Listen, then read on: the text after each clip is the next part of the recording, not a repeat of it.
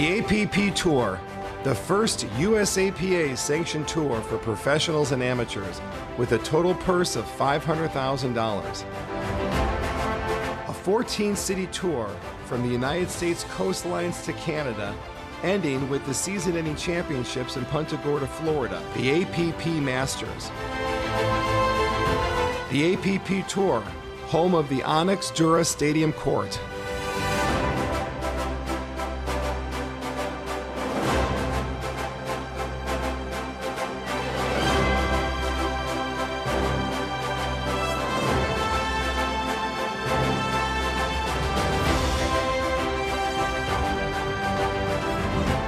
Sponsored by DuraFast 40, the official ball, Head Shoes, official footwear, Pickleball Magazine, PPR, Professional Pickleball Registry, Jigsaw, Vulcan Pickleball, Onyx, Prince Pickleball, Head Pickleball, Kitsch, Pickleball Central, Gamma Pickleball, USAPA, Pickleball Tournaments.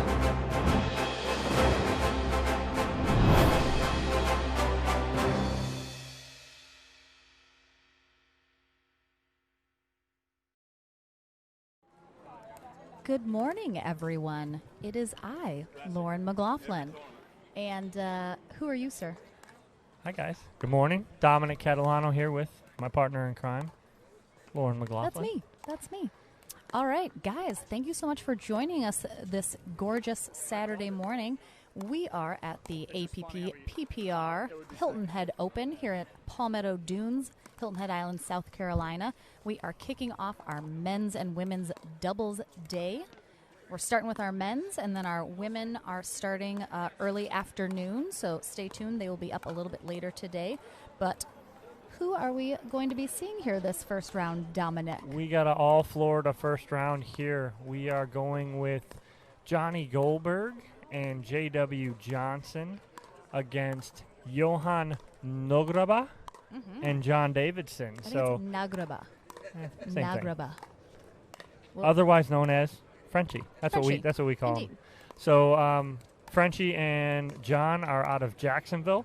And you have Johnny out of Miami and JW out of Delray Beach. So four East Coasters out of Florida will battle this first-round match. Should be a good one. JW, one of the new up-and-coming juniors. He's 17 years old, making a name for himself recently. And will be an absolute good first-round match to see who comes out on top of this. So it's going to be a lot of fun.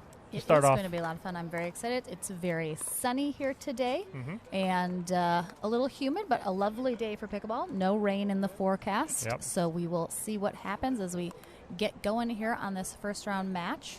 We're going to be down one viewer, though. That is true. Your favorite fan stalker is actually playing currently, so we can't be giving you a hard time online. So John Davison is actually on court, and he will not be able to be watching live. So he won't be able to make all his comments. He'll go back later and watch and comment. He did say during timeouts he's going to make some comments, so we'll see. Hi. So he's over here smiling, laughing. He's telling me I got to show the man bun. That's true. It's not TV appropriate right now. I got my little bun today. Oh, I should have kept mine on. I had it on. We'll get it later. We'll see what happens.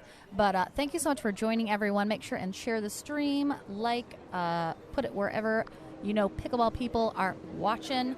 We'll get going here on this lovely Saturday morning. Oh, garbage truck. The only thing is we're right by a road, so occasionally a very loud vehicle will go by. But we'd like to give a special shout out to Never Stop Playing Pickleball Camps, which is Gamma's pickleball camps that they do. They are the sponsor of our first segment of our live stream this morning. So a big shout out to Never Stop Playing Pickleball Camps. Check them out online for sure. I'm sure they have a camp near you. But we're going to get right into the action now here. We have John Davison and Johan Nagraba in the bottom of your screen. John is in the black hat. Johan is in the white. And across the court, we have Johnny Goldberg in the black and J.W. Johnson in the blue shirt.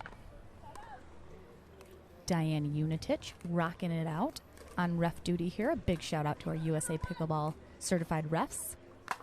It is 0-0-1 here in game one of our first round men's pro doubles.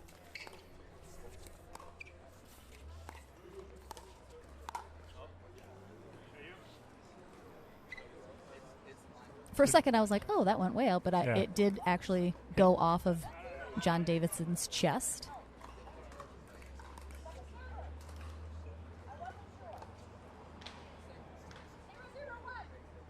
Zero, 1. Both teams kind of settling in here, obviously. First match for both teams. Going to see a lot of different pickleball variation of slow game, hard game. Coming from the near side with Johan and John, you'll see a lot of drives from Johan. And you will see a lot of attacking like that from John right there. And the other side, body shot there right at J.W. Johnson. You'll see a lot of hard balls from J.W. as well. Right on cue. We saw J.W. Johnson playing with his mother, Julie, yesterday in mixed pro doubles. 0-0-1 here. That is Johan Nagraba serving. That's a in the white hat. Nice drive by John down the middle.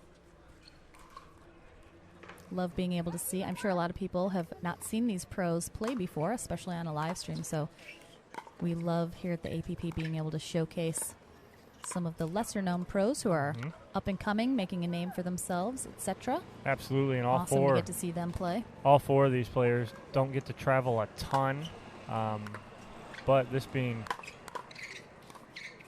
it's a great dig though. But not being too far from Jacksonville for John and Johan here on the near side, only about 3 hours away.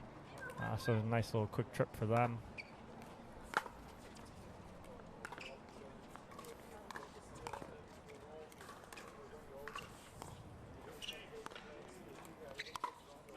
Oh, a nice ATP attempt there by Johnny Goldberg.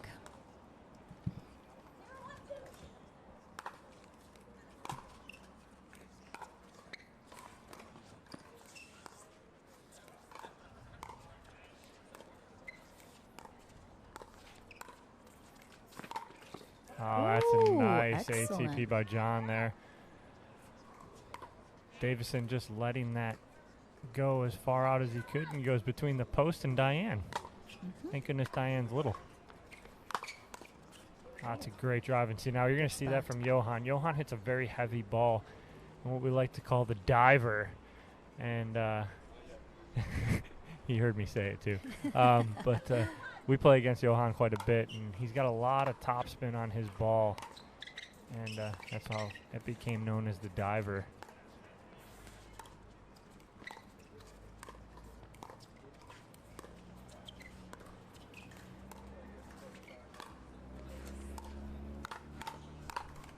That's a great setup by JW. He did all that work himself right there.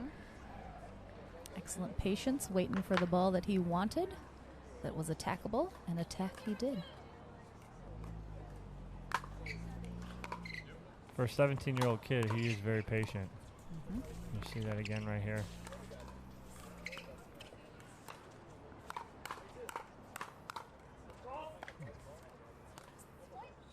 It'd be interesting to see those hand battles when Johan and JW are straight up against each other. Two good players. 3-0-2. With very good hands.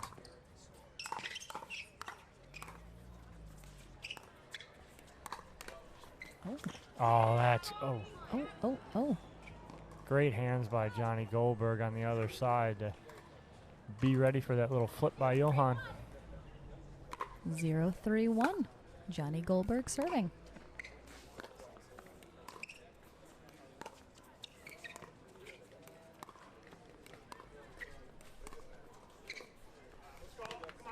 So that's a good job by Johan right there, going forehand, then backhanded Johnny on the dink side.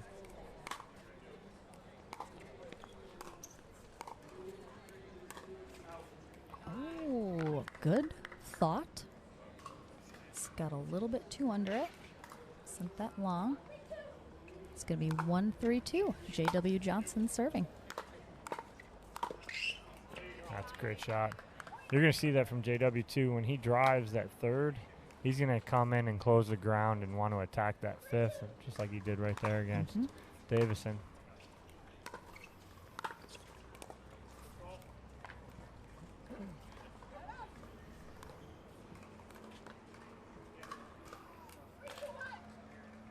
Three, two, one here in game one. This is a first round men's pro doubles match. It's a great hold by Davison there. Hold that and go body shot on Goldberg.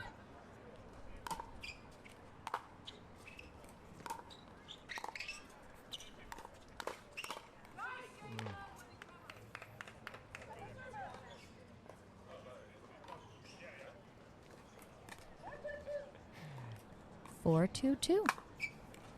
Johan Nagarba serving. Oh, wowza. Mm-hmm.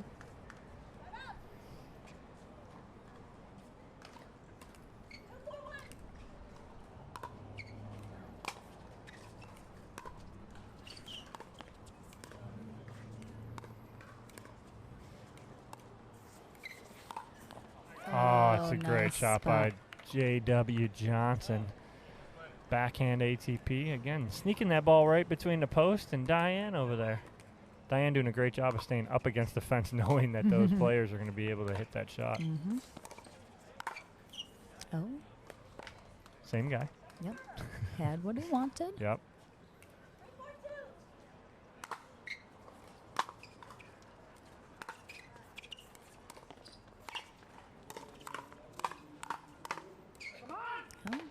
Nice job by Johan. That was possibly going out. I think he's kind of like, oh, why did I hit that? But you never know. 4-3-1.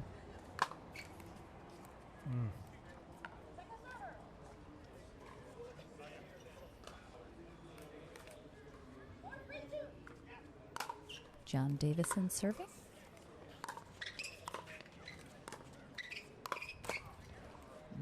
Good backhand by Johnny Goldberg. Had Johan in no man's land. Or the land of opportunity. Couldn't do anything out of there, though. 3-4-1. Johnson serving.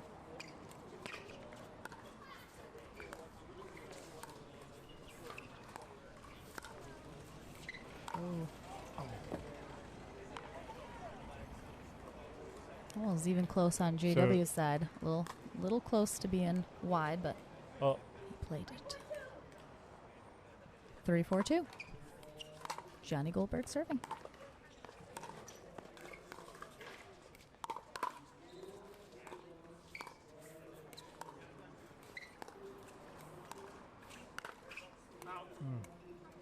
It's a little low for JW.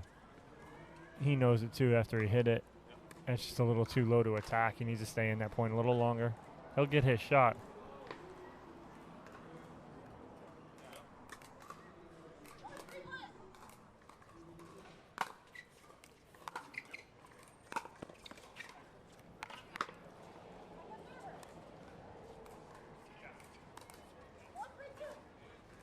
4-3-2.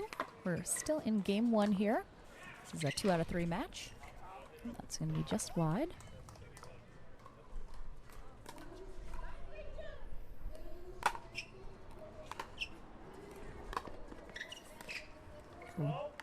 The wind picked up just a smidge, just as he was about to hit that, and I think it pulled it just a tiny bit farther away from him than he was anticipating.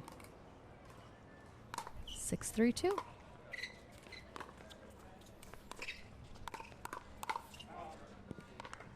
Good little run there by Davidson and Johan. Finally put a little space between themselves. It's going to be 3-6-1. Johnson serving.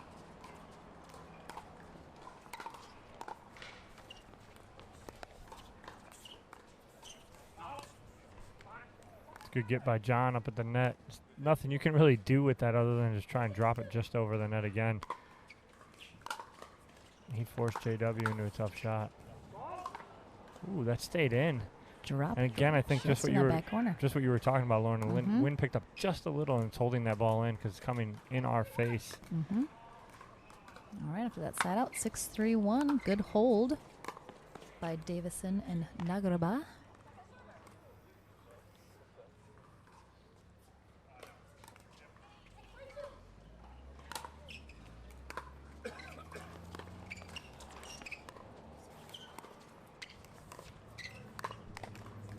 That's nice. And again, that's like a half diver. We call that from Johan. He just gets so much topspin on that. It's a tough shot. 7-3-2. Finally making a little headway here in game one. We'll see if they can get another hold here against Johnson and Goldberg. 3-7-1.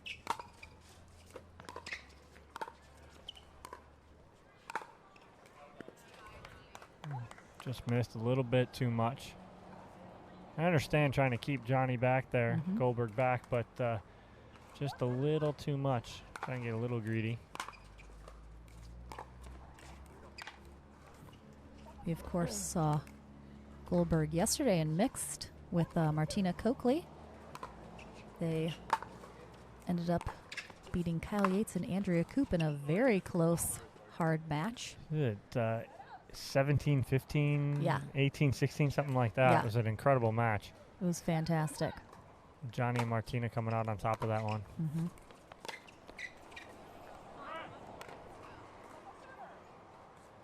And we'll see if Martina's doing all right today. After her last match yesterday, she came off the court, not during the match, and twisted her ankle. She twisted it not even while she was playing? Nope. Oh, Martina. Oh, that's a great setup by nice. JW. And again, he's going at Davison about 60-70%, forcing Davison to pop that ball up, and he ends up with the put away. Good attack.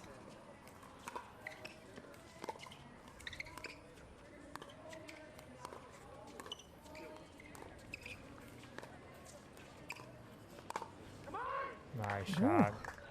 You're going to see that energy. with John Davison. He does get fired up, and that's one of his motivating things that he does for himself to get himself going. Johan, complete opposite.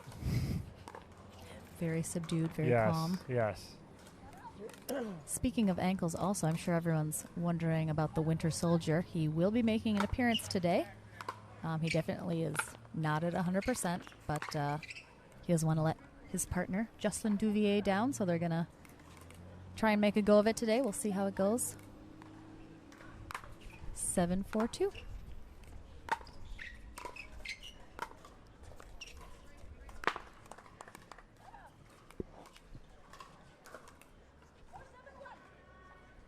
After that side out, 4-7-1, Goldberg serving.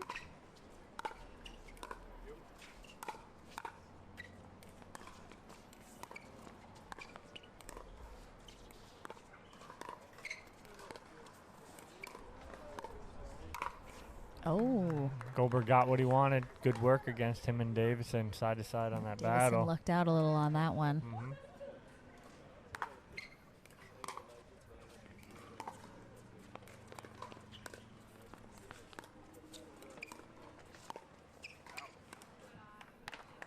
Just wide there. I understand that what he wants to do with that, but I think someone's got to change something up instead of going just side to side, sideline to sideline, and mix in that middle. Another one. Right on cue, Johnny trying to change it up a little bit, but hits in the net. Trying to do a little too much with the ball. It wasn't very attackable. 7-5-1 here in game one. Oh. This little net dribble there. They're going to take it. They sure are, because Johnson and Goldberg have been hot on their heels, making up the ground and points, so.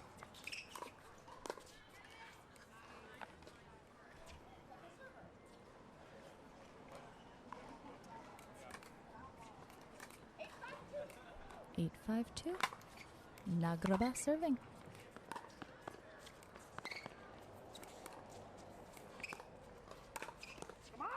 Great nice spot by Davison. Also, Davison's very tall, if anyone can't tell. Yeah. So he definitely has the reach. If you get those just a smidge too high, definitely has the reach to be able to put those away at a really hard to return angle. Without a doubt, he's got good reach, can get into that kitchen, lean that chest over the kitchen line, and get a good shot on the ball. But what they're doing a really good job of, and John is and Johan, is they're pushing Johnny and JW off the line with their dinks. If anyone should be leaning in, I think it should be JW. He's got such good hands.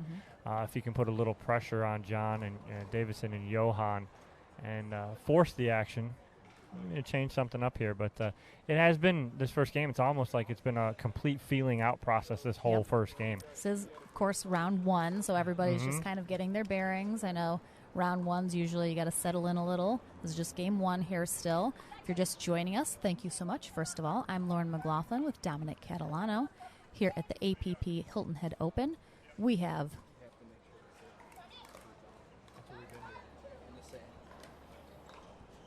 we're getting back to the action. We have Johan Nagroba serving along with John Davidson.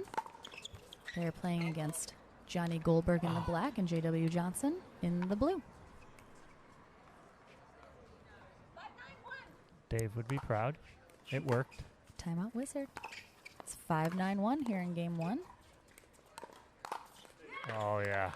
See, and that's just what I was saying. JW, just be a little more aggressive. Now, that wasn't what we were exactly talking about, him being up on the kitchen line, but he was aggressive with John there and forced a winner.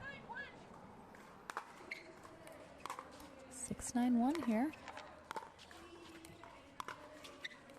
Oh, just missed that corner.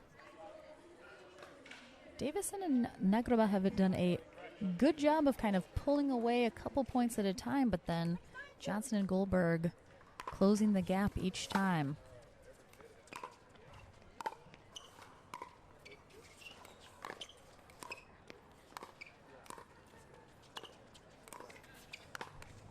That's great right there. Finally got the one he wanted, and just high enough. When Johan gets aggressive like that, it's trouble because he can move a ball anywhere he wants. Such good paddle skills. Oh, and here he goes. He's getting loose here. Johan's waking up a little bit, I think.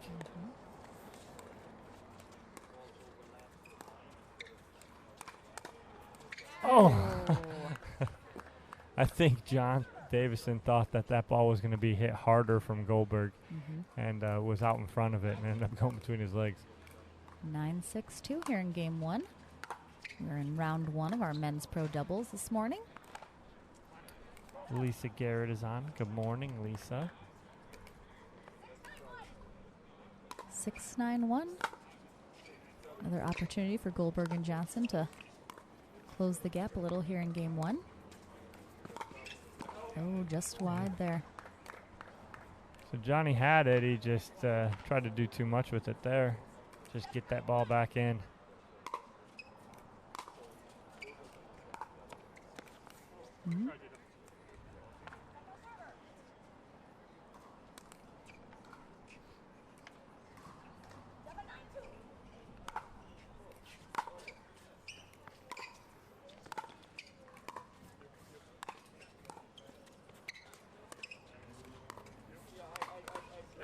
And there it is. That's going to be trouble if Goldberg and Johnson allow Johan to do that right there and attack that ball.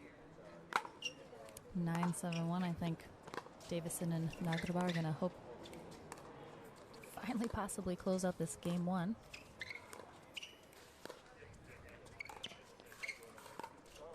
It's very close on the side there. Nice skip by J.W. Johnson. Oh, yeah. It's a great little wrist flick. Johnny he either had to take that one because he was getting hit with it or get out of the way, but either way it was staying in. So we're at 10-7-1. Finally a first game point here for Davison and Nagroba. Oh, no, you hate to see it. All right, they have one more opportunity, though, here on this serve. Johan Nagroba serving. 10-7-2.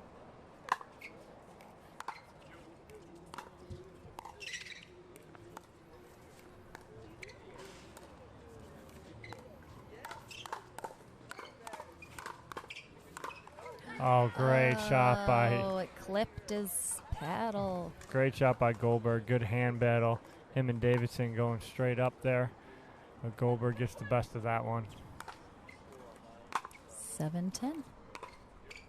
We are, of course, streaming on Facebook and YouTube. So thank you to all of our viewers on both of those platforms. If anyone wants to throw up the YouTube link to the video in the Facebook comments, I know a lot of people find that helpful, would be much appreciated. Feel free to head on over there if YouTube is more your style. Third game point here. Johan Nagroba serving here. There it is. That's a setup by a great third shot drop there from Davison, forcing Goldberg to pop that up, and John comes in and puts that away for the winner.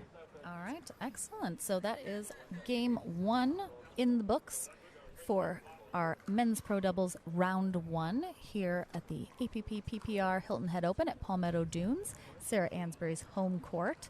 It has been a fabulous day. We had mixed doubles yesterday, and we're doing men's doubles this morning. We have women's doubles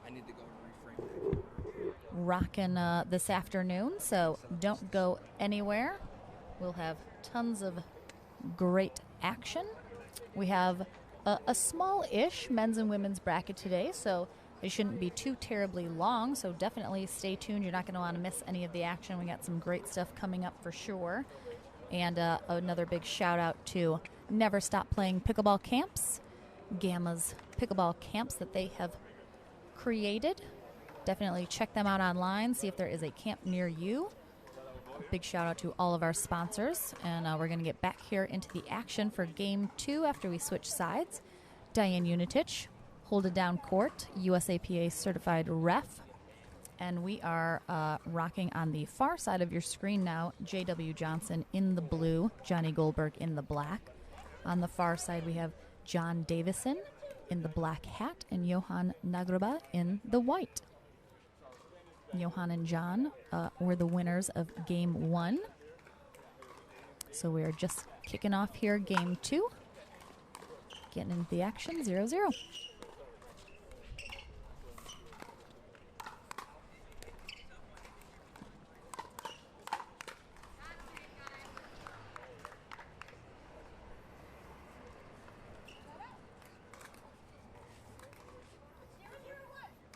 Zero, 0-1. Johnny Goldberg serving.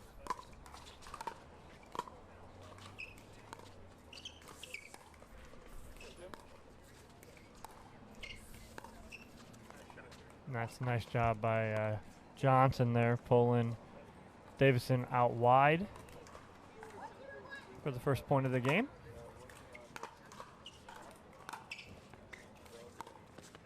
That's a good drop. You see different kinds of third shot drops, high, low. JW will tend to hit a little higher one and drop that in as opposed to a lower third shot like Johnny's trying right now. Oh, there it is. JW inserting himself. Johnson getting that point and jump out to an early lead here. I know, I was going to say. They were coming from behind really all of game 1, so definitely seem to have been trying a little something different this one. And I think we're going to have a timeout there. Quick 4-0 lead there for Goldberg and Johnson on Davison and Nagroba to start off this game. And they're doing exactly what I was trying to say earlier for JW, just be a little more aggressive there. And he is with his dinking and trying to push John Davison off the line a little bit, and he's done that and forced a couple mistakes. So it's resulted in a quick 4-0 lead. Indeed, we'll see if the timeout wizard flies in and sprinkles a little fairy dust here on this jigsaw hydration break to help out John Davidson, Johan Nagroba. If you're just joining us and you're unfamiliar with these pros, we are super excited to be showcasing a little lesser-known pros as they're up and coming in the game, or maybe not as big of a tournament player. You have Johnny Goldberg in the black on the bottom of your screen, and J.W. Johnson, 17-year-old junior player, in the blue.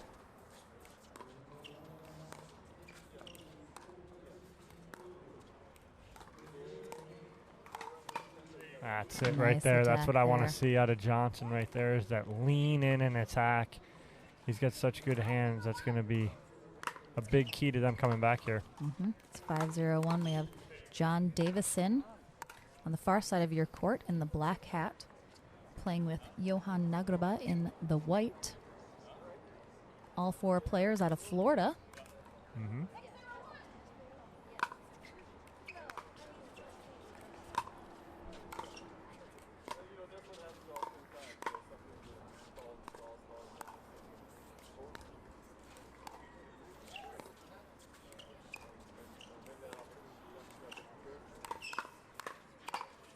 Oh, that's great setup Johnson there. is locked and loaded this game, too, here. He is definitely, I mean, Johnson and Goldberg fully in control here in game 2 with a 7-0 lead right out of the gate.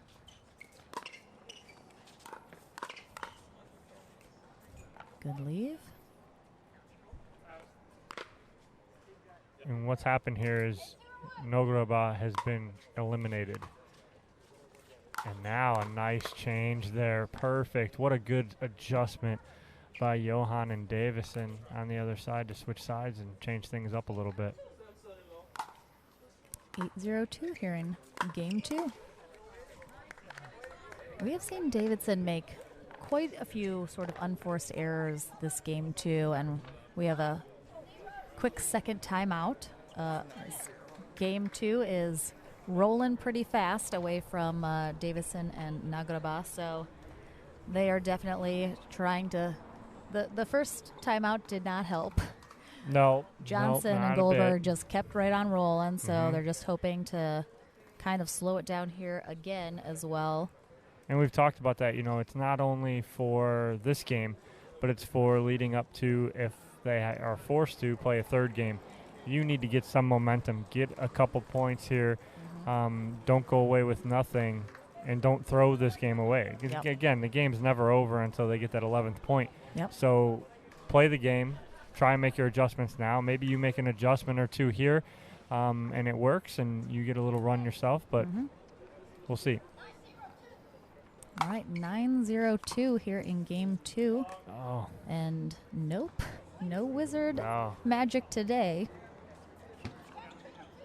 10-0-2, a quick game point for Johnson and Goldberg here in game 2. This will take it to a game 3 if they seal the deal, which they just did. So an unexpected turnaround here for game 2 after Davison and Nagraba took game 1 and were in the lead the whole time. It wasn't quite as big of a lead as this game, but I mean, a huge adjustment. And this is the thing too in round 1 matches that you see a lot, is all of a sudden in game 2, a team that just seemed to not be able to get stuff going in game 1, all of a sudden just kind of hit their stride, which I feel like happens in round 1 of divisions, because you're just getting into it, you're getting loose, you're getting used to playing. So I'm sure game 3, I hope it's a closer game. I hope that Davidson and Nagraba can kind of re-strategize and get back into that a little bit for game 3 here. Yeah, and that's exactly what they need to do. Is it's a short-term memory type of thing here. Forget it, it's over. That game's over and done with. They need to move on to game 3. Game 2 never happened. So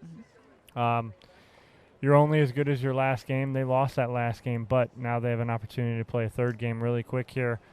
So again, short-term memory, let it go. Make your adjustments. Johan needs to get a little more involved here.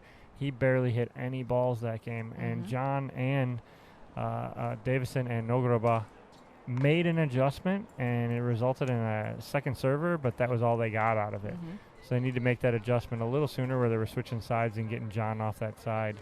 So we'll see if they can make that adjustment early here and make this a third game that we all are going to enjoy. Indeed. Kicking off game 3 here in our round 1 men's pro doubles here on this gorgeous Saturday morning. We will switch sides at 6 here during this game.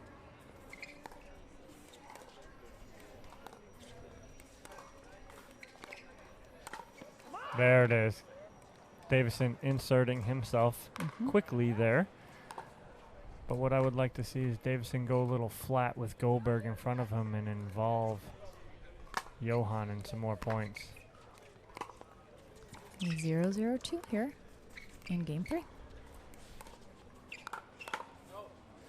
He was ready for it and just didn't quite get over it the way he wanted to. Right, and even though you're ready for that, you can overhit it and overswing, Sure. and that's exactly what he did. He just swung through it too much. Sometimes when you're anticipating it too much, it almost amps you up too much because it's like, oh yeah, I'm ready for it, and just like you just blast it, and then you're like, oh darn. At least that's my case. Anyone feel me on that? 1-0-2, Davison serving.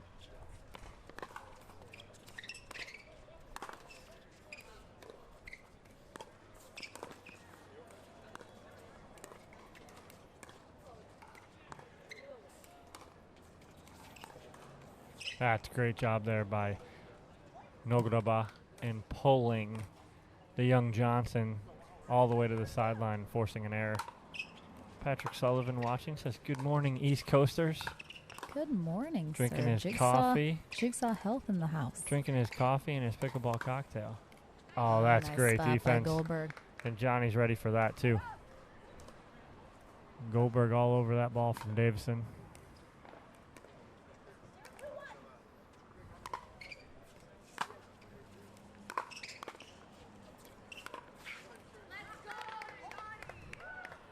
We're already over 300 people watching between our Facebook and YouTube this morning here for our round 1 men's pro doubles match.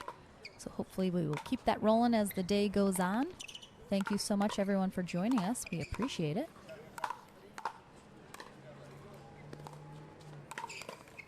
That's a good job by excellent job. Davison attacking that ball.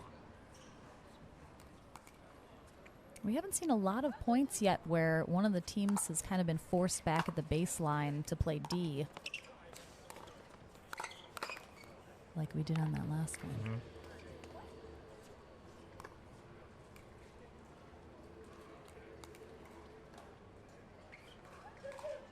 2-2-2 is our score. Johnson serving here in game 3. That one just on the line. That one, too. John flirting with the lines. And here's another point where they're keeping him back at the baseline. Second one we've seen this game.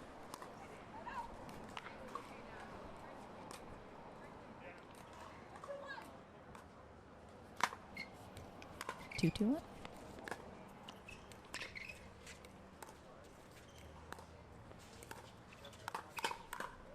It's a much better job by Davison. yes. They're not trying to hit that and just more punching it and blocking it. When he's trying to swing at that ball, he's hitting it too hard and it's going out. 3-2-1, Nagroba serving.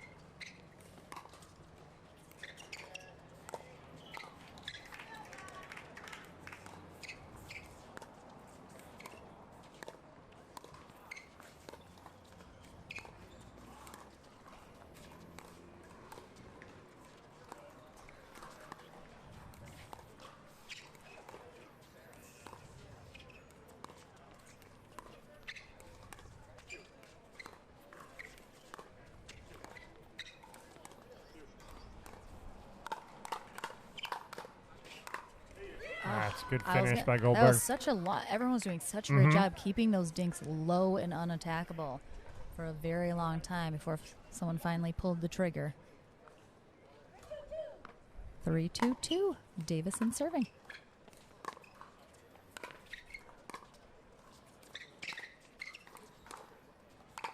Oh, it's too good. And nice JW, little flick up there. and again, that's what JW does so well, is lean in and get that. And not only does he put that away, but he goes behind Davison. 2-3-1.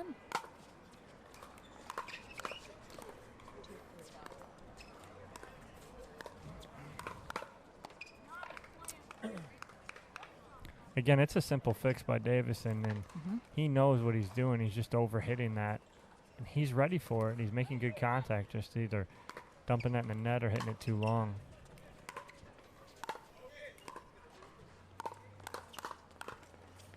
Oh. Nice switch after that poach by Johnson.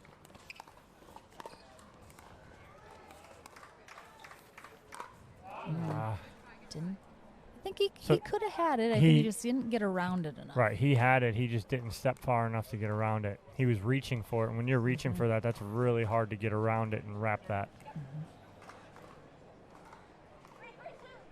3-3-2, Johnson serving.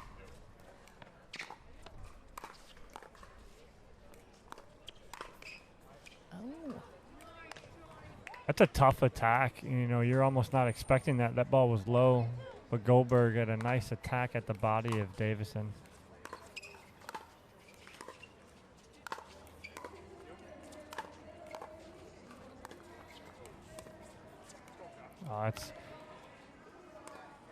Goldberg was expecting Johan to attack that ball, and Johan just pulled a dink to the sideline, caught him off guard. 4-3-1.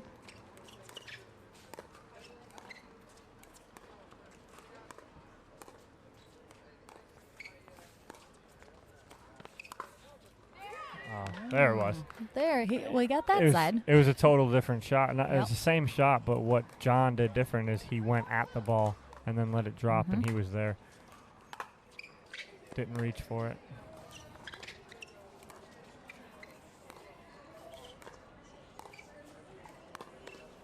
Nice body shot there. That's and with those ATPs, Dom, a lot of players are more comfortable on one side than the other. Correct. Forehand to backhand. Definitely depends. I mean, there's certainly players that are good enough to do both easily, but a lot of times a player is probably going to favor one side over the other.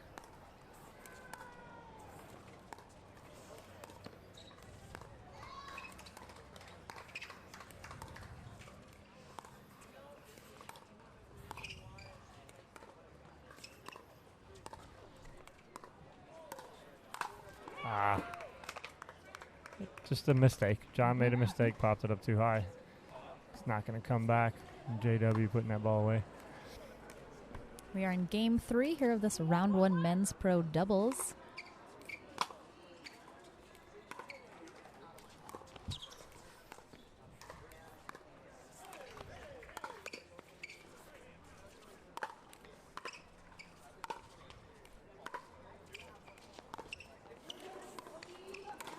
Oh, that's great defense by Goldberg back there after he had just threw that ball up, and Davison just didn't seem to get enough on that to put that away, and Goldberg able to work his way back into the point.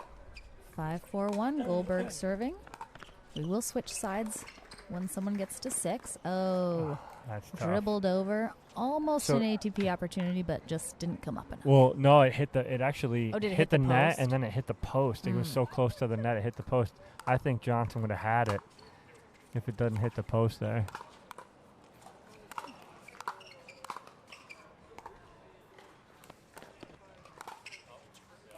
Oh, Johnson just missing that. Good leave there by Davison. If you guys can see in the corner of the jigsaw banner there, that's Julie Johnson, JW's mom over there, in the white and black hoodie, peeping in, cheering for her son. She plays later this afternoon with Megan Hall in women's pro. Excellent. 4-5-2. That's a good attack by John Davison there. Getting aggressive. I like it. 5-5-2 here in game 3. Davidson serving.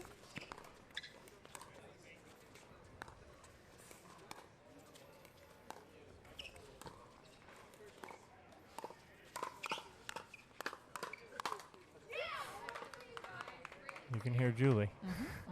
But again, now we're at 5-5, so this is the mental part of it. If you can get the change on your serve in this game 3, you get to 6 first. That's that mental advantage of we're changing on our score, not yours. Wow, that is unbelievable work by Davison. We had a great view of how low John got. We're right behind him to play defense there, and it worked to his advantage. Great job, Davison.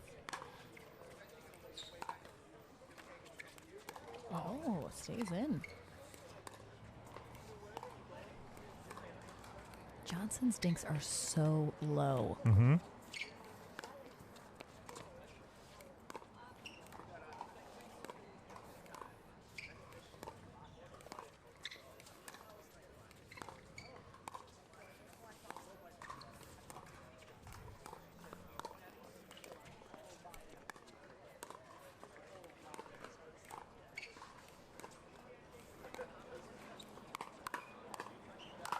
Yeah, that's it right there. That's a great job. Great patience on all 4 players' part there, but Goldberg and Johnson come on top of that point, and they get the changeover on theirs. And so 6-5, and that ball almost made it.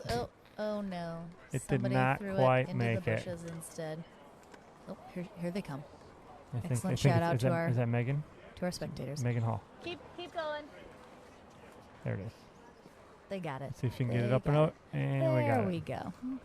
All right, so we have a quick just little changing sides break here for the players to grab a drink, and we'll get back into the action. Thank you so much for joining us, everyone. We have a lovely day of pickleball ahead of us here at the APP PPR Hilton Head Open at Palmetto Dunes Pickleball Center, Hilton Head Island, South Carolina. Yesterday was a lovely day as well, Friday, for our mixed doubles day. Oh, no. People just... Man and down. he just leaves it. He Man just down. leaves it. He's like a bull in a china shop. Goldberg. Love to see it. It is very humid. You'll definitely see the players, a lot of toweling off in between points. A lot of changing. A lot of wiping their hands on the court, etc. A lot of wardrobe changes. Yes. As you'll see from us. It's a little sunnier today, a little warmer than yesterday feeling. It's going to be 6-5-2 as we get started after the change. We now have Johnny Goldberg in the black on the near side of your screen and J.W. Johnson in the blue. I like that leave by Davison there and letting Johan Nograba get involved there in the middle, and he's able to push Johnson to the sideline. 5-6-1. We have John Davison on the far side just serving with his partner Johan Nograba. Great defense there by Johan. Wow, oh, Johnny goes for a twofer. Tried to double up. Mm-hmm. Not quite there. There's a little wishful thinking on that one. 6-6-2 here in Game 3. First round match of men's pro doubles.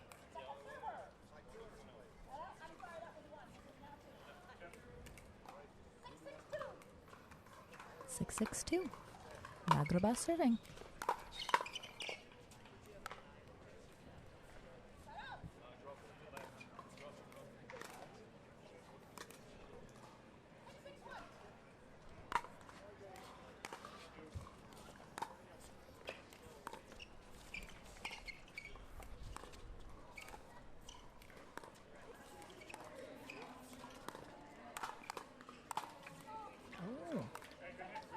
JW got what he wanted. Set himself up beautifully. He's definitely had quite a few very nice putaways off of that exact same shot this match.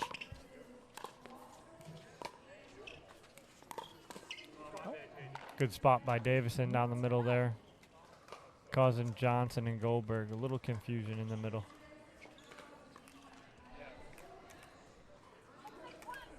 All right, 6-6 still. Nograba serving.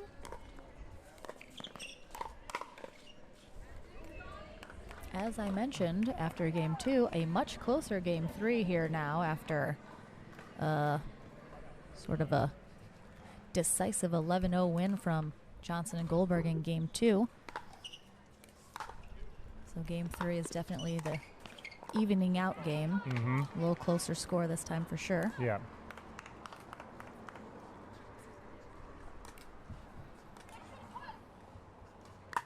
Six, 6-1 still.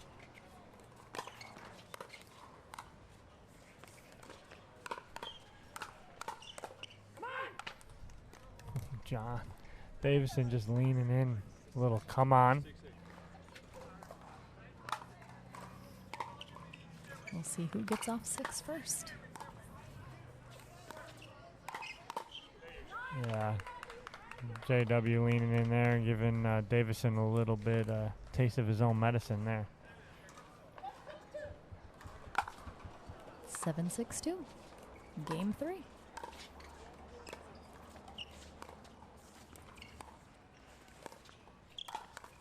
Yeah. That's what he's got to do right there. He is definitely frustrated because it keeps going to J.W. Johnson as well. Right. And it seems like every pop-up that happens as he's trying to cross-court dink comes up too high to Johnson's forehand, which is an easy put away. He is definitely not happy with himself about No, he needs to change. He needs to change that up quick and mix inside outside with Johnson and go to Goldberg too on that sideline straight up against them. Well, we saw in game 2, you mentioned they changed sides on one of their serves or a serve return, and it actually worked for them. Do we feel like that would be a possible strategy in game 3 here to possibly mix up? Absolutely, put, but the Davidson and Johnson head to head. The only issue is you're close. It's a tight match. You're near the end. You don't want to start too crazy. Right, you don't want to get too crazy here. They were down 9-0 at that point. Now it's like, That's whatever, true. let's try something. Yep. You don't want to get too crazy.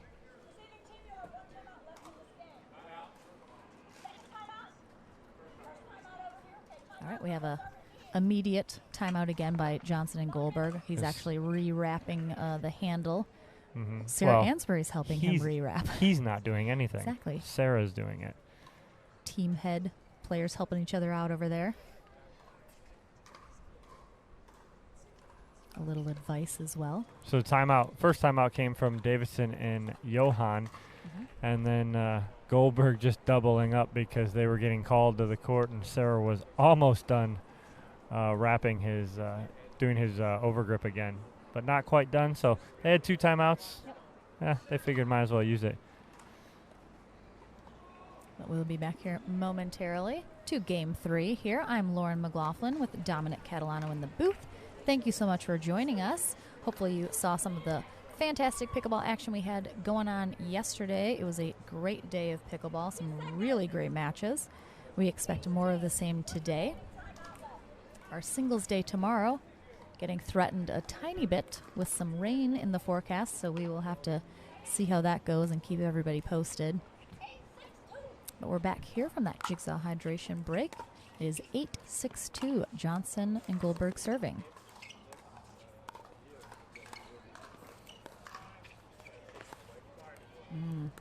Gets the dribble, and it's just too close. We got to clear this with Dave. That's a difficult wizard because it was 1 timeout from each side. Who That's gets true. it? Whose timeout was it? Who's to say? Who's to say? 6-8-1, Nagraba and Davidson now. They need to get at least 1 here. They can't let this get too far away.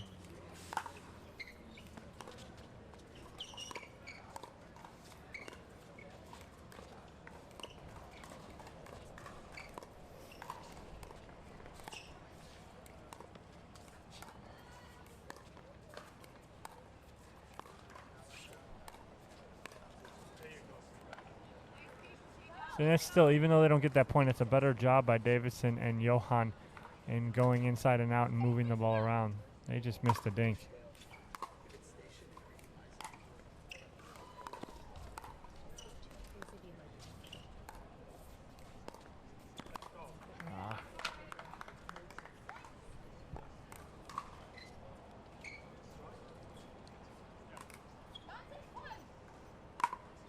Nine 6-1 here in game 3. Johnson and Goldberg just 2 points away from the match here. That's a good attack by Goldberg there, and now they're feeling it. Johnny with that new overgrip. Maybe that was. He is sweating profusely. There's a lot of sweat droplets flying on the court today. 10-6-1 match point here for Goldberg and Johnson. He served that, and I just saw the sweat fling off the paddle head. I think we're in the splash zone, Dom. Oh, that's a great job by Goldberg to finish that there. Excellent first round game here, going to 3 games right out of the gate. Johnny Goldberg and J.W. Johnson come out on top there, and we'll continue on. John Davidson, Johan Nagraba will drop into our consolation bracket. And we're going to have more amazing pickleball coming up. We might have a Winter Soldier sighting. Who's to say? We're going to take a quick commercial break, guys, and then Dom is going to be over in the studio chatting with our winners. So don't go anywhere, because I'm sure everyone wants to hear from maybe some people you've never seen play before. So it's good to kind of get a little info on them and see what's up. So don't go anywhere, guys. We'll be right back.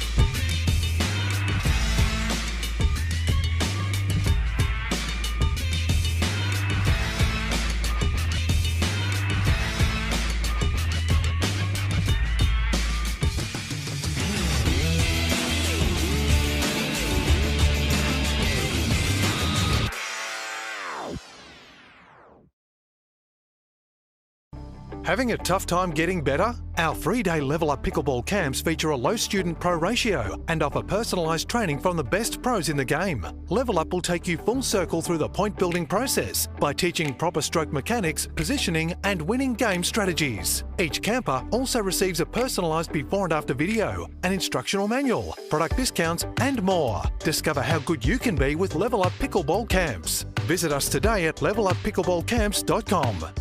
If you like to dink, then Pickleball Magazine has what you're looking for. Our bi-monthly print publication will help you become a better player with instructional tips, drills, and articles from the top teaching pros in the sport. And you'll become a healthier, stronger player with psychological, nutritional, and wellness advice from experts in their fields. Finally, if it's product reviews or the latest news, we have that too. To learn more or to subscribe today, go to pickleballmagazine.com. I got time-wise, Kyle. Lauren. Hey, we're on. All right, I am here with our first-round winners, J.W. Johnson and Johnny Goldberg. Congratulations, guys. Thank you. It's like pulling teeth getting words out of this kid. Actually, not anymore. We played a lot of rec games last night, and he was running his mouth a little bit, but it's nice to get him out of his shell. But playing your first-round match against guys that you're pretty familiar with, you know, Florida guys. Going into that match, you know, John and Johan, good players, obviously. Recently played against them in Florida in an event that we had. What are you thinking going into that match as far as strategy-wise? Well, definitely trying to get some revenge from last weekend because they got me last weekend. But we were just looking to just be patient and not try and force anything. We got out of that the first game, and we were rushing it, and that's why we fell behind quick. But in Game 2 and Game 3, I felt like we really settled down and you know, got back to being patient what we wanted to do. And JW, it seemed like you and John were going back and forth a lot cross court. I was saying after Game 1, I wanted to see you leaning in a little more. You're so good at that, leaning in and being the aggressor, and it seemed like you did that in the second game. Was that something you wanted to make an adjustment with? Yeah, just that, and just keep being patient, just waiting for the right ball to get. So, yeah. Yeah, it just seemed like there were a couple balls in the first game where it was like in between, and you attacked, either went in the net or went a little long. In the second game, I mean, that 11-0 second game, you guys didn't make any mistakes. It was a very clean game. And then going into Game 3, 1-1, it seemed like you guys kept that same strategy moving forward. They made a couple adjustments and made it a game, but used the double timeout strategy. Sarah Ansbury coming over, hooking you up with a new overgrip. Oh, yeah. It seemed like we were in what we called the splash zone when we were behind you because you were just sweating all over the place. But it seemed like, and that is an issue. If that paddle's about slick and about to slip out of your hands, it seemed like you got that new overgrip, a little more control, and you guys put it away there. Well, yeah, I rushed it, and I forgot my towel, and I think I left it on the practice courts over there. So, yeah, I survived the first two games, and then in the third game it was falling out of my hand. I'm like, Sarah, I need something. And I don't even know how to grip a paddle. And I'm like, you got to do it for me, too. So, not an ex-tennis player. I still need to figure that out. But well, it came in clutch because I'm happy I was able to hold the paddle. It did. It seemed like it helped, and it helped you guys muscle through that third game. But congratulations on that first win. Now moving forward, you got Eden and Rafa in the second round. Should be a fun match. JW, thanks for all the words. Thank you. I talked very much. Thank you. I don't care if he talks, as always. As long as he plays as well as he does, we're good. Absolutely. Well, thank you guys. We're going to take a quick commercial break, and then we'll be back with our next match.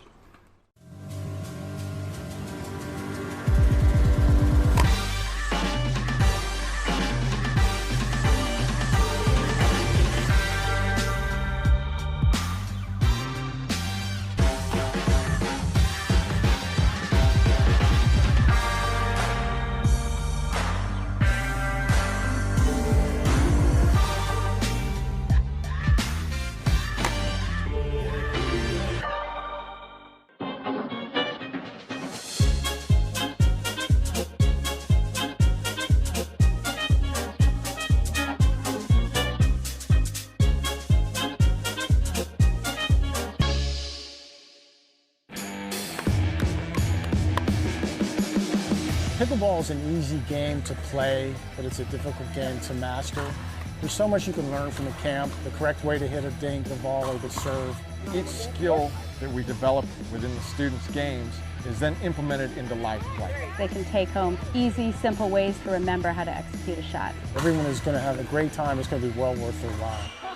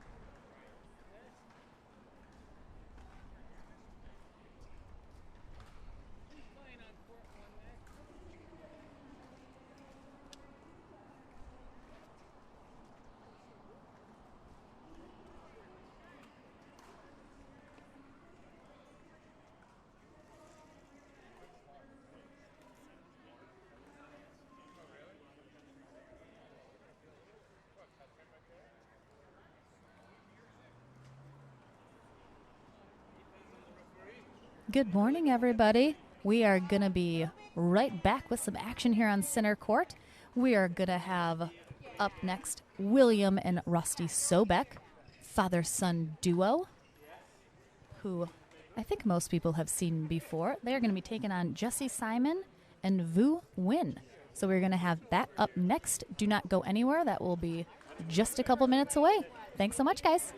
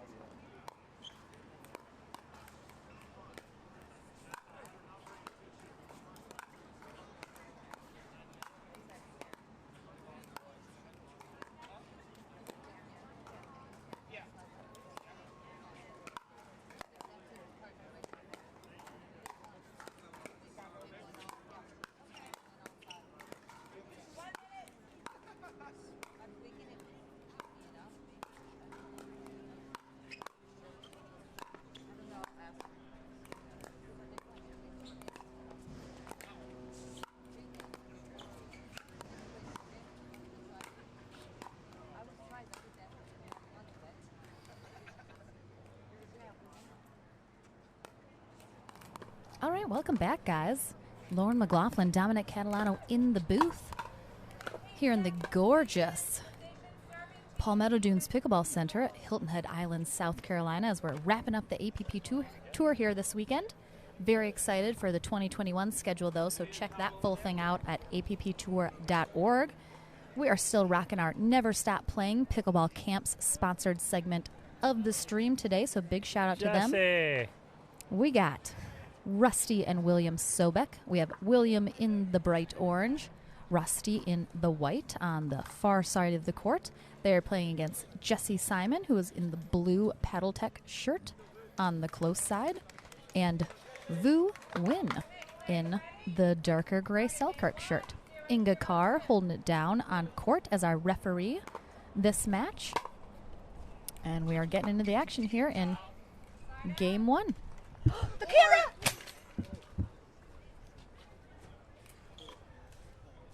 Oh, I thought someone might get it. Camera went down. Hold, please, everybody. It's on it. It's on it.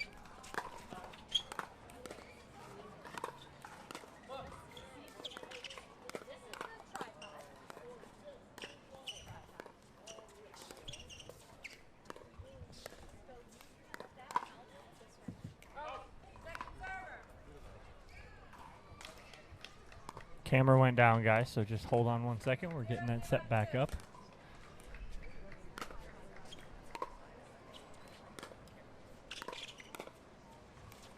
Little gust of wind.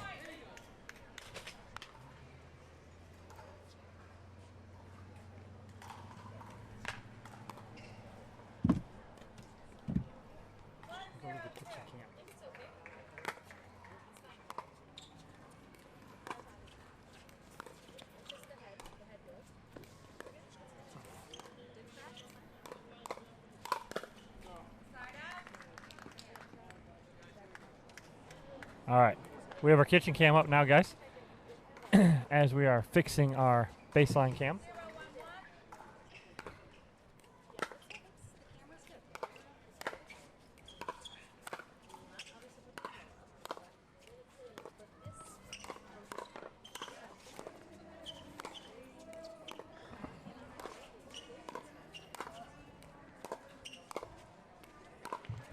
Oh, great work there by Rusty and William at the baseline, but Boo and Jesse had them on their heels that whole time.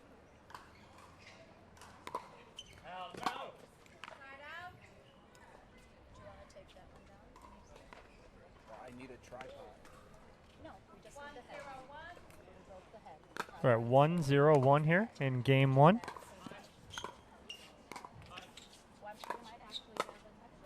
William and Rusty Sobeck on the far side, or not far side anymore, in the orange and white. Jesse Simon and Vu Nguyen in the blue and black.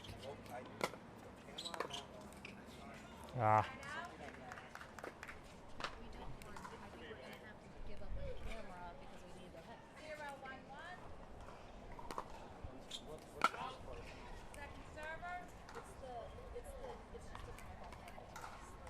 So Rusty and William have the wind of their back. William with a little bit of a long serve. And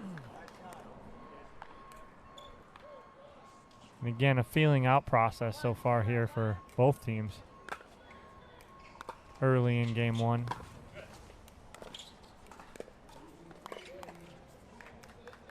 You can see that a lot right there from Rusty. Will speed it up 9 times out of 10. William will be the one who will slow it down out of the two of them more often than not.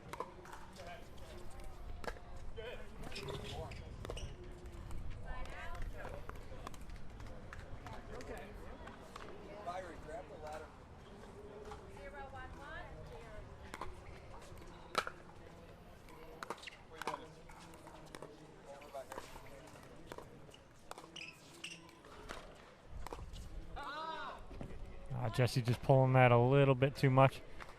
He knows he made the mistake there. Wants that one back a little bit.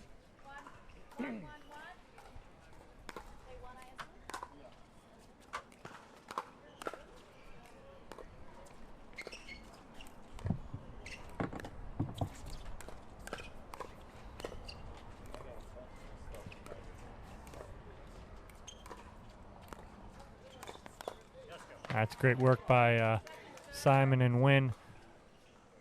Working that point, getting the shot they want.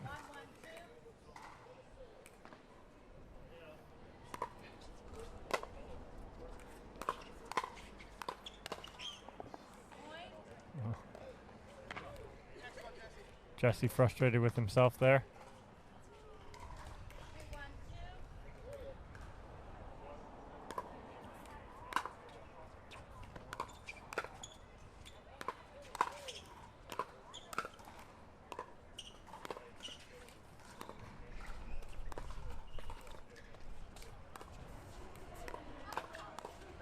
So that's going to be the thing for Simon and Wynn on this side. If they want to play a harder game, they're going to have to go to Rosti. If they want to play a softer game, William will tend to slow it up a little more. So it's almost like pick your poison. Which one do you want?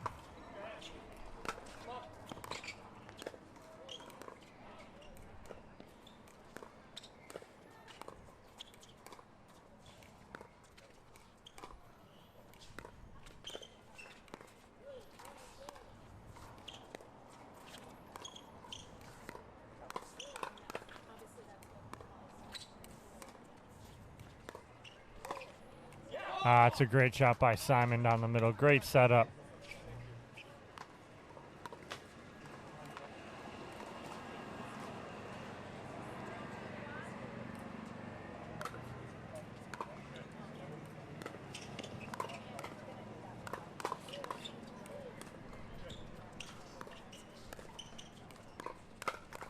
That's a great job by Simon and Wynn. Again, on this side, playing defense against Rosti, coming hard and being able to slow that up.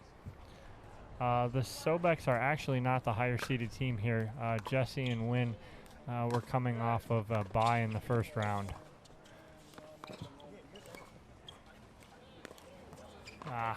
See, that's what you got to do to kind of neutralize Rosti. Sobeck, dad on that side, is keep the ball a little lower and eliminate him coming harder. We're 4-2-1 here in game one.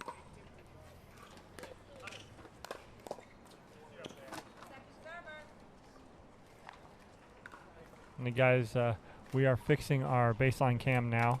We got a gust of wind and the camera fell down. So we're fixing that as we speak right now.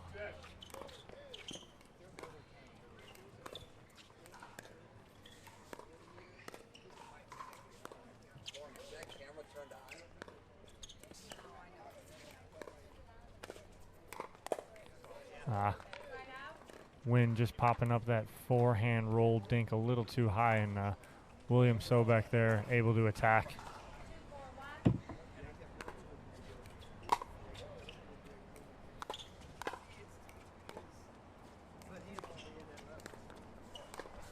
It's a great inside out from Simon there down the line on Rosti.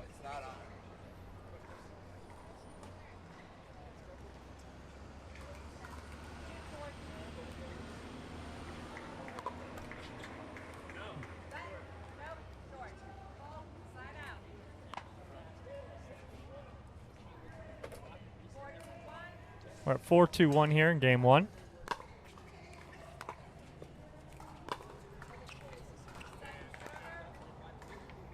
Four 2-2 coming in from Vu on the serve.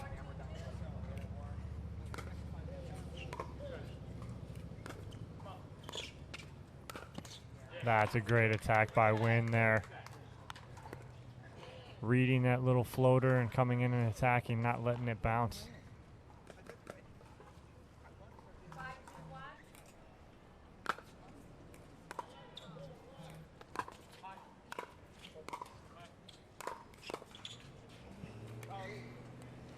Good attack by Rosti.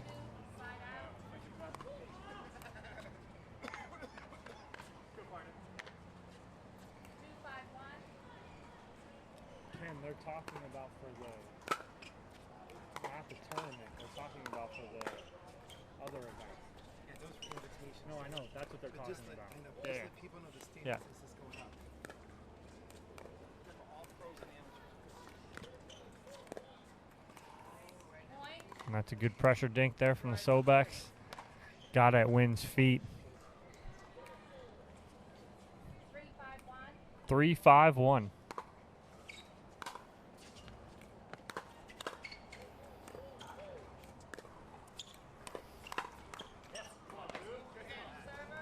That's a good job by Simon being ready for that from Rosti.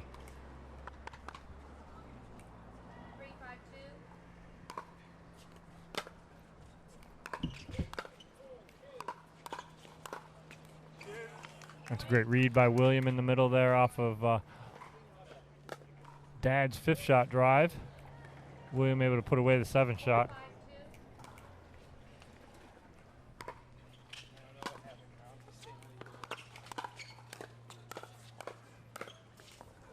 There you go. And again, that's how they're going to be able to score here. Wynn and Simon is being able to get that ball low at the Sobeck's feet and eliminate them being able to get that ball elevated and drive. 5-4-1.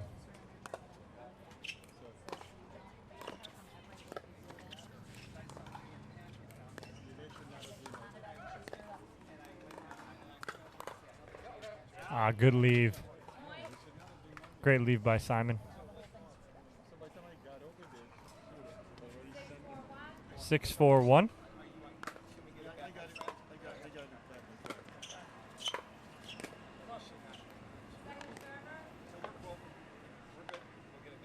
Six, 4-2 here coming in with Simon serving to William Sobeck.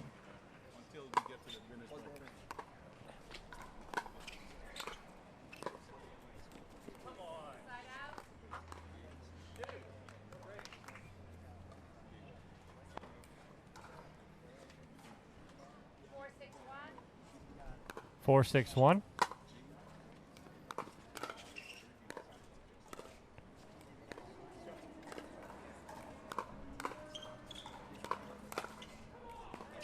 Oh, good job, Wynn. Keeping that ball again at the Sobeck's feet. That's how you're going to neutralize them. 4-6-2.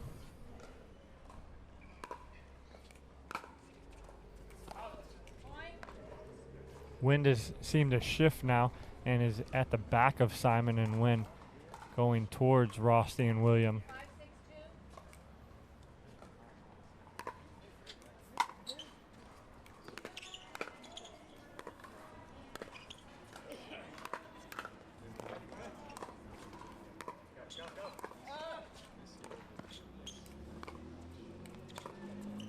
Oh, there it is. That's a good attack by Rosti. Great shot.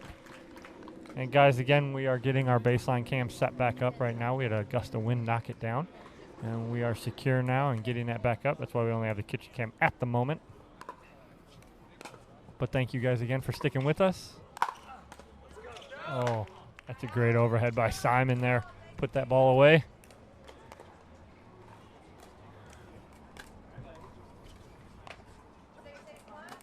Six, 6-1.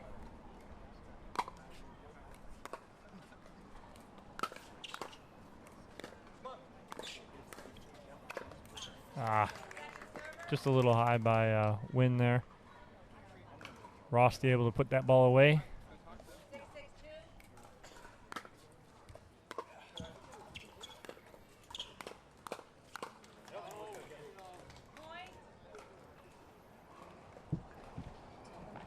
Coming in at 7-6-2 here. Wynn and Simon on top.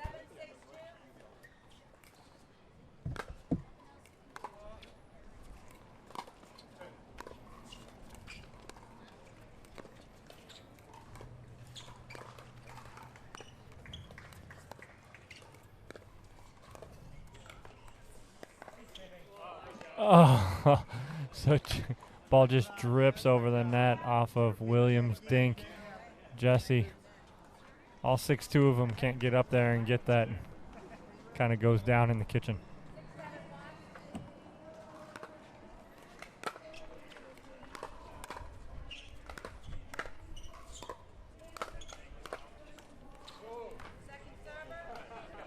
Six, 7-2 here on Rosti's serve.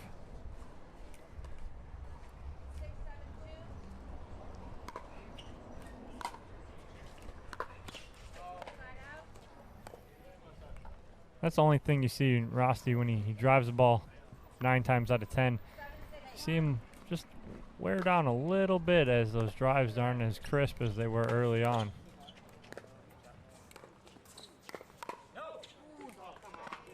Great work by Wynn, working sideline to middle there.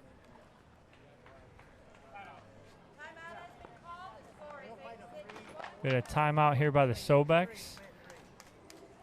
Simon and Wynn will be serving 8-6-2 when we come back.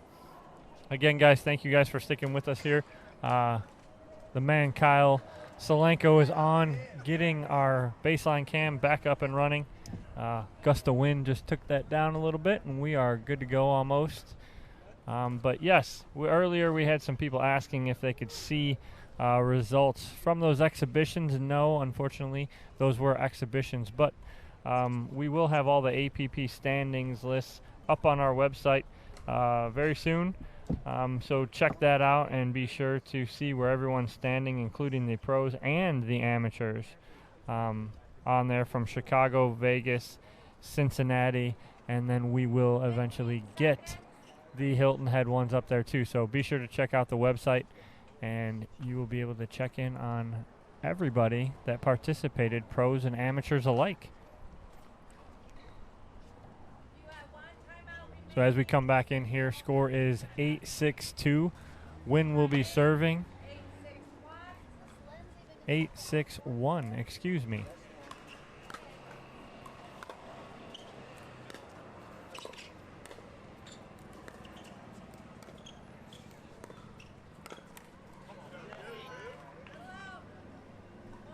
Good setup by Wynn there.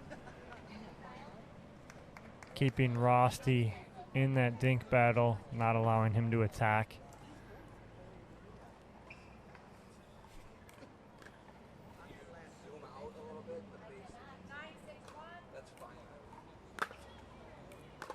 Nine, 6-1.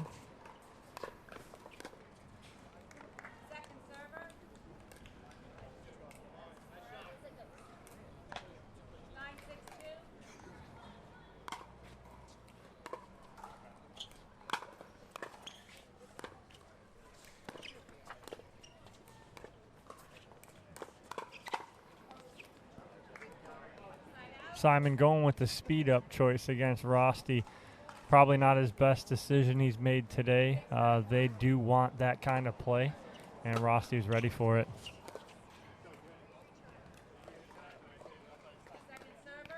So Wynn hitting that line, ball skipping on Rosty. 6-9-2.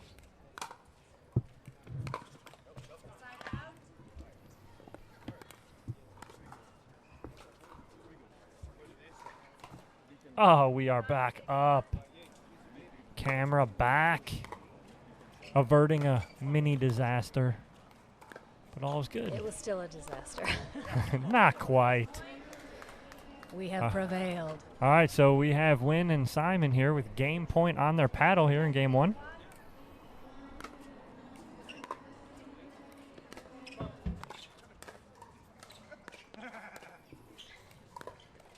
That's a great attack by Rosty.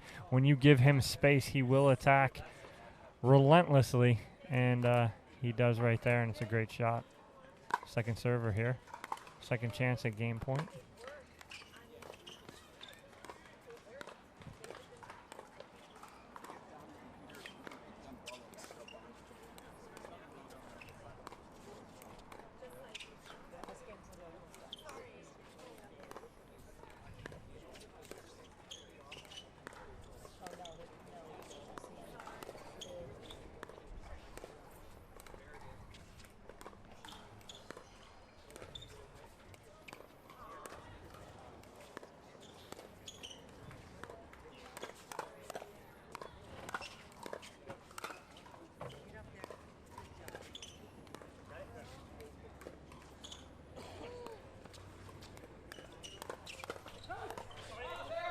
Oh, no. Okay.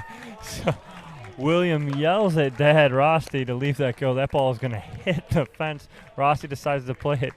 Vu and Jesse on this side weren't even ready for it. They were turning around because they thought Rosty was going to let that go. Just long. Oh, never mind. Ball caught.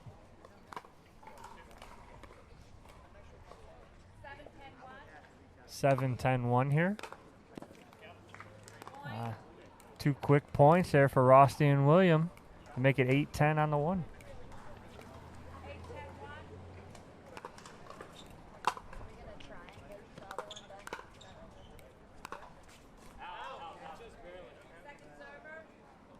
Just a little overcooked by William. 8-10-2. Oh no, it says the Mac's about to go to sleep because it's not plugged in.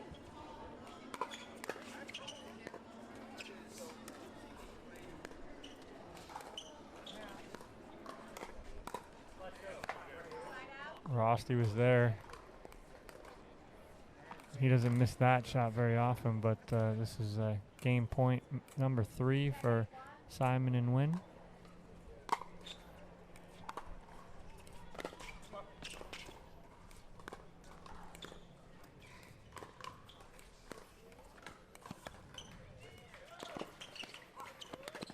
Oh, that's a great ATP by Wynn to end that first game, 11-8.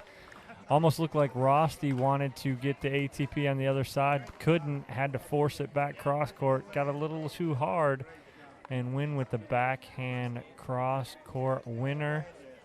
Game 1, 11-8 to Simon and Wynn over the Sobecks. Cameras are back up. We're ready to rock. Thank you guys for joining us today. Day 2 of the APP PPR Hilton Head Open. What up, everybody? It's me, Laura McLaughlin. I'm still here. I'm just doing other things. I'll be back. Don't you worry. Oh, my goodness. She's singing again. But again, thank you guys for joining us. We are here. Beautiful Palmetto Dunes Pickleball Center in Hilton Head Island, South Carolina. Beautiful weather today. We are probably about 80 degrees, sunny, clear skies, and some absolutely amazing pickleball so far. Game 1 goes to Simon and Wynn, 11-8 over Rosty and William Sobeck. We will see what the Sobecks can do to come back in Game 2. Again, they didn't play a bad match, just Jesse and Vu came out on top. Little more strategic play by Jesse and Vu, going at the Sobecks, keeping the ball low. We know the Sobecks want to attack, especially Rosty, and when you can neutralize that, keep that ball at Rosty's feet, makes it a little difficult for him to do what he wants. So we'll see what Rosty and William do in Game 2 to come back after losing Game 1. Definitely want to send a shout out to all of our sponsors: Wilson Pickleball, Head Pickleball, the official footwear of the APP Tour, Jigsaw Health, keeping us hydrated, Onyx, Durafast 40, Stadium Court, pickleballtournaments.com, running a clean and tight ship all weekend, Vulcan Pickleball, Pickleball Central, the PPR, the official teaching partner of the APP, and Never Stop Playing Pickleball Camps, brought to you by Gamma. Rosty is reminding me that William is 16, like we all know. William's just laughing here. But we are seeing 2 really good juniors in this pro draw today with William Sobeck and J.W. Johnson.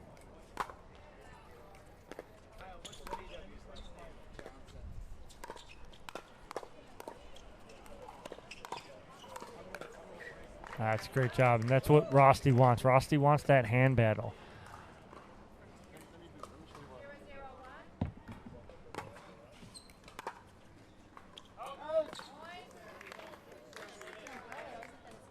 Quick 1-0 lead here for the Sobecks.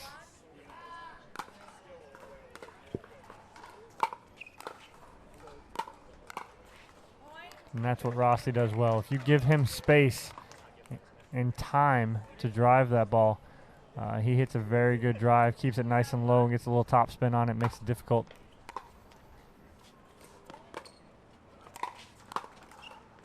Oh, William gets the tape there. The attack after the third shot drive. Don't discount William either. He will drive the ball too, and very well.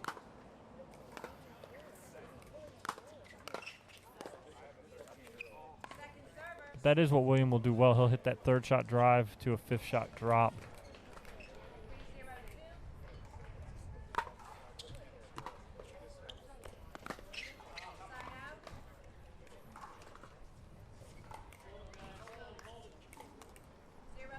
0-3-1 for Simon and Wynn coming back in here. Game 2.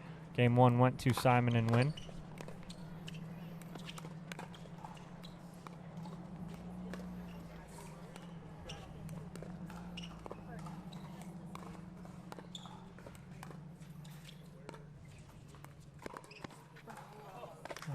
Frosty gets a little net love on that cross-court dink to Simon. Ball drops, makes it very difficult for Simon to get that back over. 0-3-2.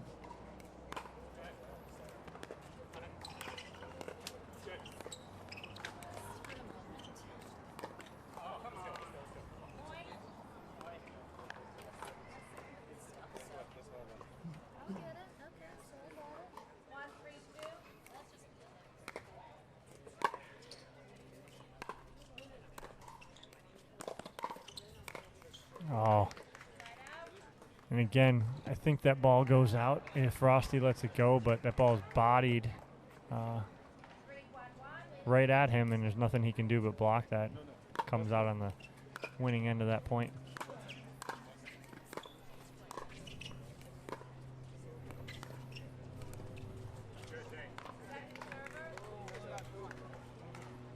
Three, 1-2.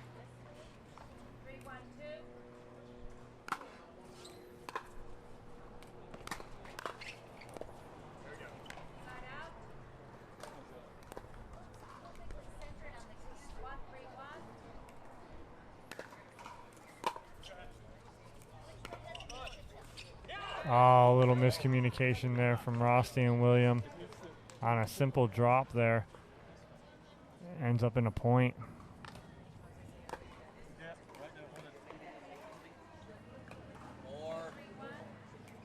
Two, 3-1 here.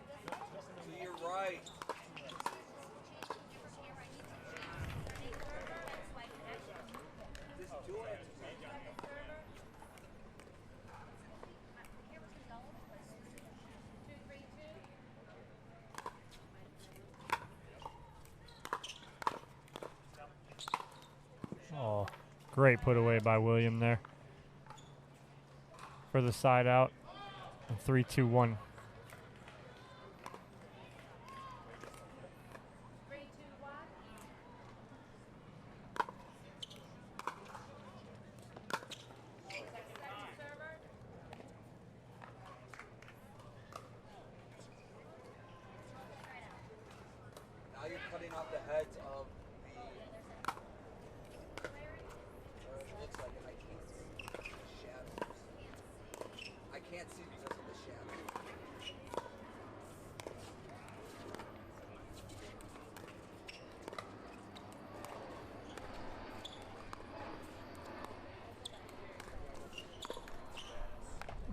Frosty just backed off the line a little bit too much. If he stays up there, that's a put away for him.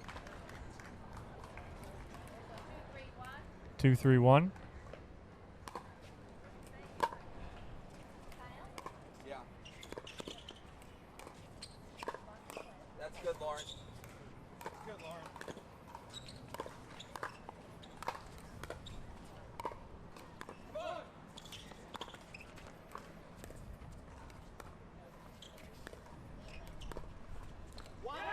I'd like to see is that communication with Simon and Wynn on the other side.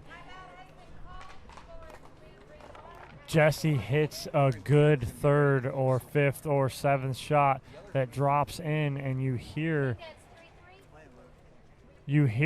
Simon talk to Wynn going yes or go, meaning they need to get into the kitchen or get to the kitchen line off of that drop shot instead of standing in the transition area. So it's a great job of player communication between the two of them, and obviously it's working for them so far.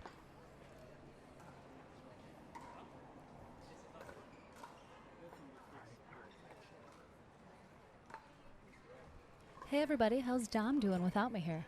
Can I get a report card? Oh.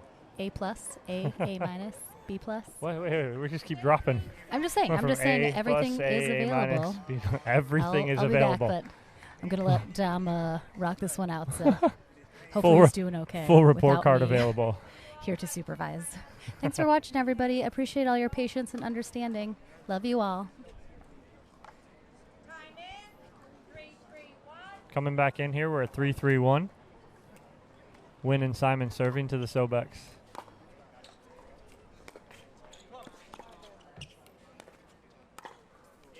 It's a great setup by William, going sideline to middle. Pulled Wynn just enough out to open up a hole in the middle.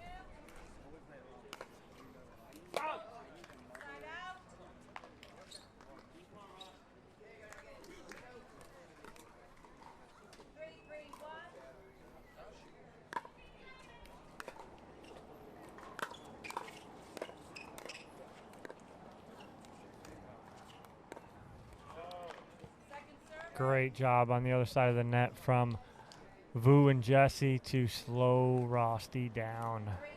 Not allow him to attack anymore after that 3rd and 5th.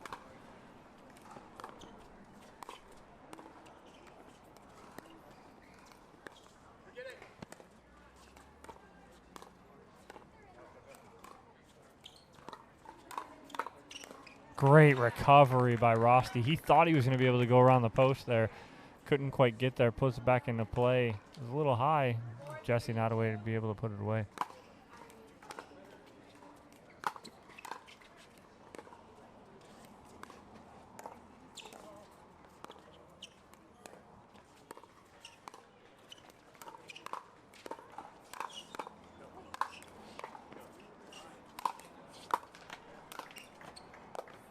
Oh, great defense by the Sobecks back here. William got the one he wanted to be able to drop that in, just mishit it.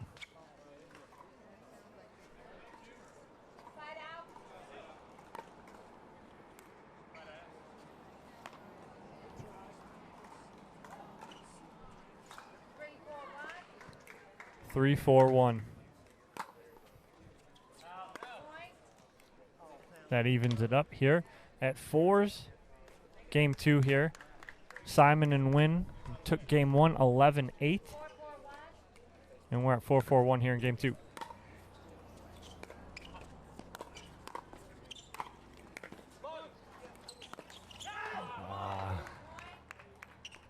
Again, that communication there from Simon and Wynn.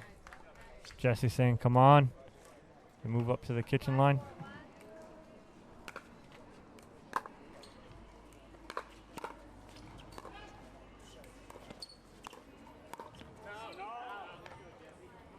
Yeah, Rosty wants that one back. He knows that's not one he should be attacking from that low.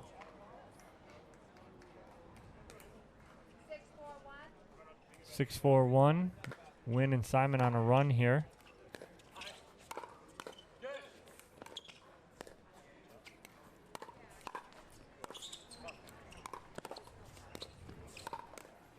Wow, great coverage there.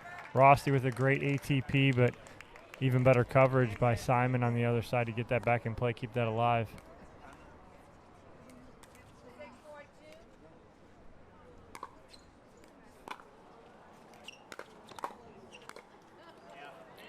Lynn William is 16 and JW is 17. To answer your question. 4-6-1.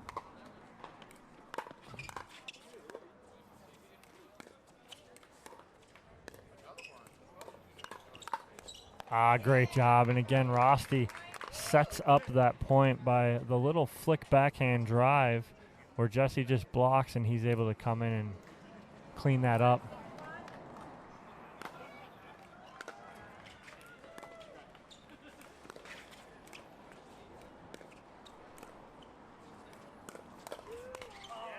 Oh, great read by William in the middle.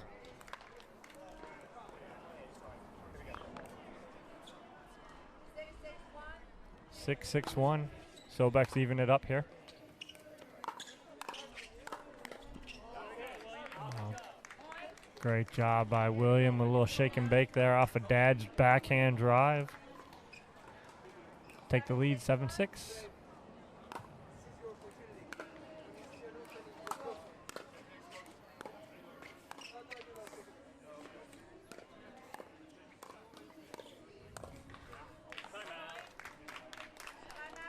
That is a quick 4-point run for the Sobecks to take the lead here at 8-6 on William, the first server. What I'm seeing here is a great job by Rosty slowing the ball down and being a little more patient here and staying in the points a little longer. And it's allowing him to put balls away that he should be putting away after that. So they keep that up right here. They're in control of the second game and would be able to force a game 3 after Simon and Wynn took game 1 11-8.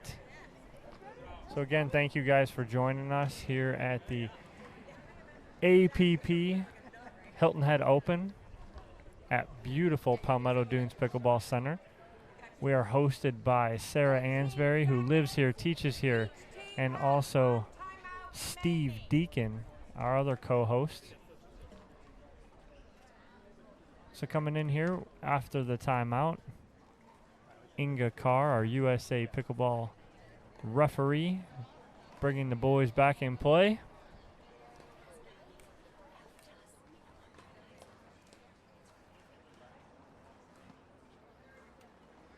Inga holding up right here, letting the man Kyle Solenko with those lovely locks flowing. All right, 8-6-1 here.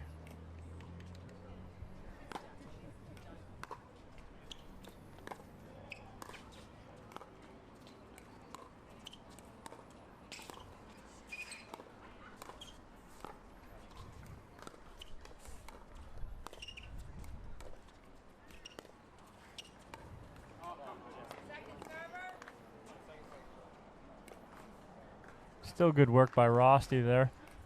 It's a lot more dinking than we're used to seeing out of him. But Wynn and Simon are keeping him there. Ah, it's a great job by William. Great pressure. He put all that pressure on Wynn there. Get that point. 9-6-2 here.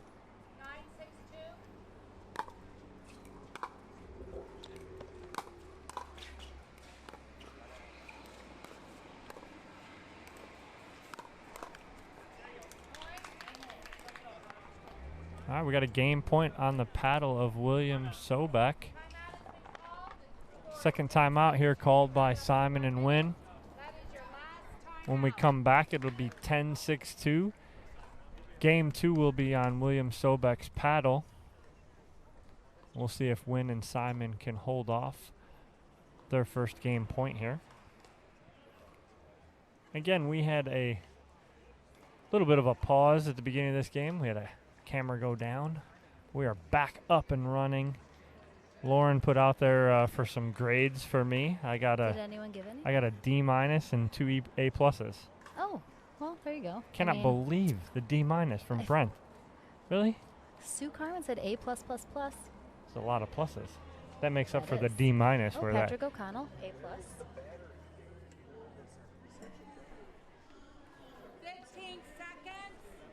So as the players come back in again, recap. Simon and Wynn took game 1 11-8. Game 2, Sobecks are in control here at 10-8.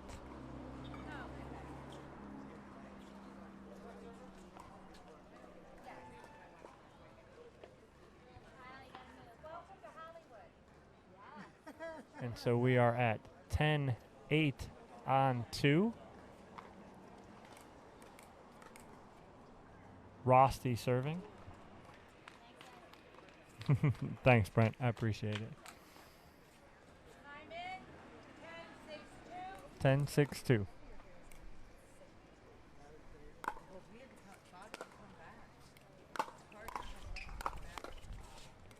That's a great put away there. A little shake and bake from the Sobecks. William puts that away for the Sobecks take game number 2, and we will be going to a third game. So after that timeout, the Sobecks come in 1 point, get it, end game 2, and we will be moving on to a third game here. Again, thank you guys for joining us here at beautiful Palmetto Dunes Pickleball Center on Hilton Head Island in South Carolina. Beautiful day, clear skies, sun is out. It is very humid, so you see a lot of wardrobe changes for players all day today. We saw that early with Johnny Goldberg having to switch out his overgrip during a timeout because Lauren and I were in the splash zone when he's sweating all over the place. But it's been a great morning so far. You can see Kyle running back and forth again, fixing some cameras and whatnot. But Vu and Jesse are going to be looking to take control of Game 3 here after dropping the second game and not being able to close this match out. So on the far side, you have the Sobecks, William in the orange, Dad Rosti in the white. On our side, the near side, you have Vu Win in the black Selkirk shirt and Jesse Simon in the blue Paddletech.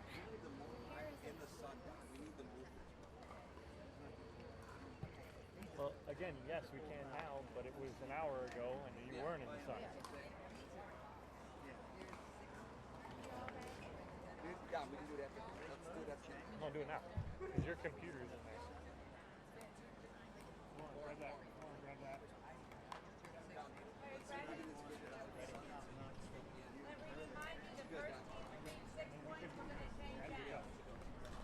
Yeah.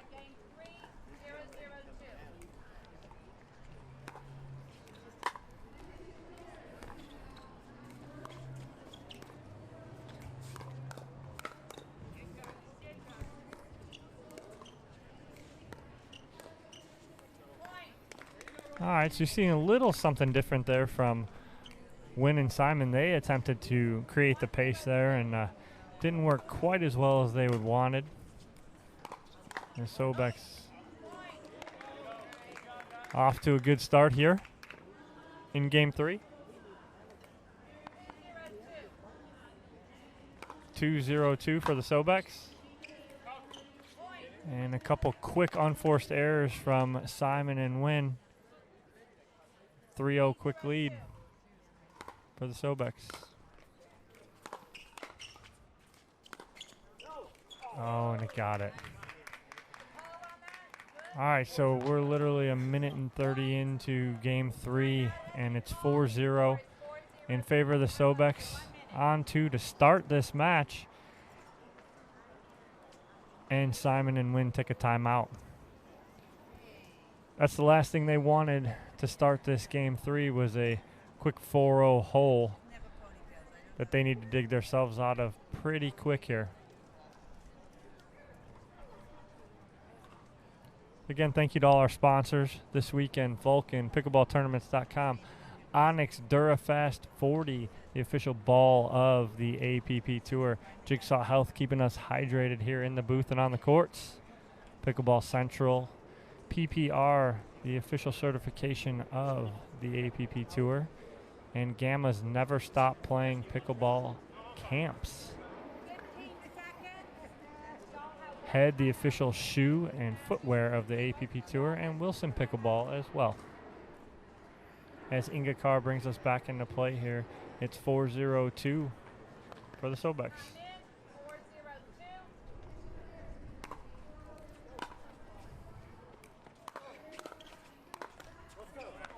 That's a good timeout there from Wynn and Simon to hold there and get the serve.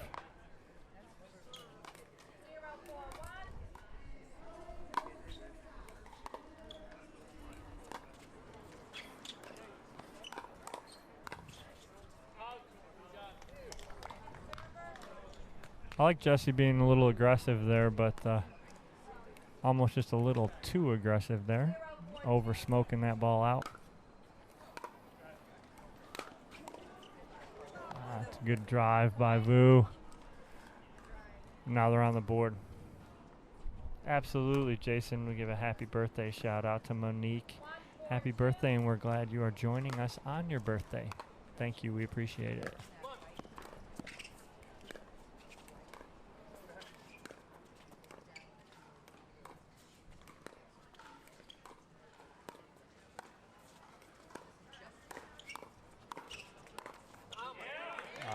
So Jesse got a little net love going to William, and then William on the way back returned the favor.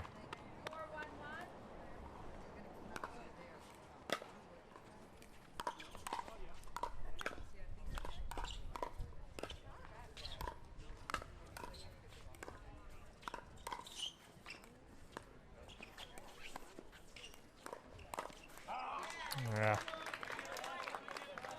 Wynn and Simon could not slow that down, and that is something you really need to do if you're playing the Sobecks. You do not want to get into a firefight with them.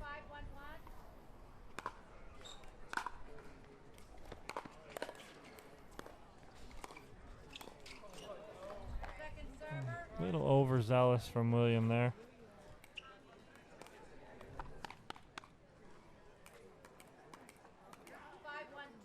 5-1-2.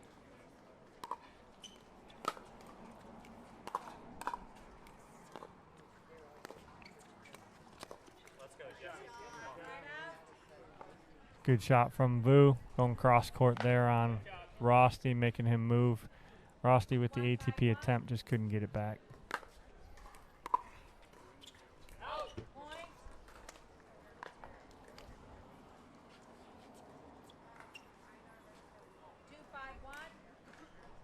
Two, 5-1.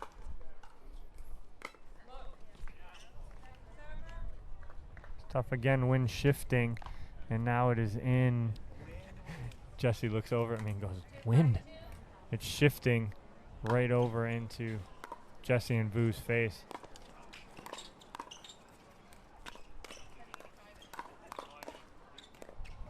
Oh, that's just athleticism right there by Win and Simon.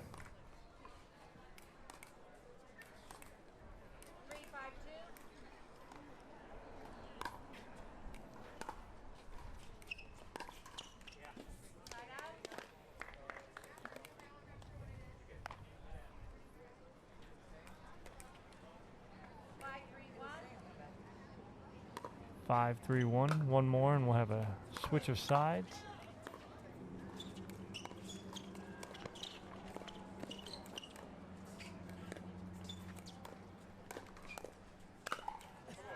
All right, so the net taketh a point away from Simon last time, and now it giveth. So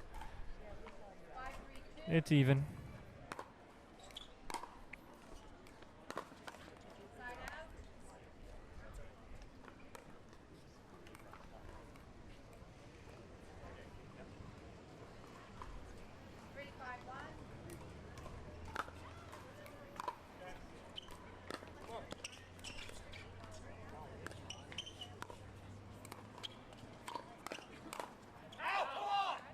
Just long there.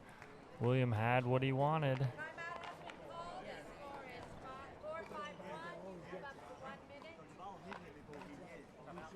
So timeout by the Sobecks. When we come back, it'll be Win and Simon serving at 4-5-1. So with this game 3, again, we've talked about it earlier. When you are forced to play a game 3, always that kind of mental advantage to get the changeover when you get 6, not your opponent. So having that we change sides on R6 is almost that little mental edge. So it's a race to 6 here. And Win and Simon have the ball on their paddle at 4-5. We can see if they can get to 6 first and get the changeover and the serve. Be a little bit of an advantage for them mentally. Again, shout out to our referee on center court right now, Inga Carr, doing an outstanding job, as is Jesse. Comes over and kind of smiling, laughing.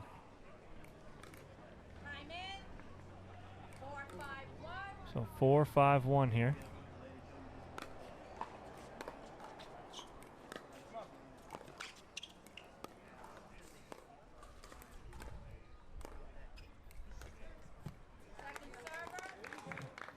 Good timeout there by the Sobecks.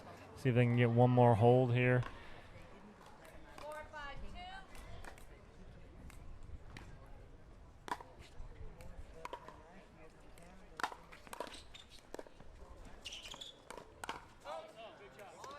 That's a great hold by the Sobecks. Now ball's in their court.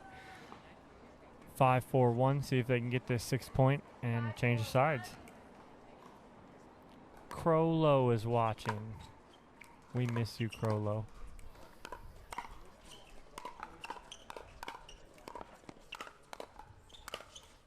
Wow, great put away there by Vu.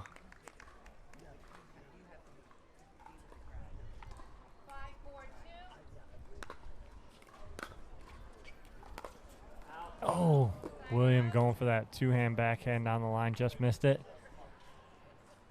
Oh, Trish Stewart's watching too. Hi, Trish.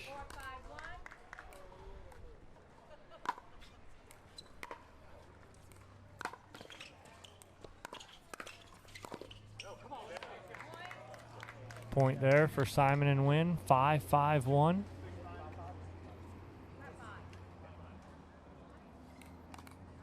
Hi, Lynn from Port Charlotte, back by my home in Sarasota, Venice.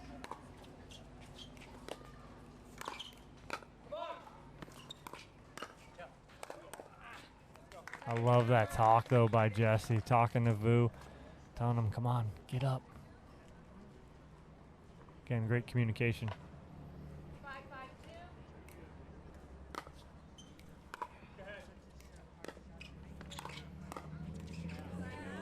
There it is. So it's that race to 6 here. We're at 5-5 now. Hi, Chris Powers. Says go Jesse and Vu.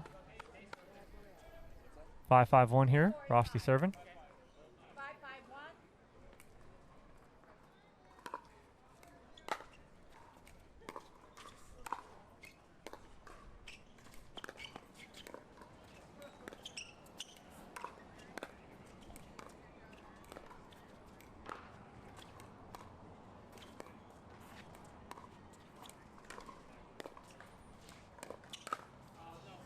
That's great. Again, Rossi creating his own space there, able to kind of half attack that. And then again, it's something that Jesse and Vu are seeing, but it's really tough when you're there and you want to kind of swing through it. And that's what happened right there and ends up going out.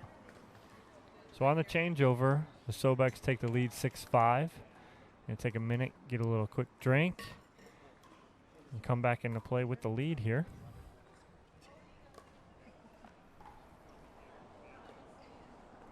Thank you guys for joining us again from the beautiful Palmetto Dunes Pickleball Center on Hilton Head Island in South Carolina.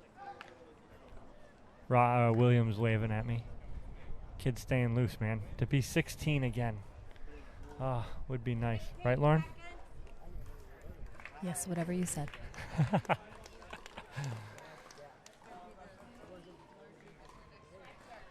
So Rossi coming in serving 6-5 on 1.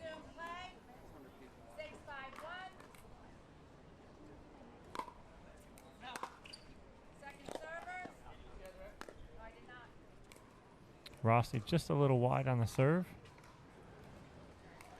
William would be serving 6-5-2.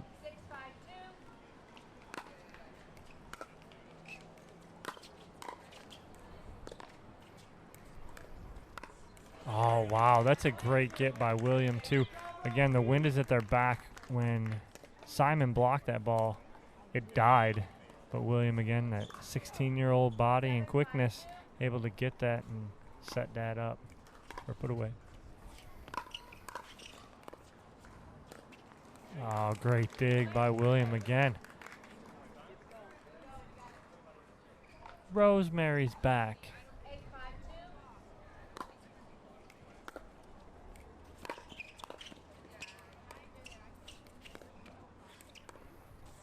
A little adjustment by Simon and Wynn here. They switch sides and stacked.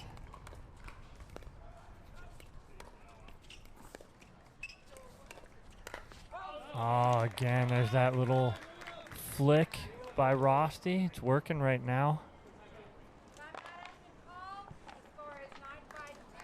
So a timeout here by Wynn and Simon. 9-5-2. Sobeck's in control of game 3. And we'll see what Simon and Wynn can do to gain control back of game 3. Uh-oh. But don't go anywhere after this amazing match, guys, because we have the Winter Soldier, Patrick Smith, and Jocelyn Devier taking on J.W. Johnson and Johnny Goldberg right after this. And it's going to be coming up quick, so don't you go worry, anywhere. guys. Tell your friends. Tell your family. Tell your friends. Tell your enemies. Neighbors. Shout across the lawn. If you see somebody taking a walk, be like, go home and watch the pickleball. Appreciate everybody today. As always. What a roller coaster day so far already, Dom. How about it? Oof. Need to take a nap now. A little rest. I haven't barely done anything. It's only 12:30.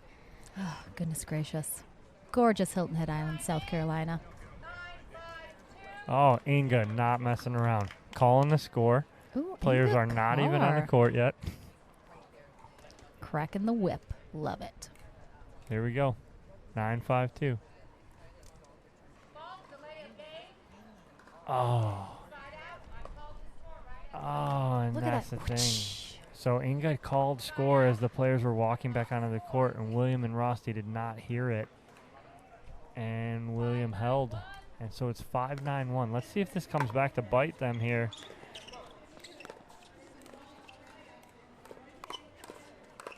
Oh, great hands by the young William Sobeck. Great job not letting that bother him. One more hold and they get to serve back.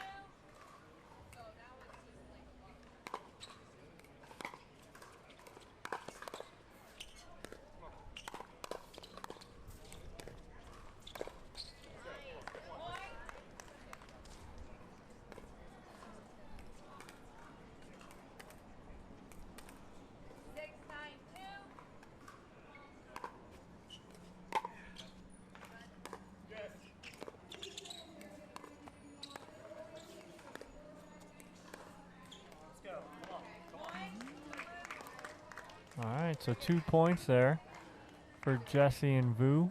Make it 7-9-2.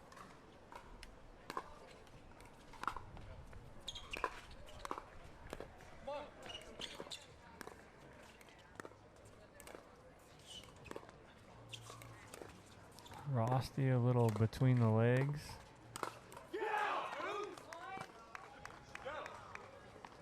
All right, so that's 3 straight on the serve of Jesse Simon.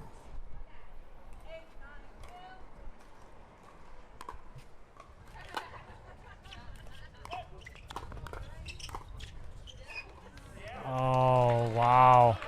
So William, recognizing Dad was stuck back at the baseline, comes over and poaches that and puts it away. Says, Dad, don't worry about it. I got you.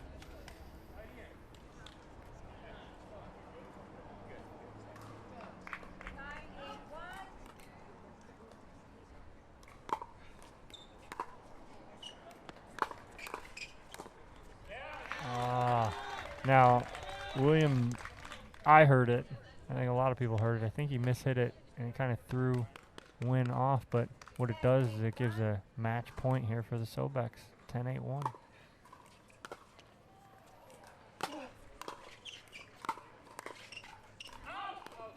There it is. Alrighty. Game and match for the Sobecks. Indeed. I hope it looks like William might be dealing with a cramping issue. I see him hitting his calf with his paddle, so hopefully that will take care of itself, work itself out. I know he has struggled with some cramping at some other tournaments, so hopefully that'll be all right. We're going to go to a quick commercial break, guys, and then we're going to be back with our next match before you know it. Don't go anywhere.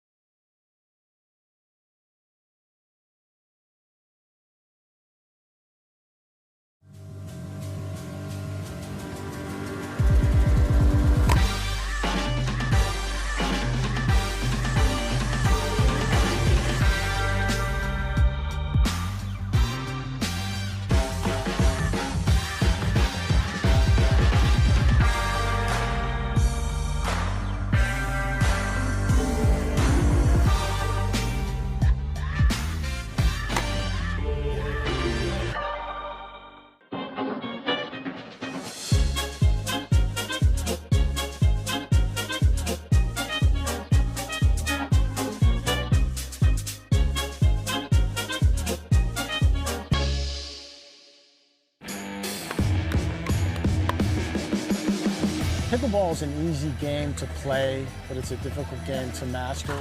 There's so much you can learn from the camp, the correct way to hit a dink, the volley, the serve. Each skill that we develop within the students' games is then implemented into live play. They can take home easy, simple ways to remember how to execute a shot. Everyone is going to have a great time. It's going to be well worth their while.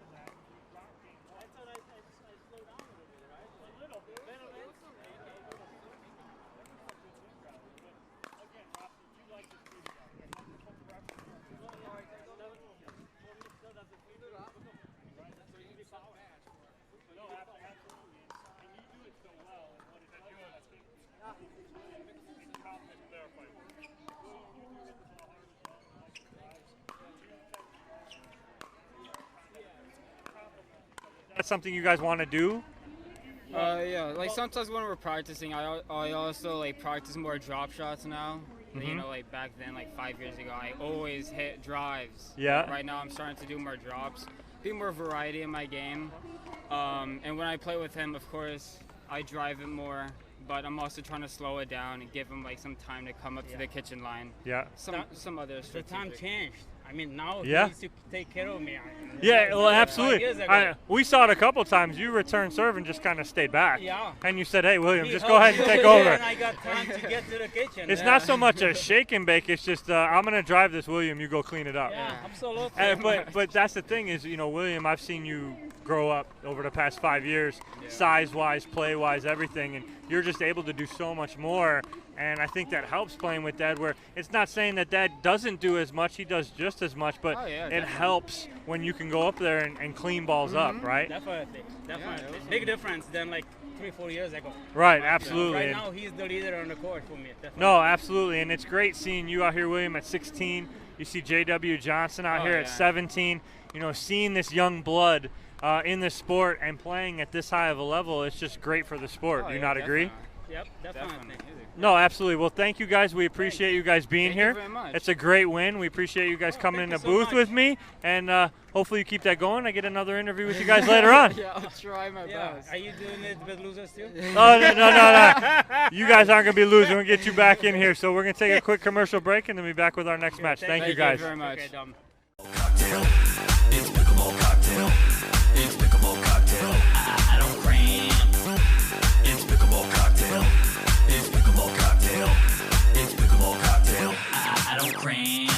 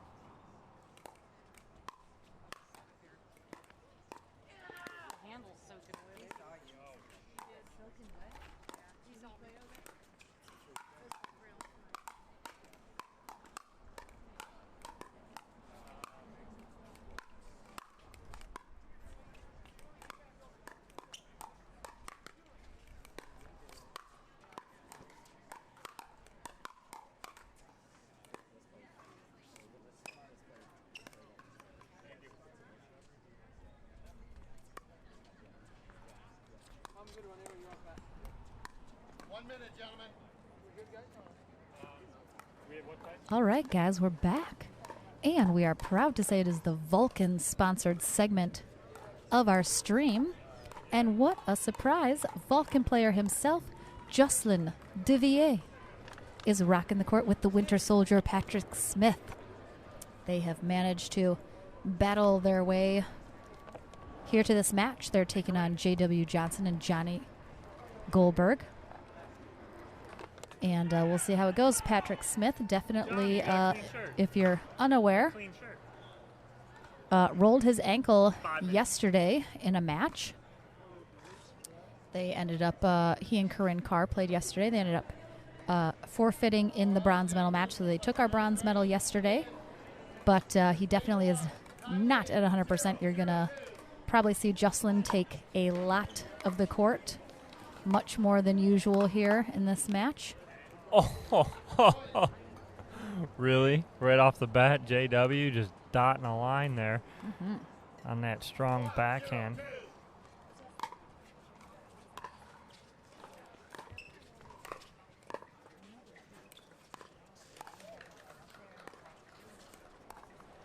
We'll see how much. Ooh, hey. Don't count the Winter Soldier out yet. Still got some tricks up his sleeve. We'll see how much Johnson and Goldberg kind of target him this match and how much Jocelyn can cover for him. This is a semi-final match here in our men's pro doubles bracket. Semi, also known as a semi. It's a semi, a semi-final. That's what it's being called now, everyone. So. That's a great attack there by Jay. Of course, we have Patrick Smith in the red shirt on the far side, along with Jocelyn Devier in the blue. On your near side, we have Johnny Goldberg on the left for Team Head, and J.W. Johnson in the blue shirt on the right, Team Paddle Tech. Hey, Hoops. Good afternoon, buddy.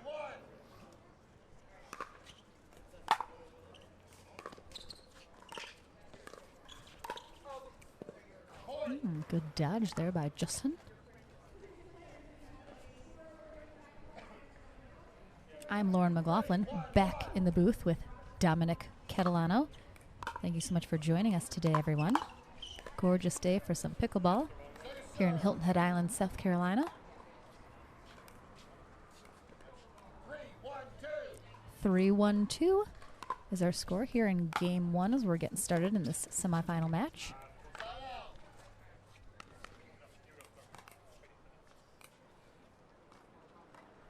All right, J.W. Johnson serving 1-3-1.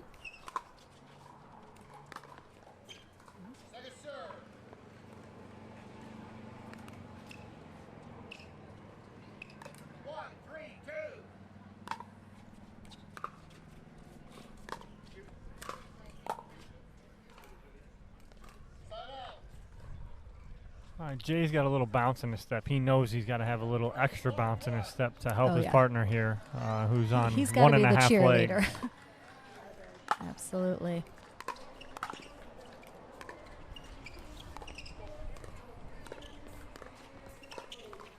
Oh, Justin's going to be playing a little mixed doubles style here. We'll probably see coming over to Smith's side of the court fairly often.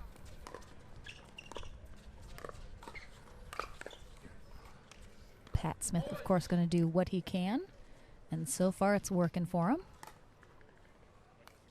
Thank you, Rosemary. 4-1-2.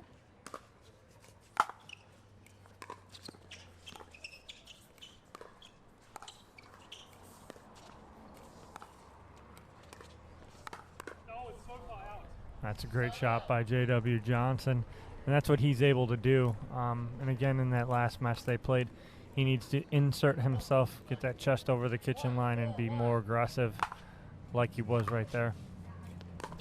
1-4-1.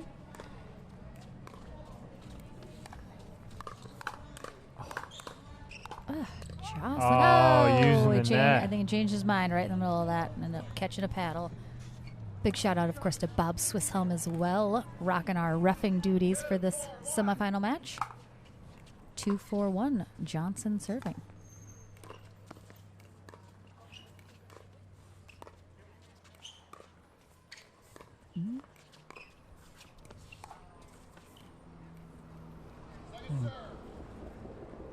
All right, JW knows that that's his shot. He'll hit that shot. More frustrated with himself than anything. 2-4-2.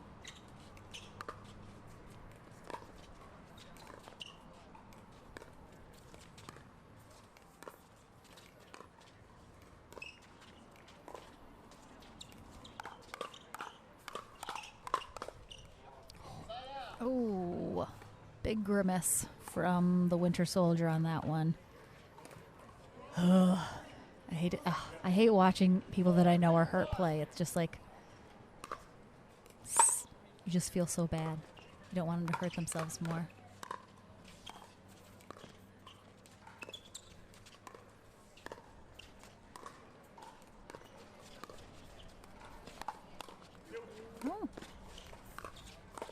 Oh, nice spot. That point got Good a little combo. funky. Mhm.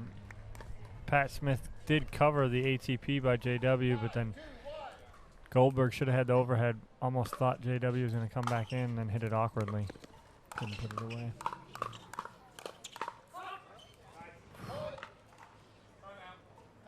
All right, we got a timeout here by Johnson and Goldberg. It is 6-1 here in game one of our semifinal match here. Patrick Smith and Jocelyn Devier in a nice little lead here. And, you know, Jocelyn hasn't been taking over too much. Nope. I'm a little surprised that Goldberg and Johnson actually aren't targeting Pat Smith a little bit more, knowing that he's hurt and forcing Jocelyn to come over and cover more, but they're really kind of not doing that, and I don't know why, Dom. I mean, we'll maybe they're see, just yeah. being nice. I don't know. This is a moment where it's like I didn't come to make any friends. I brought my own. No need to be nice now when you're playing for some money. Oh. And there's Jay just inserting himself immediately after the timeout. 7-2-1 here in game one.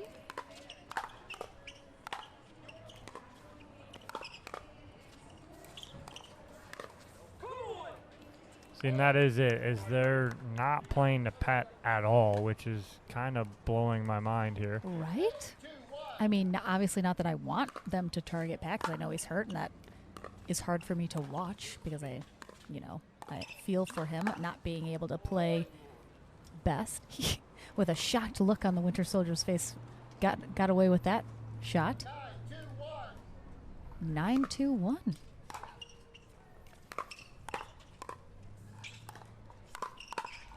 I mean, that also just speaks to Pat Smith's talent and athleticism as well, being at he's probably not even 50% right now with his full capabilities, and he still is able to have such great shots and placement because that's just, knowing the right shots. You don't need to be able to walk to have the right shots necessarily. There's a quick 11-2 win for Pat and Jay. And again, it needs to be a change of mindset here for Johnson and Goldberg, where they do need to target Pat a little more. If you can get him to move a little bit. Now, when they're hitting right at him, it doesn't matter because Pat's going to hit his shots. But when they can get him on the move, it's going to help them get into this game. And Johnny Goldberg getting a little bit of coaching over there from Regina Franco, his team head teammate. And so we'll see if they can kind of change things up a little bit moving on into game two. Indeed, we got a side switch here as we switch to game two. So we're going to have Patrick Smith and Jocelyn Devier on the near side now, and Johnny Goldberg and J.W. Johnson on the far side. J.W. Johnson, we saw him earlier play as well, 17-year-old out of Florida. Yep, out of Delray Beach, Florida, and Johnny Goldberg out of Miami, Florida area. Of course, Patrick Smith and Jocelyn Devier, both in Wichita, Kansas currently, but of course they're from Germany and France originally. So we're kicking off game two here in this semifinal match. It's going to be 1-0-2. Jocelyn Devier serving.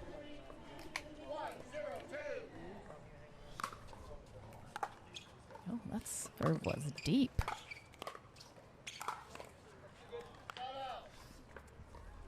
See, and that's it right there. JW went to Pat, but went away from him. You know, it's 2-3 feet outside. And it's tough for Pat to slide over and get that.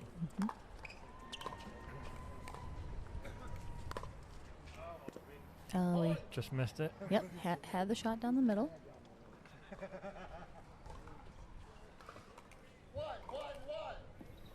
1-1-1 here in game 2. That's a great return by Jay. Nice and deep there. A little cut on it. Makes it difficult for Goldberg to hit that third shot.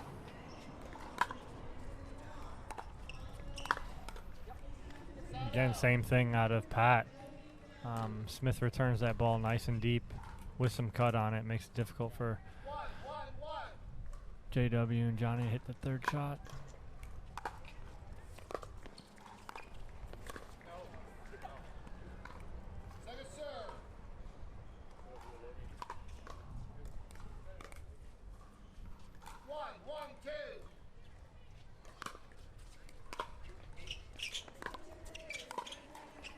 Oh.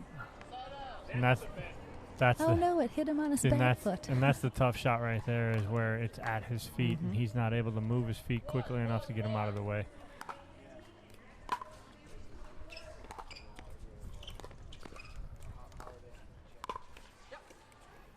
Great shot there by Pat. And again, that's it. If he's able to get to it, he's still going to be able to use those hands to his advantage. It's just getting balls away from him.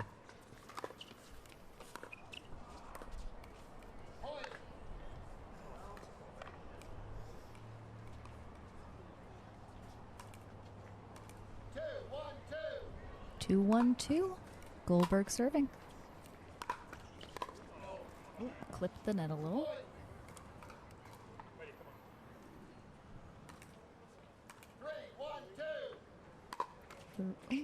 Let serve.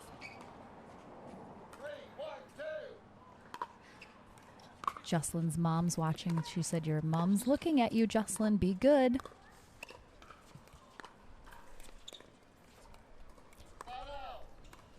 He's always giving everybody a hard time, Mom. Being crazy, making jokes. All right, 1-3-1. Patrick Smith serving. Ooh, yep. And that's the one that's going to be difficult. It's those balls there.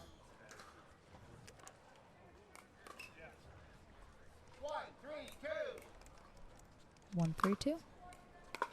It's almost like Patrick just needs to kind of plant himself over on the line and let Jocelyn cover the rest of the court.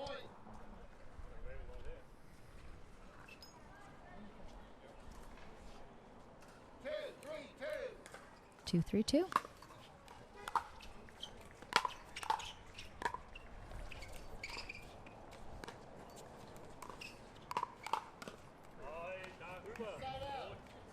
I think Goldberg got away with that one. He pulled Smith to the side on the first one, which was a good shot, and then he went right at the body. Can't do that right now when Smith isn't moving as well as he should be or could be.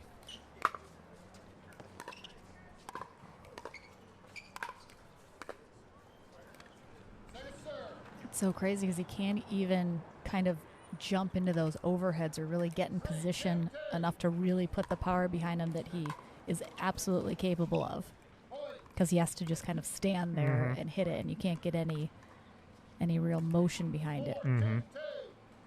4-2-2. Goldberg and Johnson definitely targeting Smith a little bit more this match. The first one went to Devier and Smith with a score of 11-2.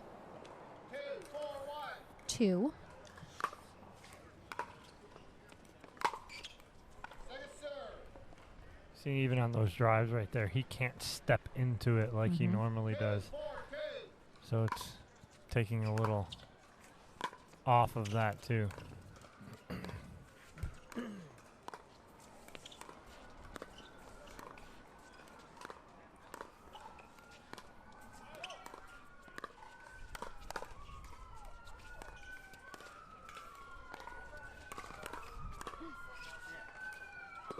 dropped in.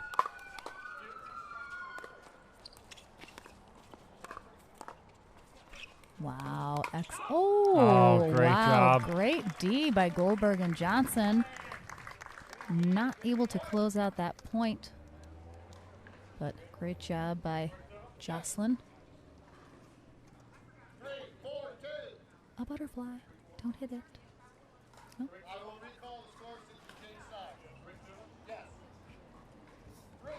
Smith and Devier had a couple times where they've caught themselves out of position, but corrected before it became a fault. Did you see? Oh, I did. Pat, he pushed it. So Pat put his arm, or put his left arm out onto Jay's shoulder and pushed him away and said, well, "Brother, I think got actually this." he held him off so he didn't Right. like run over him because he Right. was coming over. Well, he's like, "I got this. Don't worry about it. I can cover my side."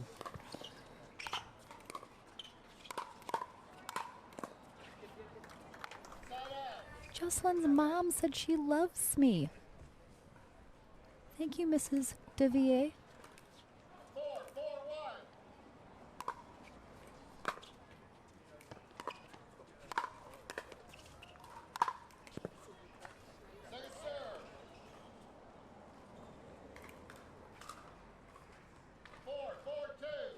Four, 4-2 here in game 2 of this semifinal men's pro double match.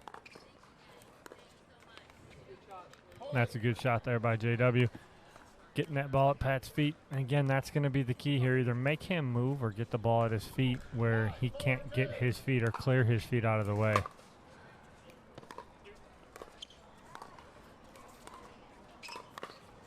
So like right there, you made Pat move and it almost forced the ball. It was just a little higher than normal than Pat would hit. 6-4-2, JW Johnson serving.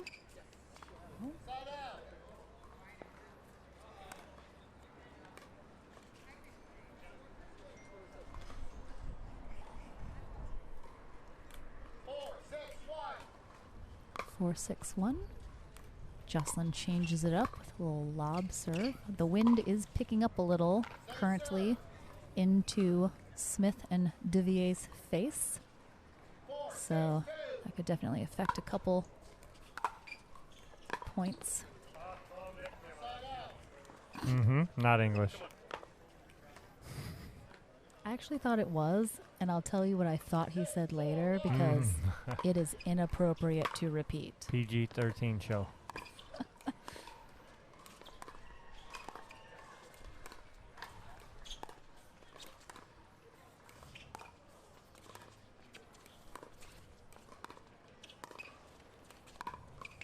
Oh, that's tough.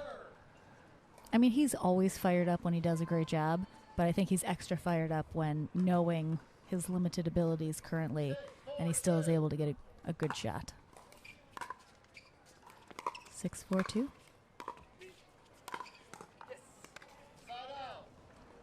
It's a good hold by Smith and Devier, not allowing them to get too many points. I'll be right back. My mama and papa are leaving, headed back to Florida, so I'm going to go say goodbye real quick. 4-6-1 here.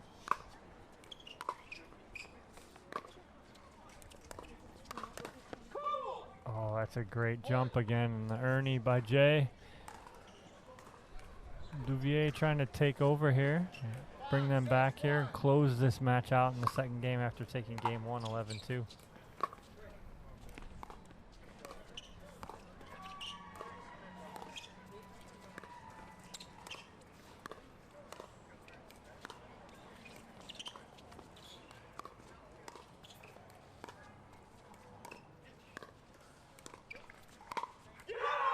Ooh. Great job. Good patience. It's good patience, but it's great setup by Jay. Jay is taking over about 60-70% of the court right now and setting his partner up. 6-6-1 here in game 2.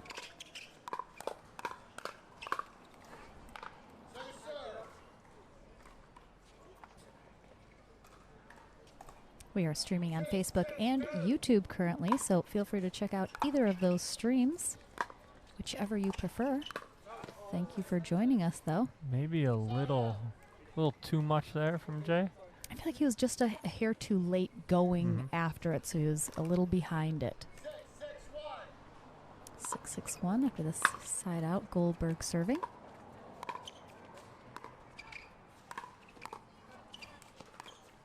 Ooh. Oh, that's too good. That's an incredible Wow. shot by Pat. I think that's the shot yesterday that took Patrick out. Yeah.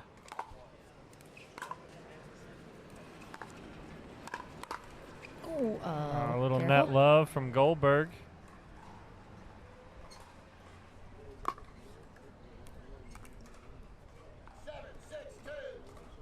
Seven, 6-2. Johnson serving.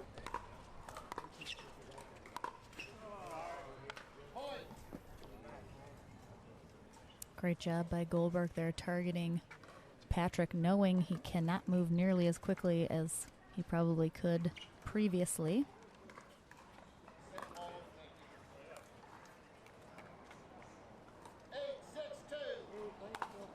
Eight, 6-2.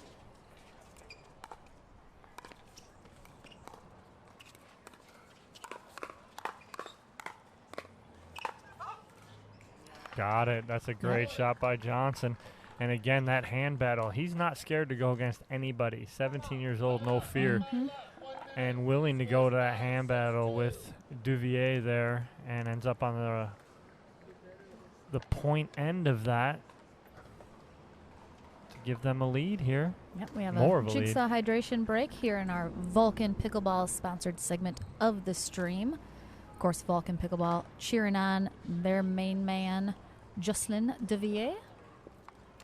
And they're taking a just quick little break here. They are certainly hoping not to go to a game 3. I think mostly for Patrick's sake. But Goldberg and Johnson not going away easily here in game 2. They are staying even with them after a bit of a lopsided score in game 1, going to Smith and Devier.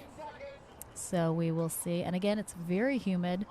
A little hot today. The sun is out much more than it was yesterday. So as you'll notice, a lot of toweling off from the players, a lot of shirt changes, a lot of wiping their hands, etc. So we're back here. It is 9-6-2 here in game 2 of this men's pro double semifinal match.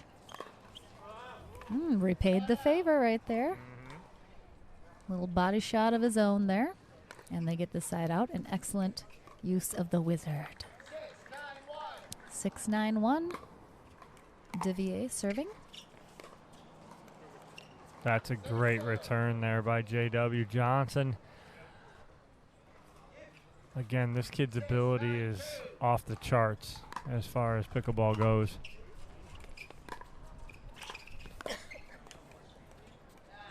And then he gets away with one there, as Jay read that really well. Just missed it. And he comes back here and we can hear him say, got to make that.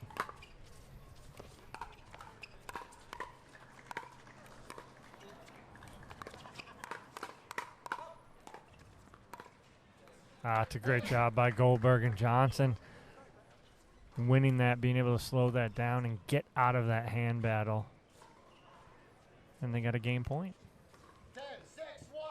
10-6-1. Johnson serving.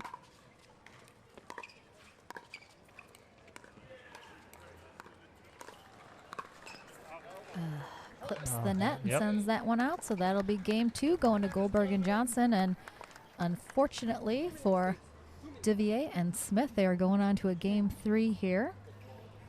But we will definitely see. I imagine the strategy will not change much for Johnson and Goldberg. No, it's in not. game 3, because that certainly worked for them here. So I don't think it's going to change for either team. I think Devier is going to continue to try and take 60-70% of the court, set his partner up, let his partner work his hands because he's not moving so well, and see where they can go from there. But again, on the flip side, it's going to be up to Johnson and Goldberg to be able to move Pat side to side and create some holes. And then eventually, if possible, they'd be able to go behind Jay and work him that way. So, again, I don't think either team's going to change game plans too much. It's going to be who can execute their game plan better. Yeah, there were probably just a few too many unforced errors from Smith and Devier on that particular game, which ultimately meant they did not win game 2. So we'll definitely look for them to sharpen those up a little for game 3. Absolutely.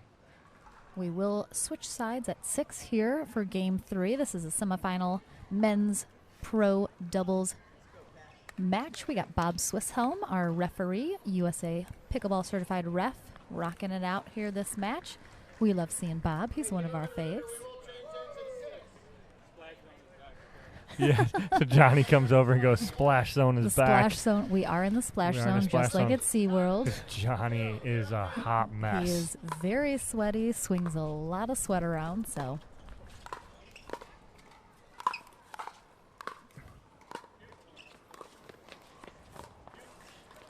Good effort. Oh, wow. Some great gets by both Goldberg and Johnson to stay in that point. But Jay with that great touch. 0-0-1. I think Jay knows things like that cannot happen. So he needs to really hone it in for the sake of himself and his partner. Shout out to Pickleball Central in the feed, helping us out, answering some questions you guys have. So big shout out to them. Thanks so much, Pickleball Central.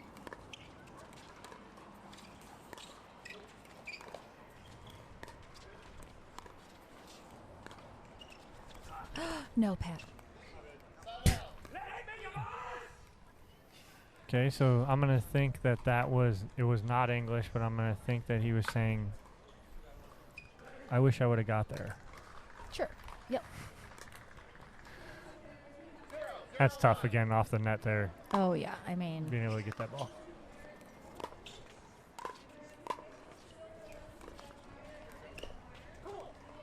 And we do have the wind factor again. It seems to be switching sides. It really is not staying constant. It's to our backs right now, so it's to Goldberg and Johnson's back right now in the face of Smith and Devier. So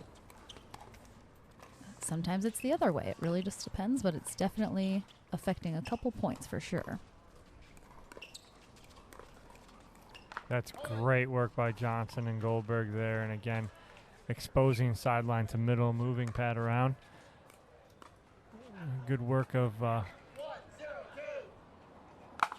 both players there. 1-0-2, Johnson serving here in game 3. Rosemary said, Patrick Smith said, oh gosh darn. Yep, that sounds equally as 0-1-1, Devier serving.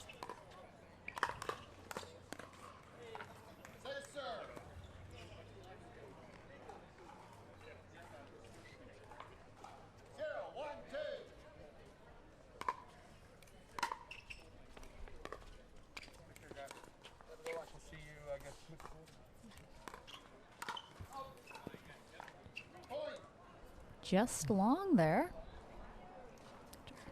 Try to sneak that one. Oh, we got a referee timeout. Oh. Looks like some of our spectators behind the fence were perhaps chatting a little too loudly, and it was distracting Bob. He wants to be zoned in, so we're back here from that quick referee timeout.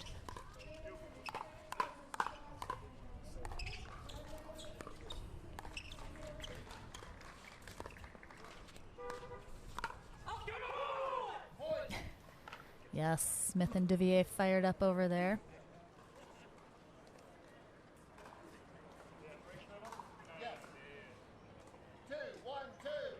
Two, 2-1-2, Smith serving here in game 3 of this semifinal match. He loves those. The he does. Flying Frenchman loves his flying Ernies.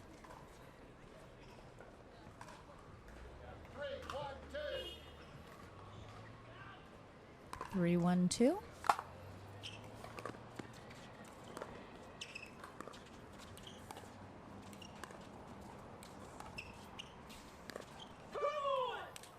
See, and that's just not the execution that Johnson and Goldberg want as far as going to Devier.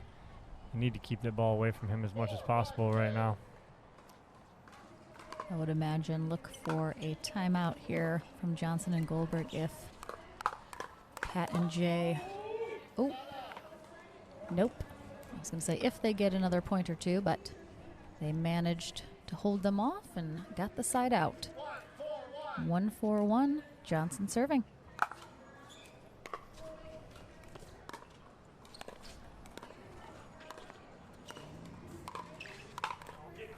Good hands by Goldberg there. That's a lot tougher shot than you think when you're expecting that ball to come hard and then all of a sudden it clips and that pops up. You have to change mindset, paddles, position, everything in an instant. 2-4-1. Johnson got what he wanted.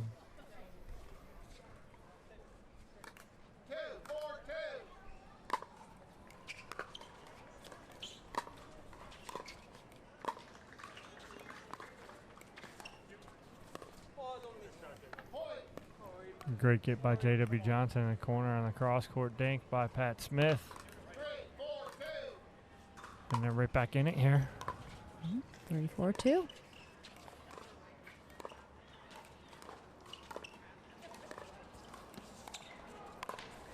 Oh, yeah. So, again, this is that it's cat and mouse here. It's all it is. It's cat and mouse. It's who's going to execute their game plan better. And right now, it's pretty much dead even. 4-3-1. Oh, just long. Dom, explain to those who might not know, what do you mean by when you say cat and mouse? It's that going back and forth. It's Jay and Pat have their game plan. J.W. Johnson and Goldberg have their game plan. And it's just, it's pretty even. You know, Johnson and Goldberg will get one of their, game plan execution, get a point off what they want to do. Smith and Devier will get a point off what they want to do. And so it's just back and forth, back and forth. And when I said that, it was J.W. going cross-court to Pat, and it was exactly what he wanted to do, and Pat was usually just kind of pushing that ball back over. Well, Pat all of a sudden hit a cross-court dink with some pace on it, and he took that away. So it's like that. When you think cat and mouse, think like Tom and Jerry. Like they're always kind of like, who's going to come out on top? Like, who's going to get what? Who's going to get what? Right, exactly. So that's exactly what it is. So, again, it's great to see.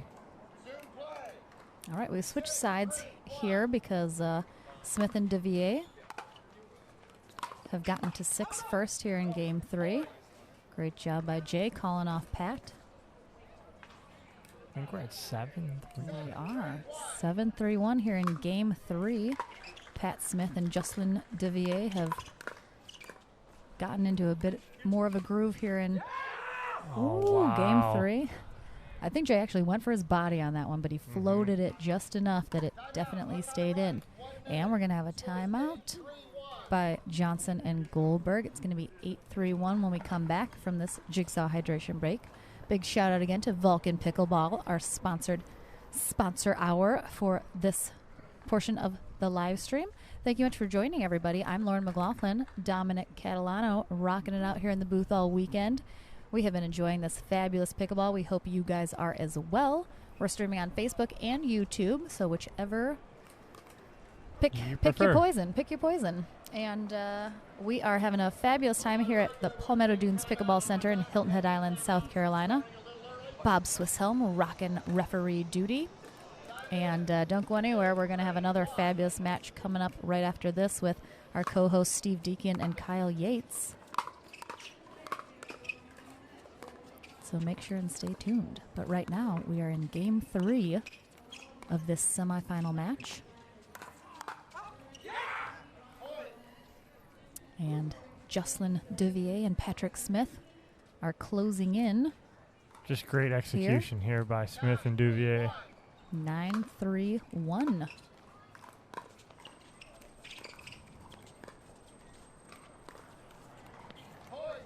And 1 point away here from moving on to the winners bracket finals.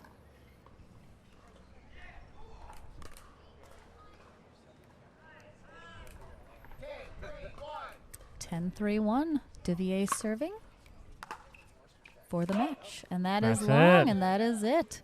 The Winter Soldier lives to fight another day along with his partner, Jocelyn Devier.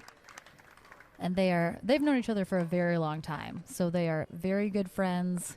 And I think Pat Smith's probably going to go get his ankle rewrapped, perhaps. Rest a little bit as we go into this next one. But Dom, we'll see if we can get them to hobble over to the studio for a quick little word. I'll try and get them not, over, but if Pat, we'll chat with them later. If perhaps. Pat's going to get some work done, then I'm not going to bother him and let him get his work done. So we'll see in a second. We'll see them again shortly, but don't go anywhere. We'll be right back. We're going to take a quick commercial break.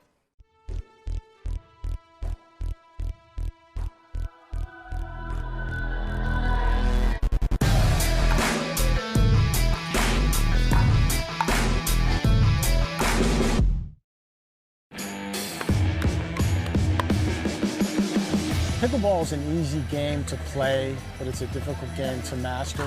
There's so much you can learn from the camp, the correct way to hit a dink, the volley, the serve.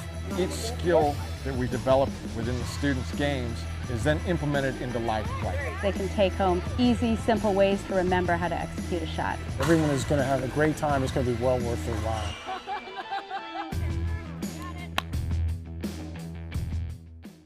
Having a tough time getting better? Our 3-day Level Up Pickleball camps feature a low student pro ratio and offer personalised training from the best pros in the game. Level Up will take you full circle through the point building process by teaching proper stroke mechanics, positioning and winning game strategies. Each camper also receives a personalised before and after video, an instructional manual, product discounts and more. Discover how good you can be with Level Up Pickleball camps. Visit us today at leveluppickleballcamps.com.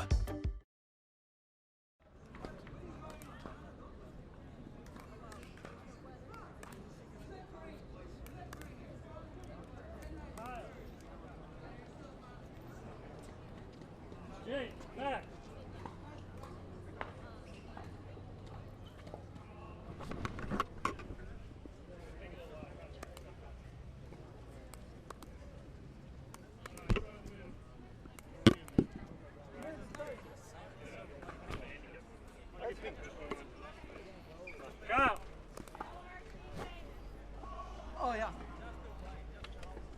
Kyle, hurry up, man. Kyle, can you hear me? Kyle? 1, 2. Boy, sun's intense today. Get some sunscreen. Does it smile? This is my chocolate side. Oh, hey guys. Vince is in here just taking pictures. It's all right. We're just taking our time. He's Justin's sponsor. So. Right, exactly. He needs all that pretty face on the camera, you know. All right, guys. I am here with Patrick Smith and Jocelyn Devier after their semifinal win, which puts them in the winners bracket final. We're going to have the second semifinal coming up shortly, but great match, guys. Way to tough through, Pat. Again, we know you're struggling a little bit with the ankle and whatnot, but really? but you guys did a great job. Had a game plan going in. Kind of saw that where Jay's taking over 60-70%. Pat letting you do what you do. Any ball at you, doesn't matter bad ankle, good ankle. With those hands, you're just gonna make those hands work. So going in, we saw kind of a strategy. Was it something that you guys were talking about beforehand and wanted to implement? Well, tell us what you saw. We'll tell you. No. I want to hear from you guys. Definitely. I mean, I was not gonna let Patrick do 70% of the work when he's on one leg. That's usually what happens. Right. We know. You know, so normally he does the job. So today I have to step up a bit, so it's a lot of pressure on me, but I like it. And Patrick is just a stud right now. He's just doing his thing, like you said, very solid on his side, and it's just hard to play against a team like that. Even when he's on one leg. You know, you guys playing, you know, obviously a little hurt and mobility is a little down, and playing against a young kid like J.W. Johnson and Johnny Goldberg, who are playing really well right now. And so going in and playing against them, what's your game plan against them in particular? Well, I mean, first of all, we were arguing who we're going to be playing, and I said we're going to play JW and Johnny Goldberg, and he was like, no, we're going to play Eden and Rafa. So I guess 1-0 to me. And no, JW has heavy hands. I mean, he has quick hands. He's compact with his swing on his volley, especially counter punching. So it's tricky to speed up on him. You have to really pick your spots, and you've got to go a little lower. You can't go straight at him. He loves that pace straight at him. Yeah. Johnny Goldberg, I mean, he's playing incredible. You know, this is my first time playing him in men's, and then second time, overall, because I played him mixed once in Atlanta, but. You can tell he's not coming from tennis, so he's a little more unorthodox. Right. But that is very difficult in pickleball because it's hard to figure out what he's going to hit. Right. I think sometimes players like that don't even know what they're going to hit. It's like a last-second decision. Yeah. And it makes them very dangerous. Yeah, absolutely. And going against that, and like you said, we've talked about that before on the air when you talk about JW hitting a heavy ball. We talked about that before, and it makes it difficult when he hits such a heavy ball coming back.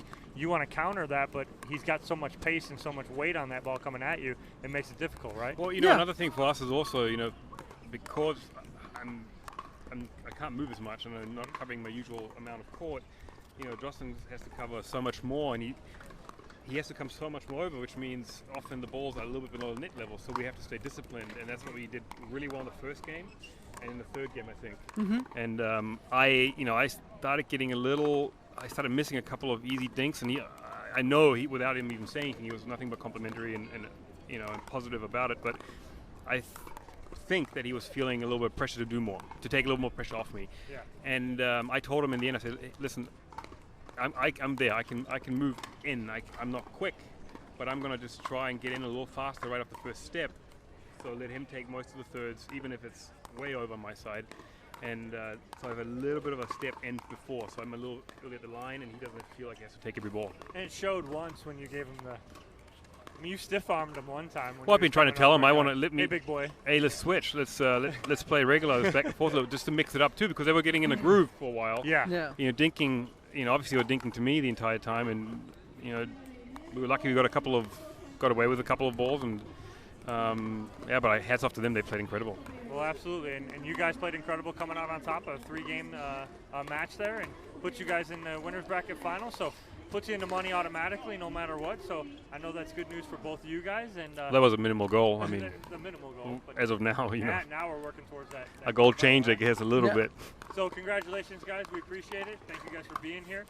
We're going to take a quick commercial break, and then we'll be back with our next semifinal. Thanks, Kyle.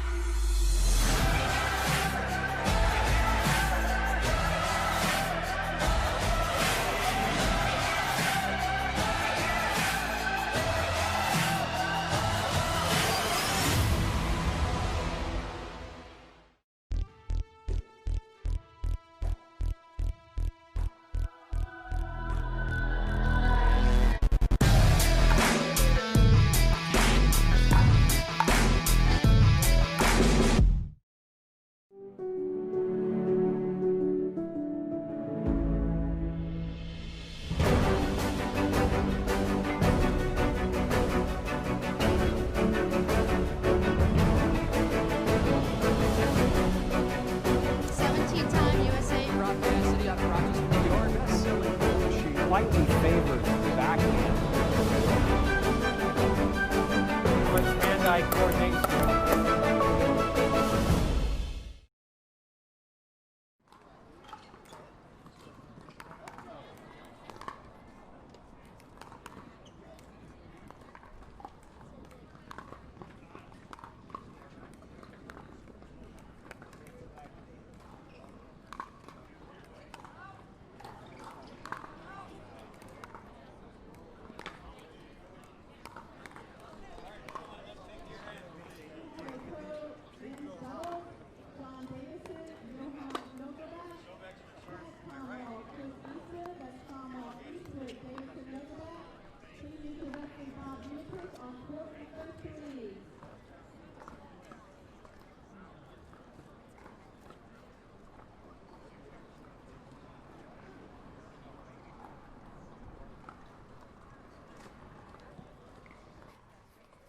All right, welcome everybody. So quiet all of a sudden. There's like no background noise happening. It's weird. It's very weird. Very it's odd. Eerie. Scary. An eerie silence is taking over Hilton Head. All right, guys, this is the other semifinal men's pro doubles match here on center court.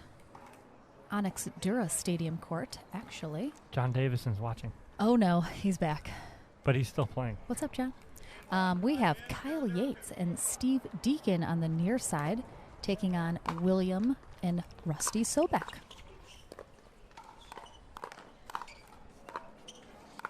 Should be a very athletic match.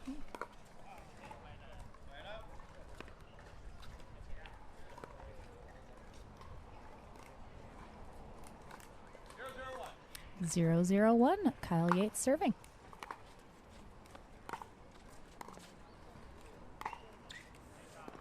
That's a great inside-out shot there by Kyle down the line, beating Rusty backside.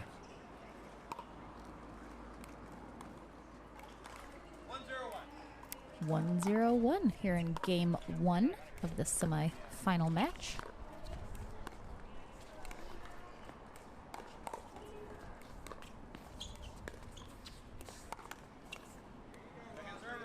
The Sobecks had a hard-fought 3-game match previously to get to this one, taking on Jesse Simon and Vu Win. Vu Win. Each that one out in 3 games. So now they are here in this semifinal match, taking on our co-host Steve Deacon and Kyle Yates. 2-0-2 here in game 1. Just deep. And the wind is to the back of the Sobecks right now. And that switched. So it definitely probably carried that ball a little long, whereas it would have been in otherwise. Oh, Yatesy with the poach. Good coverage by Deacon. Good finish there by Kyle. Yates coming out real aggressive here in game 1. Definitely on the offensive. 4-0-2.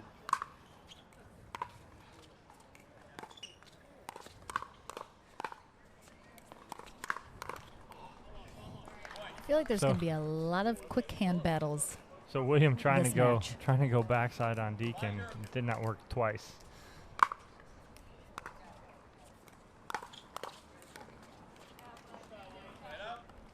So going into this match, Yates and Deacon have played one so far. Oh, William trying to go backside on Kyle.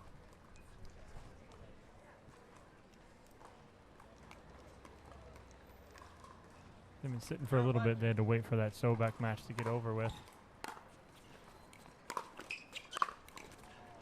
Nice recovery after that ball clips the net by Deacon.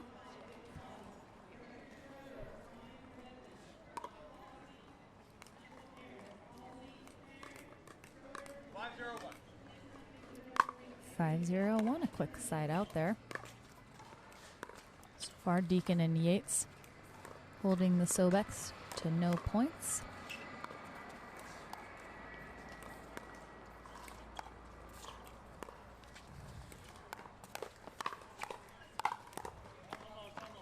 I was mentioning to someone earlier, Dom, that the Sobecks kind of came on the scene maybe 2 years ago, I would say, and they definitely were known as like the bangers.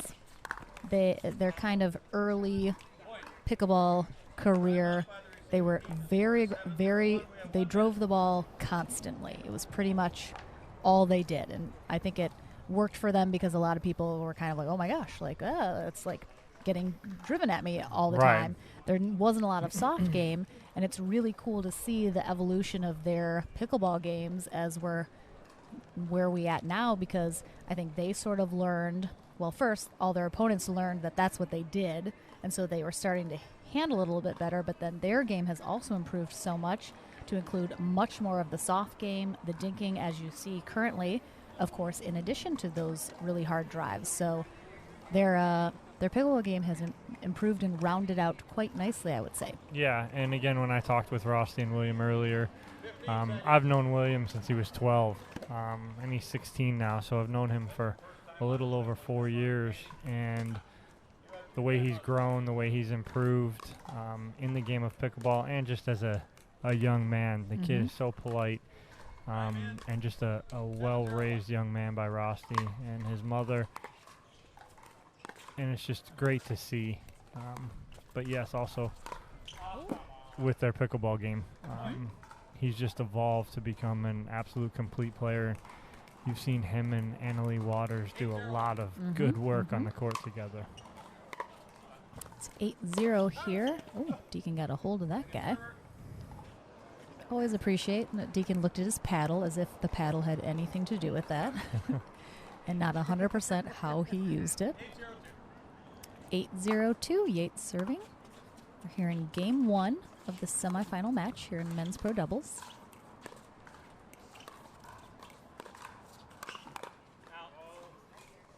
Nice job by Deacon. So Yates and Deacon here kind of on cruise control here, controlling pretty much every point from the get-go. And it's tough, to get players like that out of the groove when you get, Deacon and Yates in that kind of groove. It's tough, but gonna see what the Sobecks can do here.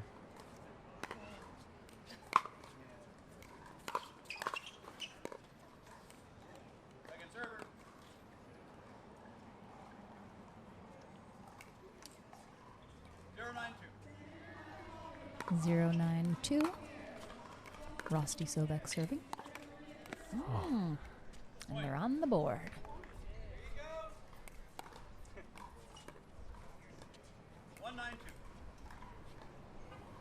One 9-2.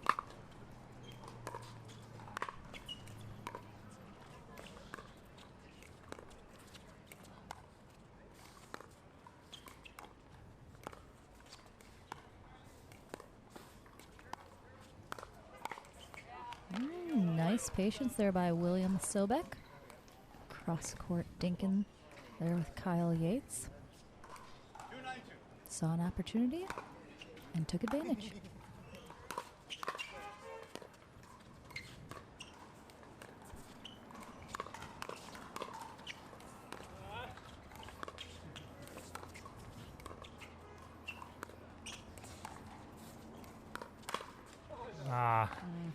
Deacon and Kyle were both there for that shot. And again, that's tough. You get two veteran players here ready for that middle to be covered. Oh.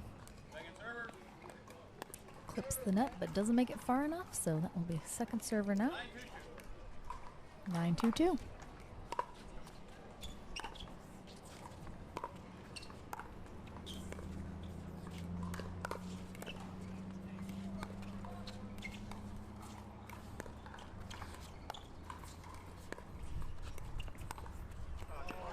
Oh, that's a great backhand around the post by Kyle. And again, he set that up himself, going to hard cross courts with Rosty. Sets up a game point here.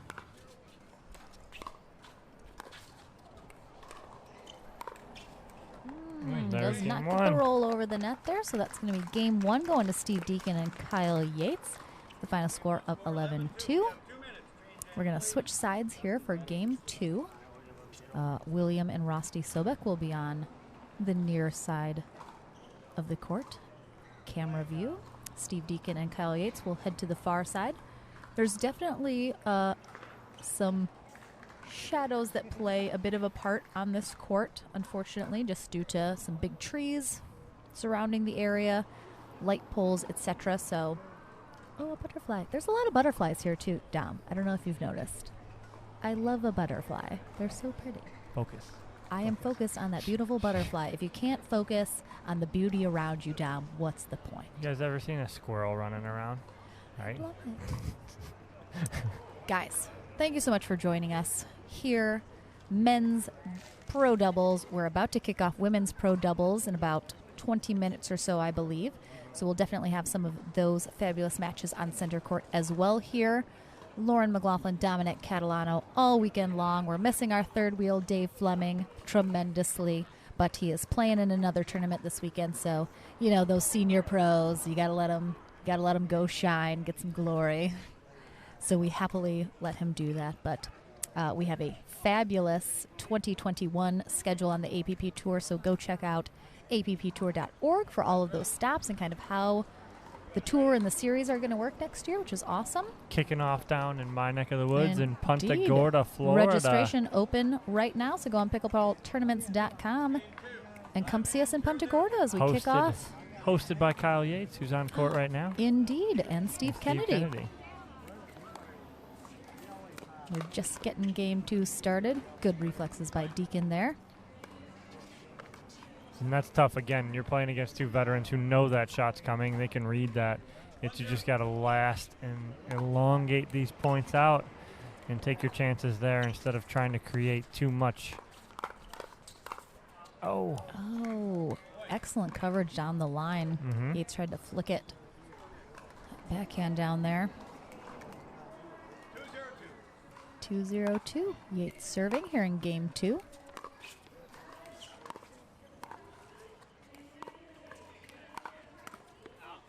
That's a great shot. And Kyle's exposed that a couple times on Rosty down the line.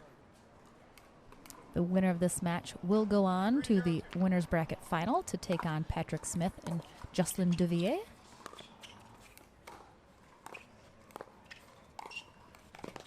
That's a great shot by Kyle. It's almost like a little forehand roll, but it's not a roll, it's a flick. Gets it down there quick and fast. Too much pace on it for William to catch up to. 4-0-2.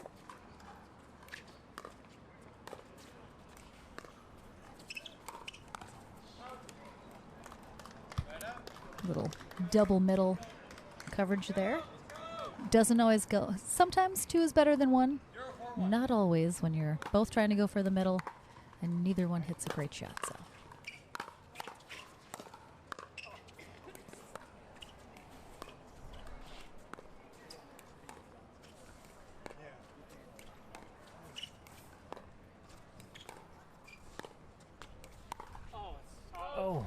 Just a little too much. He had it, but just a little too much. Kyle's hit that shot about 4 or 5 times today. 1-4-1. William Sobeck serving.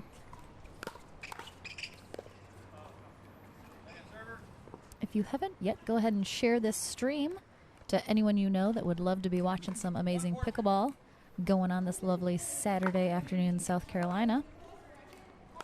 We're on Facebook and YouTube. Share either if you'd prefer.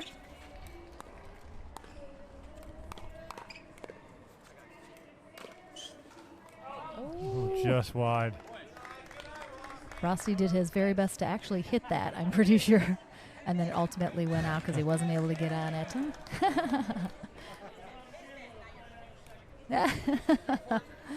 Someone's saying something about it was on camera. We'll find out in a minute what happened.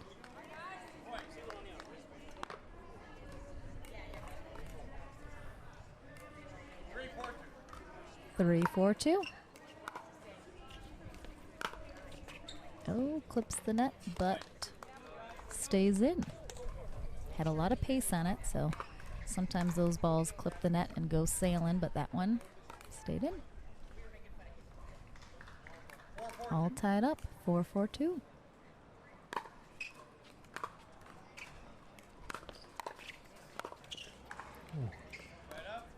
Rossi got what he wanted. He drove that first one nice and low, but just couldn't get in close enough to hit that 5th.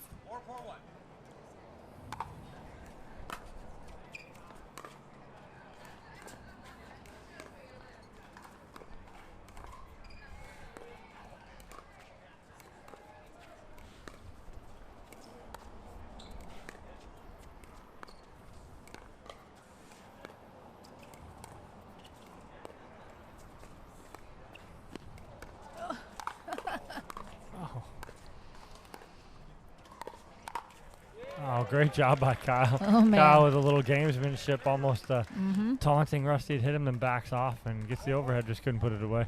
I'm going to go back and watch that point over again. That was fun.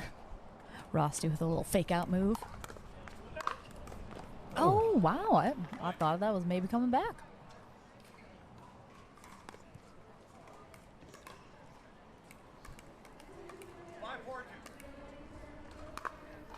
5-4, Deacon serving.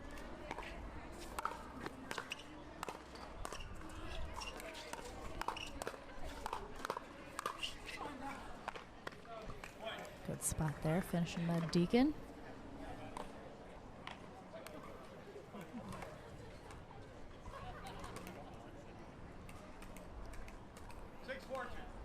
Six, 4-2. Deacon serving here in game 2 of our semifinal men's pro doubles match. Oh, a little lob. Oh.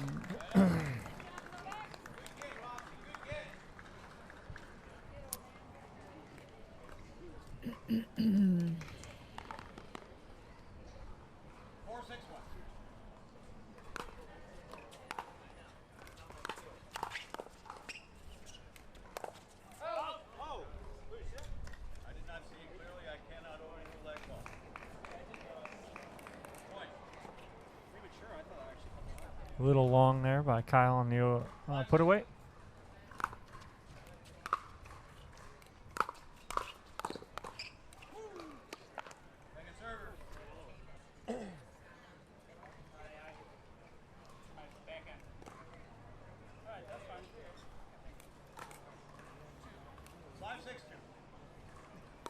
Five, 6-2 here in game 2.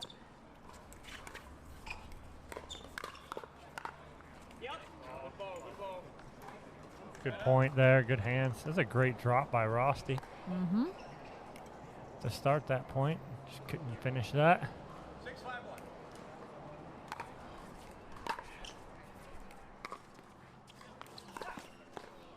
Oh, that's a great. Like he changed his mind in the middle of that because I thought he was going to hit it, and then all of a sudden he let it drop and tried to step off of it. But well, Deacon hit a really good third shot, put it right at his feet, made it tough. Sarah Cullen, I agree.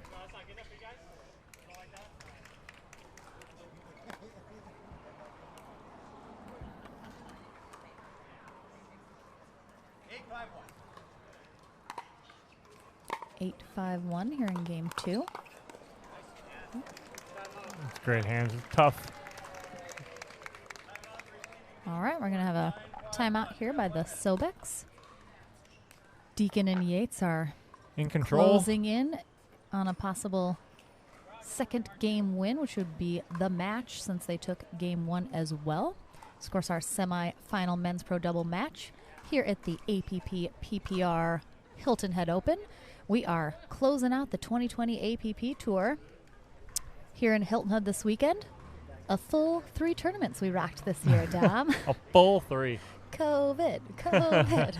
So we're very excited for 2021 and our full slate of scheduled tournaments. So hopefully you'll be joining us on a lot of them. We'll be crisscrossing the country we got the and west, beyond. The central, the east. I know. All over English Open. I'm very excited to go back to London. That will be I mean, it's not in London, but England. We'll be going north of the border, eh? And a little maybe Toronto action. See our Toronto. Canadian friends. That's how you say it. You know that, right? The what? Toronto. Toronto? Yeah. Toronto. That's how you say it. Oh. If you're from there. Oh, okay. All right, we're back in. I believe you. Ooh. Oh, that's great. Great point there. Excellent job by Rusty keeping that point alive. All right. We got a match point. Hi, Papa. I miss you too. My parents just left. All right. Match point. 10-5-1 here for Yates and Deacon. There it is. There is that semifinal match. So Deacon and Yates go on to take on the Winter Soldier, Patrick Smith, who is basically like half bionic at this point for sure in his arm and his leg. So we'll see if Jocelyn Devier can handle one more match supporting Patrick, but it will be a fabulous match, and I believe we'll probably have that coming up next. Possibly. Not 100%. We'll see. Don't hold me to that, but hopefully. So we're going to take a quick break right now, guys. We'll go chat with our co-host Steve Deacon and Kyle Yates over in the studio with Dominic, but don't go anywhere. We'll be back with more amazing action.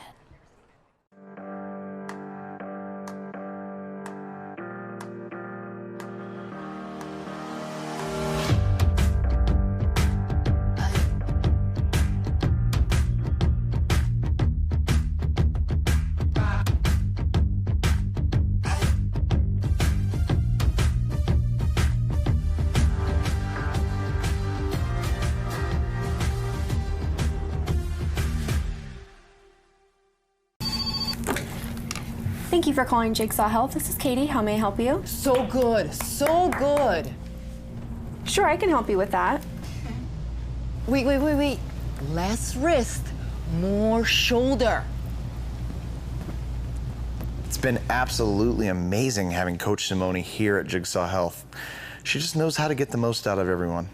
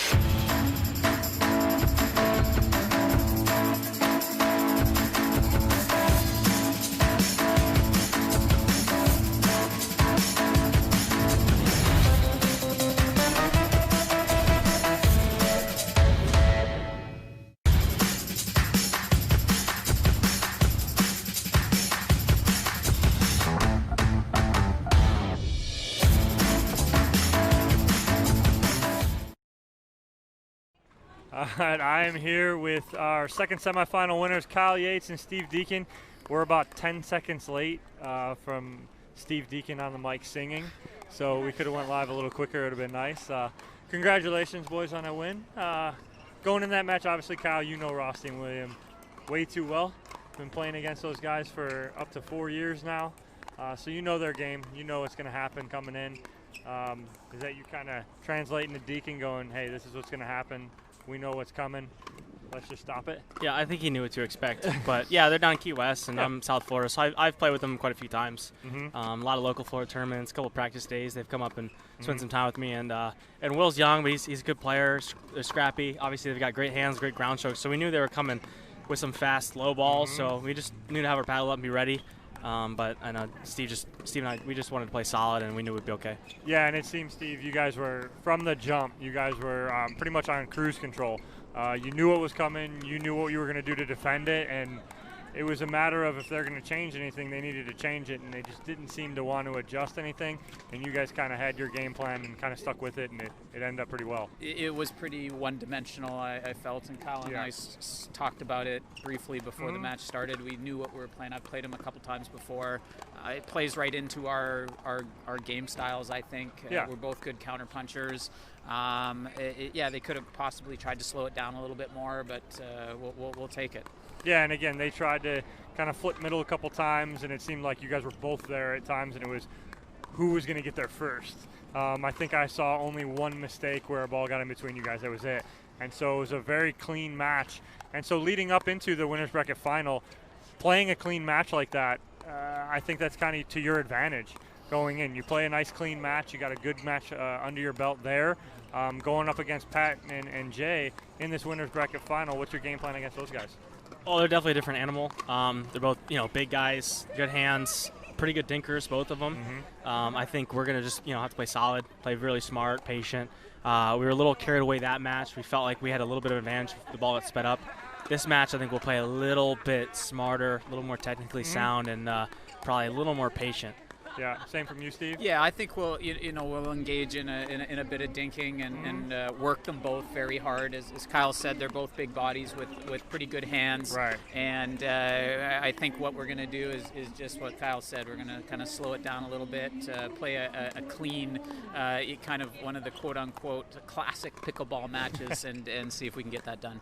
Well, absolutely. Good, guys. Appreciate it. Congratulations on getting to the winner's bracket final.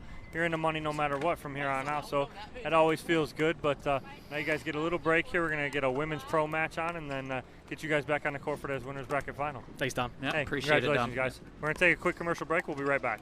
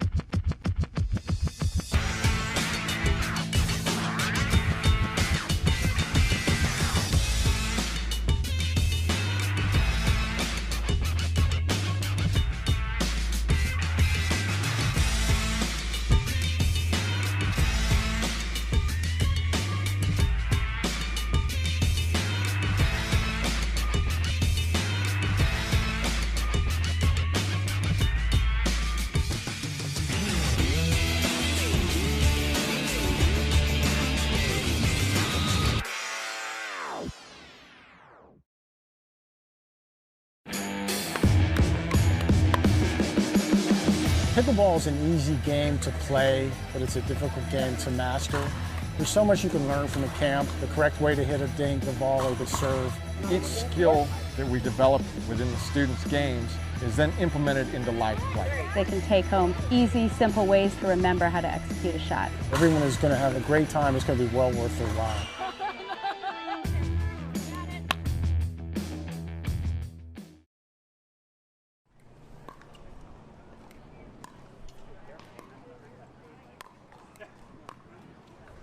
All right, guys, we actually are going to have our men's winner bracket final up here next in just a couple minutes. We're going to have Jocelyn Devier and Patrick Smith, who are currently warming up, taking on Steve Deacon and Kyle Yates, who just won that last match. And we're in the studio with Dom, so don't go anywhere, guys. Let anyone know that wants to be watching this match. It's going to be a really good one, so don't go anywhere. We'll be right back with our men's winner bracket final.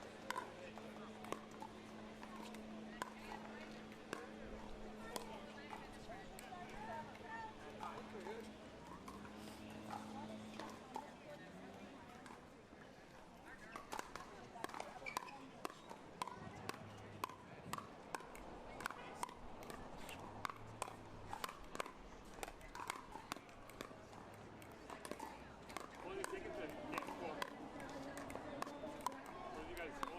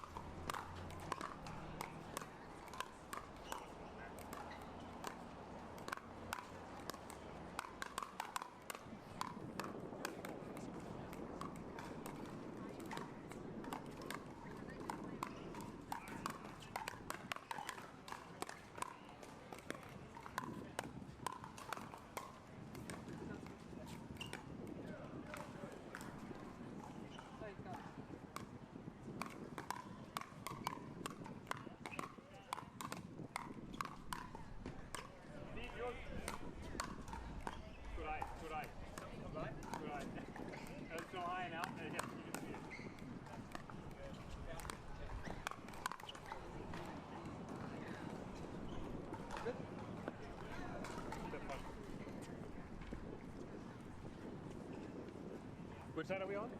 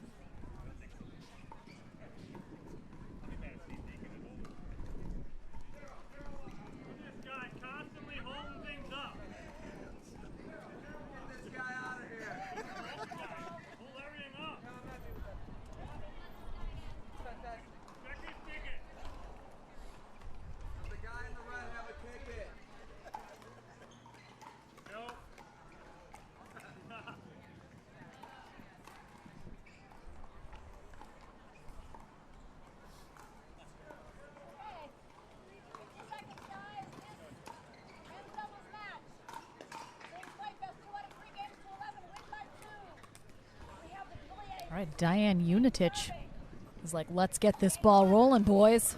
Heck yeah. I got a job to do. So we are just seconds away. Winner's bracket final. Winner bracket final. Oh, Rosemary is watching. Oh my God, you held that one. Oh, And no, we lose the ball right, immediately. right. Is there anyone over Somebody there? help Hello? me. Someone's right there. We got it. We got it. All right. Thomas Andorfer says this is going to be a fun match to watch. Yes. I agree. Kyle Yates, Steve Deacon on the near side, taking on Patrick Smith in the red and Jocelyn Devier in the blue. Oh, excellent job by Jocelyn there. Great cover by Deke there. But just tough. He couldn't do anything but flick that back over, and Jocelyn able to put that away. Mm-hmm.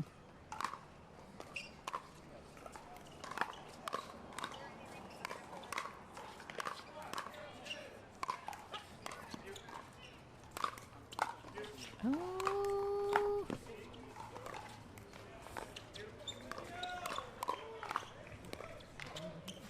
Good night, this point. No, not yet.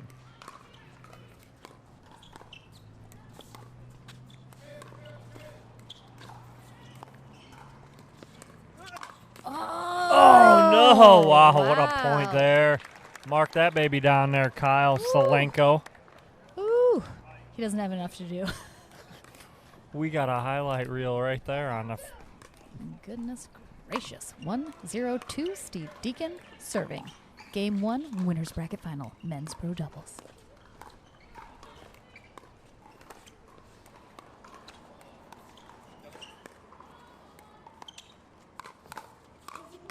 Oh.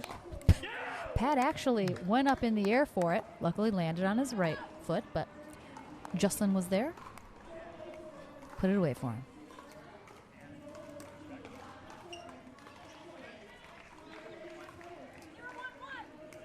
Zero, 1-1. Jocelyn Devier serving.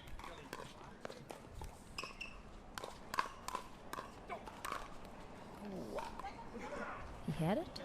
Still a little too See low. those hand battles that Devier and Smith got into with Goldberg and JW. It's gonna be a little different story here with Deacon and Kyle. Ooh, Kyle just out in front of that one. Thought Jay hit it a little harder. Global Pickleball Network watching says you got to crush those overheads a bit harder. I can't tell if you're being serious or sarcastic because those were crushed pretty hard. But the thing is, at this pro level, man, they get those back even if they're crushed crazy. So really, it's more about the angle, really, in my opinion. Absolutely. Got to hit that angle. 1-1-1. Game 1.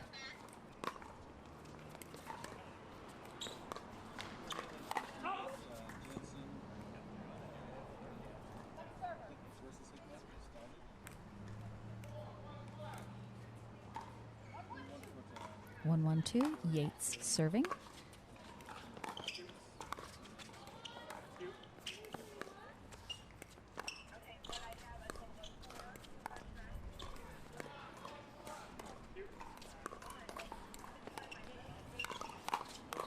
Oh, that's a great job by Kyle there. Went inside, outside on Jay. Forced the ball up, and they were able to win that point. 2-1-2. Nice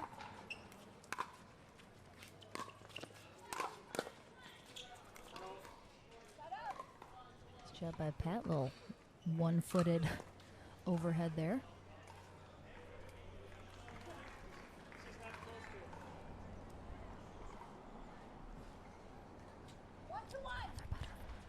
One, 2-1.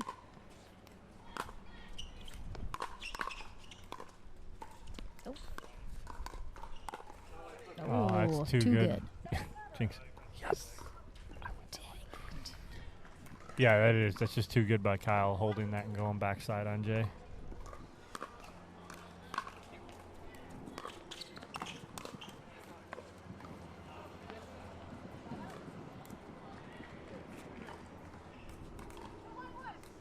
Two, 1-1.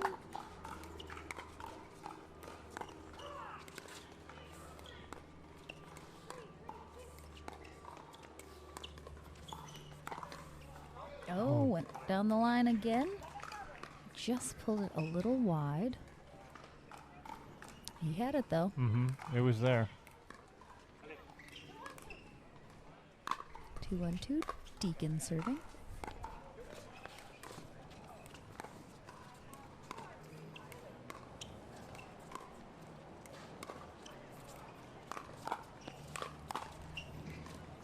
Great cover by Kyle on that ATP by Jay.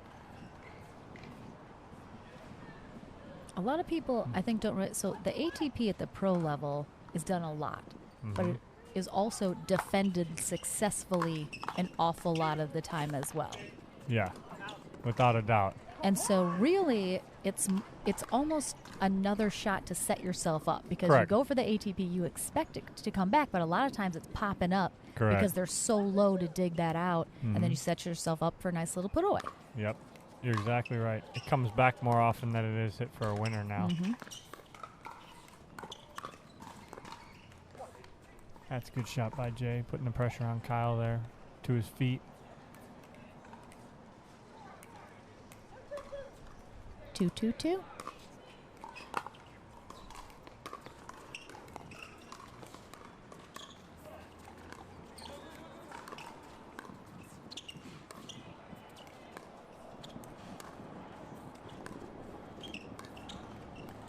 See, I just don't like this matchup. I don't like Pat on that left-hand side because when he does have to move out, he has to stop on that left foot.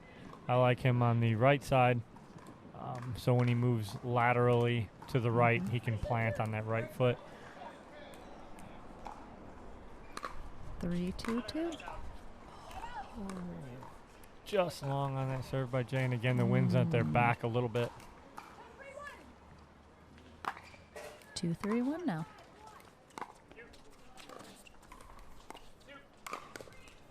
This is the side I like them right now, just because it allows Jay's forehand in the middle, and it puts Pat on that side where he can plant off that right foot.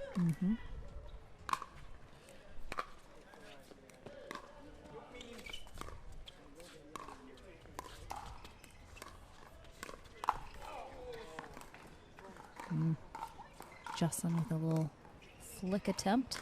Kyle was waiting for it. Pat Smith paid the price. My buddy Sabby's on. Sab, I haven't seen you in a while. Yeah, it's not coming back. Deacon's backhand there.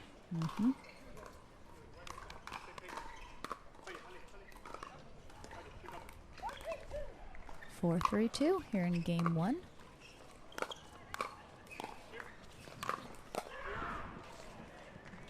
Nice spot. The winner of this match, of course, will go on to the gold medal match. The loser will play for bronze.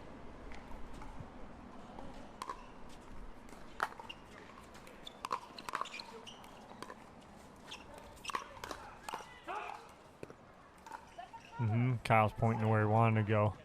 He wants to go back to the middle with that, and he just wants to go with a block there. And he kind of swung a little too hard. Overcooked out. Pat got distracted by a butterfly. I told you there's a lot of butterflies. Ooh, that out, but he plays on.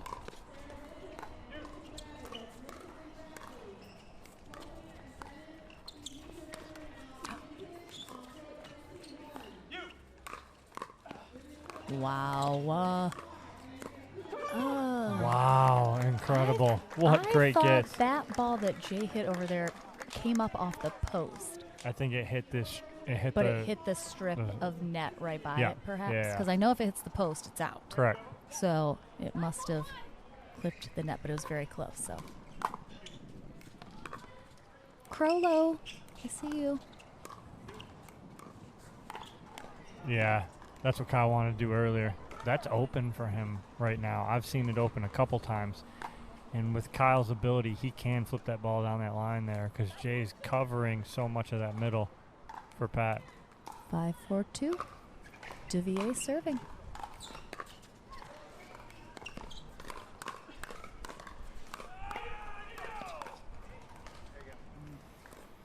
Good reset attempt by Yates.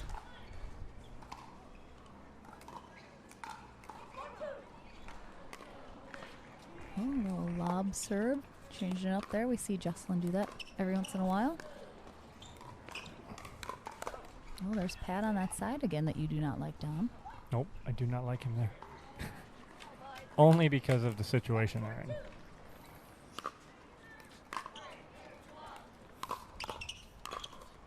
Oh.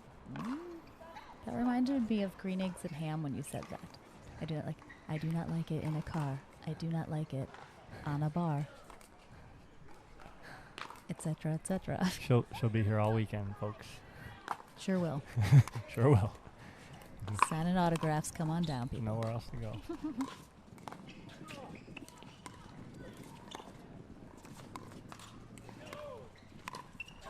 Oh. Ooh. Tried to float it to the back. Mm-hmm. A little too hard, though. My papa's watching again. Hello, Daddy. Oh.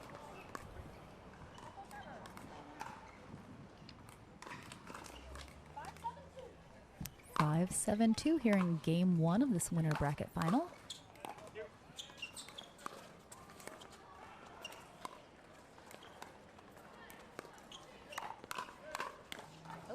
That's a great shot there. That one's in the road. Deke.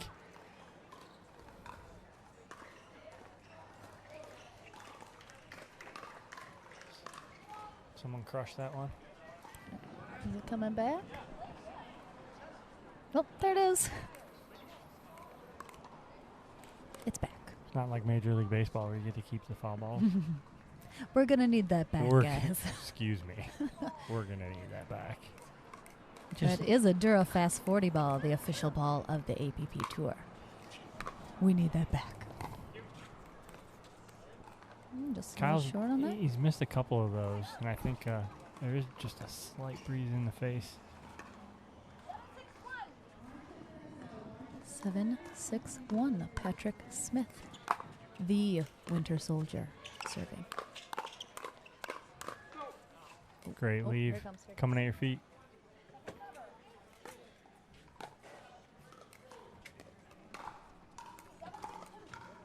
Seven, 6-2. Jocelyn Devier serving.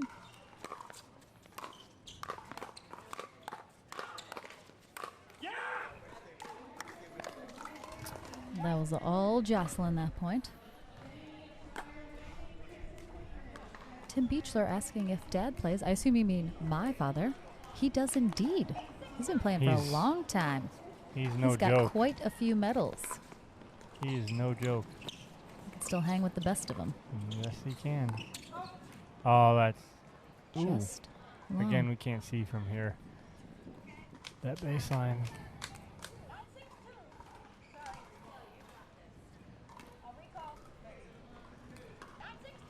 9-6-2.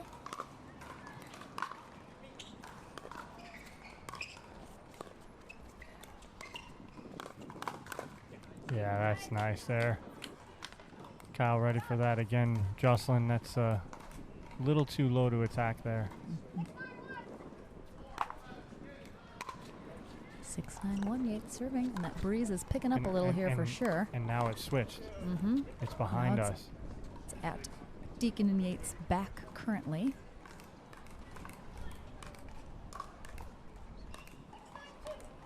Six, 9-2, Deacon serving.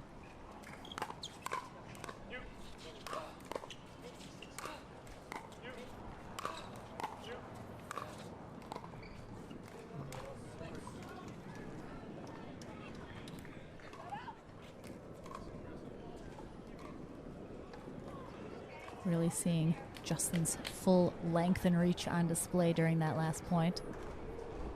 Able to take those out of the air. Still put a lot of pace on him.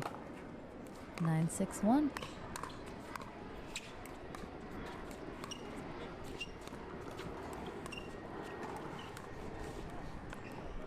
Great work there by Deke, working inside, outside on Pat. And again, that's what's got to happen. You got to move him around a little bit, especially right now. 9-6-2.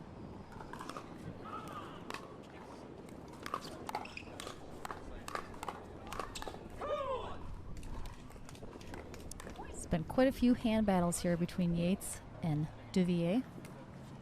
Jake coming out on top, I think, more often than Yates. That's a great shot. Perfect placement.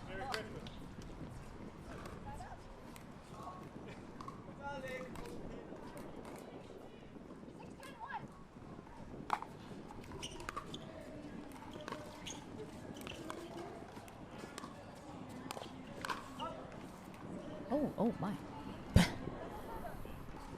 It's almost hard for Pat to crouch down and get out of the way of that one.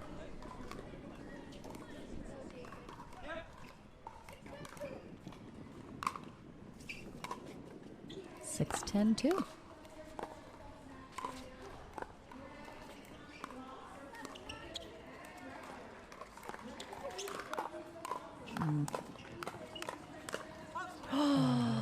That was a tweener by Deacon.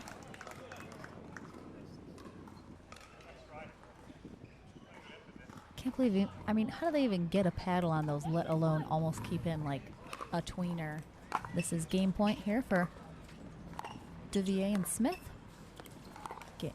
And there it is. Game one goes to Jocelyn Devier and Patrick Smith. Final score of 11-6. Mm-hmm. Yep. And we're going to switch sides here. Oh my goodness, Rosemary. Rosemary listens. She really listens to our commentary. She does. She's amazing. When Dave and I are talking, we constantly preach that it's placement over power. So great reminder there, Rosemary. And that's what's happening right here is you're seeing that great placement is winning over power. So we'll see if that continues here in game two. But with Deacon and Kyle, or Deacon and Yates switching sides here, they need to really get back into the groove here.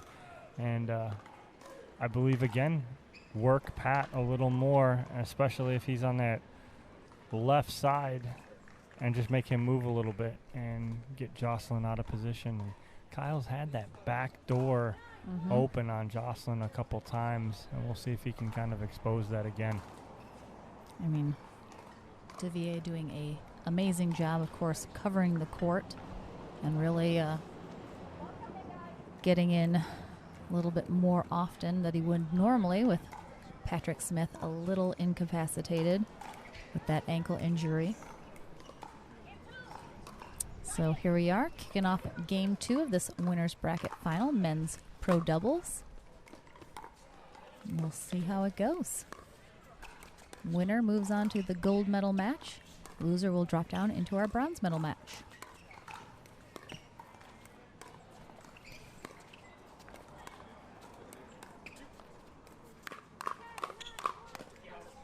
And there it is. And again, that's the work that they need to put in to get Pat moving side to side. It worked there for the first point. 1-0-2, Yates serving.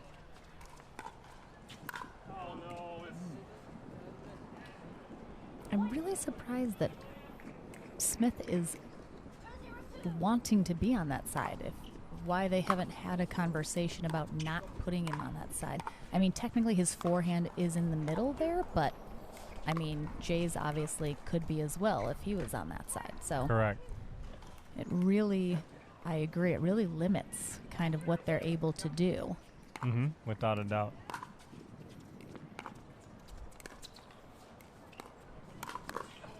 Mm.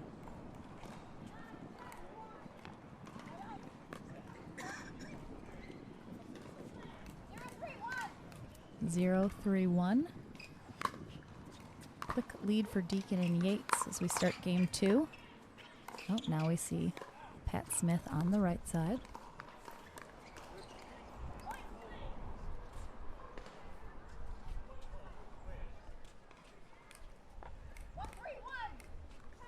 One, 3-1. Devier serving. Oh.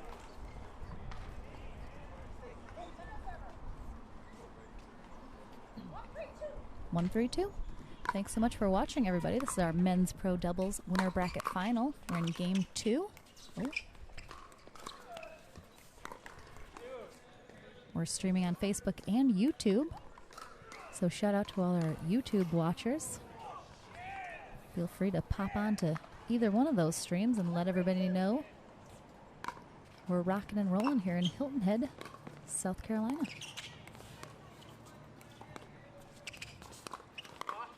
That's a great shot by Jay.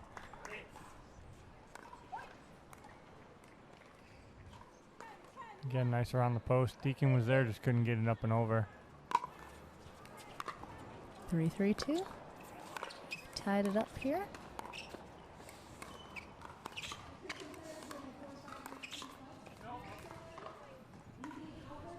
And things have turned around once Patrick Smith started rocking the right side of the court down. I'm not saying, I'm just saying. They heard us. We're not coaching over here. No, but it just puts them in a better position as a team. It just makes sense. Mm-hmm. I think they realize that. We'll see if they stick with it. Oh, we'll see what happens here. Yeah, they're not really switching once they serve. No. They might have done that normally with Pat's mobility being a little bit better. Nice get by Deacon.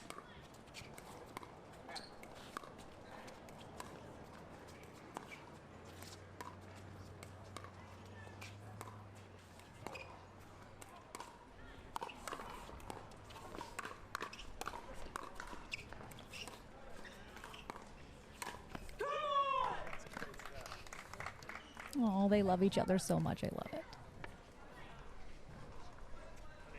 Again, great work, great coverage. Jay really helping out Pat in the middle there. Just long there. Mm-hmm. Now they're going back to it. Mm-hmm.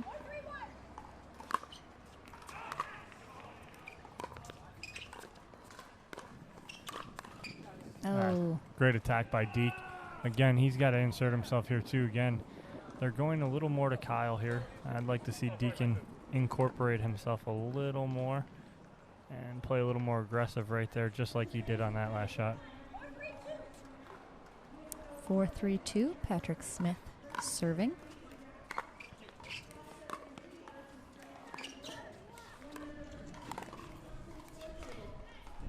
That's been Kyle. It's like Kyle's bread and butter to do that little inside out down the line backhand flick.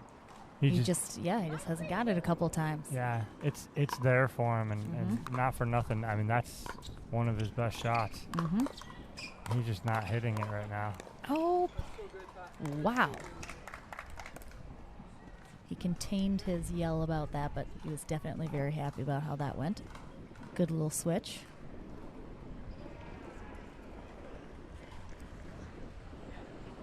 I'm Lauren McLaughlin. We got Dominic Catalano in the booth bringing you all this amazing action. Hopefully you are enjoying it as much as we are.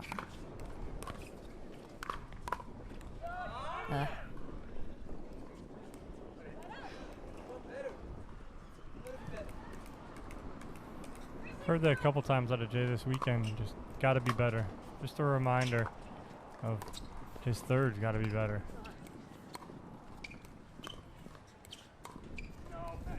See, and that's where they're getting in trouble when Pat's on the left side. Pat moving there, you saw that when he hit that shot, his feet were together. And that's just trying to compensate for. Oh. Good hands by Kyle off the net. Yeah, that was a great get. Popped up there. A great job by Pat Smith recovering. Pat's going to slide over, and Devier is going to slide, and they're going to get Pat on that right side. Oh. Nice spot. No, says Deacon. Ching Brubaker, I see you. She's in the house. Cheering on her Wichita boys, Pat and Jay. Oh my gosh, a butterfly just landed on my microphone. There he is. Excuse me, pardon me.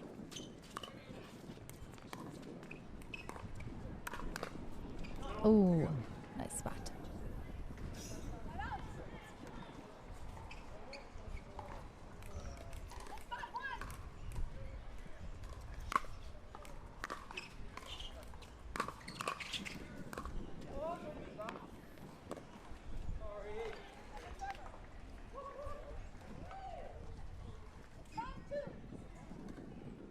Six, 5-2, Pat Smith serving.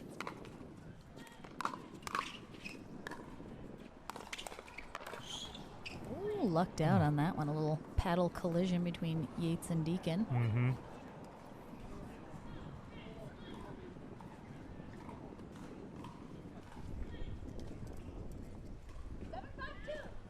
Seven, 5-2. Here in game 2, the first game went to Smith and Devier.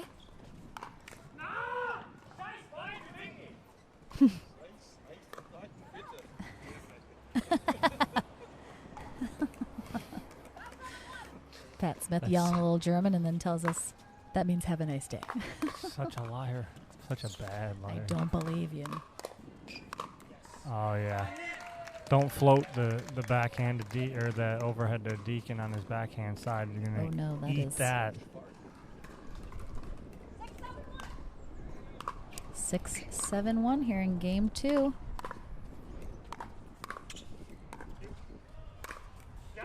That's the same thing there, though, with angle. Jay. Jay has that same backhand. Oh, my goodness, yes. We see it in singles and doubles. Wicked backhand.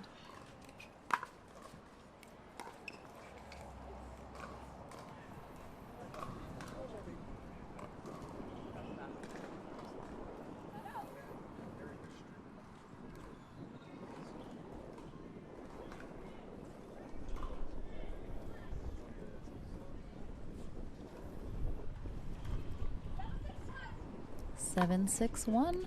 Patrick Smith, the Winter Soldier, serving. Wow. Wow, what a roll.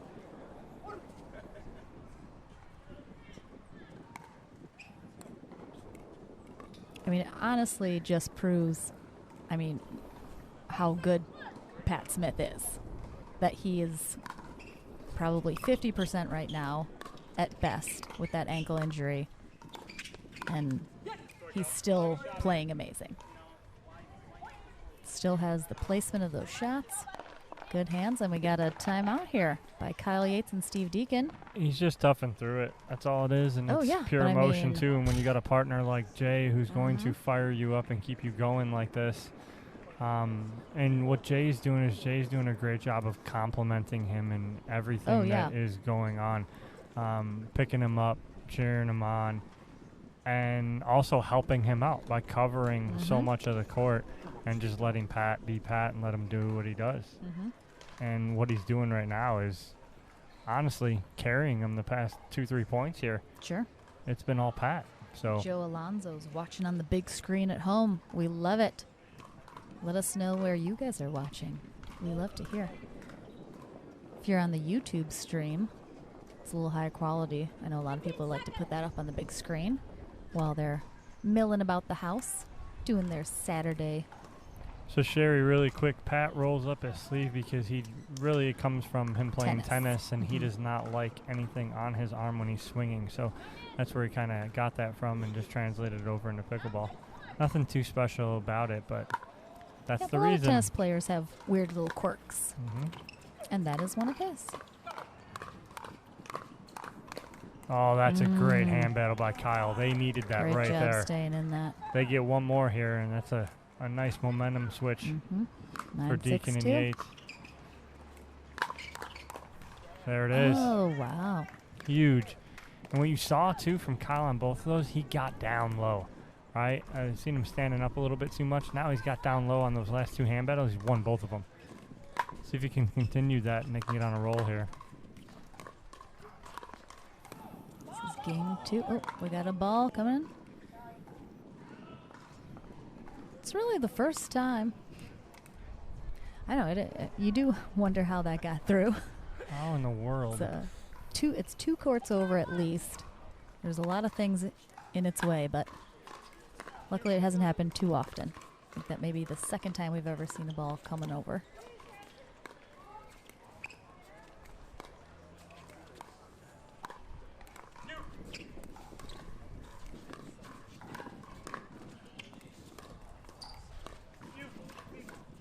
Oh, a little miscommunication there. Too bad.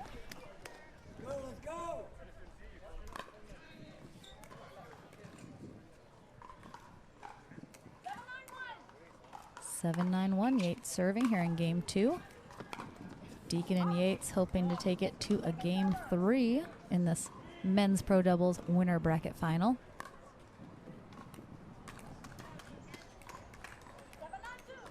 Seven, 9-2, Deacon serving.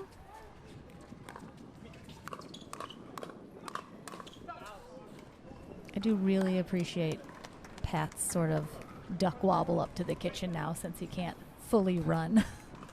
Reminds me of me.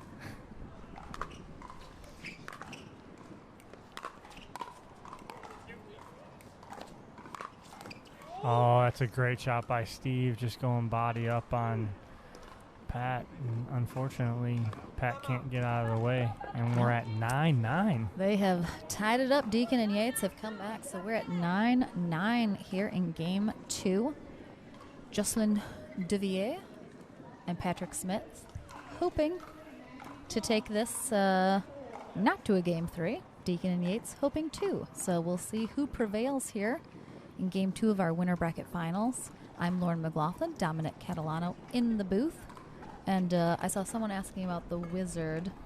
Wizard worked. The wizard Big is time. Dave Fleming, and he preaches to all people, do not leave your timeouts. You can't take them with you, so use them. And usually when you use a timeout, you can successfully change the momentum of the point, or it usually works in the favor of the team who called the timeout. Not always, but...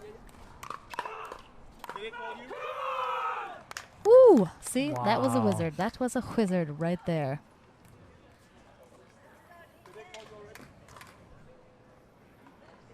That was a big hold there. Huge not hold. letting them get ahead. It's going to be 9-9-1 here in game 2. Patrick Smith serving.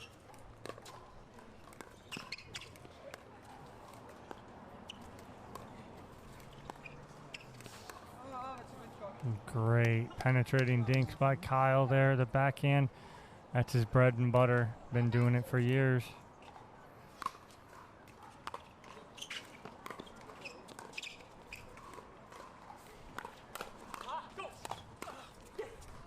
Wow.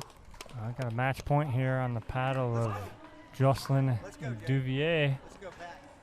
See if they can end this right here. They are hoping to take it to the gold medal match. Yates and Deacon, of course, will not be done. Even if they lose this match, they are going to go play in the bronze medal match. I don't like and this we might have a repeat. Oh, why would they do I don't that? like this setup. They didn't change. They should have changed early and set up the stack. Mm.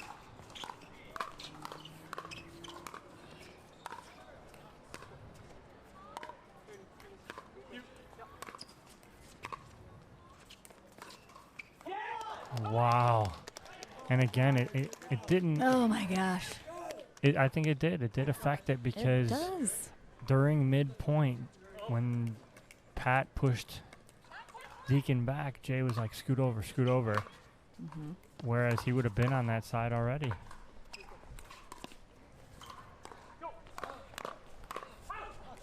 Oh, just missed, and we're at 10-10. Woo.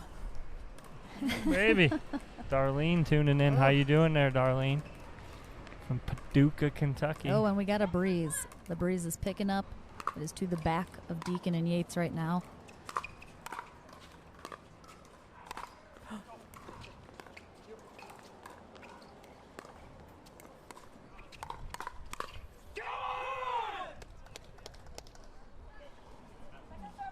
Ten, 10-2 coming in, I think. Here we go. Mm-hmm.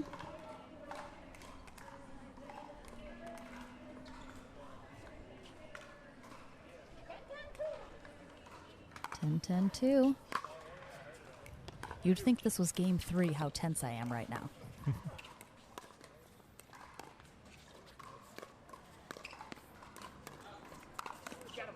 Yeah, there it is. Smith very frustrated at that point and how that ended. All right, this is game point here for Yates and Deacon to take it to game 3, 11-10-2.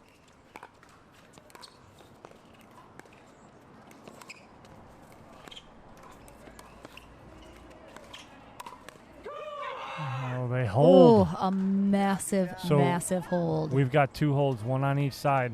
1 match point hold for Deacon and Yates and 1 game point hold for Devier and Smith. Let's see what we got, and here we go. Pat's coming to this side, and this is the way I think they should be set up. 10-11-1.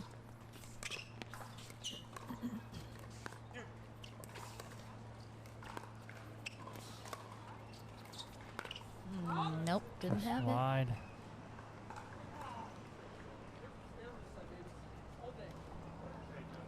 I think even if Yates had hit that the way he wanted, his best attempt was going to be to hit that back corner. Yep.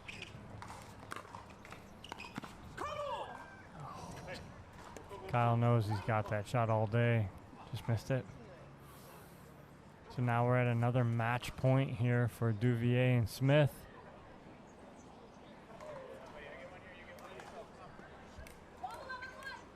$12-11-1. It's the match point to go to the gold medal match. Yeah, that's just tough. Typically when Jay does that, Smith is there to cover no matter what. And so he'll cover. But with him on half an ankle, it's just tough. Yep.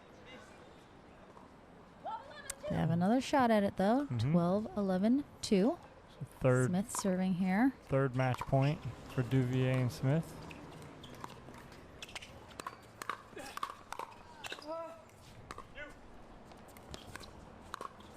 No way. That is unbelievable. And what a great shot by Deacon there. That's a great shot by Deacon, but 4 shots prior, the defense on the overhead by Devier that Yates got back. Yep. That's incredible to hold off a third match point. Oh, absolutely. And Devier was all over that point.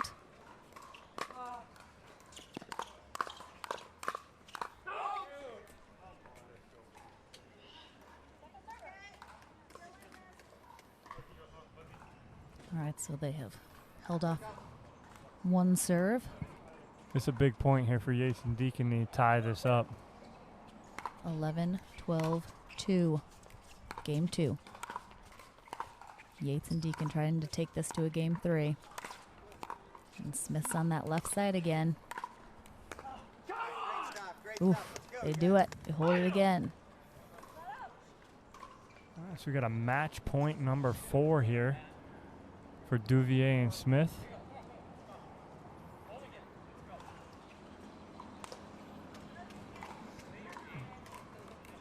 Oh no, they're gonna 12-11-1. They're keeping Pat on that left side. Yeah, I don't like it. It's a great move by Kyle there. I'm doing it again. Why? We'll have to ask them regardless of what happens. Oh my. See, at this point down, mentally this is getting to you when you've had 5 match points and haven't been able to close convert. it out. That is starting to make you feel the pressure even more than you already are. Oh, my.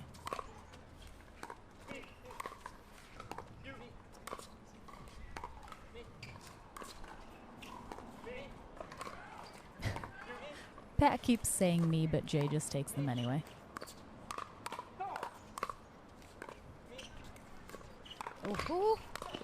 Oh, oh my gosh. Wow. Oh, Incredible. wow. Unbelievable D by Devier there on Yates' Ernie. Ooh. Ooh, Jay. Wow. That was impressive. Hard part is the only place Jay would have been able to get that back is where Kyle hit it. He hit it right at his body, and his paddle was there and got it back. Yep. And there we go. Tied up again. 12-12. Oh, okay. All right. We're switching back. And they can do it this way when Jay's returning. They cannot do that when Pat's returning because he has to get all the way cross court. It won't work. He can't get over there. All right. So they've lost their match point advantage, however. For the moment. So now they need 2.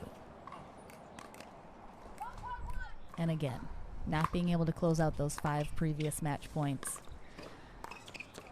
I would certainly be feeling the pressure. Yeah, that's a great setup by Kyle. Good defense.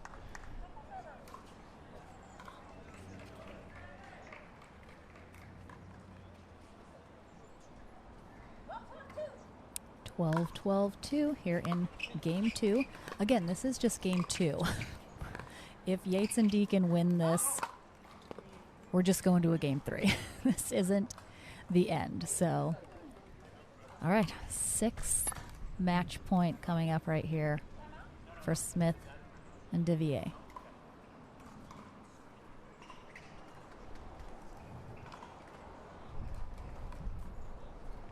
So they're set up the way they want. 13-12-2 here in game 2.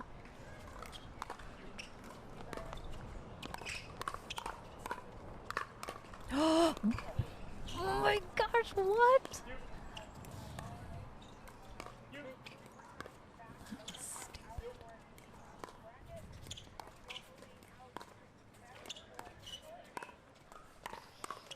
There it is. Wow. Oh, absolutely my incredible. Gosh. Jay got that ball between his legs and over the net. Holy cow.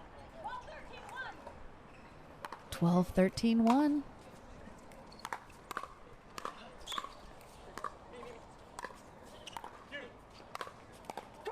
Ooh, Kyle almost got that back between his legs. I mean, how many tweeners have we seen? From Pat hasn't tried any because, you know, he can't currently, but 12-13-2. This will be a massive hold for Smith. Oh my goodness, they did it. What a hold. What a hold.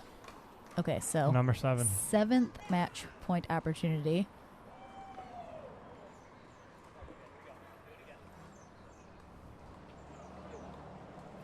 We do try and do a slow-mo replay as often as we can on those amazing points, but sometimes they happen so fast and it's hard to get it if we don't get it immediately. But we do try and do them on some great points.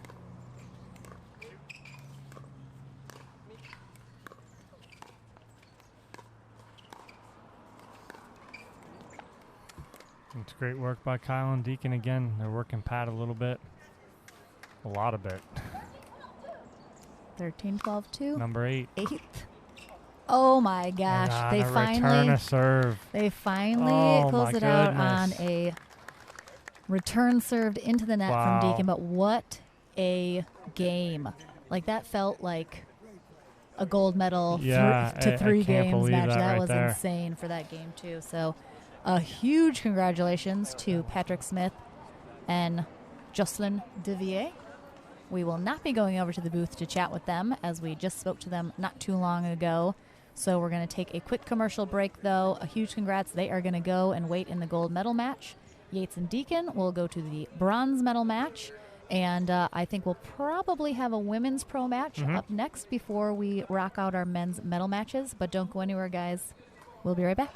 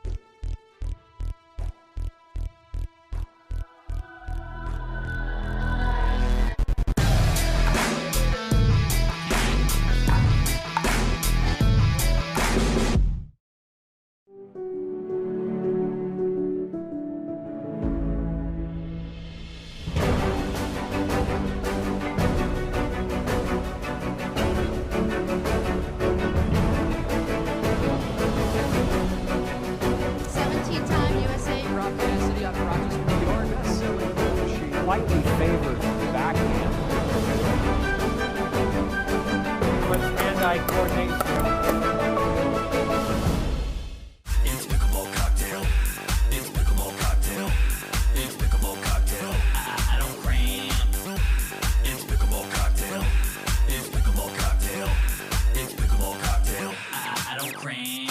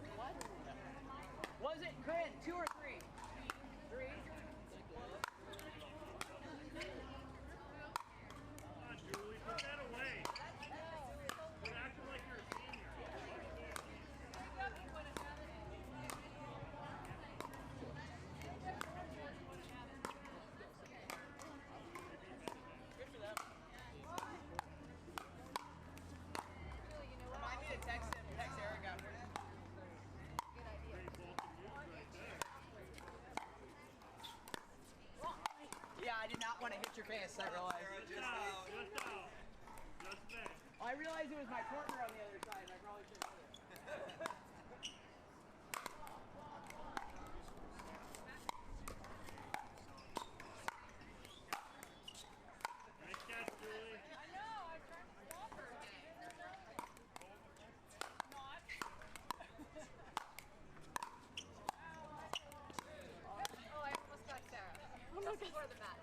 Just before the match.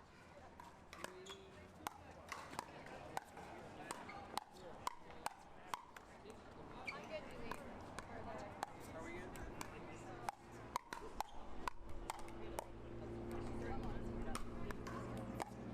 Sorry. Here we go.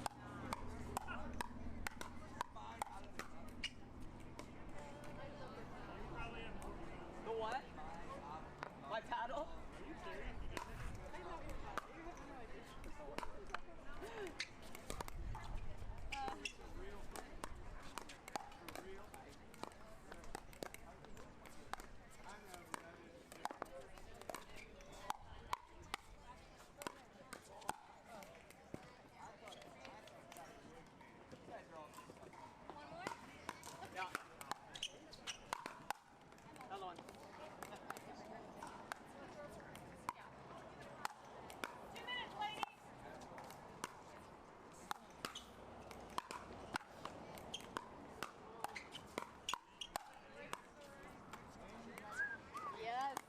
Take it. You're good. We're here. Here's the other ball if you want to look at it.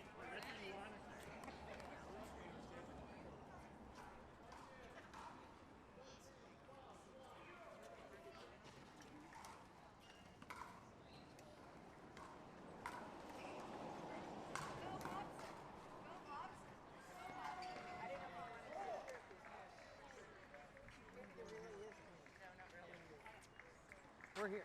We're here, right? You guys are taking the side.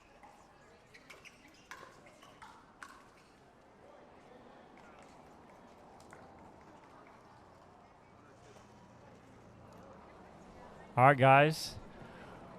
We are back with a first round women's pro matchup with our co-host and local hero Sarah Ansberry and Regina Franco playing against Julie Johnson and Megan Hall. Regina, Megan Hall, and Julie Johnson all from Florida. Regina right here in her backyard at Palmetto Dunes Pickleball Center. Getting ready to start. Here we go, 0-0-2.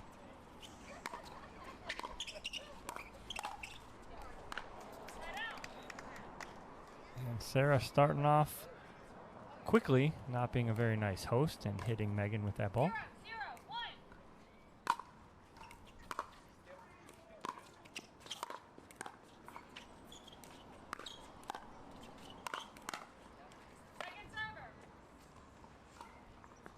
What you do have on the court right now is a lot of racket experience. Sarah coming from tennis, Regina racquetball, and Megan and Julie both from tennis as well.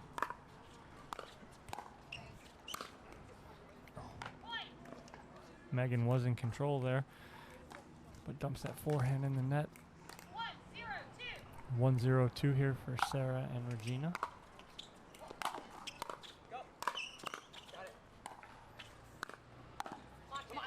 Oh, that's a great inside-out backhand from Ansberry down the line.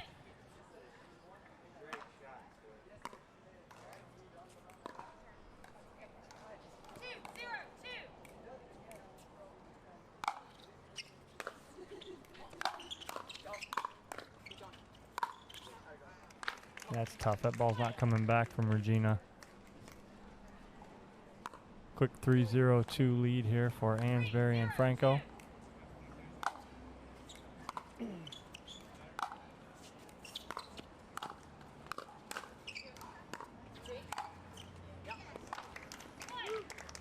Both Ansberry and Franco coming out real hot, real early.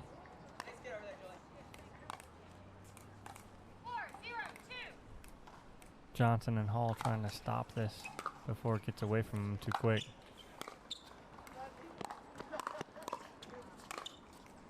Great shot there by Megan.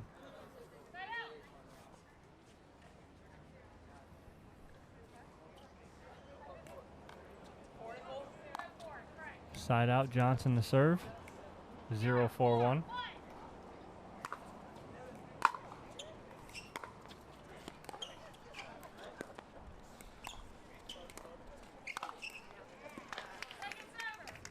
Sarah got a little extra bounce in her step right now. Won their first match of the day, too, playing in front of her home crowd.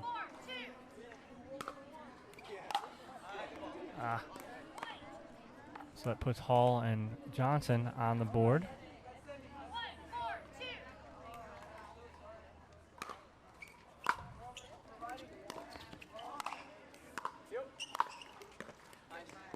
Great angle by Franco there. The put away for the side out, 4-1-1.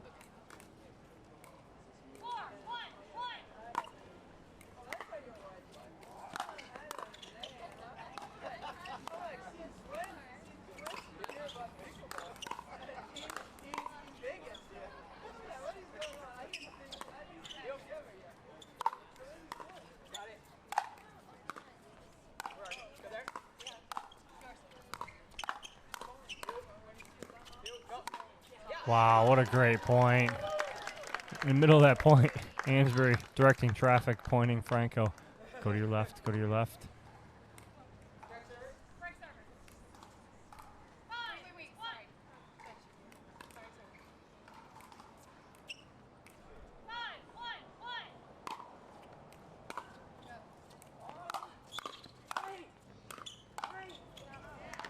That's just tough right there. Sarah's in the zone right now. 6-1-1. Johnson and Hall need to change something up here. Slow it down, get away from this aggression by Ansbury and Franco.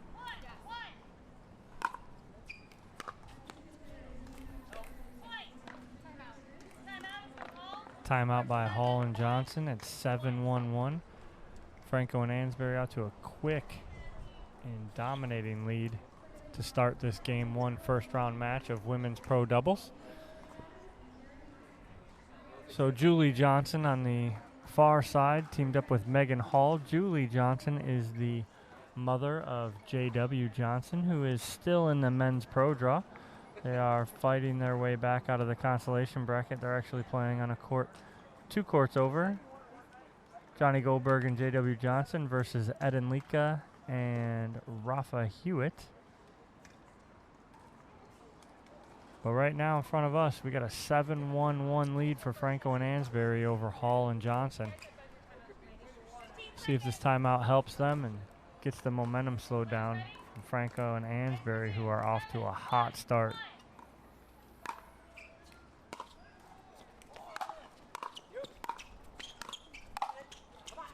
No, does not slow them down one bit.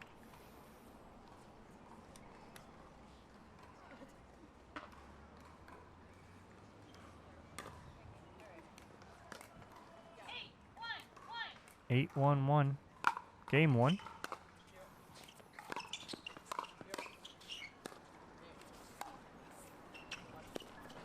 Oh, so Hall was just a little indecisive there. She thought it was going to carry out around a little further, that she could go around the post, but it didn't. She had to flick it back over and just overdid it.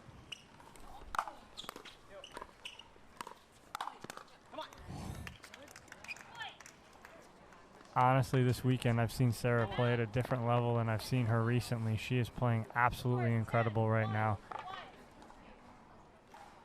And they're off to a 10-1-1 lead here in Game 1.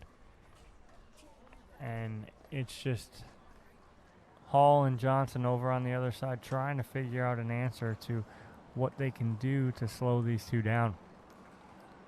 Only thing I'm thinking right now is to get into some longer rallies, because Franco and Ansbury right now are speeding everything up and able to put these balls away quickly.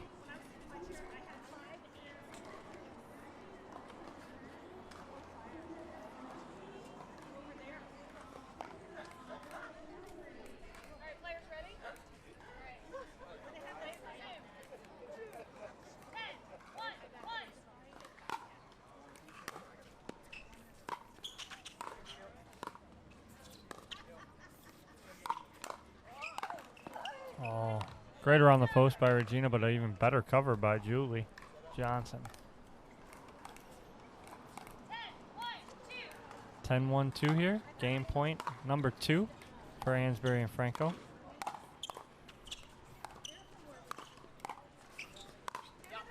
Great shot there by Johnson on the put away to fight off the second game point.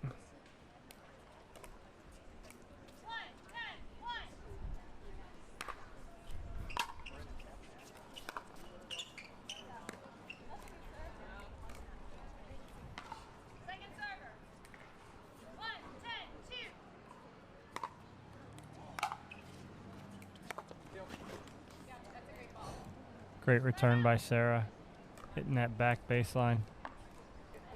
And game point number 3 here. 10-1-1. And there's game 1. 11-1 win by Franco and Ansbury over Johnson and Hall. Pretty convincingly. So moving forward to game 2.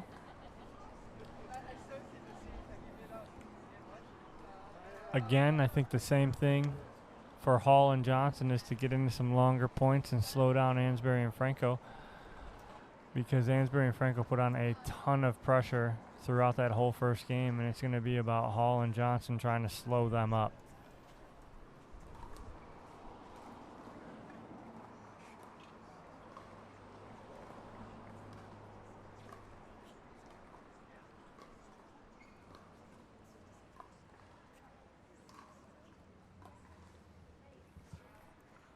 All right. Again, another amazing weekend here so far at the Palmetto Dunes Pickleball Center on Hilton Head Island in South Carolina. I want to thank all our volunteers and referees. None of this is possible without them. Nicole Hobson, our USA Pickleball certified referee, on court right now for these ladies. As they come back on court, Franco and Ansbury, I mean, changed sides and just went straight to their spots. They're ready to go. They're feeling it.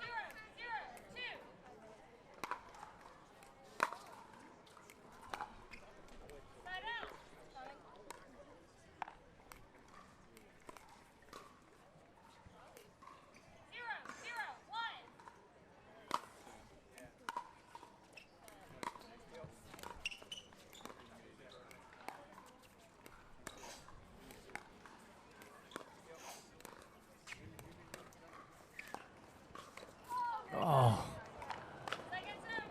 Julie trying that Ernie there. Sarah just keeping it far enough away that she couldn't get a good paddle on it.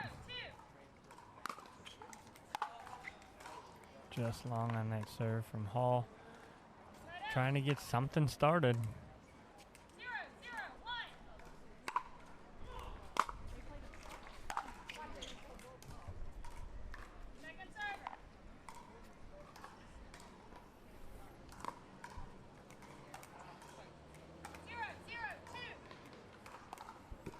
Zero, 0-2. Early here in game 2. Ansbury and Franco take game 1, 11-1.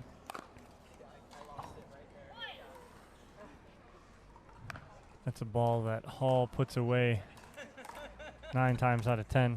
Just didn't happen there.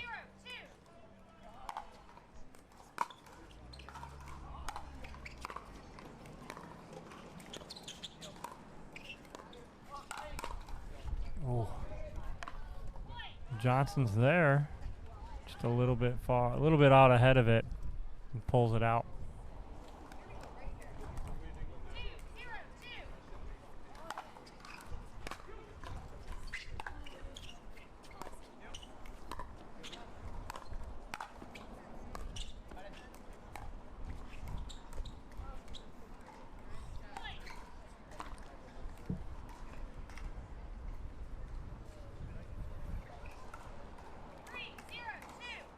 Three, 0-2 here for Ansbury and Franco, out to another lead in game 2. Unfortunately, Hall and Johnson have no answer for the upbeat pace of Franco and Ansbury throughout this match so far.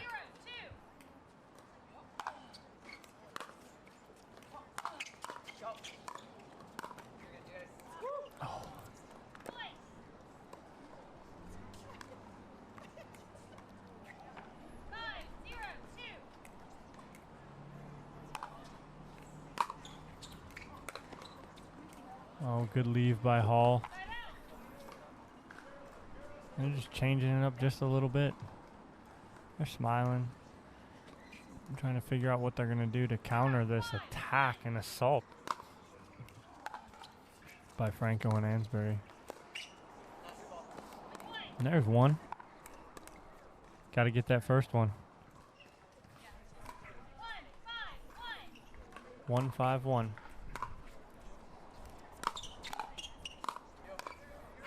And that's a great shot there by Julie Johnson. It's that forehand hard but flat. 2-5-1.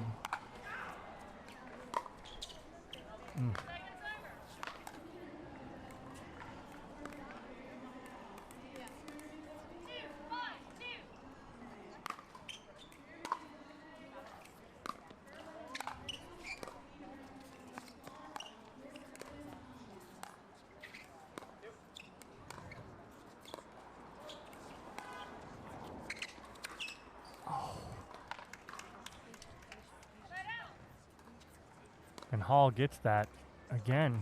It's just an unforced error on a ball that she usually is money with.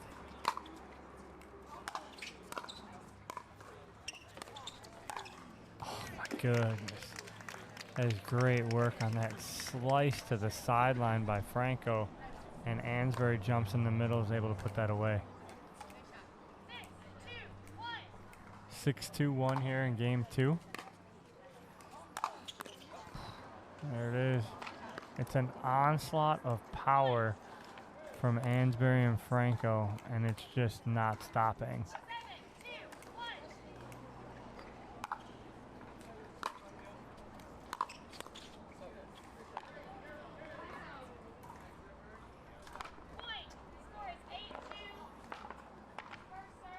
Eight, 2-1. Timeout here by Hall and Johnson. And they're both looking at each other, trying to figure out what's going on here and how to slow it down. But it's just tough when you have two players that are in the zone like they are, and Franco and Ansbury clearly are. So again, we can see if Johnson and Hall can slow this game down a little bit and work some longer points and see if they can get back into it here.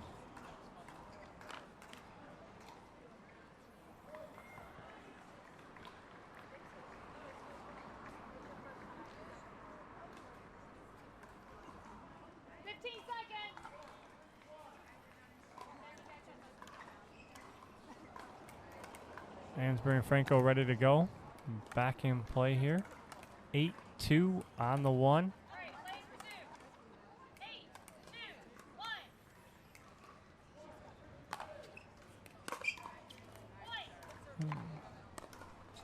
We are on our head hour, and we have two of our head players, Sarah Ansbury and Regina Franco, on court as we speak.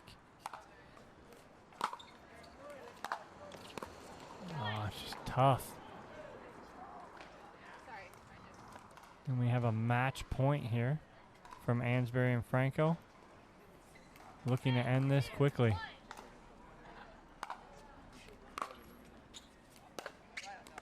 Great return there by Hall to fight off one match point. Let's see if they can fight off another here and get on a run themselves.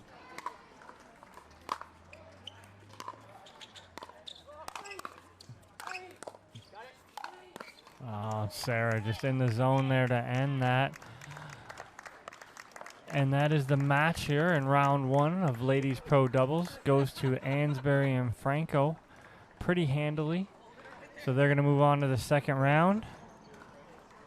We are going to take a quick commercial break, and then I will grab Ansbury and Franco, and we'll have a nice little quick interview with them before we move on to our next match. Don't go far.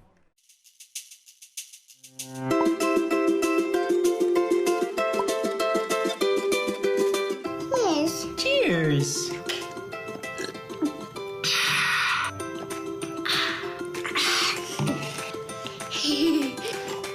That is really good.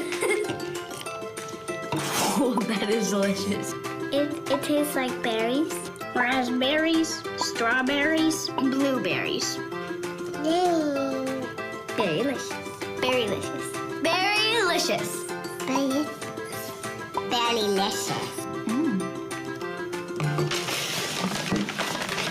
You saw nothing.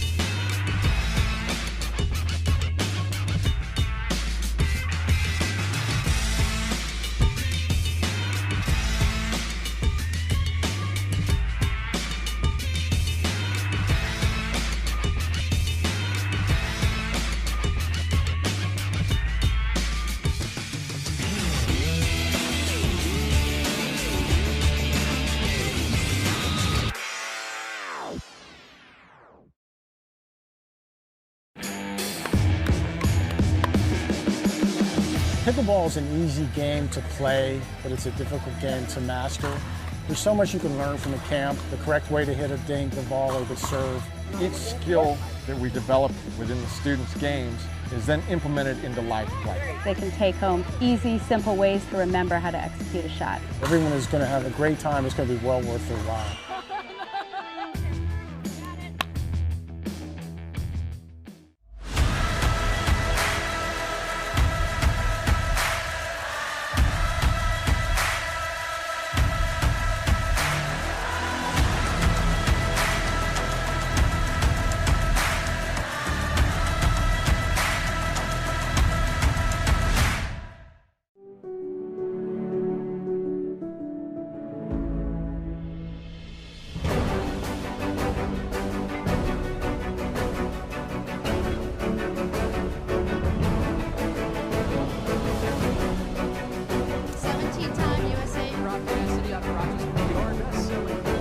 Slightly favored backhand.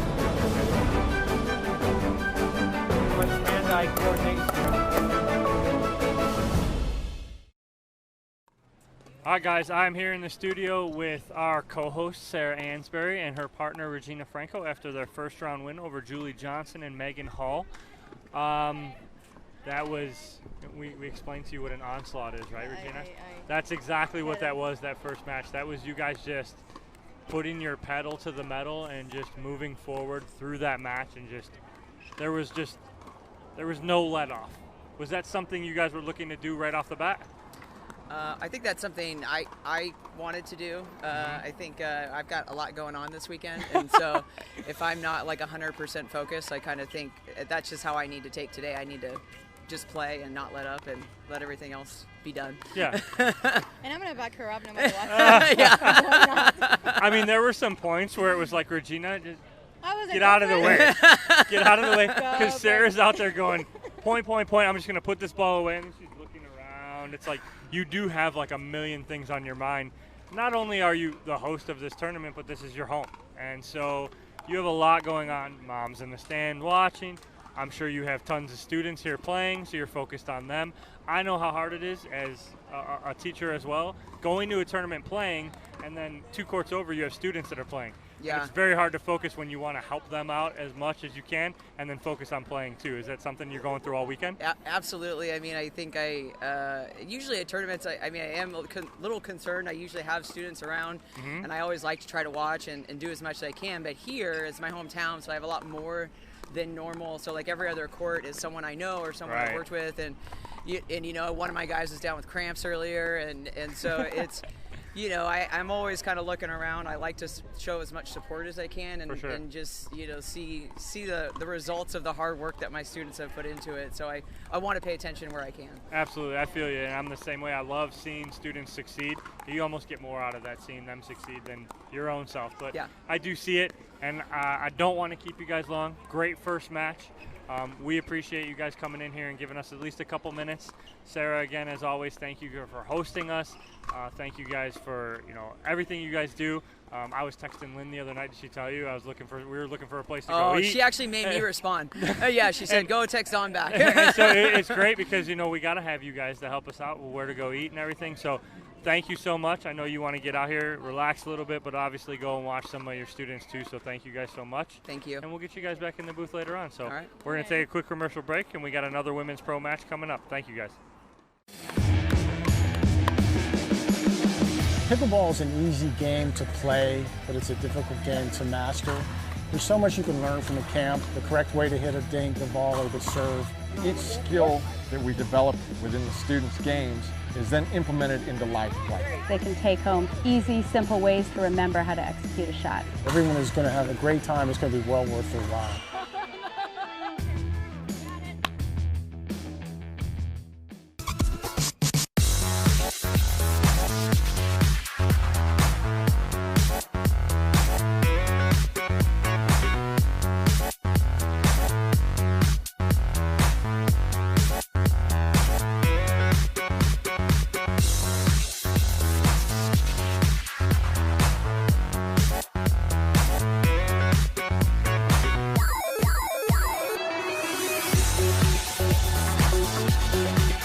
My name is Simone Jardim. The biggest thing that I have struggled with is recovery.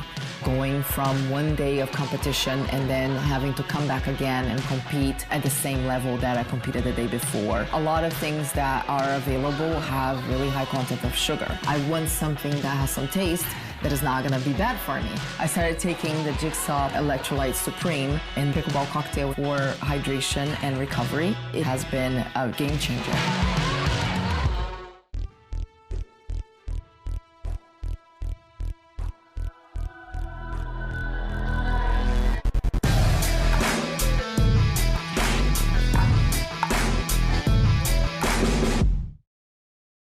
Having a tough time getting better? Our 3-day Level Up Pickleball camps feature a low student pro ratio and offer personalised training from the best pros in the game. Level Up will take you full circle through the point building process by teaching proper stroke mechanics, positioning and winning game strategies. Each camper also receives a personalised before and after video, an instructional manual, product discounts and more. Discover how good you can be with Level Up Pickleball camps. Visit us today at leveluppickleballcamps.com.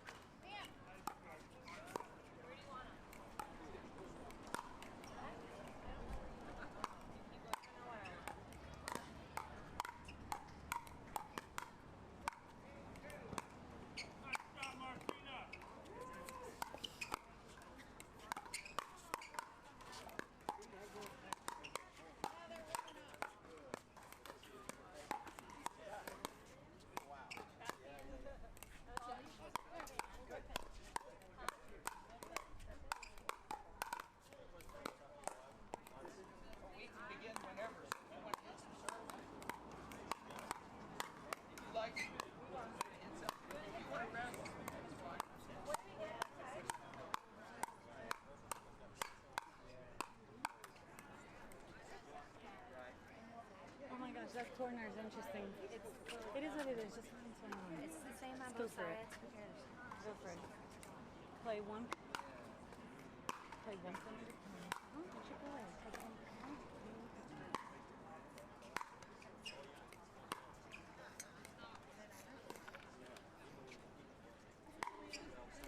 You know what I mean? Yeah. I know. No green.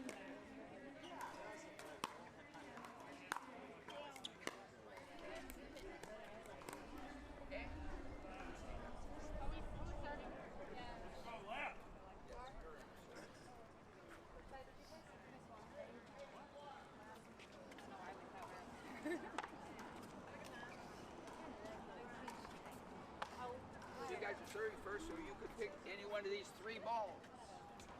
What? Use that one?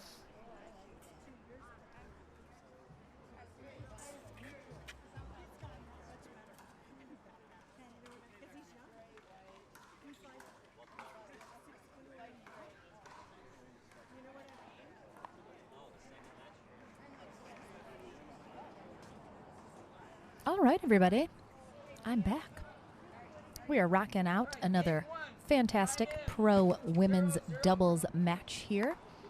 We have Andrea Koop and Corinne Carr on the near side, taking on Jalen Brennan and Martina Coakley on the far side. Should be a fabulous match. We're just getting started here with game 1.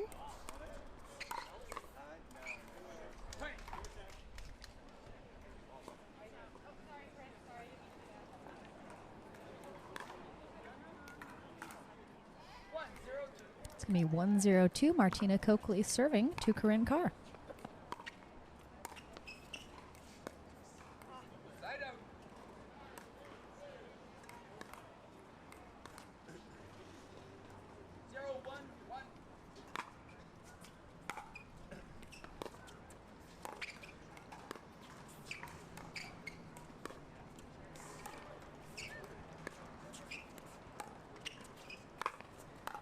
Oh, nice lob there by Jalen. Excellent job running that down, Andrea Koop. It's going to be 1-1-1 here in game 1. Andrea Koop serving. Bob Unitich on referee duty this match. Everyone knows Bob's voice.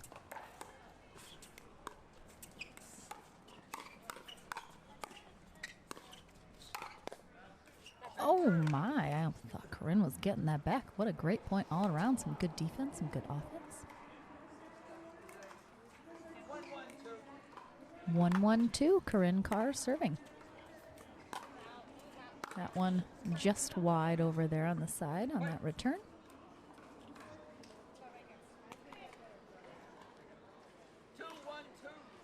Two, 1-2.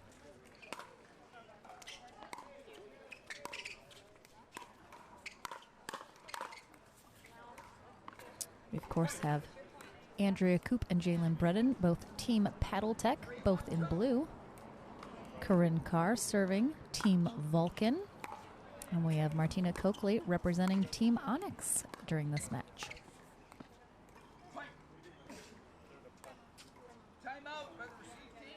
All right, we have a timeout called by Coakley and Brennan. It's going to be 4-1-2 when we come back from this jigsaw hydration break. And I personally am repping Kitsch Pickleball right now, rocking some APP gear, as is Dominic Catalano, who's enjoying a little lunch right now. But you can go to kitschpickleball.com, check out all of their offerings, as well as the official APP Tour store. Put in the code HiltonHead20 and you can get 20% off your entire order. So that's pretty awesome. They got a lot of great stuff on there. Check that out. Get your own APP merch. All right, it's going to be 4-1-2 as we get back into game 1 here of this women's pro doubles match. Nice leave by Koop there.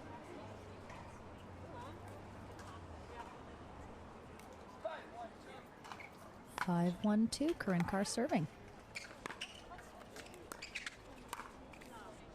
Andrea clips the net, barely gets it over, and Coakley, as a result, kind of popped it up a little. Andrea able to get a good paddle on that one. 6-1-2. Koop and Carr are rolling here in game 1.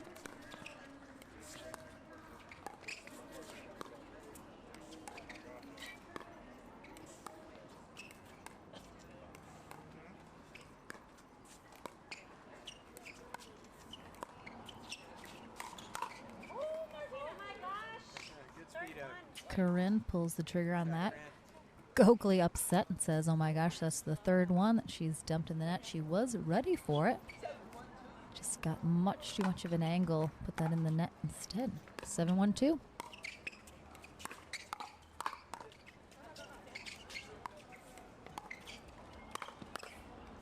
Corinne with a great angle there after that ball just barely made it over the net.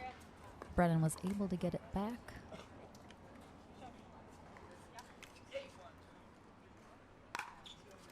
8-1-2 here in game 1.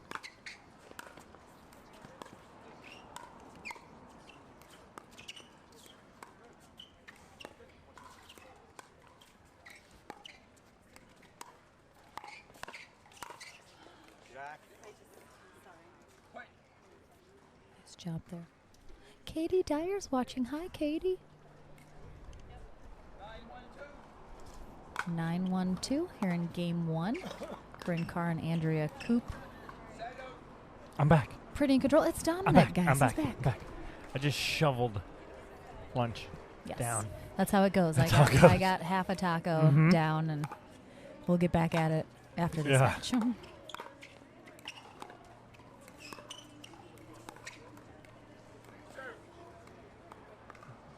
Oh, Katie Dyer. Did she get our video? I don't know. Did you get our video? Did you get our Katie? video, Katie?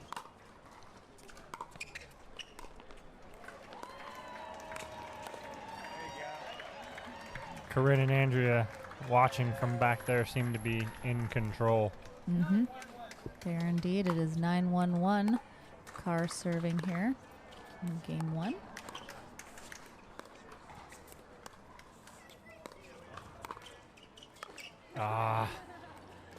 We talked about that before. See balls like that go off the net, and trying to make that adjustment's very tough. Well, it's game point here for Coop and Carr. Sounds like a law firm. I know. Well, one of them is a Andrea lawyer, so Ba-dum-bum. makes and sense. there's game 1. All right, pretty decisively going to Andrea Coop and Corinne Carr in game 1. We'll switch sides and be back for game 2 here momentarily. We'll see if Jalen Brennan and Martina Coakley can strategize a little bit on how they can get more into the game for game 2. And we're going to see about that video, Katie. yeah, we'll get on that. We're going to ask someone But about it. honestly, Coakley and Brennan had a lot of opportunities that just kind of were mishit or missed opportunities in that first game.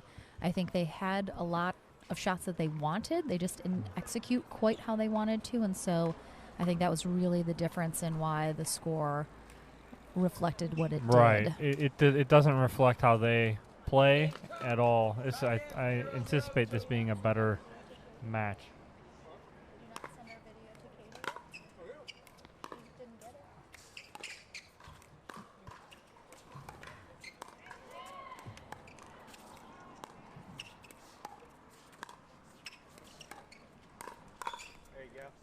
Just like Yeah. that. I mean, when I was it eating, is a tough shot. When But I was eating my taco, I saw that happen a few times right there where it was set up nicely, but Martina and Jalen not able to finish it. Excuse me, guys.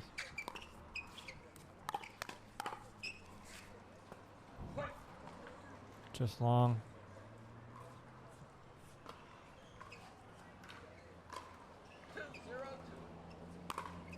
2-0-2 here in game 2.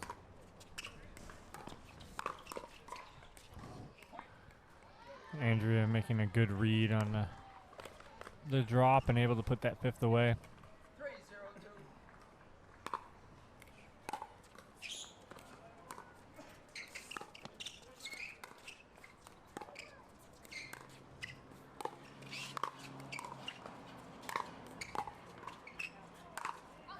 Oh, good leave by Martina. Great defense on Jalen and Martina's side after that lob. Able to get back in that point.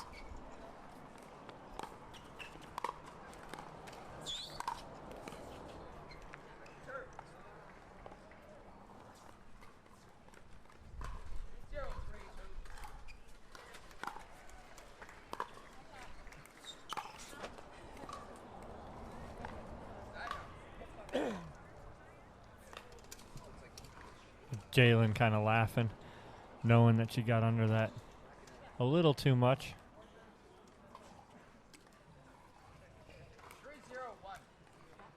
3-0-1. Corinne Carr serving. That's too good. Great setup from Andrea. Corinne able to put that away. We'll have our men's pro doubles bronze medal match, I believe, right after this here on center court. So stay tuned for that. And then we'll, of course, have the gold medal and some more fabulous ladies matches.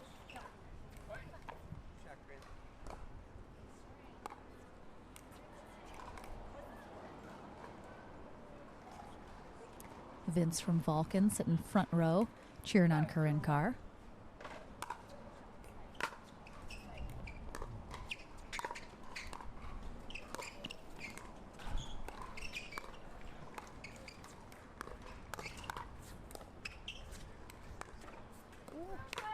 Oh, wow, what a get.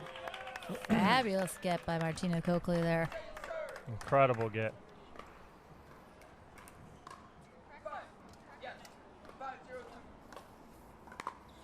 .502, Andrea Coop serving.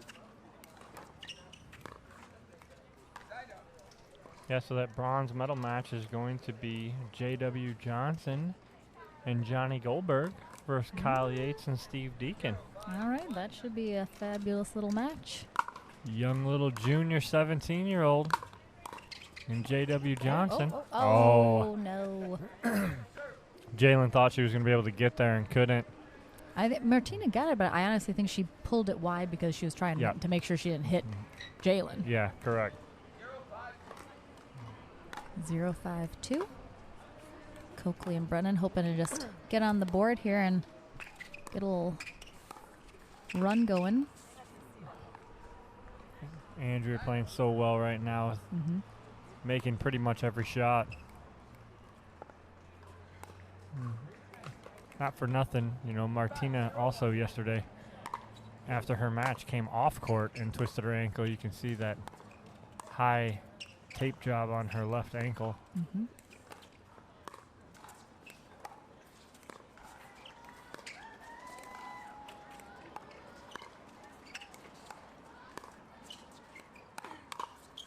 Oh, nice spot there by Corinne. You'll notice, too, this time of day as we're getting into mid-afternoon, definitely starts to get a little shady, a lot of shadows on the court just due to some really big trees surrounding the court, some other factors, so that definitely can play a factor in how well you can see the ball or not. This is just tough when you have Corinne and Andrea playing so well right now.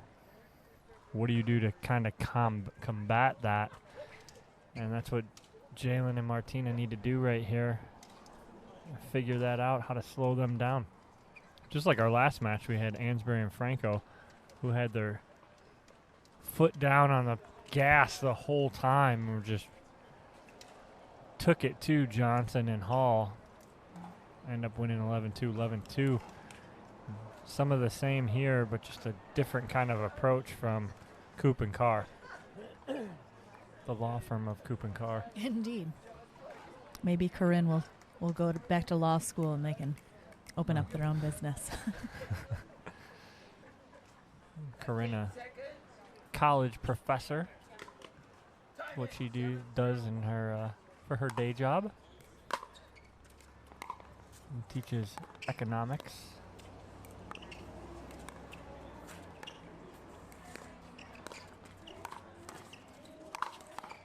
Oh, Jalen Brennan. Great get. Oh, you hate to see it. Fabulous get there by Brennan. 8-0-1. Carr serving.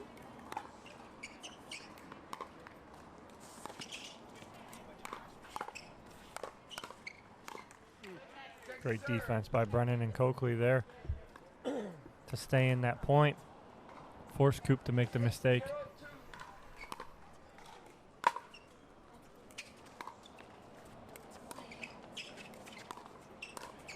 Wow. Martina dots a corner in the back. That literally curved in and then out. The ball just took a crazy flight path. And then from that ball, Corinne comes all the way cross court. Third shot drop beautifully.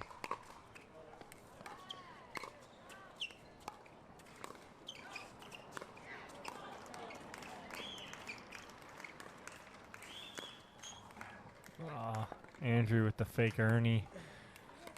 Got Martina to be too cute and perfect with that shot. Coakley trying to go cross court.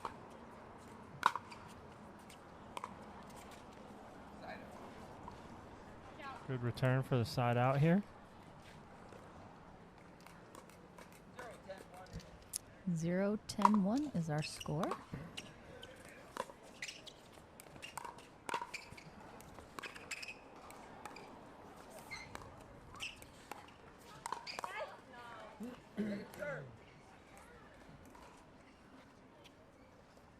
Coakley and Brennan just not really able to put anything together. They have some great points, but they haven't hit a rhythm. Yes.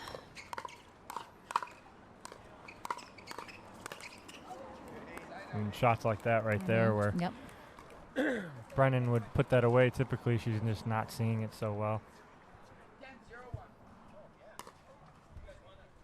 All right, this is match point here. The Devier. It is indeed. Lob serve there by Coop.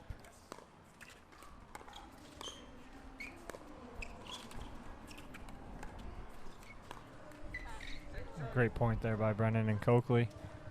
And that's how they're going to attempt to stay in this here. Second match point here. Corinne Carr serving.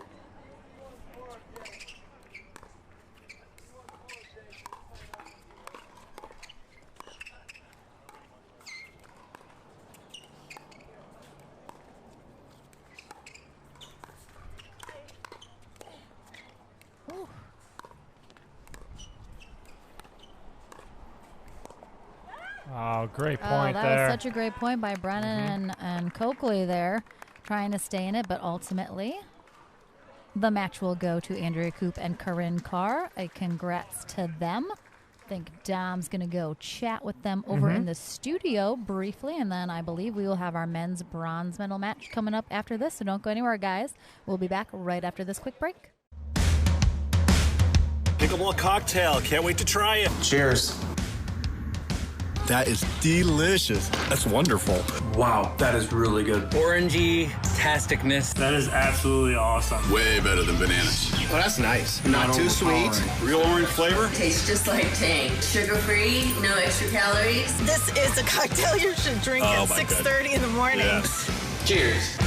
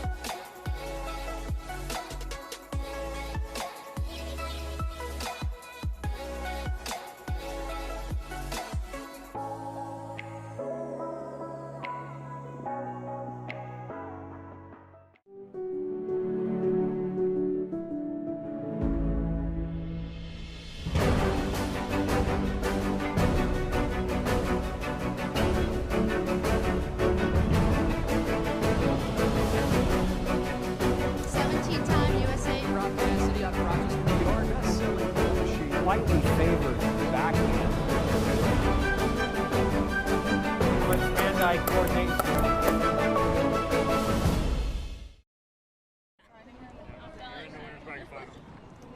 All right, guys, I'm here in the studio with Andrea Coop and Corinne Carr off of their very handily taking care of business against Martina Coakley and Jalen Brennan.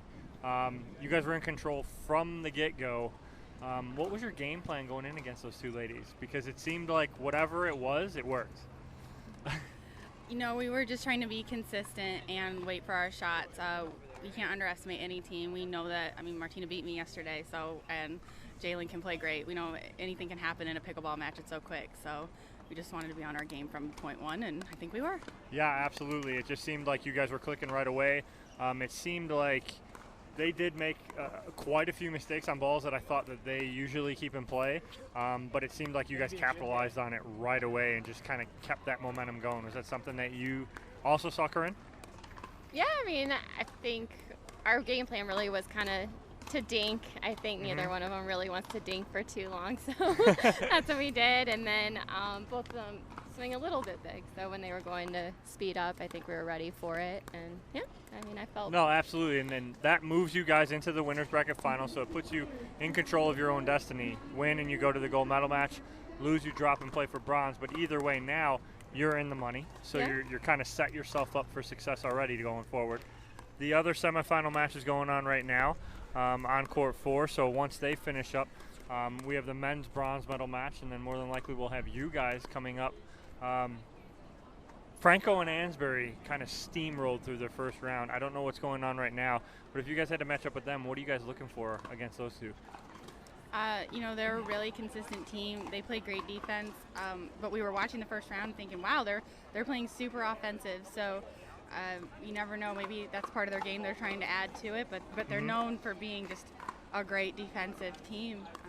But it looks like today they're trying to be a little offensive too, and good for them. It should be a great match playing against them. And then on the flip side, though, the team they're playing right now, you two know them two pretty well, don't you? Yeah. So if you guys had to play them, it'd be very interesting, don't you think? It would be. Yes, I mean, I practice with Meredith. Right. So I know her game reasonably well. She also knows mine. So. Right, exactly. And then obviously you with Leia, you guys play together a lot. So not for nothing, it'd be an interesting match at the least, right? Yes, it would be. No doubt. I didn't see who just won that first game over there, but I mean, Leia and Meredith are a great team as well, and they should be able to give Sarah and Regina a run for their money. Absolutely. So either way, it's going to be a fun winner's bracket final. Congratulations to you guys. And Thank you. We're going to take a quick commercial break, and then we'll be back with the men's bronze medal match. Thanks, Tom. Thanks, guys.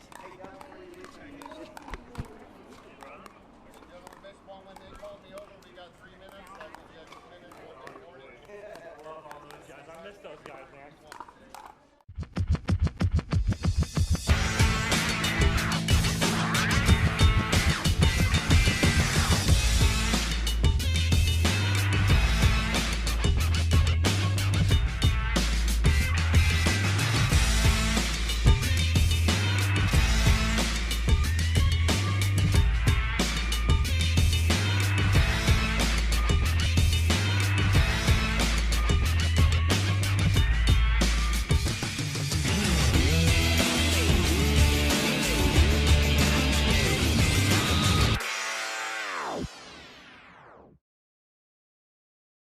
My favorite paddle is the V520. It's more of a control paddle, which is great for my game because I'm certainly known as more of a defensive player, but it's still great for hitting a hard serve and drive the ball well from the transition area and from the kitchen. Go ahead and drive it at me. I'm ready to block it into the kitchen.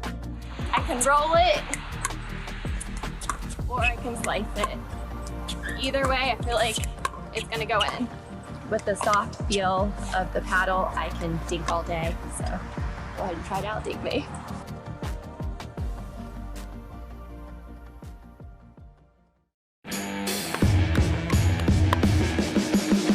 Pickleball is an easy game to play, but it's a difficult game to master. There's so much you can learn from the camp, the correct way to hit a dink, the volley, the serve. Each skill that we develop within the students' games is then implemented into live play. They can take home easy, simple ways to remember how to execute a shot. Everyone is going to have a great time. It's going to be well worth their while.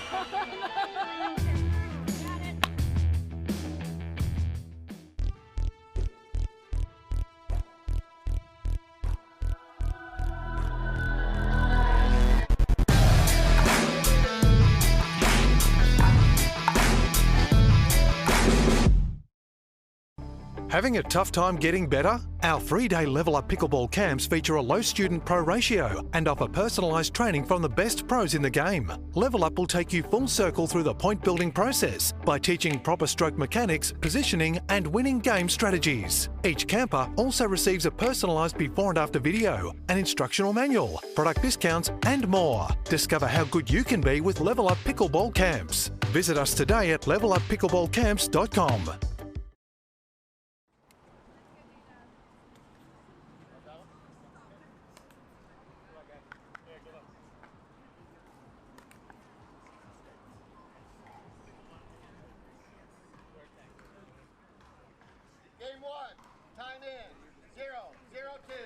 All right, here we go. Men's Pro Doubles Bronze Medal Match.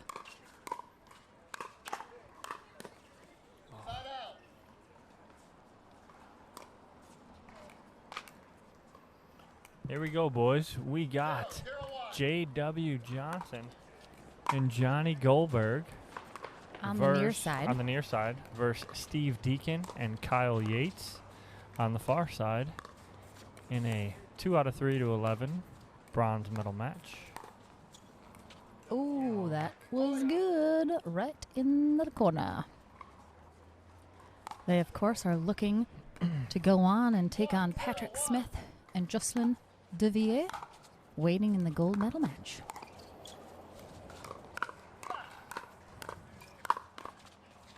Wow, Johnny Goldberg going at it. Either way, the gold medal match will be a rematch of a semifinal match between Goldberg and Johnson, or a winner's bracket final match with Deacon and Yates.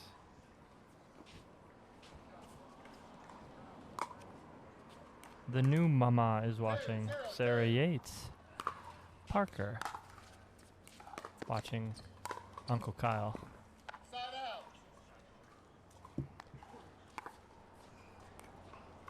All right, we got a sign out here. Bob Swisshelm, rocking referee duty for this bronze medal match. Oh.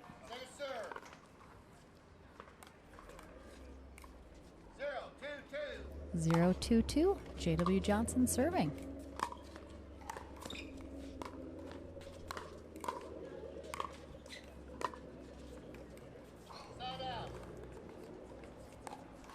Deacon and Yates working Goldberg back here at the baseline.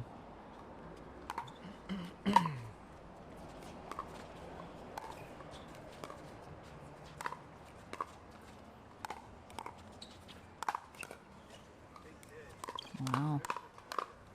Wow. Wowza. Nice job by Yates getting those overheads back. Right. And Deacon with a between the legs put away. 3-0-1. Kyle Yates serving. Here in game one of our men's bronze medal match.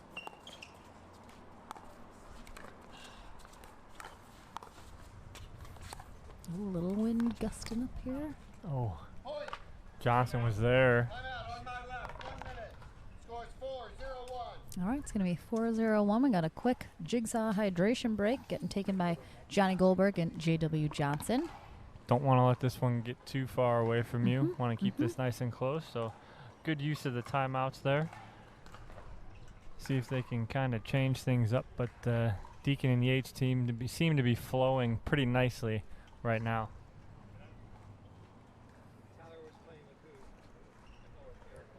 Indeed. We've had some good points already. Definitely, you know, Johnson and Goldberg are not at all getting, you know, run over. I think they just no. need to pick their placement a little better, shot selection, etc. We love you too, Katie. Yay, Katie, we love you. She got it.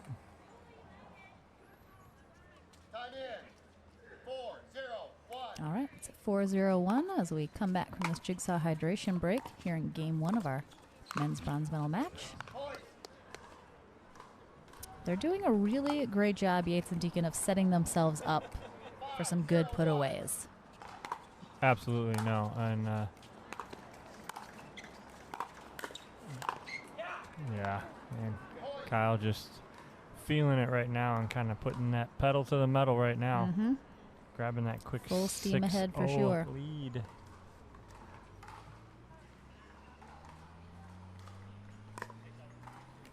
We don't quite have a splash zone yet here from Johnny Goldberg. No, Johnny's kind of dry right now. He changed. He had a bit of time to wait. He cooled off a little. We'll see if that continues. Kyle imitating his partner. Oh, a little flying backhand. Flying backhand. You love to see it. Oh, yeah. Wow. Kyle's just zoned in right now. He is locked and loaded for sure. Everything's going his way right now. Yes, the shots sir. he wants, the placement he wants. Oh.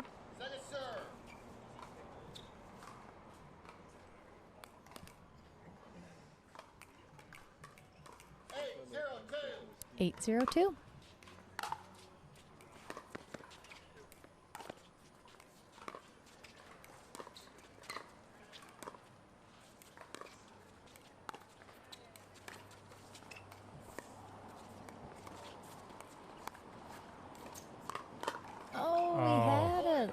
Great shot by Deacon right there. Mm-hmm. Again, that's the tough part about being so close to the net and dinking and hitting that angle. Mm-hmm. The ball's going to carry longer to the sideline, allow that around the post. William Lovell says, greetings from Plattsville, Ontario, Canada. Population 600, including the dogs and cats. Thank you, sir. I'm glad that you get internet in the middle of nowhere, apparently, where you live. We love it. Love all our Canucks watching from the true north. 0-10-1. Goldberg and Johnson got to get something going at least for second game here. Get on the board, get some momentum moving forward. Start something now, get a couple. Oh, there you go. That's a nice drive by Goldberg there. You get on the board. Perfectly placed drive. 1-10-2 here in game 1.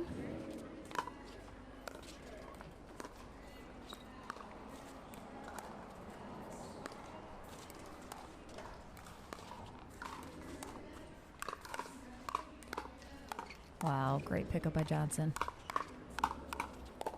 Oh. Great point. And again, that's even that. They lost that point, but that's a little bit of a momentum builder, knowing they can stay in those points there with Deacon and Yates. Game point here for game 1. And there it goes. First game goes to Kyle Yates and Steve Deacon. Pretty decisively, 11-2. There were some really great points that... Oh, excuse me, 11-1. Apologies. Johnson and Goldberg had a couple really great points in there. Some definite great jobs on defense. I think what did they do, Dom? I mean, Yates and Deacon were so dialed in that first game. Well, we saw Kyle just come out and say, I'm going to take over here. And that's what they need to do because Steve has been playing steady all day long, right? And we saw Kyle a little earlier make a couple mistakes here and there that you weren't typically seeing him make. And he came out this game right now and was just on fire. He did not make but maybe one mistake right there. And that's what they need. If they're going to roll and get into this gold medal match against Pat and Jay again here in a little while, that's how they need Kyle to play. And if that happens, we're in for a nice gold medal match. Oh, but yes. Again, before that happens, you still got to get past Goldberg and Johnson here in game 2. Yeah, you'd really like to see them kind of just go on the offense a little bit more. They definitely they were on defense the entire time that first game, really. And that's not going to put a lot of points on the board against a team like Yates and Deacon. So as we get into game 2 here, we got a side switch, and we'll see if J.W. Johnson and Johnny Goldberg can string a little something together, get something going, hit a groove of their own. Or if Deacon and Yates just stay dialed in and keep it rolling. JW kicking himself right there because he knows that ball is out.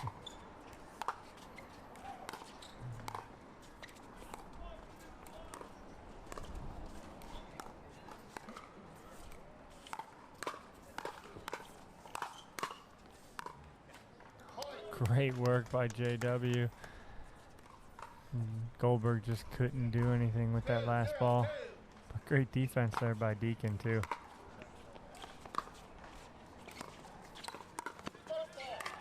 Oh, Kyle stepped on the kitchen line, I think, when he took off. He cleared the kitchen on the sideline, but I think he stepped on the kitchen line when he took off.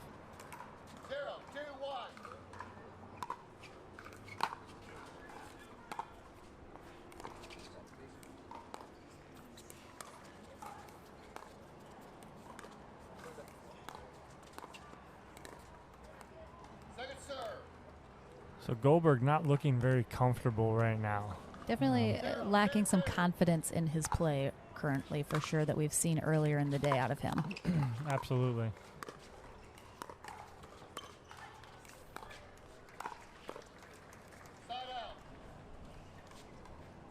Thank you so much, everybody, for watching. We're streaming on Facebook and YouTube. We got about 180 on Facebook and about 250 over on our YouTube. They're having a party over on YouTube, guys. I love it. Shout out to all our YouTubers watching. Well, you can put that up on the big screen watching that high def. Sure can. Oh, my. What? No.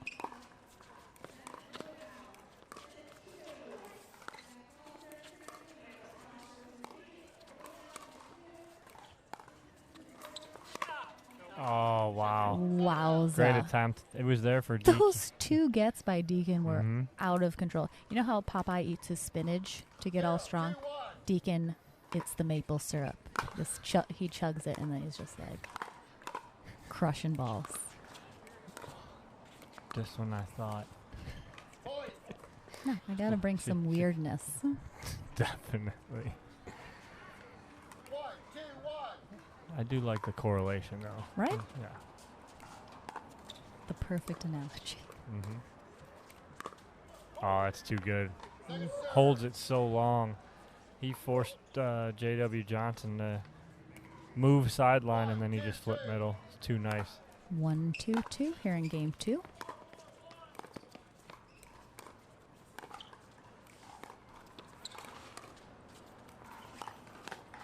Oh.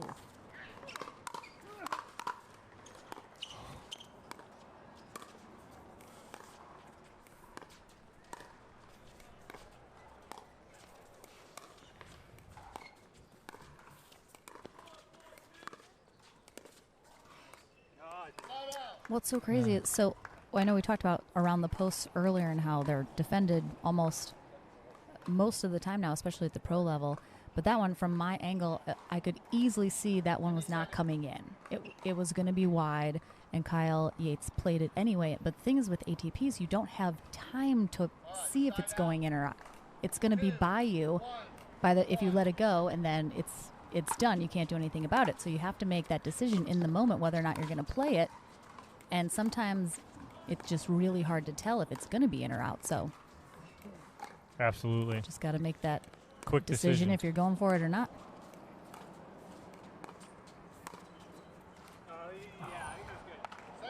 Oh, Deacon thought it might have been out, but it was too close. He erred on the side of caution and called it in. Ching Brubaker, who I love, she said she's watching on YouTube on her TV and then commenting from her phone on Facebook, so she's watching us twice. Of course she is. I love it. Oh, gets I think Deacon. it clipped him. Got him. Of course, accidental. Bart Ford asking if I'm saying Deacon's like Elf because of chugging the syrup.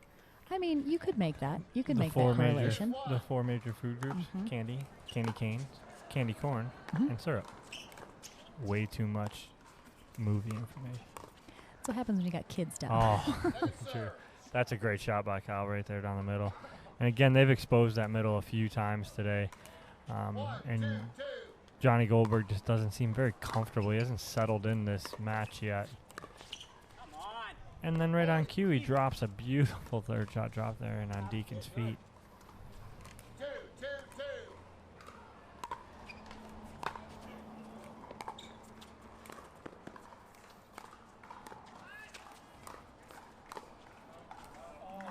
Kyle just missed it.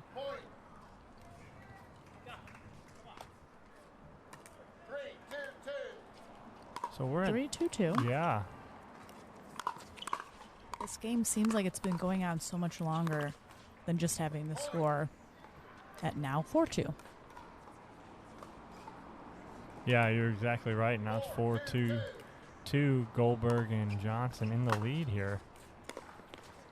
Yet it seems like Deacon and Kyle have so much control, but they're down right now, 2-4. Well, the thing is, I think Goldberg and Johnson are having a little more of these rallies go their way, and we're seeing a little bit more unforced errors from Yates and Deacon that we did not see at all game one.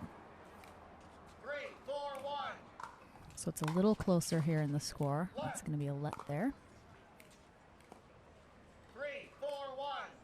3-4-1. Yates serving here in game 2 of our men's pro double bronze medal match.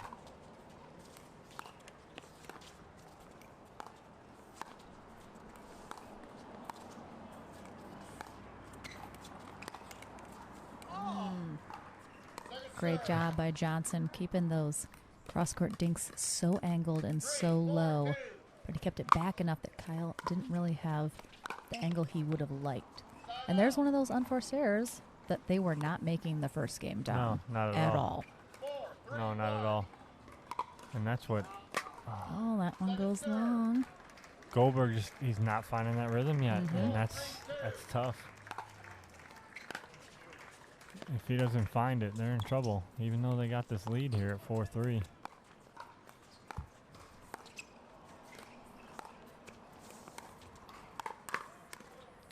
See, this is tough. Oh, Bob took a ball. Ball to the body for the ref. That ball's typically a winner against a lot of people, but not when your name's Steve Deacon.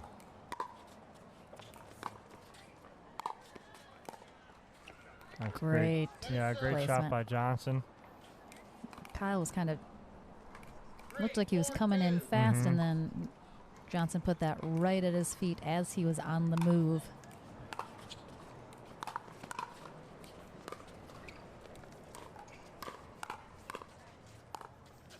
Oh, great little exchange. Ching said she needs a nap, but she can't stop watching. Same, Ching, same. 4-4-2, tied up here in game 2. First game went to Yates and Deacon 11-1. So we're definitely seeing definitely a closer match this time. Oh, great effort by Goldberg, but that's a good job of getting that ball just in general and getting that ball back over, forcing Deacon to hit another shot at least. Oh, just longer on that return. Great serve by Johnson. We're, of course, in our Onyx-sponsored segment of our stream now, guys. So a big shout-out to Onyx Pickleball. We're on the Onyx Dura Stadium court watching this bronze medal match.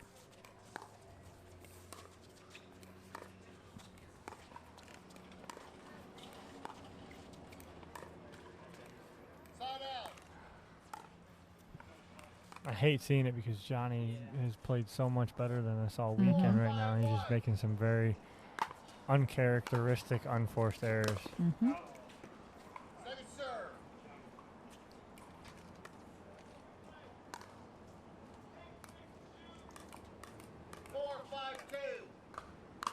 4-5-2.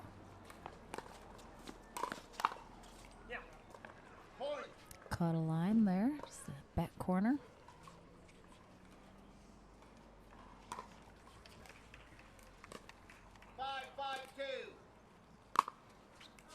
5-5-2.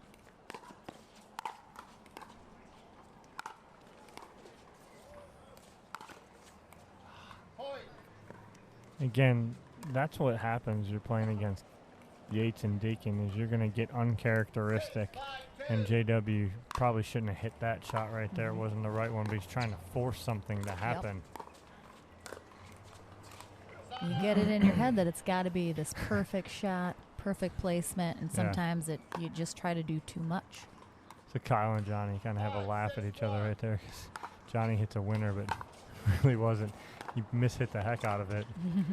And Kyle just laughs and was like, really?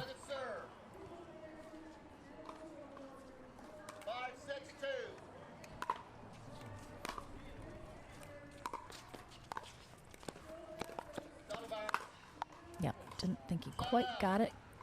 Excellent effort by Goldberg, though. Seen a couple of those little drop shots from Yates this match. Sarah's mom in the stands gets the ball back in.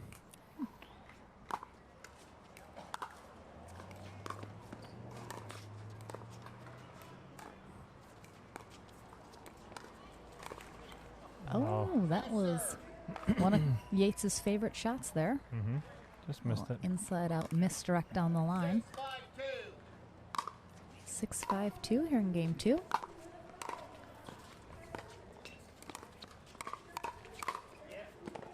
Oh. JW really didn't think Goldberg was going to get those balls. Ended up in I formation. 7-5-2, timeout here. This hydration break brought to you by Jigsaw Health. It's fun to feel good. Woo woo. And we got 450 plus people rocking on Facebook and YouTube. I hope they're feeling good watching this bronze medal match. I am. And I am Lauren McLaughlin. Who are you? Dominic Catalano. Ooh, nice to meet you. Nice to meet you. We are in Hilton Head, South Carolina. Palmetto Dunes Pickleball Center. As you can see on the feed, a gorgeous location. Beautiful surroundings on this island. Gorgeous weather here today. Nice and sunny. It's shading a little on the court now, so a little cooler for the players, which is nice. Had a nice day. Very light breeze. We're here at the APP PPR Hilton Head Open, bringing the 2020 APP Tour to a close this weekend, but super excited to kick it off in 2021 at Punta Gorda early January. Go on pickleballtournaments.com to register now. Join us.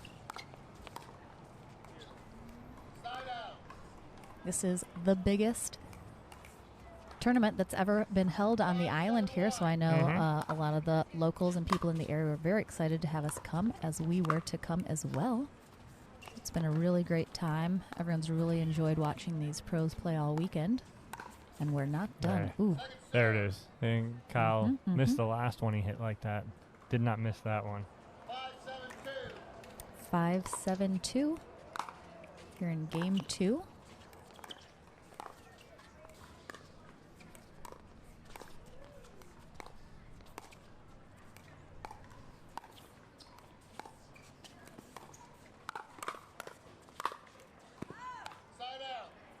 Yates and Deacon looking to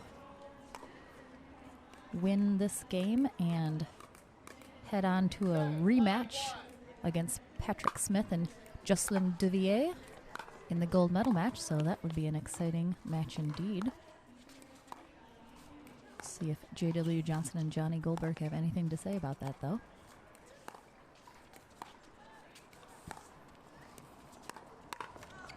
Oh.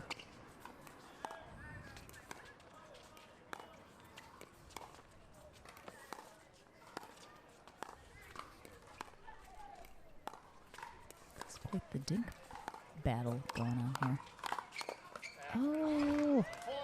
Great work on both sides by Johnson. Good defending in the Yates. middle by Johnson, but then set Yates up for a put away that Goldberg was not able to get back. It's going to be 8-5-1.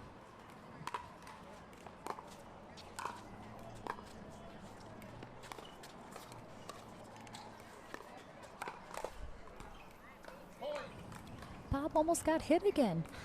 Be careful of our U.S. Pickleball certified refs.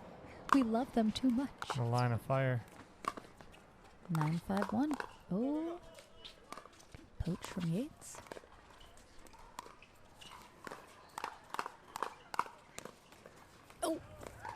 wow. I thought it was coming over.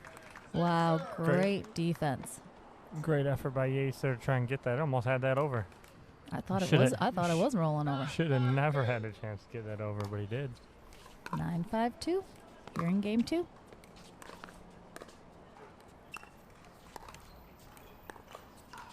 Oh, we're back to this. This looks familiar. Oh. And that time, J.W. Johnson comes out on top, gets the side out. 5-9-1. We definitely are going to have to probably get a couple points on the board on this serve. Nope. No, a little short.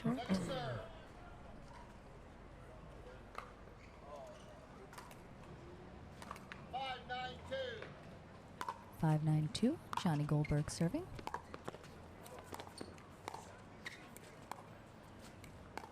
We've seen this before? Oh. Wait, something new? Change no? it. Oh. Yeah, Johnny just hasn't gotten a groove the whole match, unfortunately.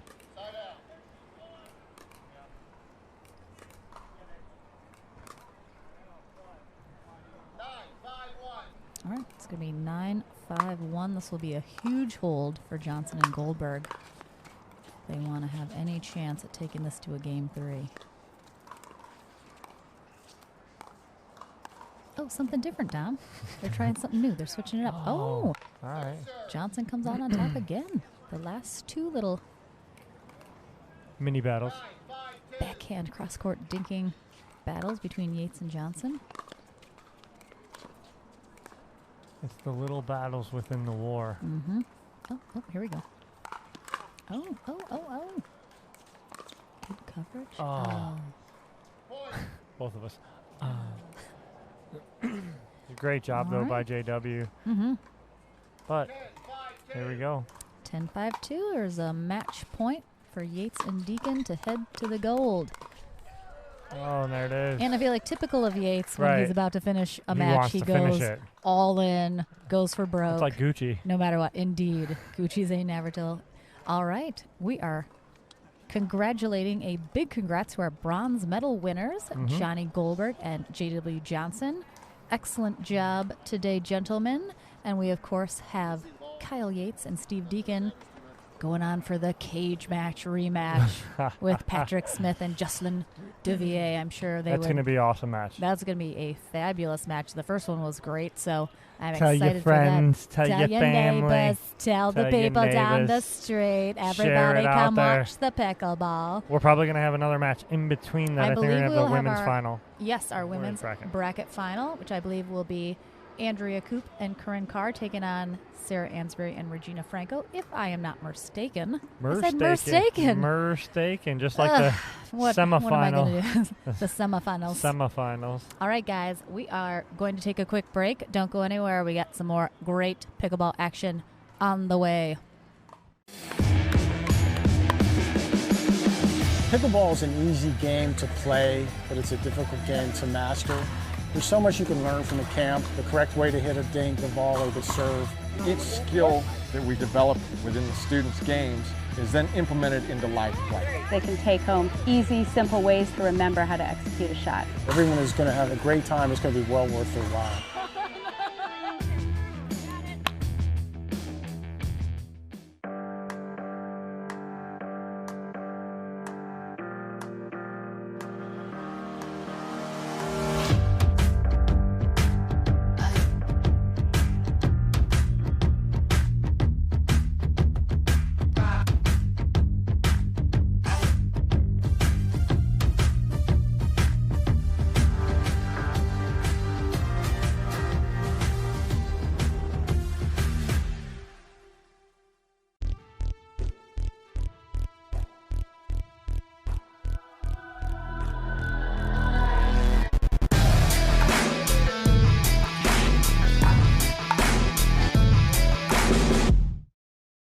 you like to dink? Then Pickleball Magazine has what you're looking for. Our bi-monthly print publication will help you become a better player with instructional tips, drills, and articles from the top teaching pros in the sport. And you'll become a healthier, stronger player with psychological, nutritional, and wellness advice from experts in their fields. Finally, if it's product reviews or the latest news, we have that too.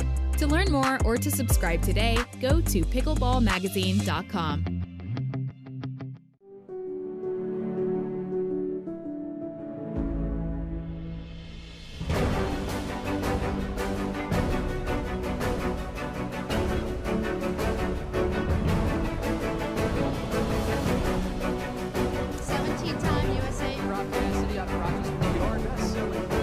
Slightly favored backhand. But hand-eye coordination.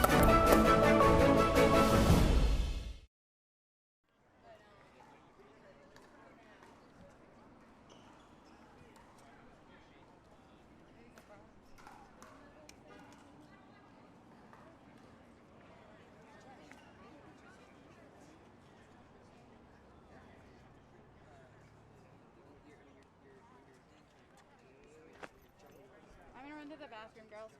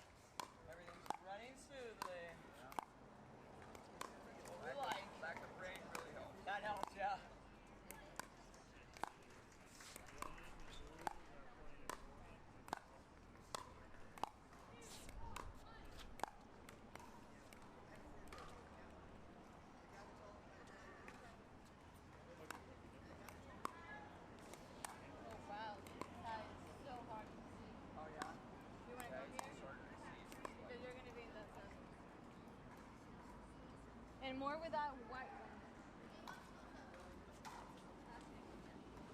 Oh. You guys mind my stuff right here? Not at all. Okay. Anything you want, Andrea. Well, I'm asking because I was like, oh my God, did my bag enter Pat? It was 6 feet from him, but. That's funny.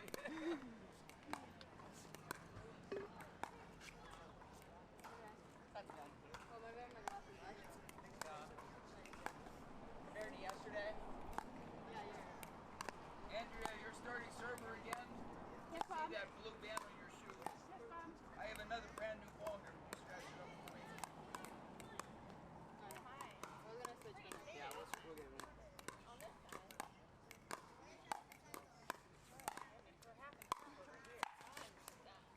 Sarah, would you pick a number for me, a 1 or a 2? 2. It is a 2. Oh, look at that.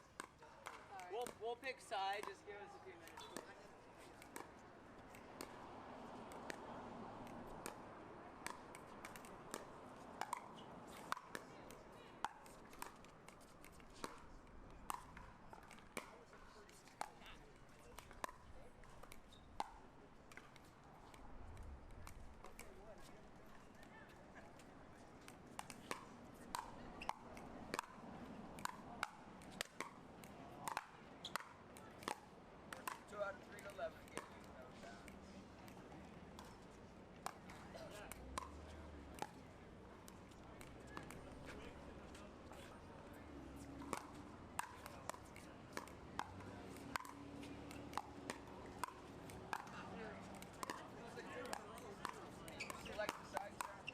Not yet.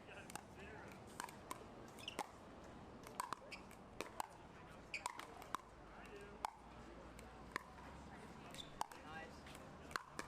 Woo.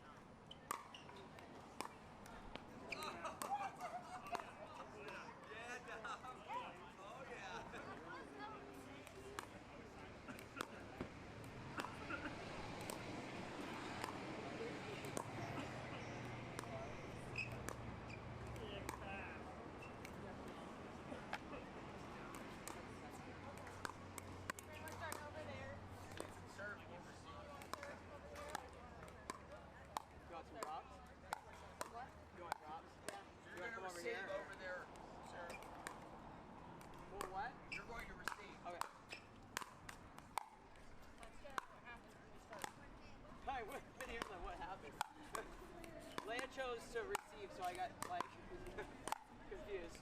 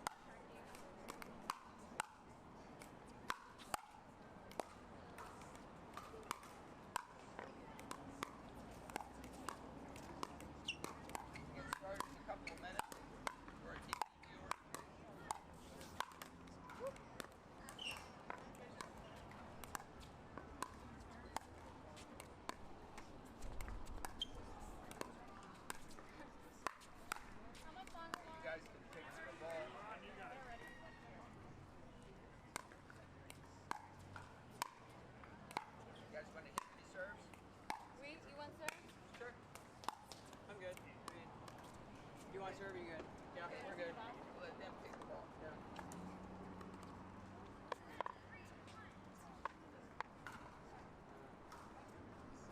All right, we're back. We got some more lovely ladies action here on center court at the APP PPR Hilton Head Open. Bob Unitich, ref extraordinaire, rocking it out on ref duty. Big shout out to all of our USA Pickleball certified refs. We appreciate and love them very much for all that they do.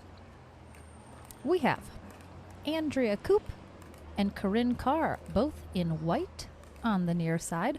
Oh my goodness, everyone's matching for this one.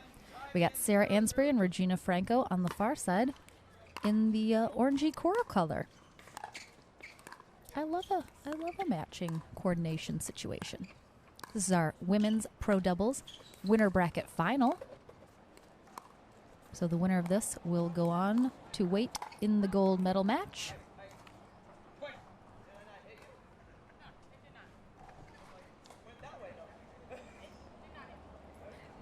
I also thought that that hit Andrea, but she said it did not. So it's 1-0-2. Andrea Coop serving.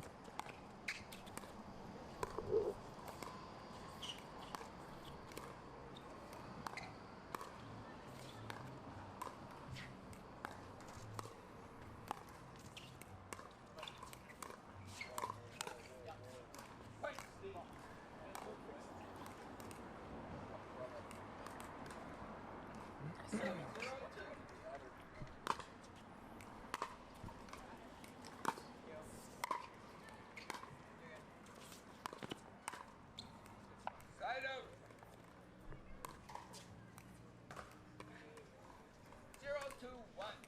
0-2-1. 0-2-1 here.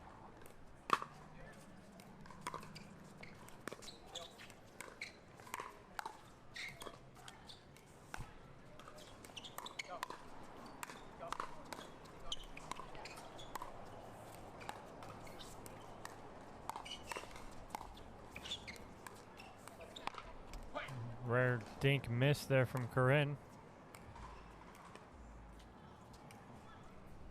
Gets Franco and Ansbury on the board.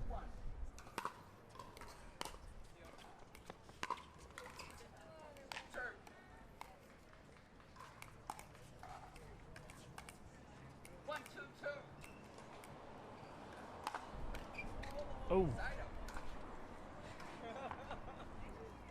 Side out to Coop and Carr. 2-1-1.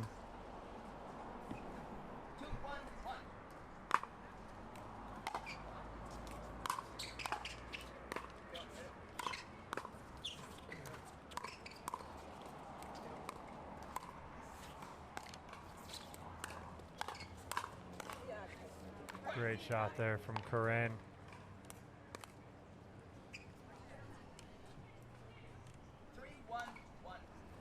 Three, 1-1. Coop serving.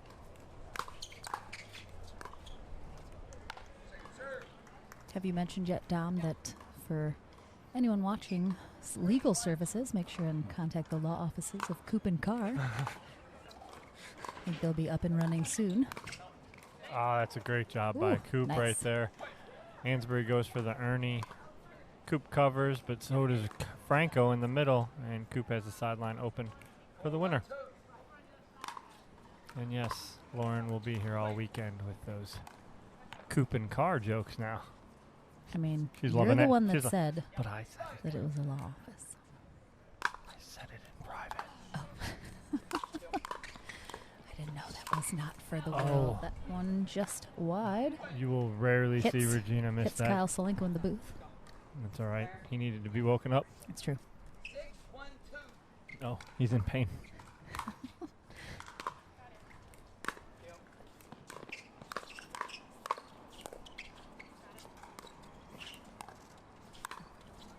Oh, that's a great shot by Corinne. Sarah is just shaking her head going, man, that's just a good shot. Mm-hmm. Oh. 7-1-2. Quick and decisive lead here in game one for Andrea Coop and Corinne Carr.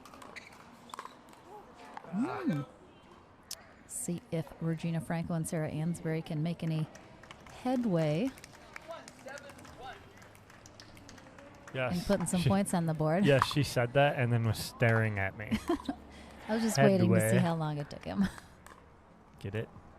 Get it, guys? Headway.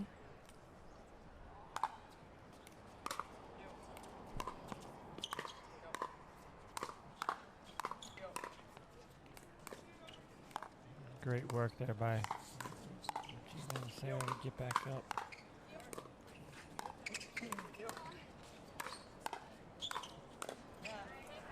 Wow, what a point there on both sides. Great point.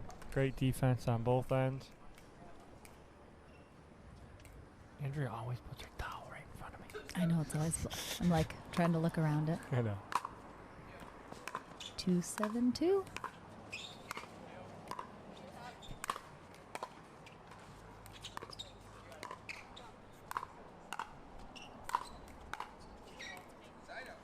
Again, great defense by Franco and Ansbury, but could never work their way up. If you can't work your way up to the kitchen, you're never going to get those points.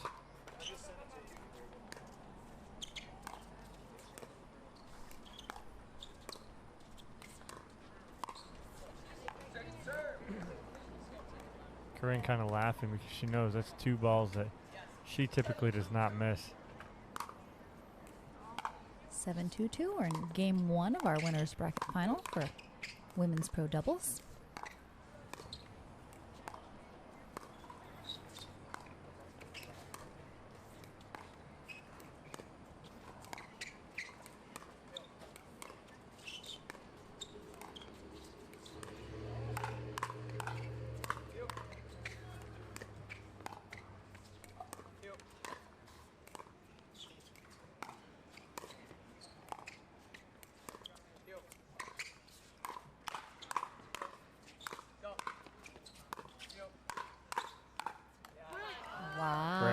There. That was quite a high numbered rally, I would assume. It's like the never-ending point. The hard part about both of those last 2 long points, Sarah was on the bad end of dumping those balls in the net. Not again like it was anything bad, just she got pressured more.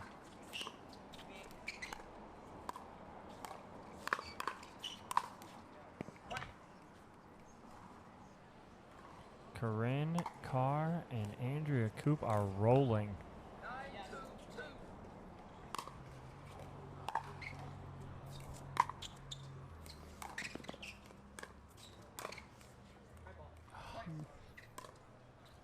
Brant Magram booed earlier. I think he was probably booing us down. It couldn't have been the play, so it must have been something ridiculous we said. Apologies, Brant. I wonder where it came from. I'm so sorry.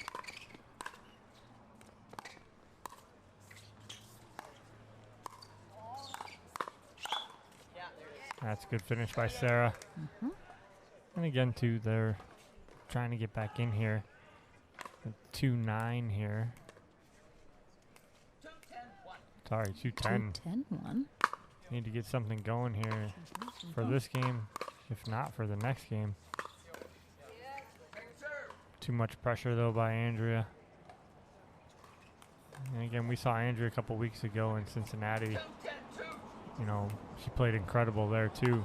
Came out on the short end, losing to her sister Maggie and Michelle Escobar in the final. That was a fabulous match. Oh, lob by Regina. Good recovery by Corinne. Oh, great spot. Great spot by Sarah going middle there. Rosemary, she said the boo was a Halloween greeting. Rosemary, I love it. There we go. Sarah's starting to feel it and get a little loose here. Oh, Brant says Sarah and Regina need to get their heads in the game. Oh, don't start. Agreed. Don't start. They'll just keep coming. All right, there's the hold that this is going to be Coop and Carr needed. Game point for the legal powerhouse team of Coop and Carr. 10-2-1. Oh, no, that's not how they wanted to end that. First game goes to Andrea Coop and Corinne Carr. We are going to switch sides, and we're going to be right back into game 2 here. Absolutely. So what do we want to see from Ansbury and Franco? Ansbury needs to keep doing exactly what she was doing right there near the end of that match or that game. Be more aggressive, shoot middle there, force some mistakes from Coop and Carr, and allow Regina to step in and put some of those balls away. But it's a different matchup from their last match that we saw when they played Johnson and Hall, where they were just pedal to the metal the whole time. When you're playing Coop and Carr, it's a little different. You know, two really good defenders.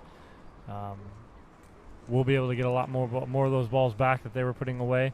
And it showed, obviously, when they just went on a run right there and then ended that game. I believe it was 11-4. I guess Sarah had gotten a couple points at the end there. And I think to give them a little momentum. And I think they need to use that moving forward here for game 2. Indeed. Definitely think going a little bit more on the offense will help be a little more aggressive in their shot selection, perhaps. They definitely a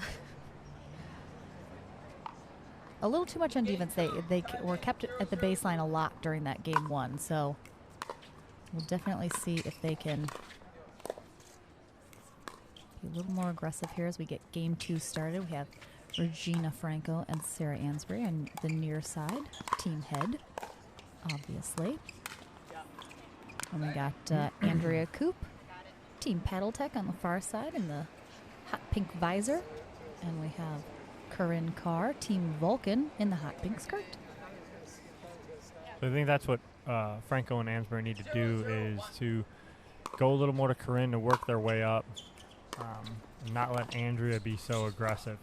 Corinne will be aggressive too, but Corinne's going to typically stay in some more rallies here and play a little slower. Coop is seeming to be the one that's the aggressor right now.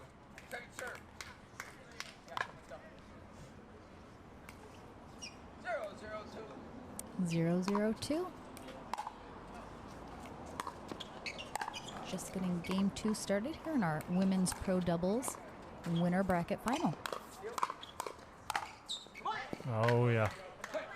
And there it was, Sarah using that middle to her advantage right there.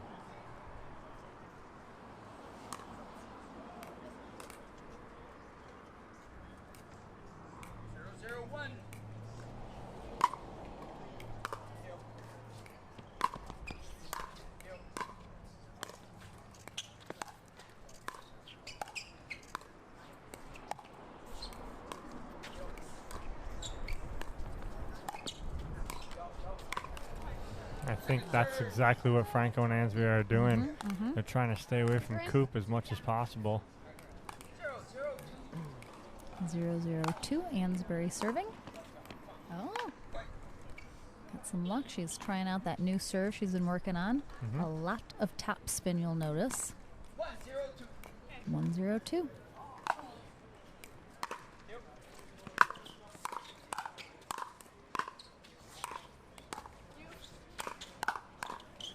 There it is.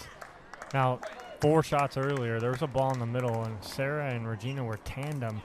Sarah could have reached out and got it. She knew Regina was there to hit a better shot, and that got them right back in that point.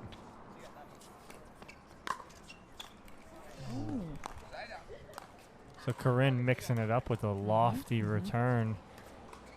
And it's not a bad shot, because what it does is it creates a difficult shot for Regina to have to create all the power.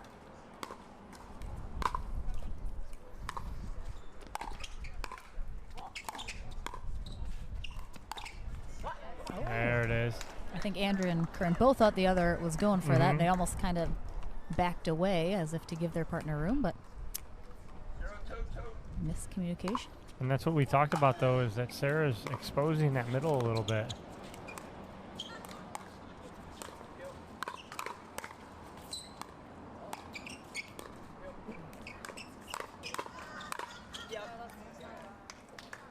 Nice shot. Big shout out, of course, to Onyx Pickleball, the sponsor of this segment of our stream.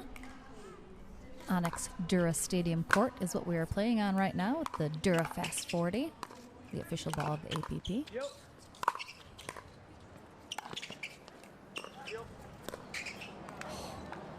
Sarah with 2 Ernies in the same point. And couldn't put either one of them away, though. Great defense there by Corinne Carr.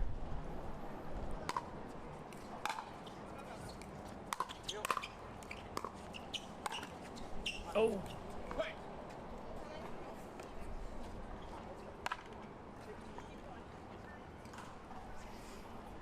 We got Jocelyn Devier wandering around behind us, cheering on his Vulcan teammate Corinne Carr, while also waiting for the men's gold medal match coming up next. You see what you started here with these comments? Oh, what's happening? I love it. Gib.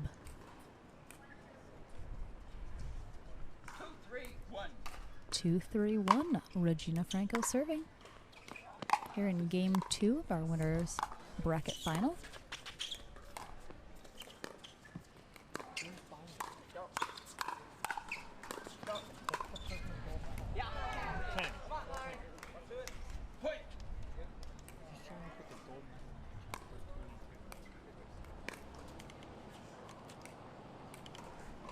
That's the gold medal match. 3-1.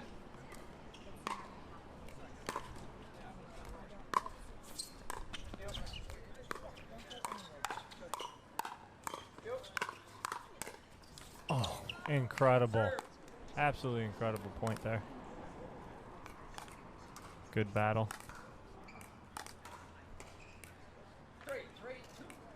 3-3-2.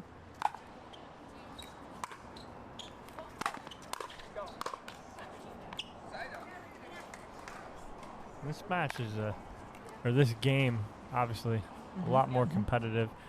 Franco and Ansbury have figured out what they want to do to stay in this match here.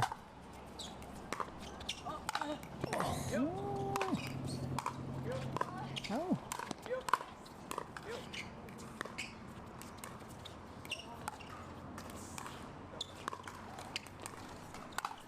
I mean, I'm not going to lie, Sarah. Wow. Sarah looks like she's just, I don't know. She's playing out of her mind the past week, this weekend. She has. Regina and Sarah, they, like we've talked about, that first game, you know, they lost by a good margin, but they forgot game 1, and they have moved on to game 2, and it's an entirely different team here for game 2. Staying in it, making Corinne Carr and Andrea Coop really work for this one.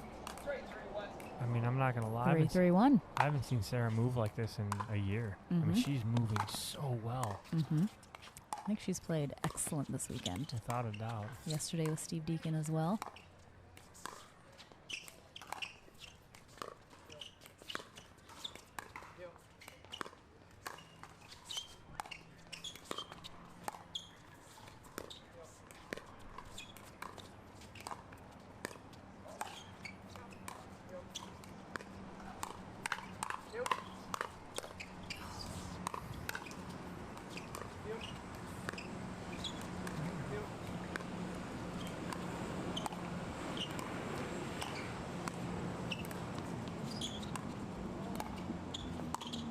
Oh, great shot by Corinne Carr to go behind Sarah. Man. But what a point. What a point indeed. And Pickleball Central's back in the house, helping us out in the comments. They were doing some chores, but they're back. Hey, Welcome. chores got to get done. Love it. Big shout out to Pickleball Central, one of our sponsors here as well.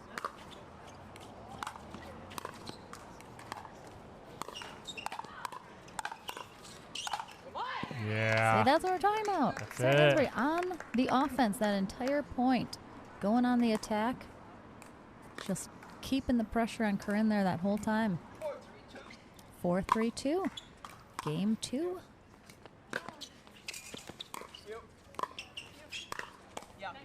Regina got caught.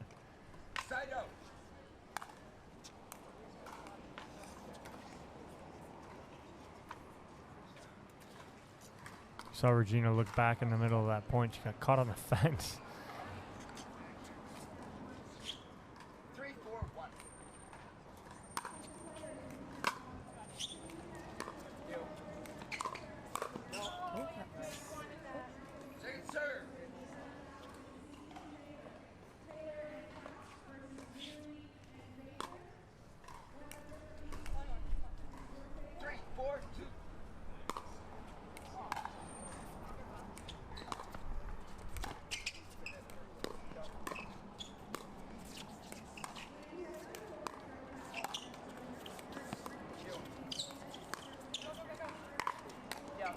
Wow. That two-handed was overhead. like behind the back, backhand, turn around, like perfect spot by Corinne. Excellently defended. Yes, Pickleball Central. We have almost 500 people watching between Facebook and YouTube. And indeed, if you want to be able to watch with pause, rewind, and in high def, head on over to the YouTube stream and check that bad boy out. It is a good time.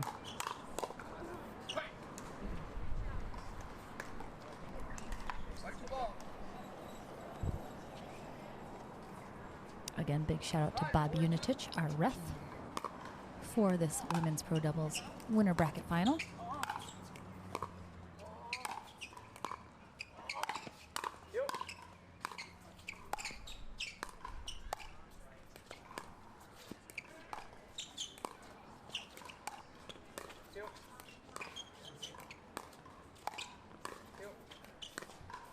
Great movement all around the court here.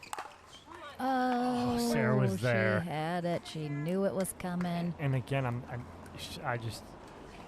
she's impressing me more and more as we play along, as we move along through this day and through this weekend. She's just seeing everything so well right now. Granted, she missed that shot, but she was there. She read it. 6-4-2 is our score here in game 2. Ooh. Oh, Corinne Carr.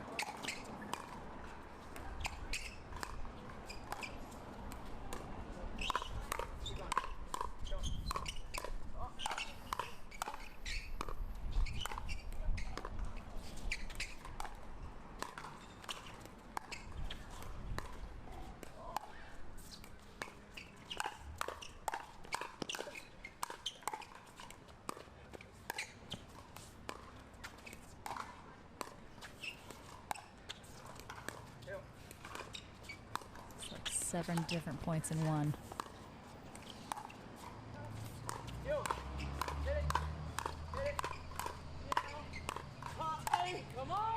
Wow. Unbelievable. I'm over here like elbowing Lauren as this point's going on, going, come on, come on, come on. That is absolutely incredible. That was intense. This is not even an actual timeout. I think both teams they're just kind of like giving each other a second. Hey, I'll give you a second if you give me a second. Give me a break. I'll give it. No one will say anything. Bob's just standing there. Bob's just like, what's going on here, ladies? What's happening? That is awesome. Ooh-wee. That was like 7 different points in one. Unbelievable.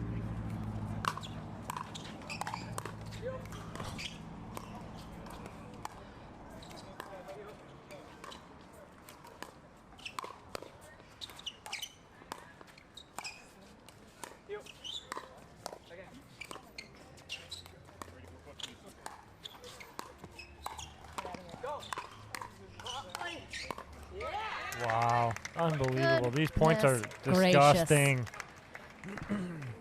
Yeah, for anyone who thinks for some ridiculous reason that like women's pro pickleball is any less than watching the men play, I disagree. If anything, the women are more exciting. There's some of the best points. Oh my goodness, some shots right there. Goodness. The Winter Soldier just walking around, hanging out. Oh, he's charging his phone.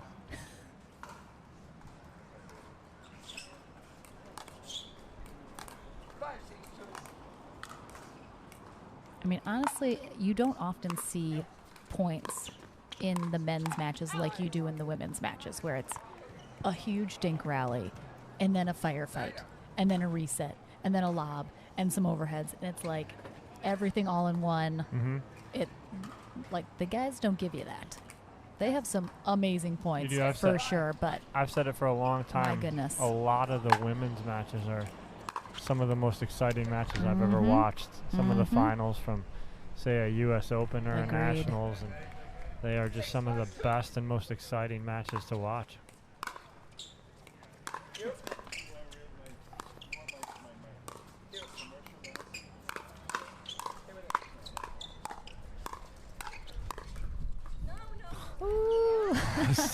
Sarah, like Regina yelling at Sarah, "Don't you dare hit that!" Regina was gonna kill Sarah if she touched that.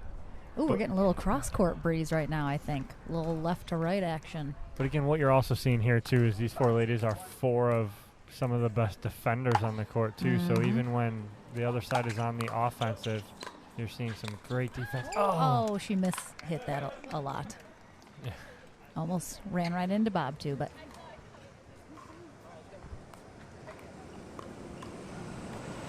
Jocelyn is watching and commenting. And he's like. It is 6-6-1 here in game 2. He's like 10 feet away from us somewhere. Oh, why do I hear him? He's everywhere.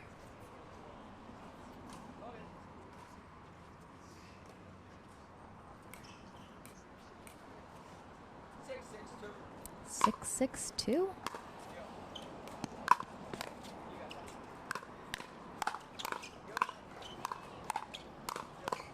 Tom, is this not like a repeat of our men's winter bracket final where game 2 was like so crazy and intense? Yeah.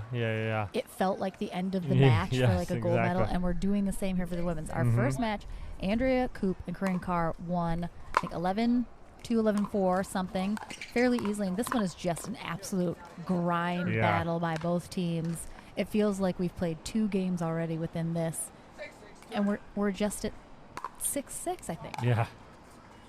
No, you couldn't be any more right, Lauren. It is. It's like I feel like we're this is for all the marbles.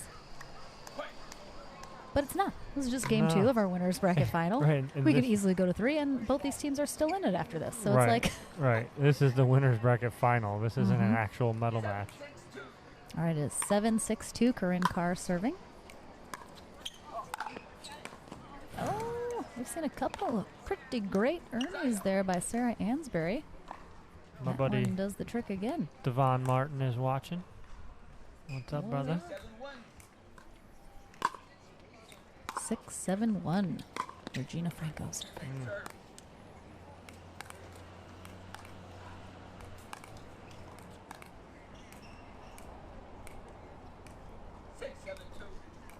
Six, 7-2. Sarah Ansbury playing on her home courts here in Palmetto Dunes.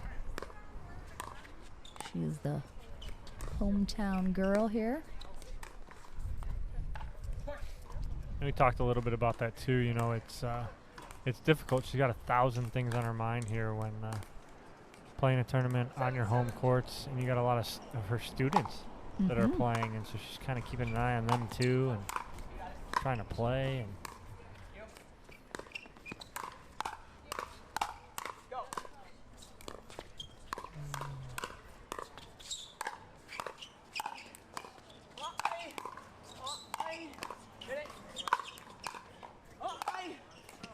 Oh my! If you're not watching this live right now on Facebook or YouTube on the APP Tour pages, you're missing something right now. Wow. I get you, Devon. Missing that action. Jocelyn, don't make me pick. We Where can't is he? pick wherever you're at. Jocelyn. I mean, I would love a third game. Absolutely. If this is what we have more to look forward to. Ooh, I scratched my shoulder, which I burned earlier, and it just hurt. This is what you Little get. sunburn. Little sunburn. Full disclosure commentary. Put on your sunscreen, people.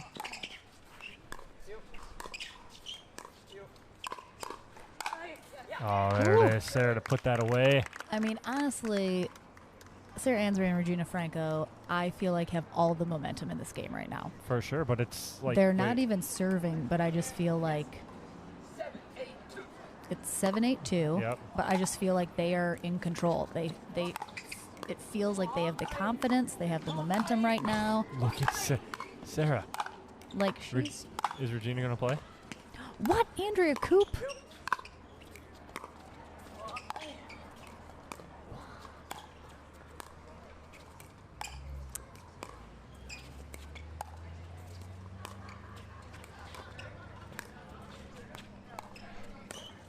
Easy one. Unbelievable.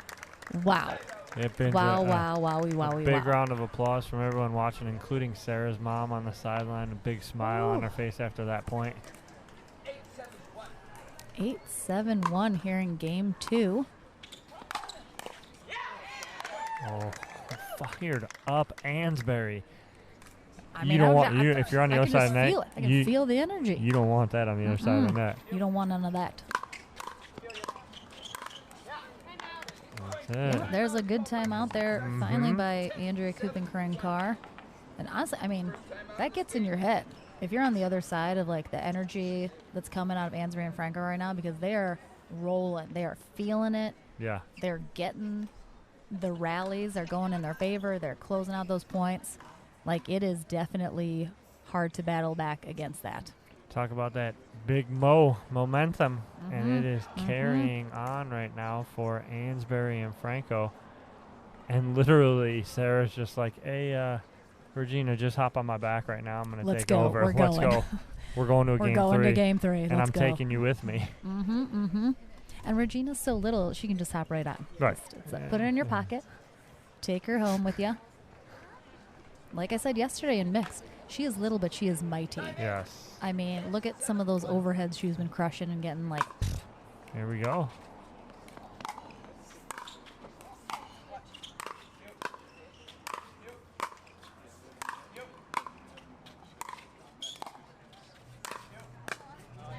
Oh, a little wizard action there.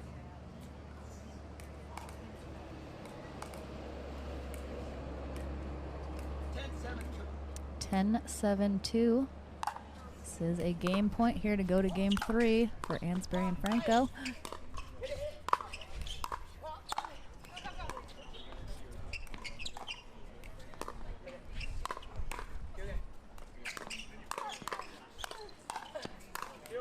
Oh, and it's out in the straight. Wow, what a point. But double timeout wizard. So big one. That's what you learn, people. Those timeouts, they are important. Use them. Don't lose them. Fabio walking through. Goodness gracious. Obviously, I did. Yeah, we did. We don't have Renison on, though, to make a comment. That's true. All right. So that's a great job by the law offices of Coop and Carr to hold off 2 game points there and get the ball back. 7-10-1. And really, they're not down by too many points. No. But they definitely have sort of the mental hill to climb against the momentum that Ansbury Franco still have rolling, probably. We'll see if Coop and Carr can get anything going here. And they cannot. So big hold there for Ansbury and Franco. They're going to have 2 more chances here to take it to a game 3. 10-7-1, Franco serving. I love that Lynn commented right now, Sarah's gone into Sarah mode. Exactly. It's not beast mode. No, it's it's Sarah mode. It's another level. That's exactly it, Lynn. All right, 10-7-2. Oh, another huge hold there. 2 big holds there from Coop and Carr.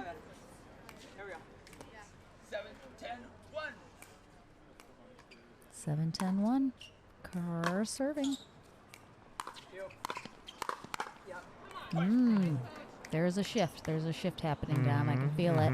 After that timeout, it hasn't quite shifted entirely, but you can definitely feel Franco and Ansbury getting cooled off a little from that run that they were on.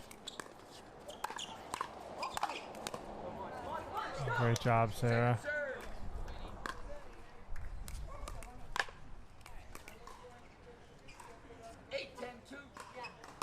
Eight, 10-2. Let's see if Franco and Ansbury can hold them here.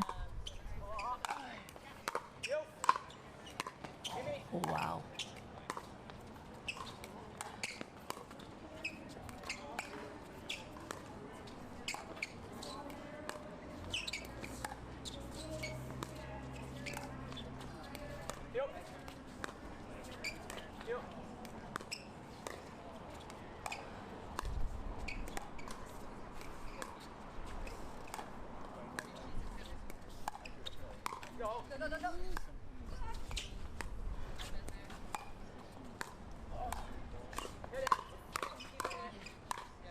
Sarah said, keep hitting it.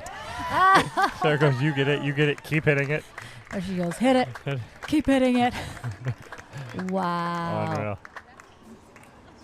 Great job. Great defense there by Regina on those 2 almost put away. All right, 10-8-1. Rosemary said the 11th point is the hardest to get. Game point number 4 here for Franco and Ansbury.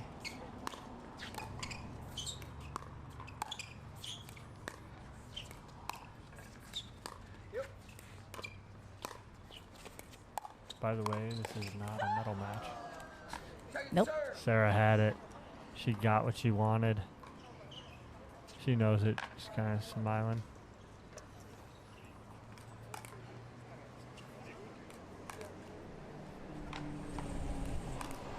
Fifth game point. We've seen a couple multiple game/match points today. 10-8-2.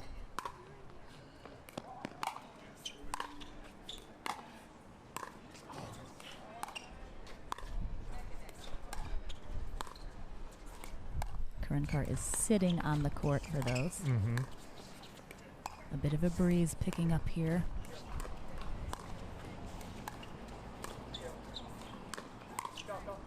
Oh, there it is. Wow. 5th time's the charm for Sarah Ansbury and Regina Franco. And we're just going to a game 3. That wasn't it, Dom. Why not? Game 3. Let's just do a game 3. For funsies, guys. Wow. A huge battle there for game 2 to take it to a tiebreaker game 3. Sarah Ansbury and Regina Franco get the job done. So we're going to switch sides, and then we'll switch sides at 6 again as we go into this game 3. By the way, this is still not a medal match. Not a medal match. Love it. I love it. This is the amazing pickleball action that we have just seen time and time again here at our APP tournaments. I love it. I love it, love it, love it. Hopefully you guys at home are loving it. It is a gorgeous day here, Hilton Head Island, South Carolina, at the Palmetto Dunes Pickleball Center. Yeah. Surrounded by gorgeousness here on the island. Huge shout out to all of our volunteers. They're doing such a great job. Ken Herman running a great tournament. Byron Frezzo keeping everybody in line with the refs, keeping these matches moving. Huge shout out to our refs. And of course, all of our sponsors. We got USA Pickleball, of course, Pickleball Central, the PPR based out of Hilton Head, right here. Never Stop Playing Pickleball Camps, Gamma's Pickleball Camps. Go check them out. We got Vulcan Pickleball, Head Pickleball, Wilson Pickleball. We got Onyx with our official ball, the Durofast 40. Head with the official footwear of the APP Tour. Of course, Jigsaw Health, the official hydration sponsor. It's fun to feel good. We also got Dinkers and Bangers. Check their website out for some sweet action. Who else we got? I think you named them all. I think that's everybody. I think you did. I think you got Is that everybody. I think so. Ooh, Kitsch Pickleball. Kitsch Pickleball. Check out kitschpickleball.com. Gear. Put in the code HiltonHead20 for 20% off your whole order. Go check it out.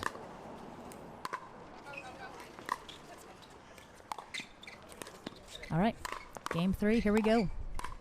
Women's Pro Doubles winner bracket final. And more of the same.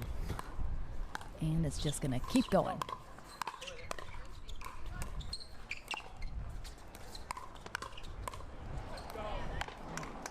Nice spot by Regina.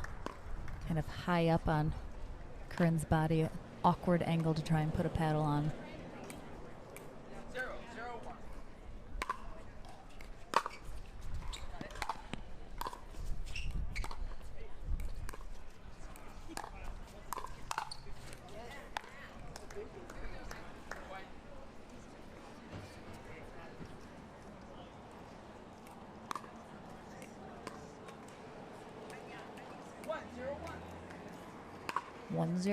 Here as we kick off game 3.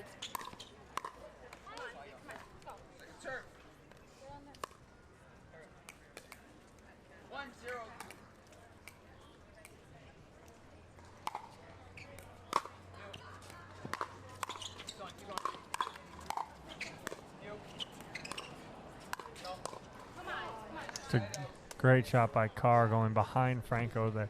Even though it wasn't really behind her, but Regina was leaning middle. And so she went sideline on her and forced a miss hit.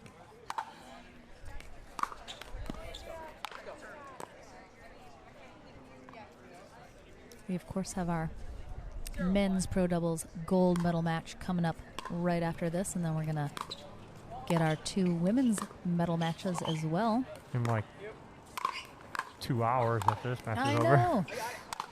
Oh, here goes Sarah again. Sarah just came flying in there.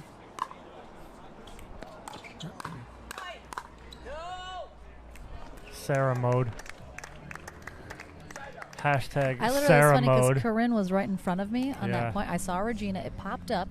I thought easily Regina was going to hit it, and all of a sudden Sarah just came flying out, getting that overhead, and I was like, oh my gosh, Sarah. Like shoving Regina out of the way. Regina, get out of the way. Poor Andrea's Regina. towel's back. Oh.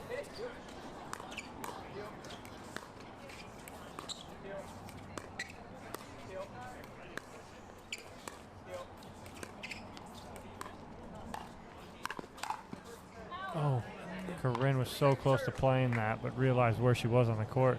1 foot in, 1 foot out. That is the time to let those balls go. Julie Johnson's watching from 17 feet away.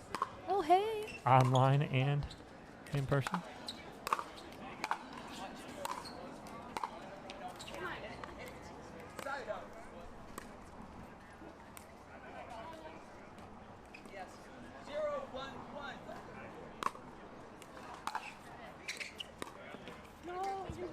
Second serve.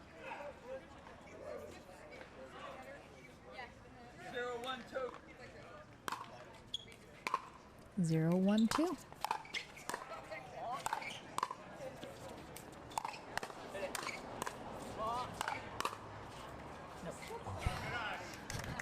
Regina. I feel like Sarah fakes Regina out like she's gonna hit it just to drive her crazy. It could very possibly. Look at her. 1-0-1.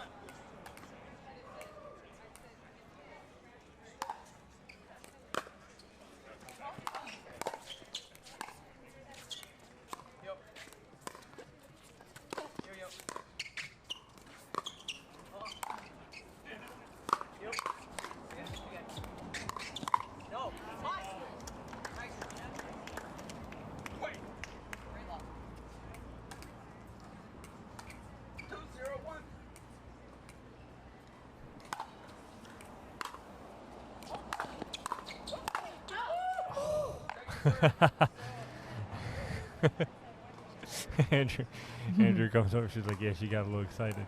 And she did. Sarah overcooked that about 5 feet out. Whew. That's the you forgot the oven was on. Yes. Overcooked. What's up, Audrey Sherfay? Thank you so much. We appreciate your viewership.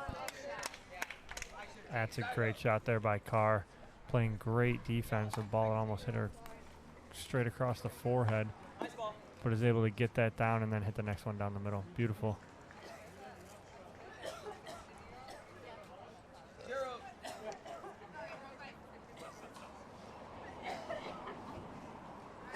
Oh. Ooh, I think Andrea got a little water down the wrong tube for a second. She swallowed a bug.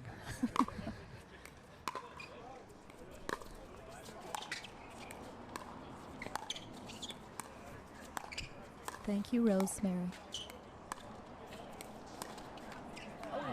That's a good job by Carr, changing it up instead of just continuously going to Hansberry. She flattened one out and went to Regina. And it's not like Regina wasn't expecting it, but forces her to enter the point. It is 1-2-1, Dom. How is the score not 13-11 right now with the amount of action we've had so far this game? I know. So now, what this does right now, this really puts a lot of emphasis on this game. Mm-hmm. Because whoever wins this gets a good break. They want that break now. Yep. Because of this match being so grueling, you want that match and want to be sitting in the driver's seat in the gold medal match. If you lose, you pick up a full extra match 2 out of 3. Mm-hmm. And at this point, you don't want that. Not with this humidity and gruelingness of matches. I mean, if only these ladies weren't so good. Good night, Maria.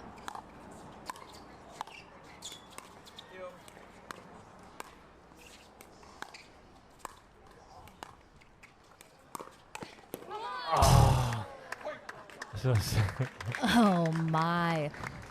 That's it. I mean, I gotta tell you, the men's gold medal matches, they have a hard act to follow right now. They really do. I mean, this is setting the bar, as the ladies often do. Lynn, I love it. Venue's beautiful. Come for the pickleball, stay for the island time, without a doubt. That's great pressure by Franco and Ansbury, keeping Coop back at the baseline. Yes, I forgot Rosemary's sister lives here. Is she here, Rosemary? Do you know, did she come?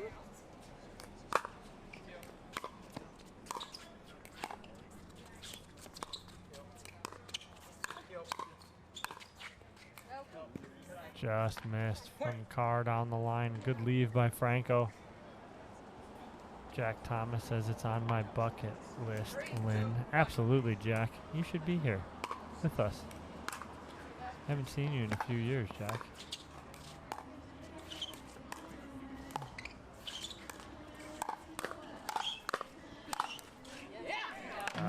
We got about 550 people right now on Facebook and YouTube watching this fantastic match. We got Andrea Coop and Corinne Carr on the near side in white. Sarah Ansbury and Regina Franco in the coral on the far side. We're in game 3 of our women's pro doubles winner bracket final. Not a medal match, guys. Winners bracket final. Another great part about this sport is all 4 of the boys in the gold medal match are all 4 of them are eyes peeled, sitting here front row right next to us watching. I mean, this is some fantastic pickleball. Jay hanging on the fence, leaning over. Kyle's locked in watching this. Deacon's over here watching right behind Jay, and Pat is back here too on the ground stretching out watching this match. So absolutely incredible. They all know what's going on. Everyone loves some good pickleball action. 2-5-1. Ansbury and Franco have gotten a couple point lead here. Coop and Carr are gonna try and close that gap, but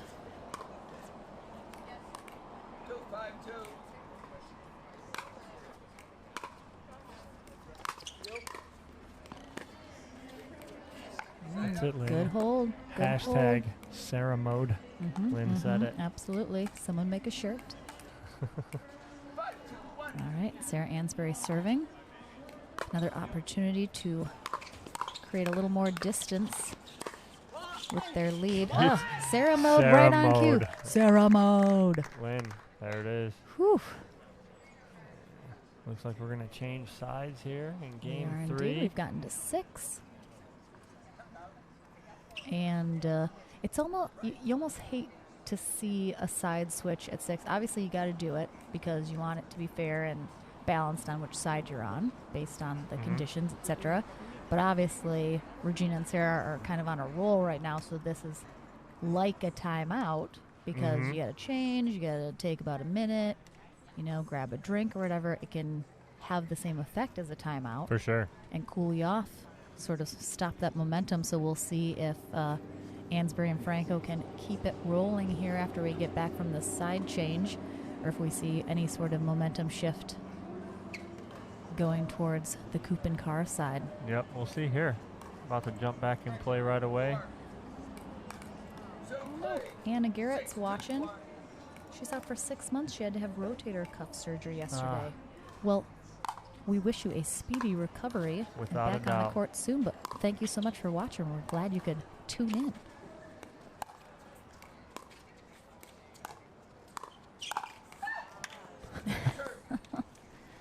I mean, when Sarah's making noises like that and screeching, she's feeling it. Well, she also just seemed to be massaging a little bit the side of her pelvis area. And she definitely did we've seen her do sort of a split situation multiple times, so you hope she's not pulling something when she's doing that.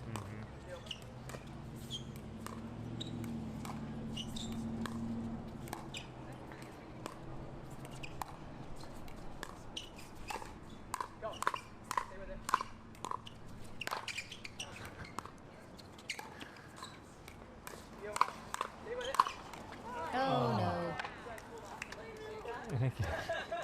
Okay.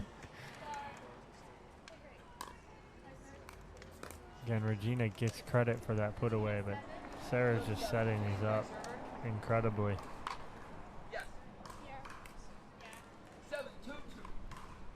7-2-2. Franco and Ansbury creating more distance here. But we got a side out. We'll see if Corinne Carr and Andrea Coop can get anything going here.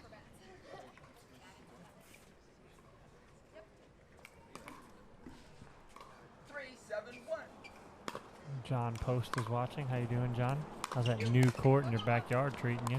Ooh, I want one. Sarah is just, I love it.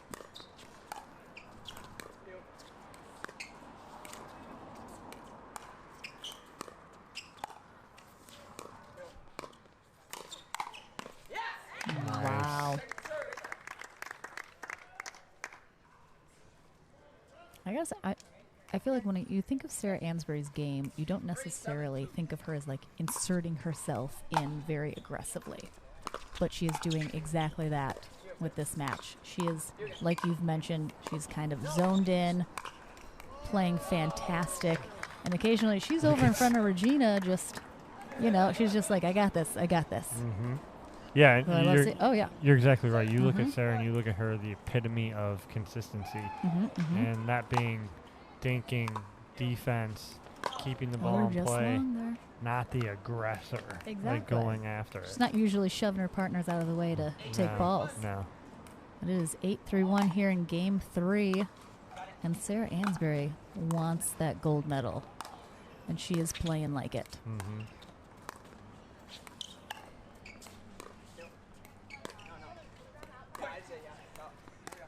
That one is wide there.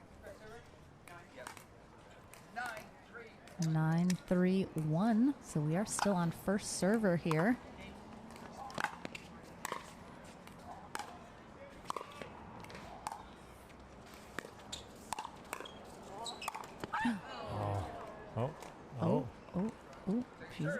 She's good. She's all right. Just a little annoyed that she didn't get that.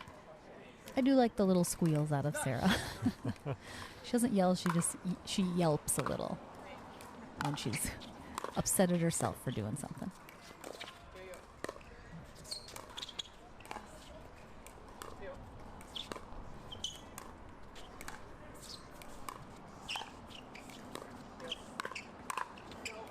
That's a great shot by Carr. Yep. Lynn says, wouldn't you say Ansbury Franco the shortest team combo? Yes, but Franco makes Ansbury look tall. That's true. But yeah, I would say that's probably correct. Yeah. Oh, yeah. One of the tallest combos coming up next in our men's pro match of Patrick Smith and Jocelyn Devier. Do not go away. Do not go anywhere. We will come find you. Say, excuse me, no, come back. We know where you live. There is fantastic pickleball happening. The men they're all moving around back here. Oh yeah, they're getting ready. This one's almost over here. 10-3-1. This is a match point for Sarah Ansbury and Regina Franco after playing unbelievably the last 2 games to close out this match. And after losing game 1, I think 11-2 to Coop and Carr. 11-4. They scored those 2 at the end. What a comeback. Unbelievable. What a comeback. Holy cow. So indeed, we will see Sarah Ansbury, the co-host of the APP PPR Hilton Head Open, rocking out to the gold medal match. And we'll have that in 2 matches after our men's gold, which is coming up right after this. So we're going to take a quick break. Are you going to go chat with them, or are we going to just wait? We're going to wait it because you did talk to them earlier. So we'll give them a little break, but we're going to go to a quick commercial break. Don't go anywhere. Our men's gold medal match is next.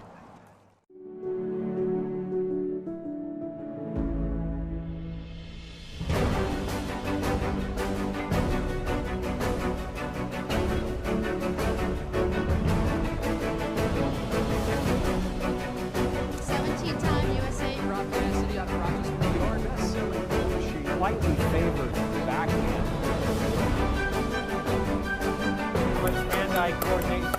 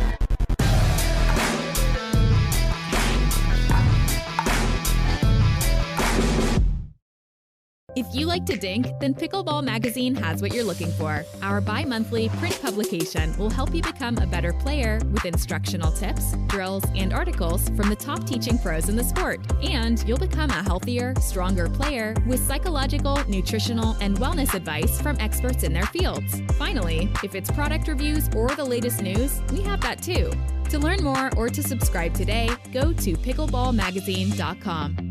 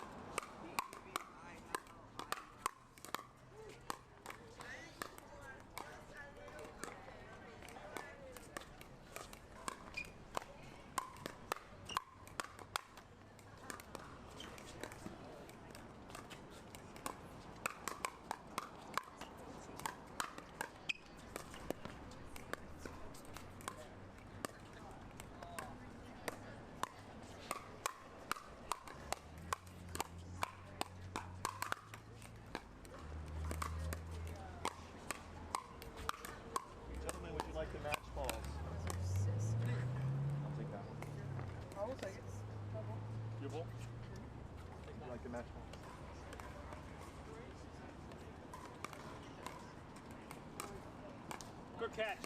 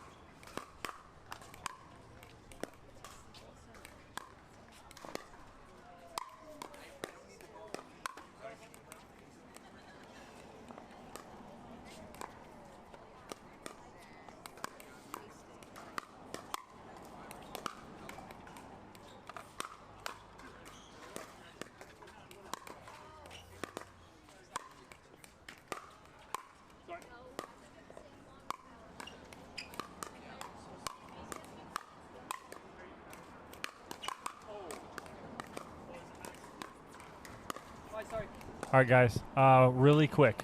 Everyone who's on right now, we are going to shut down this feed, and we're going to bring the feed back up in a couple minutes. So just come right back to us. We're going to be back up in a couple minutes because we are at our time allotment. So we're going to shut down really quick, come back in a couple minutes. We will be right back. YouTube stays on, but on Facebook we need to shut down for 2 minutes, and we'll be right back. So come back. We got the men's gold medal match coming up. I did not, but I just anticipated. All right.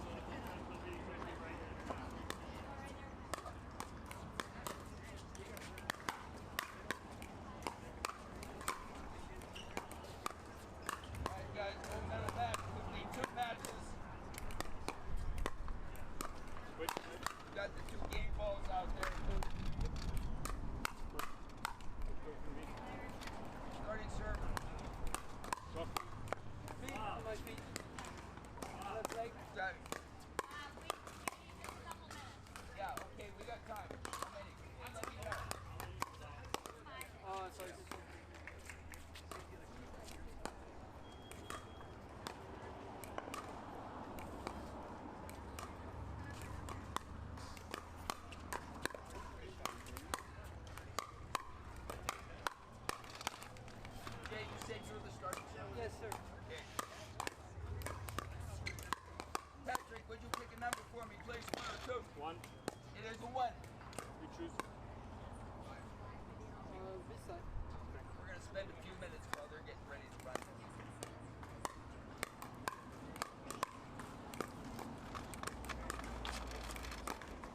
Oh, sorry, mate.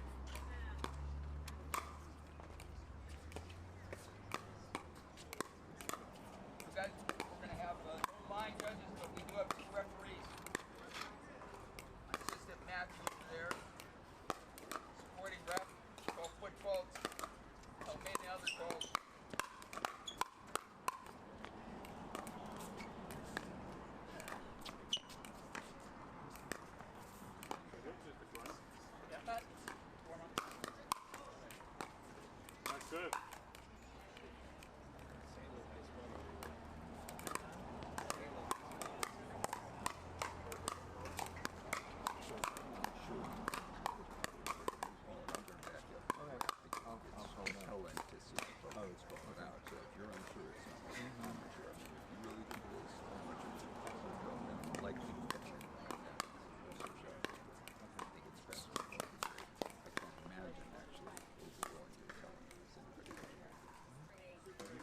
I might say, I can see it. Probably I might have just the differences in that. Yeah.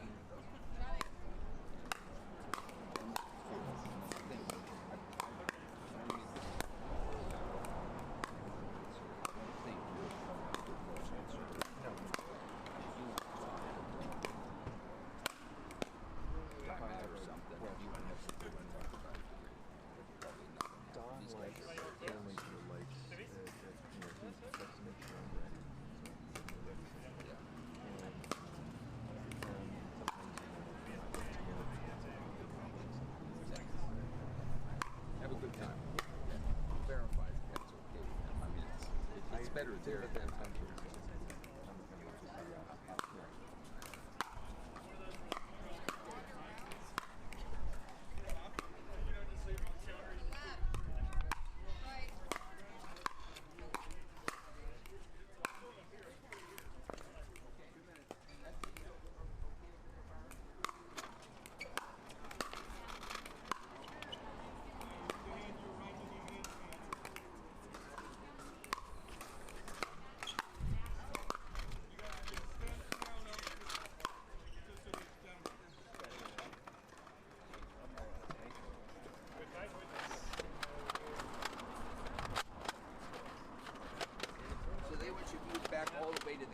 So that this wide angle thing won't pick you up at all. So they don't care about this. Yeah. All right, good. Right. This is what I'd rather stand. You can stand hand right there. Yeah. Watch your head on this. Watch your head right there. Yeah, all right.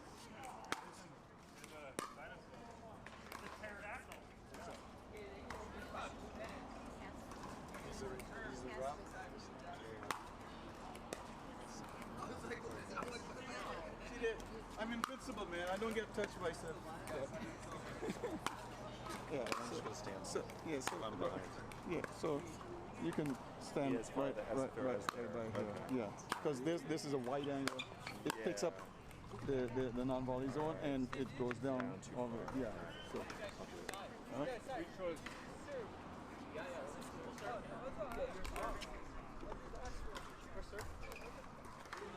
Well, we're breaking.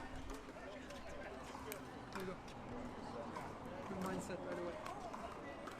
One more. One more. You taking the whole day? There.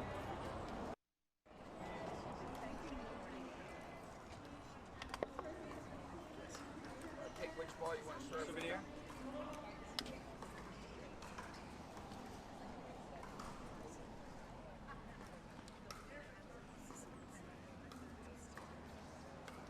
All right, gold medal match, 2 out of 3 to 11. Team of Yates and Deacon. We're back. We're back. Good job, everybody. Way to take directions perfectly. You stayed tuned. Ooh, yeah, You're back. right We're there, back buddy. up and running. We have our men's pro doubles gold medal match. It is starting right now. Kyle Yates serving with his partner, Steve Deacon, with a rematch taking on Jocelyn Devier and Winter Soldier Patrick Smith. This was quite the match earlier today when they squared off. Smith and Devier managed to take it in 2, but that second game was a crazy one. So we'll see what happens here. 0-1-1.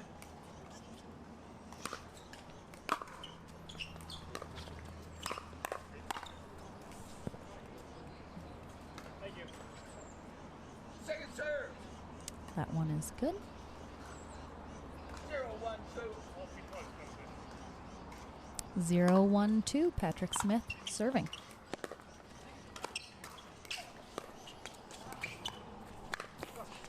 Side out.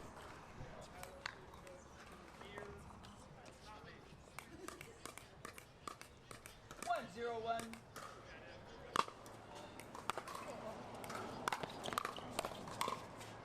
Oh, great hands. Oh, hit the camera. Hit the camera.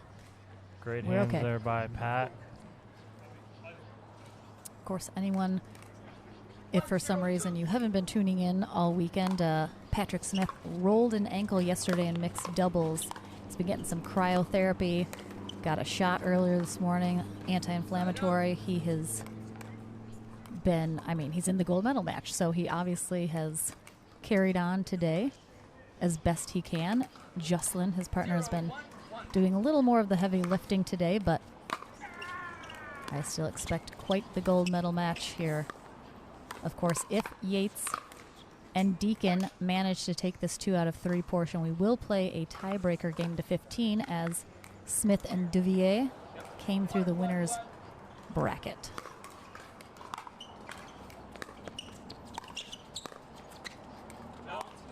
Just wide Just there. Wide.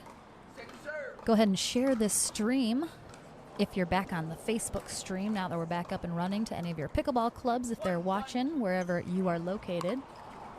There is a bug by my head. This is going to be a fabulous match, and then we will have both of our women's medal matches, I believe, after this. And this being a rematch of the winner's bracket final from earlier.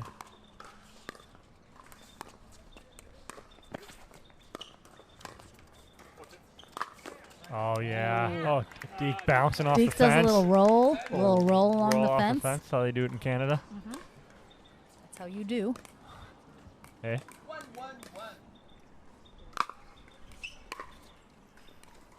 1-1-1 here in game 1. My favorite scores when they're all the same. Bob Unitich rocking and a rolling once again on center court. Our USA Pickleball certified ref. 1-1-2, Yates serving. Look at that grace. Look at that form. Oh my goodness, Deacon. Oh my. Ooh, Deacon and Yates with some absolutely incredible defense. Go ahead. Devier had 2 backhand overheads that Yates dug out and dropped back in that allowed them to stay in that point, and then all of a sudden Deacon had a couple there too. Bob Unitich. Yates just asked if Deacon was the correct server, and Bob, because he has such a well-known voice, he goes, no! In his perfect Bob Unitich voice, which was perfection. 1-2-1, Patrick Smith serving.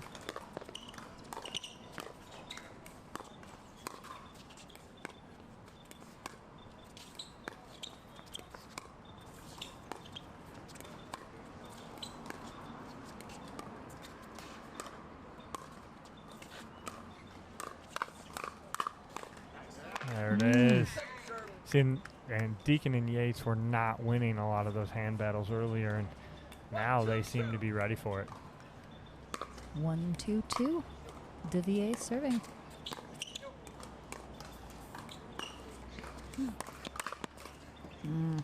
That's tough. Caught the net a little, so it pulled Pat wider than he was going to be, and it was a little awkward for him with his ankle. Of course, if you watched our winners bracket final earlier, Dom and I were mentioning every time Patrick Smith and Jocelyn Devier had Pat on the left side, we were not a fan of that just because of how much it limited both of their movement, really, because of Smith's injury. But we have so far seen him on the right side. So. Well, I talked to Pat about that after the match, and he just said it's more strategy. They were playing to play different strategies against who was in front of Pat, who was cross court from Pat, not worrying about right ankle, left ankle. So, but I just gave him what I was thinking about it. But is that a mistake, though? I mean, you have to factor in the ankle. Right, you do. It's part of their game today, unfortunately. You do, but again, Pat still thinks that he can do what he can do, regardless of what's going on with his ankle. So that was his answer. He's in the gold medal match, so he's certainly. That's a good leave by Kyle. He saw that early. We don't call him the Flying Frenchman for nothing, Dom. No. 2-1-1 Yates serving here in game 1 of our men's pro doubles gold medal match. Oh, there it is. That is. And that's the shot Kyle's been looking for most of the day. That's his fave.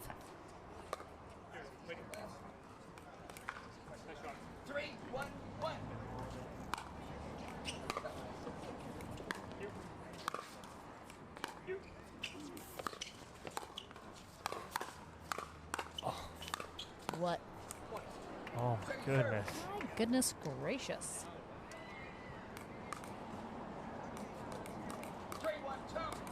3-1-2. Deacon serving. It's my faux pas.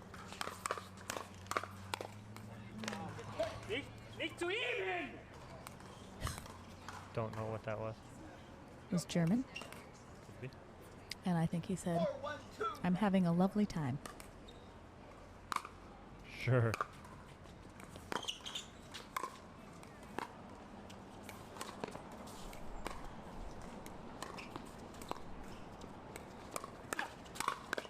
Oh, hey-o. Nice. Pulled Deacon down the line. Deacon got it back, but set up a nice little spot for Pat to go down the middle on that one. Yates not able to get that back.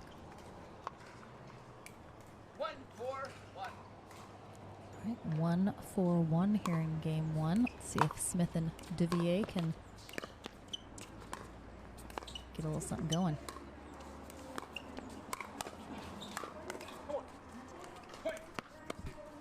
That'll do nicely. Yeah, that's a great shot by Jay. He's had that all day so far.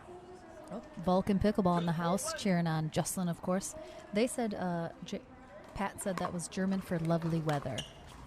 Also, a very probable. Oh, hey. Wow. Speaking of Vulcan player, Jocelyn Devier. And a big shout out to Jigsaw Health as we're in our last sponsored segment of the stream for our men's and women's Pro Doubles Day. It is fun to feel good. And it's fun to not cramp when you're playing pickleball. So check out all the fabulous products Jigsaw Health has available.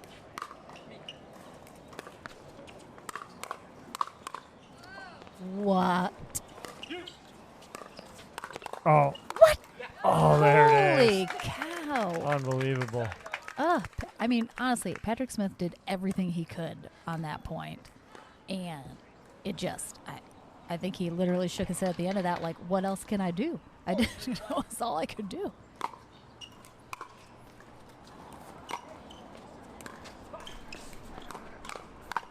Oh, there it is. Kyle feeling it right now.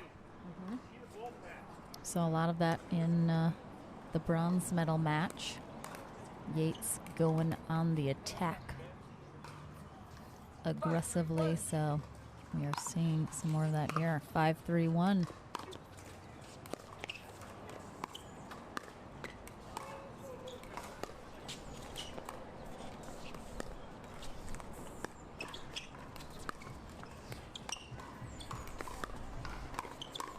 That's a great shot by Kyle right there, waiting for the right moment to go in behind Smith.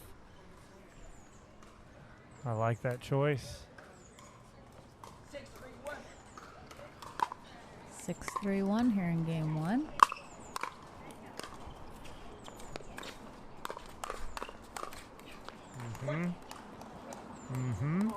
Kyle is winning those hand battles right now. And because of that, we have a Jigsaw hydration break taken here by Pat Smith and Justin Devier. So, yeah, honestly, I feel like they just need to calm down a little. It seems like they're forcing a little too much. They're not. Well, they don't feel settled. In the first match, they won those hand battles. Ooh, we have 725 viewers rocking this gold medal match. Thank you to each and every one of you. So, in that first match, Yates and Deacon were not winning those hand battles. And so, Devier and Smith were winning those hand battles, and now they're getting sucked into it, and Kyle is winning them. So, it's just a matter of them changing their strategy here. So, instead of trying to go at Kyle so much with those hand battles, change it up. All right, we're back here into the action.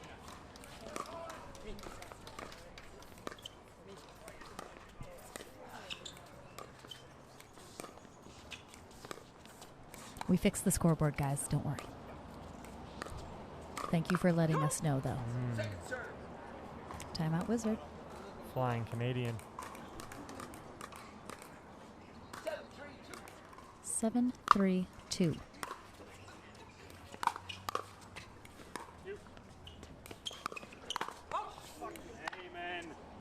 He's got him a couple times there. Honestly, I find that when I play, and I'm sure a lot of people feel the same, when you are on the right side, a lot of times you're sort of ready with your backhand. And so when you get the ball up on your forehand, it's almost like you have a second where you just kind of freeze because you feel like you don't have time to get your forehand up. It's a little unnatural feeling. So we've seen that a couple times where Yates has caught Smith up in that forehand. Oh, my God. Oh, wow. Yates even said, wow. I mean, the thing of that is it was all wrist. Oh, absolutely. There's no way Deacon should have got that and put it where he did. That's a game point here. 10-3-2, just like that. Oh. I think Deacon was confused where he was on the court because he looked down at that was easily a foot in, and I think he thought he was farther away. All right, 3-10-1. Smith and Devier have a lot of work to do here in game 1 to get back in here. 3-10-2.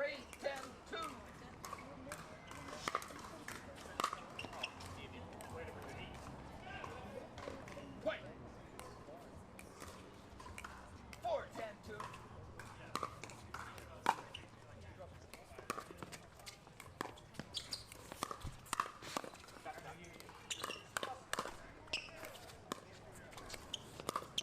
Oh. Wow, Deacon with the backhand ATP from mid-court.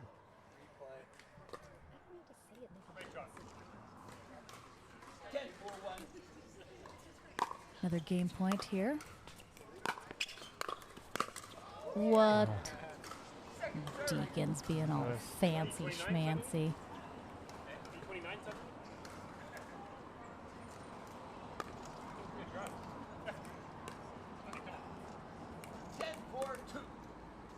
Ten 4-2. Another game point opportunity here for Deacon and Yates. So that's 3. Devier. Again, huge holds for Smith and Devier, but they have a lot of work to do to actually get back in this game.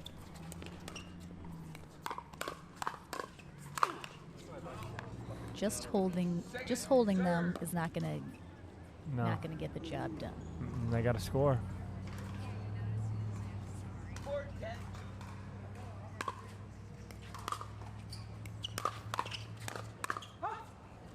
All right, that's one hand battle they've won. Just haven't come out on top of many of those today. 5-10-2.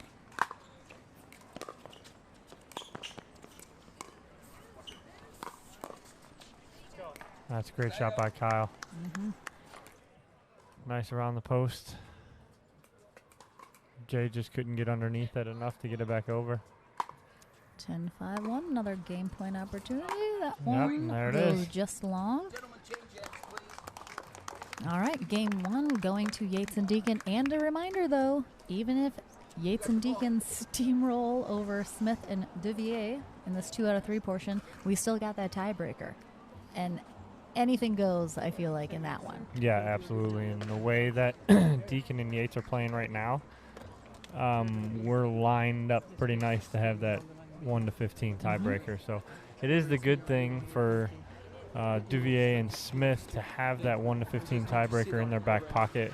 Don't want to have to use it, but it is there just in case. So, but getting back into it, I think they need to just change something up a little bit to where they had a lot of confidence in winning those hand battles early on in the match they played earlier, and they're just not winning them right now. So if they don't change something, it's going to be a lot of the same in game 2 that was in game 1. So if they need to want to advance and go into game 3 here, need to make some adjustments quickly.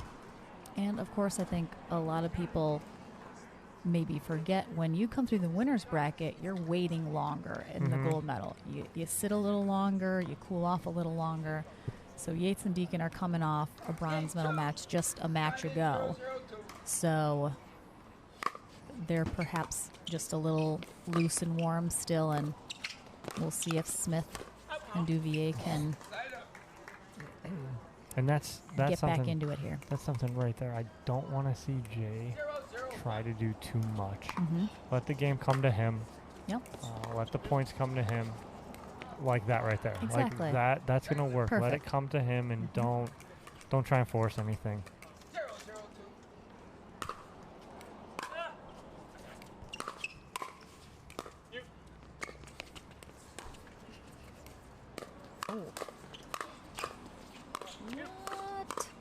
Holy God, that was so that wasn't that was it not was not an around the post. I almost thought he was going for it, but I was like, he doesn't have that, and he went right over the top, and then had a nice little exchange with Deacon. 0-0-1, game 2, men's gold medal match. Okay. All right. Just a little too much there by Deacon. But again, those hand battles, that's another win for Devier and Smith, but there hasn't been many in this match so far. See, there's another one. And they just need to get out of that.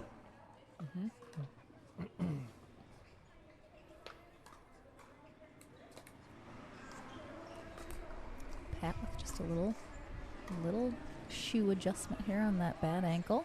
Our bronze medalist, Johnny Goldberg, is watching. Oh, hello, and a big congrats. 1-0-2. Pat Smith serving. Ooh. Just nicks the tape.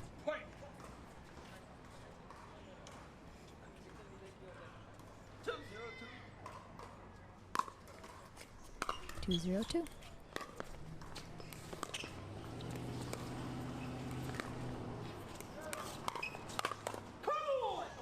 All right. Jay getting a little fired up here. Getting fired. Feeling the fire. 3-0-2. Little lead here for Smith and Devier. Just long with the two-hander. I think Pat and I had the exact same expression and reaction just then, where it was like, nah. It was so close. Thought he had it. 0-3-1.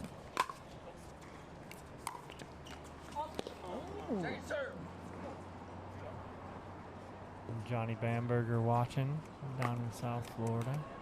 Welcome, Bamberger. Welcome, Johnny. Is there a better last name? Oh. Bamberger. John and Audrey. I love it.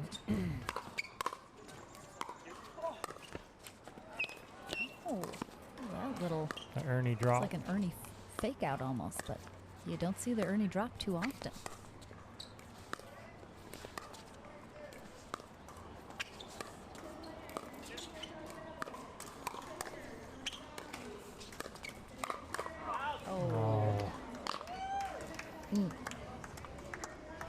Great battle there. Catherine asks, can you make this video so that you can cast it?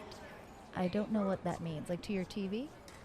Reel it in? Fishing cast? No, I think it is like you can cast it from your phone to your TV. I think you can. I think if you have the Facebook Watch app on your smart TV, or if you have YouTube on your TV, or Apple TV, you can probably AirPlay it onto there. So there should be a couple options. I know a lot of people watch these matches on their big screen TV, which is awesome.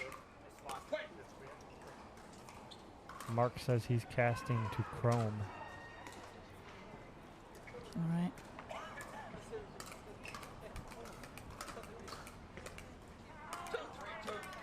Two, 3-2 here in game 2 of our men's gold medal match.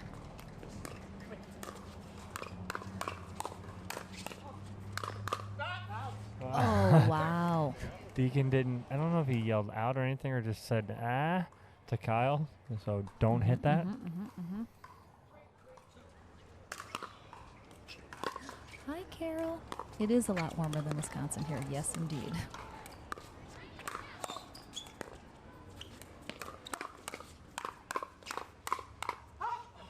Ooh-wee. So this game, as opposed to the first game where Deacon and Yates won, this game's a little more even with those hand battles. More 50-50 now. 3-3-1. Definitely Pat and Jay have... Oh. So he hit the crank. He didn't hit the post. He hit the crank that sticks out. If the crank's not there, I think he gets that.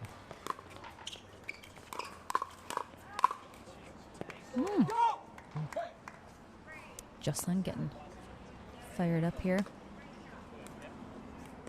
Supporting Pat Smith, his partner. Oh, haven't seen that this match. It's a good drop by Devier.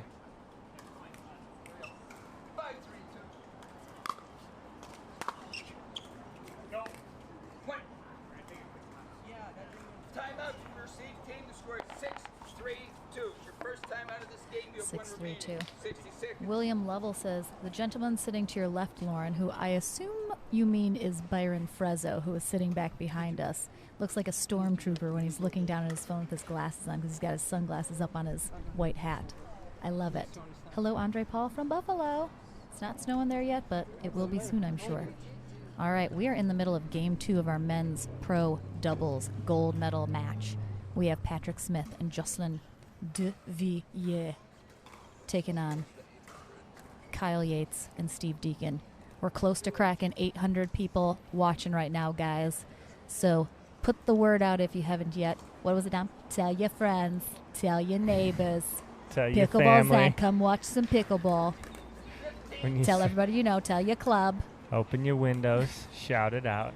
If people are walking their dogs, tell them to get home. Some pickleball's on. When did we become from New York? It was like we're a so game you ago. and I are love so it. Midwest. I so love it. We're Midwest. All right, we're back. Here we go. It is 6-3-2. Here in Game 2. Game 1 went to Yates and Deacon.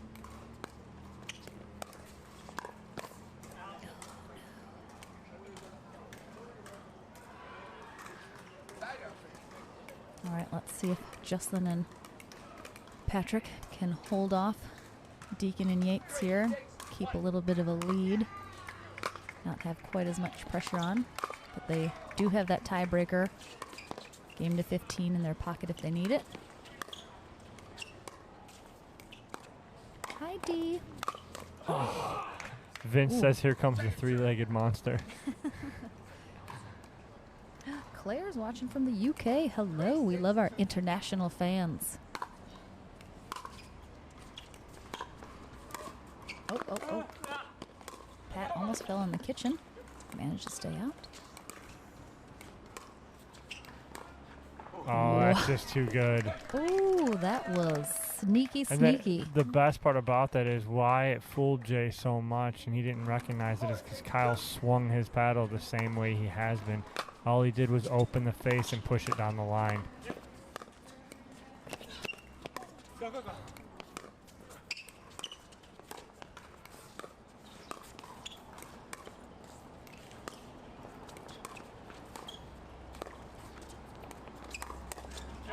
Back to that shot by Kyle. It's similar to a pitcher in baseball who throws a fastball and a changeup. They use the same exact motion, but the grip is different. And so the same exact thing for Kyle there.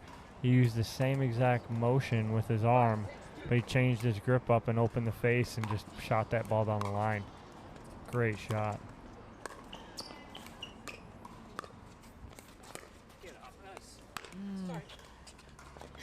Deacon not happy about that.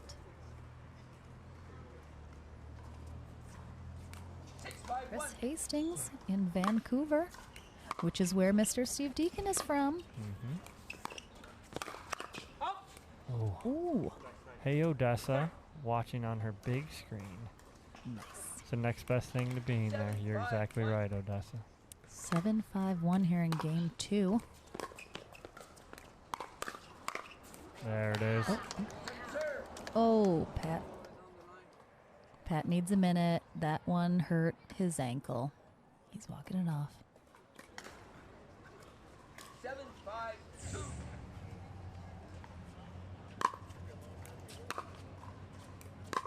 I'm sure he is. Oh, oops. Patrick Smith is super looking forward to this match being over because then he's done for the weekend and he can really get that ankle healed up well. But until then, I think he's going to be battling it out here. Mm-hmm.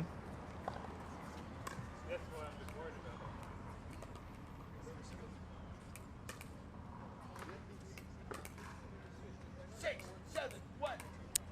6-7-1. Deacon and Yates closing the gap here in Game 2.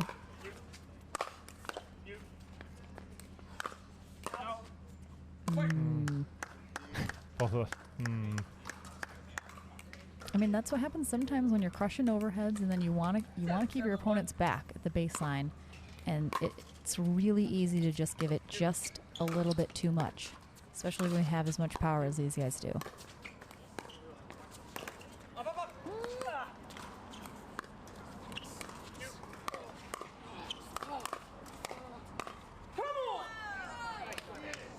Great job by Devier.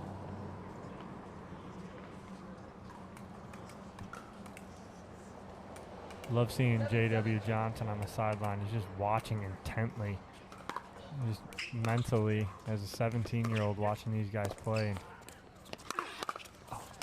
Oh, there it is. And he ends up taking bronze today, but he's over here watching, taking notes mentally, I think, and learning as he goes. Oh, yeah. An excellent showing this weekend. For sure. He played great. Oh, just wait till tomorrow, singles. Yep. Oh, incredible. Wow. And now it's those tides that were 50-50 in those hand battles, it's turning over to Yates and Deacon, and now they've jumped ahead and taken the lead and are about to force a game to 15 for all the marbles here today.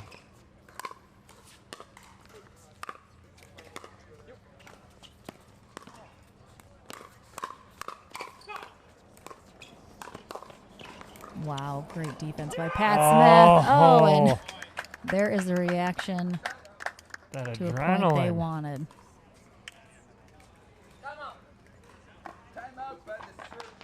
Seeing that's a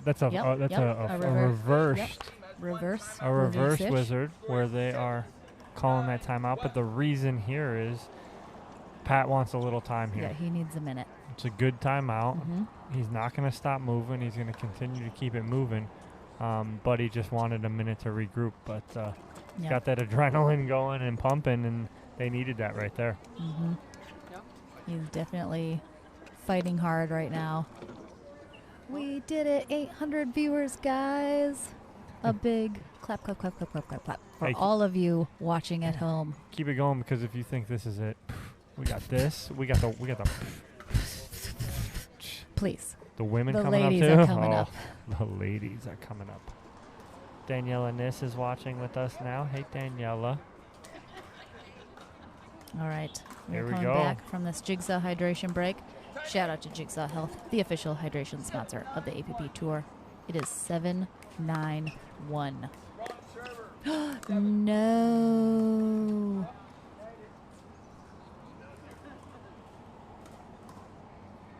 So gotta shake that off. Shake wrong that off. server wrong from server. Devier and Smith.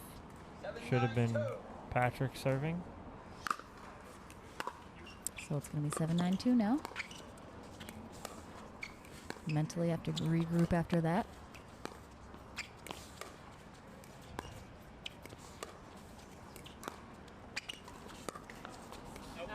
Just wide.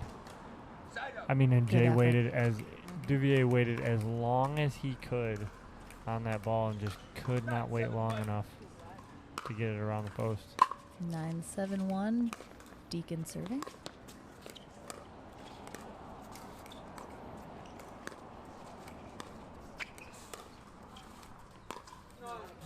Nope. A little short. Good eye by Pat Smith over there. He was ready for it. Just like we mentioned before, a lot of those ATPs are defended, and you have to make a very quick decision about whether or not you're going to go for it or not. Kyle, that one was fairly wide for an ATP, so I think it was an easy decision for Pat to let that go.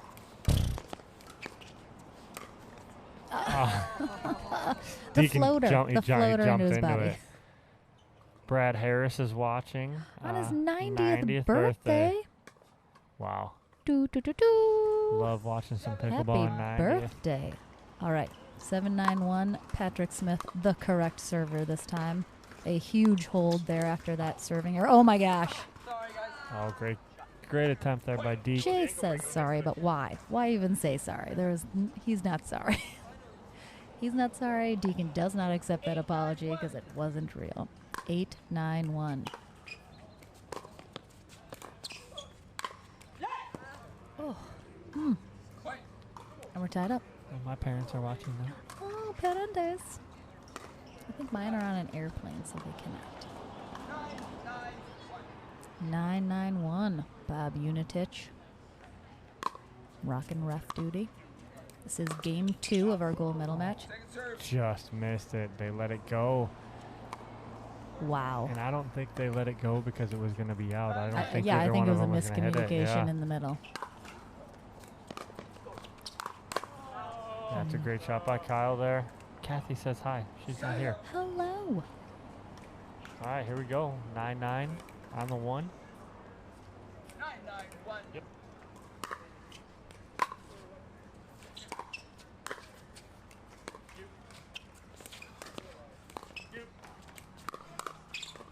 Oh, no. That ain't happening on Deacon right now. And now we have a game, set, match point to force the game to 15 for all the marbles. If Yates and Deacon win this, we will play a tiebreaker game to 15. There it is. And there it will be. So instead of a game 3, we just have a 1 to 15. A longer game 3. Single game to 15 after a delay of up to 5 minutes. All right, they have up to 5 minutes here until they play on. I am not sure if they're going to need all of it or not. Let's do a quick little check and see. We might go to a commercial break here. Hang on one sec.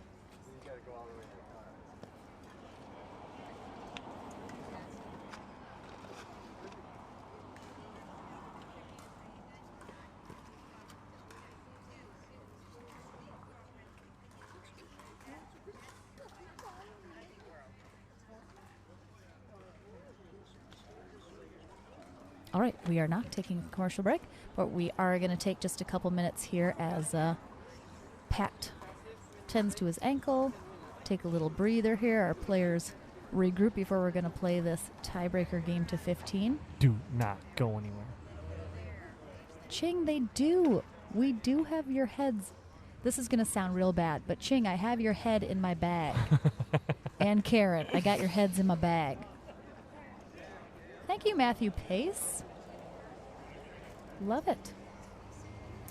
Yeah, but I know the Wichita fan club is here in spirit for Jay and Pat, cheering them on.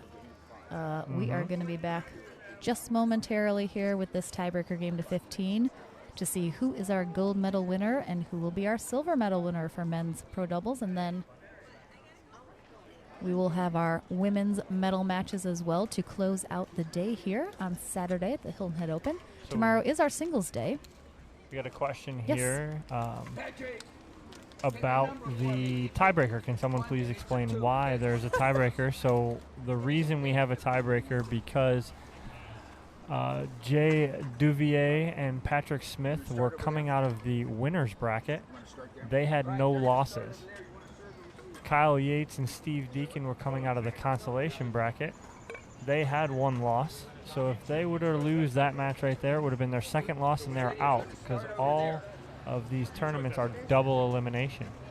So that being said, that loss right there for Patrick Smith and Jay Devier was their first. So now we will play 1 match to 15, which is the tie break to determine our gold and silver medalists. Does that make sense? Also, Ching said I sound like a serial killer. You do. You just said you had their heads in a bag. It's true. It is true, but I'm not, guys. And that's definitely what a serial killer would do. It's got dark real fast, guys. Winnipeg, Canada in the house. Excellent. All our Jake friends from Rouse, north of the border. This is going to be good. Our Canucks. It's one of like the best nicknames, Canucks. I love it. I always liked, I'm from Michigan, so we're the Michiganders. I also really liked that as well. Anyone else watching internationally? Yep.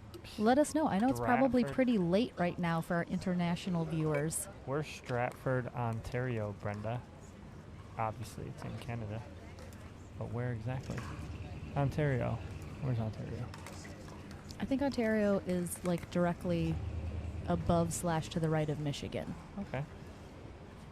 How did Smith hurt his ankle yesterday against Yates and Coop? Smith and Corinne Carr. Yates hit a absolute disgusting cross-court dink, and Pat went for it and rolled his ankle. It's and on here video we if you want to go. go back and watch it. All right. We are starting with Patrick Smith and Jocelyn Devier on the near side on camera. Far side, Kyle Yates serving along with Steve Deacon. 1 game to 15, still win by 2.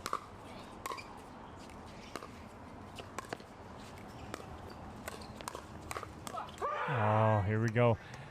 We're going to see. I mean, that's the difference. It's going to be who's winning these hand battles. Mm-hmm.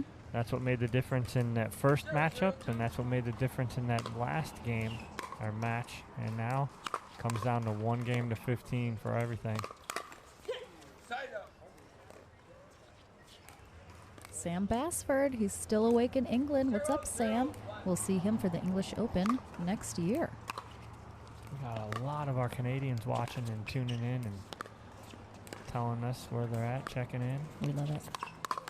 Oh, he had it, I thought. He's there, and again, Mhm, he just couldn't get low enough to get that. It's a great shot by Yates. 0-0-2. We're just getting this guy going.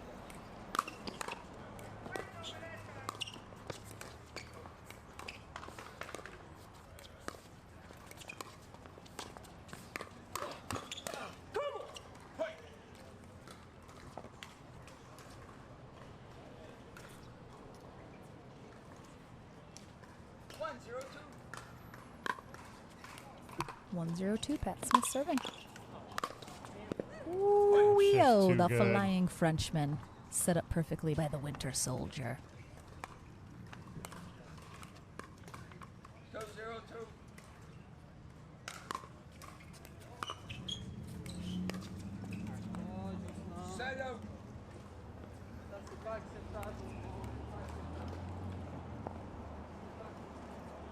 Yeah, Pat Smith and Jocelyn Devier kind of came on the scene about a year ago. I think the first tournament, at least I know Pat Smith played, was the Chicago Open in 2019. That actually might have been both of their first tournaments together. They played together very often in men's. Ooh, wee, look at that lob. Oh. Oh my, geez. Oh, Steve's in the stands. Wow. That's the same type of move that rolled Pat's ankle yesterday. So absolutely incredible point. There's some fantastic gets back there by Deacon and Yates.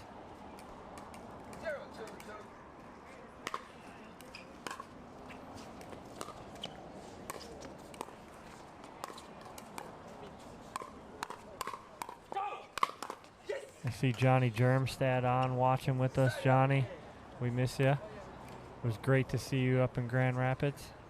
Thanks for tuning in.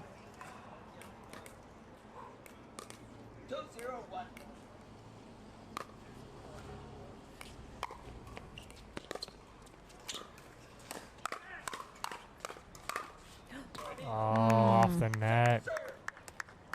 Again, there's nothing you can do about that there. Nope. Part of the game, unfortunately. 2-0-2. That's it? It is. Oh, he did not have that. No. That was not the correct shot right there. I would know.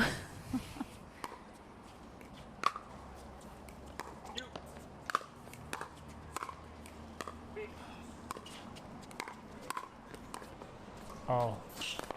Wow. Again. I mean, that literally was the only shot Devier had right there. He almost had it. Yeah, that one definitely much closer than the one before. But an impressive get by Pat Smith over there on that side. 1-2-1. Yates serving. We're in our tiebreaker. Oh, medal match here. wow. Wow, Just Kyle. too good by Yates. I mean, he was sitting on it with the forehand, and the best part about it, all he did was let Pat create all the energy on that shot, and he just blocked it. Put it right to the spot he wanted. Little miscommunication there in the middle.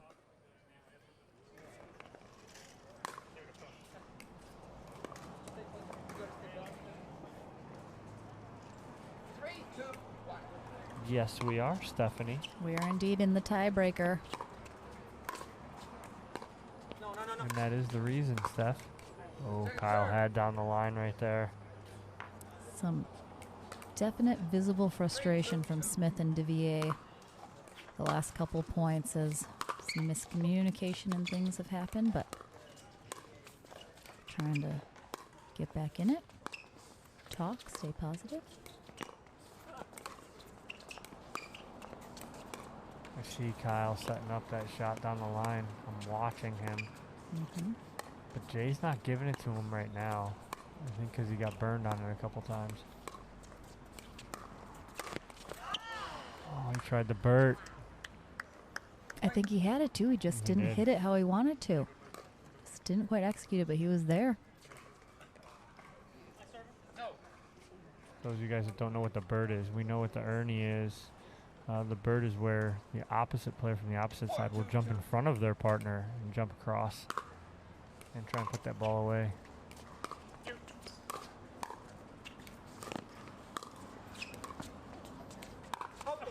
Oh, he tipped it. Clipped his paddle. Yep, clipped off his paddle. Right there, right It's there. under the table.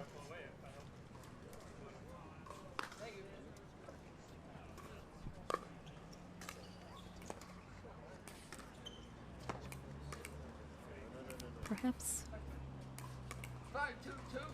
5-2-2 here. I feel like we might need a timeout here for Smith and Devier, but that will help. All right, let's see if they can get something going here. 5-1.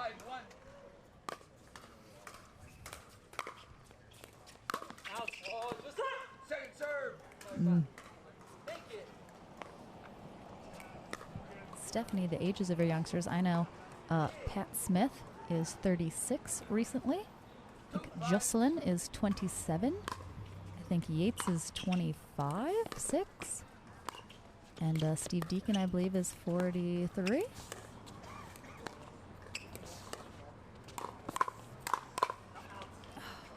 Side out.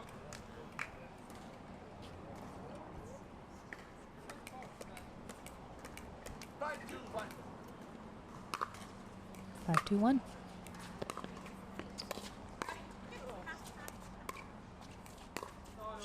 Yes. I got it. He did.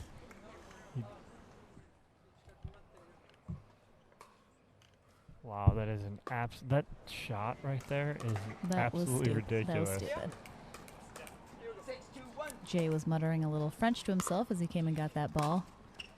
I don't think it was. Everything's going great.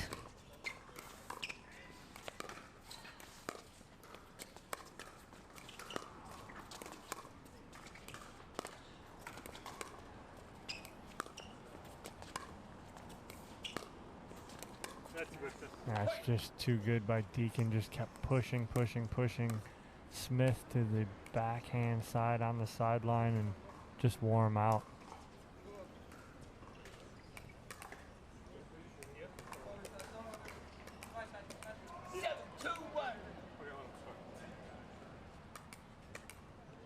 Nice job by Jay.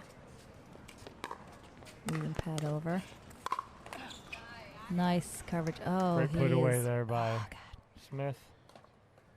Oh, I hate watching it so much. Pat hit that shot and just turned around with the biggest grimace on his face because I can tell certain movements are really hurting that ankle, but he's not giving up, and I just, I'm in pain watching him. We are in our tiebreaker match. Gold medal, men's pro doubles. Second serve.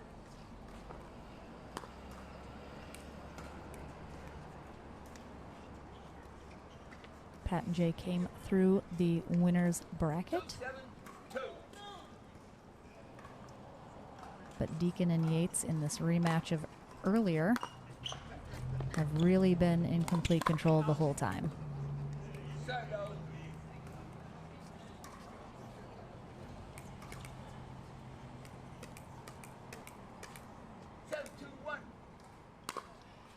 7-2-1 our score here in our 1 game to 15. That's great attack by Deacon there. And so now we're going to get a side switch at 8. Switching at 8 here. And Catherine commented they need to stack Smith to the right. And it's something we talked about earlier. And I actually talked to Patrick in between games. And it is something that they are looking at, but they're playing matchups instead of playing stack Pat to the right. And we understand why, because it is his left ankle. It'd be easier for him to move laterally going to the right, but they're not doing it because they're playing matchups. So that's their strategy. But yes, I was discussing that in between or after their last match with them about that. And, great job over there. No one really saw that, but Yates and Smith exchanging pleasantries on the side in between changeovers there. Yates kind of tapping Smith on the legs, encouraging him along too. So we have almost 900 people watching right now, guys, which is amazing. Thank you so much.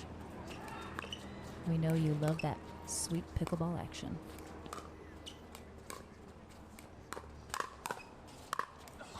And that's the thing, is it doesn't matter if Pat's on a half a leg. If you put it up to him, oh yeah, if you give him the right spots, if you get it within his hand reach or arm's reach, he's still going to play well.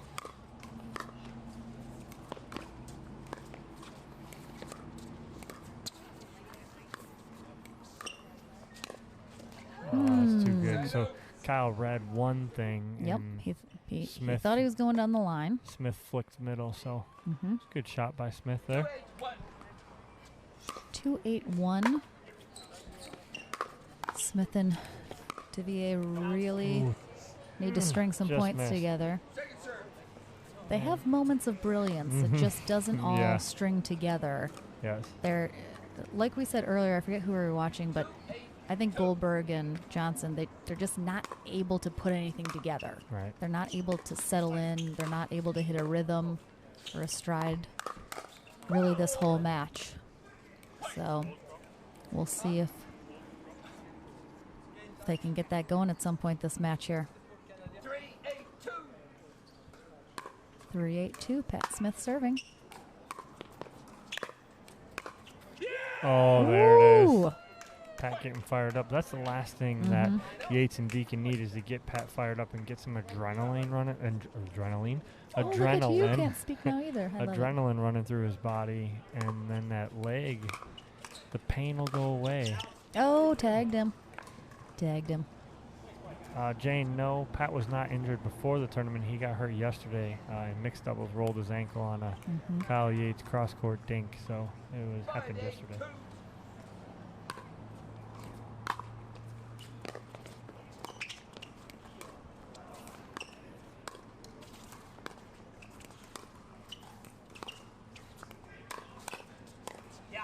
Oh, had the perfect spot and then.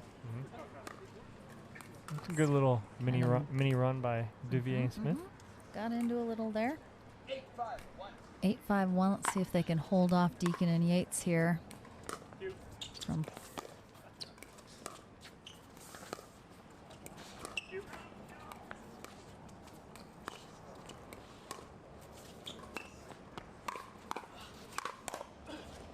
Deacon.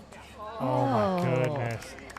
That's more of a Jay getting frustrated that that ball didn't get put away. 9-5-1.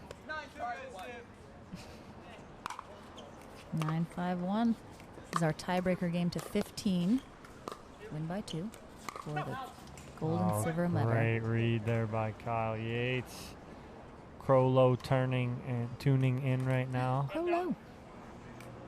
I honestly think several of those shots that Jay's taken, he's going for the body on those. Oh yeah. There's no way he's just, crushing those volleys to the fences. He's trying to hit somebody.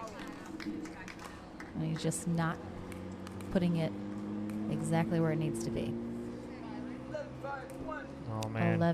11-5-1. Yates and Deacon. Yep. That was close. This is it, man. I mean, they need to stop this quickly. 12-5-1. We're using the Dura Fast 40 here.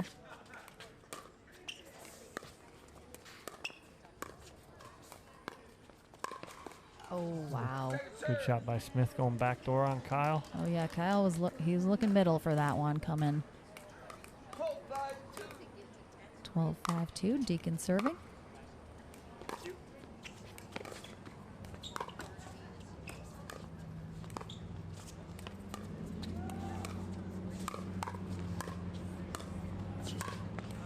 Nice spot there by Smith. He is hurting.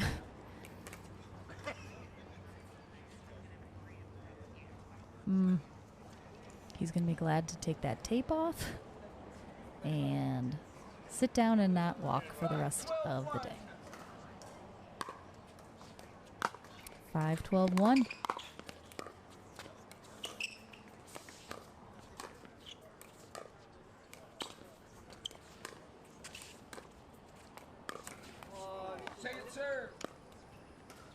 Trying to make something happen out of a ball that's you can't do that with, so that's tough.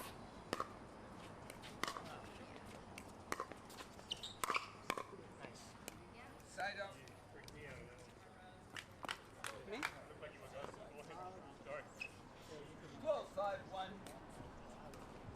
12-5-1. Deacon and Yates holding off Smith and Devier. Oh yeah, that one's not coming back. That's a great job on the first two getting back. Oh yeah. Checking the ball, make sure it's not crushed in half. 12-5-2. Deacon serving.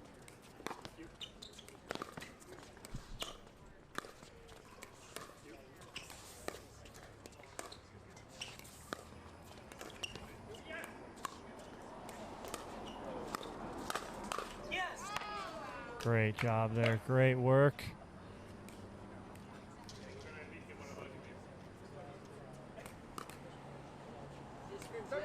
I'm surprised we haven't had a timeout here from Pat and Jay, frankly.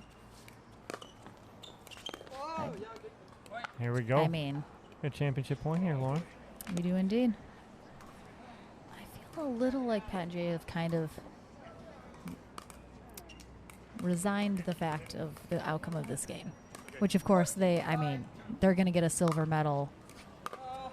Pat is barely able to walk, so outrageously impressive.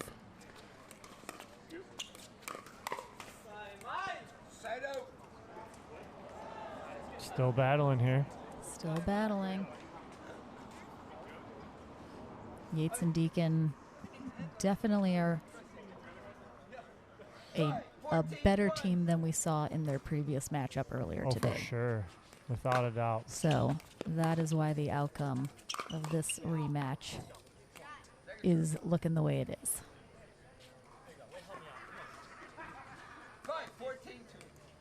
5-14-2. Jocelyn Devier serving. Great shot there by Deeks. Now they're sitting on 2 more game, set, match gold medal points here for Yates and Deacon. Stephanie Lane, Pat and Jay put them down in the losers bracket, so this is the rematch. And there it is. And there it is.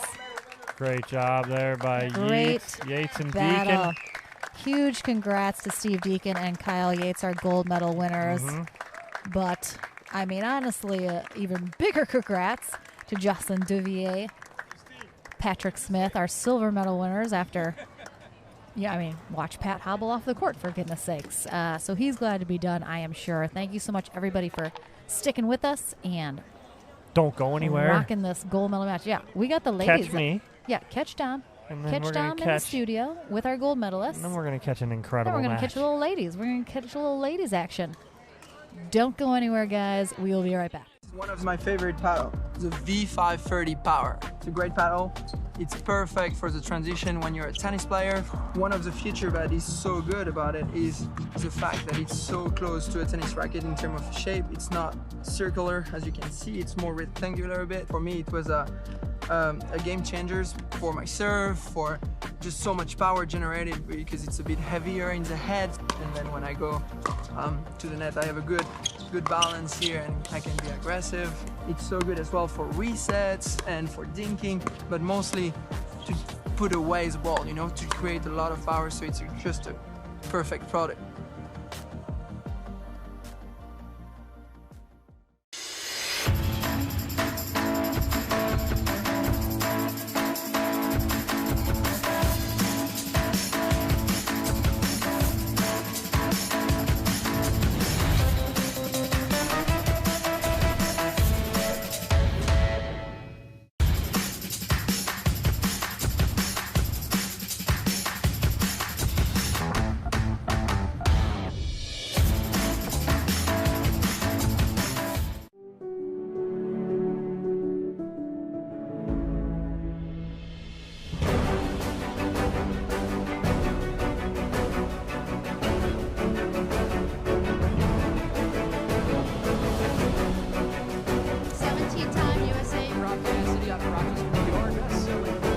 Slightly favored backhand.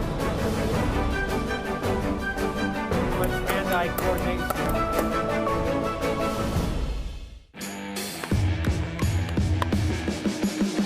Pickleball is an easy game to play, but it's a difficult game to master. There's so much you can learn from the camp, the correct way to hit a dink, the volley, the serve. Each skill that we develop within the students' games is then implemented into live play. They can take home easy, simple ways to remember how to execute a shot. Everyone is going to have a great time. It's going to be well worth their while.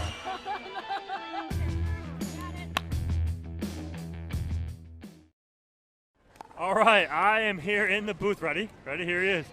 There's the man. Sorry, I was too busy celebrating. With our APP PPR Hilton Head Open champions, Kyle Yates and Steve Deacon. Congrats, boys. Ooh, that sounds good. Thanks, Dom. That does sound pretty good, Yeah. right? That was an absolute awesome match. I'm going to dive right in. First match you guys played them in the winner's bracket final. It was straight up, there were some hand battles that they really won a majority of.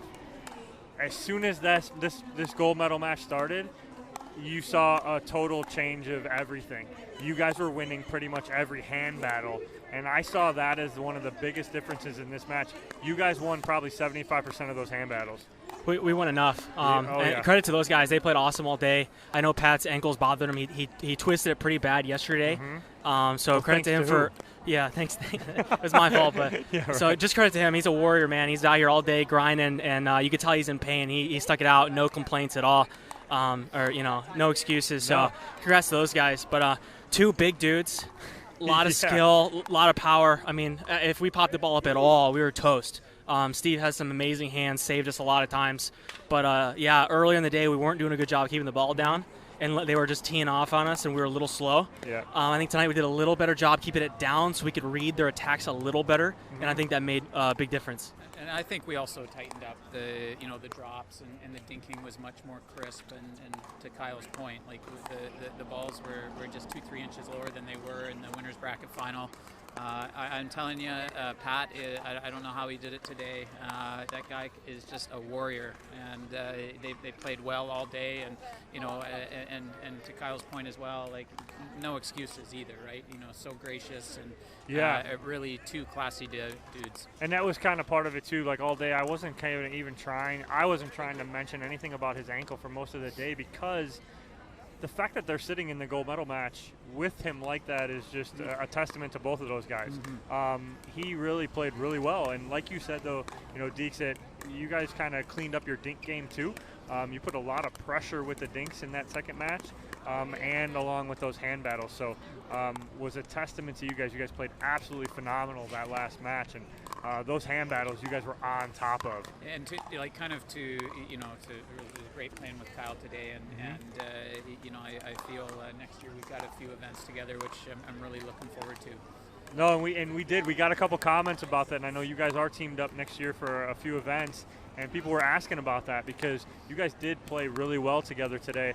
Again, the one hiccup against those guys earlier, but the best part about that was you guys made the adjustments to come back and battle with them again. Was that something you guys talked about after that match? A little bit, and Steve's such a great partner. I mean, he's so solid. He can adapt to whatever we need to do. But yeah, earlier I was leaving some things a little high. But again, against those guys, you hit a dink, you think it's pretty good, but they're long, strong guys reaching in, and they're able to attack such low balls. So you think you hit an okay dink, and all of a sudden the ball's coming at you 60 miles an hour. So it's tough, and they played really well, and we just had to step up our game and grind it out and really wake up.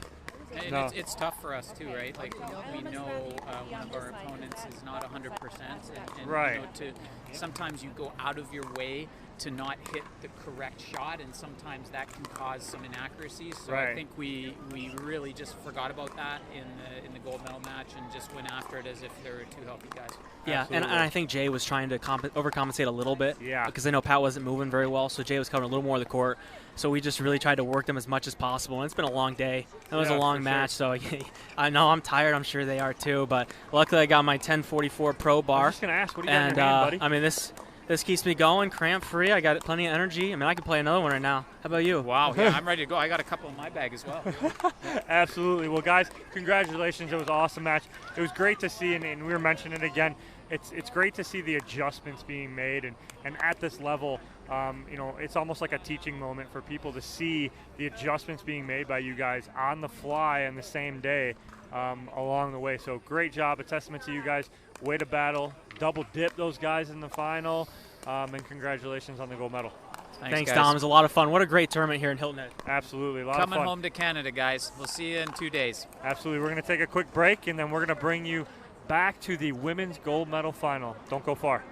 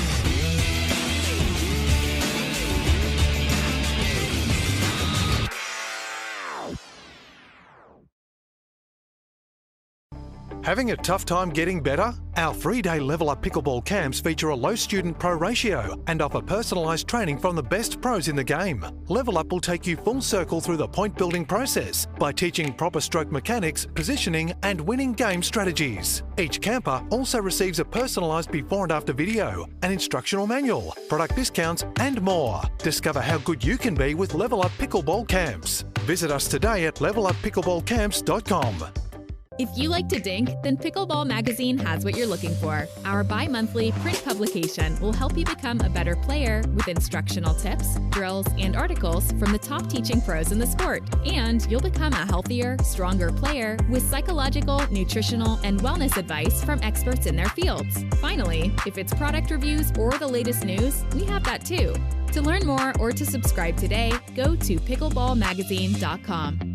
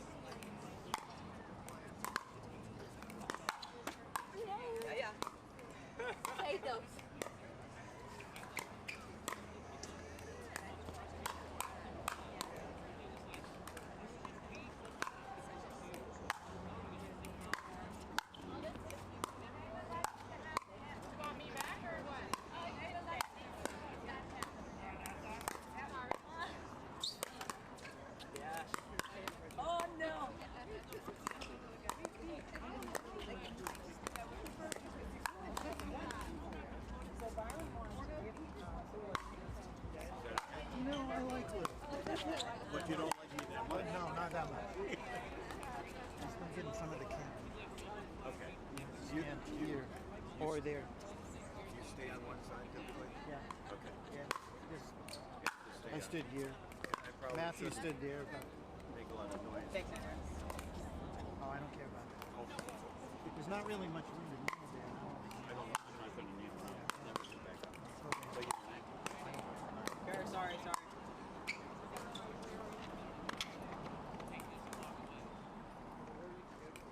Just let England. Yeah, no problem.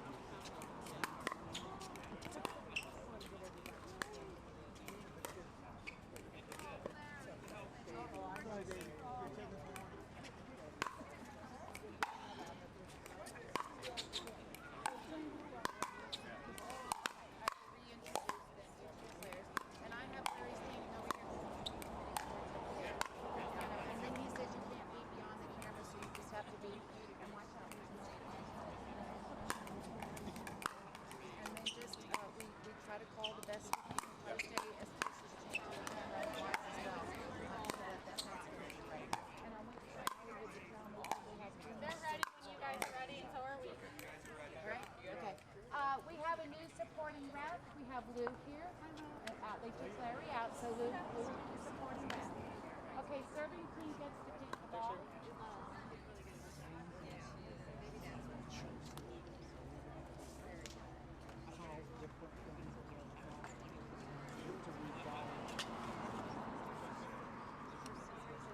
Sure.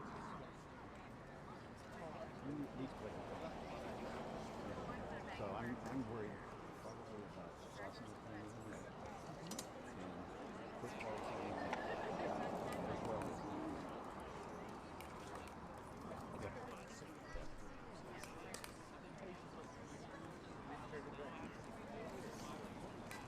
Here we go. All right, party peeps in the house. Let's do this. Ladies, Where is everybody? Gold medal match. Where you at, peeps? Where you at? Let's go. Let's go. One more match Sarah. for the day. It's going to be good.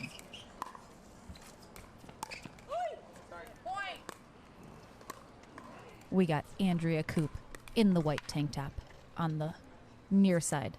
Corinne Carr, purple tank top. Sarah Ansberry, returning serve in the white hat with Regina Franco.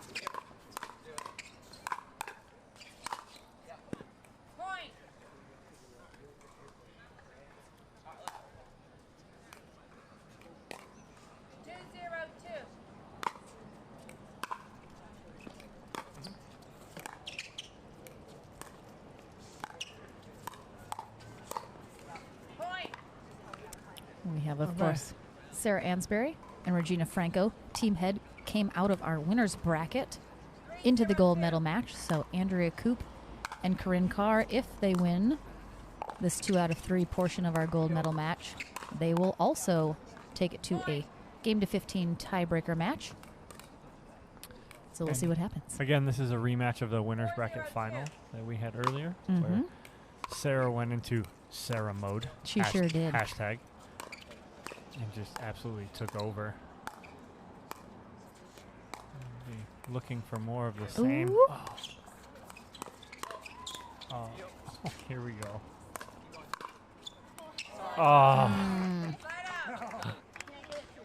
Corinne, the biggest smile in pickleball.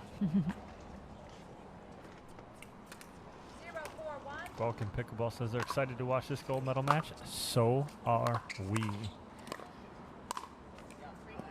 A little miscommunication in the middle.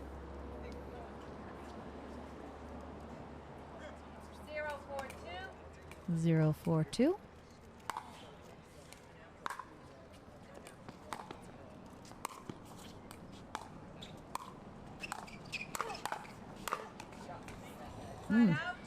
Andrea crushing those two-handed backhands. I think we get another hashtag here, and it's Andrea mode. Because hashtag legal offices of Coop and Carr. we can do that still, but it's a little longer. Yeah, Andrea is. Oh yeah.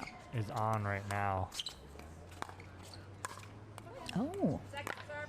It's a rare mistake from Corinne Carr there. Set that up pretty high.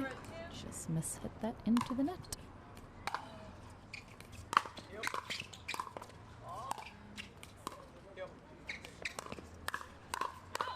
boy.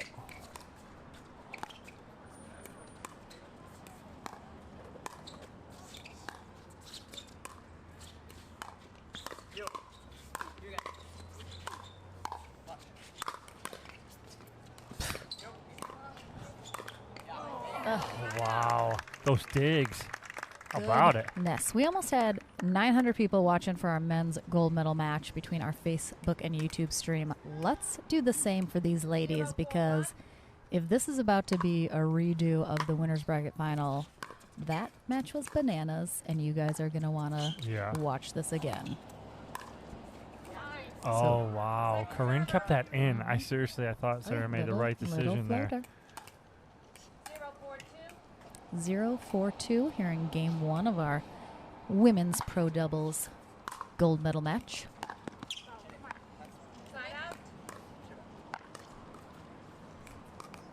It's going to be a side out. Andrea Coop serving 4-0-1.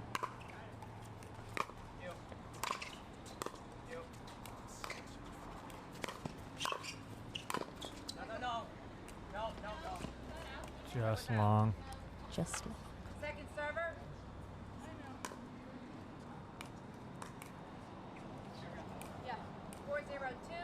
4-0-2.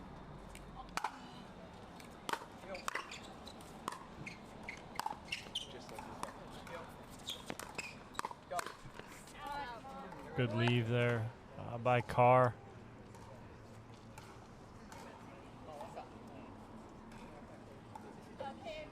And thank you, Pam, for the compliment. Miss you. See you soon, hopefully. Who are you talking to? Pam. One of my students. Hi, Pam. Oh. That's tough. There's nothing you can really do about that there. Except dive. Right. I feel like neither of these ladies are divers, per se. So, Rob Cassidy, on the other hand, head first into that net. Diver. Oh, that angle. Check it. Check it. Check that ball. Check that ball. 0-5-2 here in game 1. Sarah Ansbury serving. We are at her home courts of Palmetto Dunes, Hilton Head Island, South Carolina. Definitely has some people rooting her on here. And they're on the board. 1-5-2.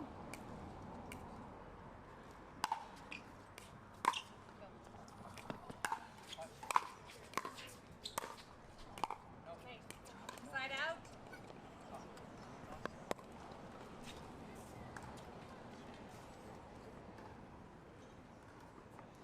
Yep. 5-1-1. Oh, the law offices of Coop and Carr playing well here at the beginning of this gold medal match. They are. This is how the winners bracket finals started as well, though. Correct. You're exactly right. They did take game 1. And Sarah mode came in. Mm-hmm.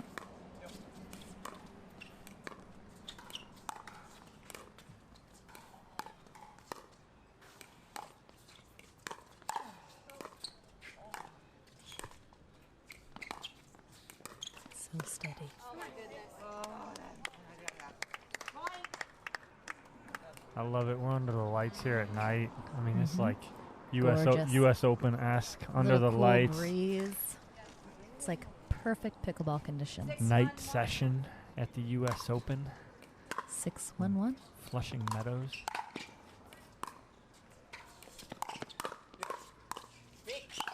Oh.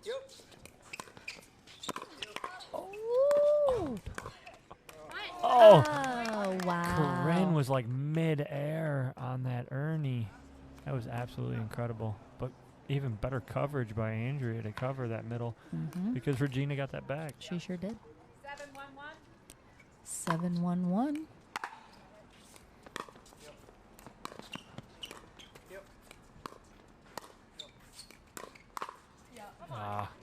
Regina tried to sneak that past Corinne. Corinne was like, no. She was ready. So timeout here from Franco and Ansbury. But again, Lauren, you said it. It's starting off just like the winners bracket final, where Coop and Carr were in control here in game one. Yeah, they did. They did. Game 2 was pretty close, pretty back and forth. But towards the end, Sarah Ansbury and Regina Franco really got kind of dialed in, and then game 3, they were in control. So we'll see if we follow a familiar pattern this match as well, or if we mix it up a little, see what happens. Yeah. Perhaps Coop and Carr take it to a tiebreaker after 2. Tiebreak? We love tiebreaks. We do. We do. We do. We also love game 3s. We love game 3s and tiebreaks. Even better. We also love Byron Frezzo, Where is head he? referee. There he is. Of the AVP Does Tour. Marcia know you're drinking that Mountain Dew? Oh, it's diet. It's diet. Oh, it's okay. All right, we're back. Very healthy. Oh. Thank you, Catherine Tomlin. And everybody for watching today. We love having you all commenting and your questions. Interacting with us.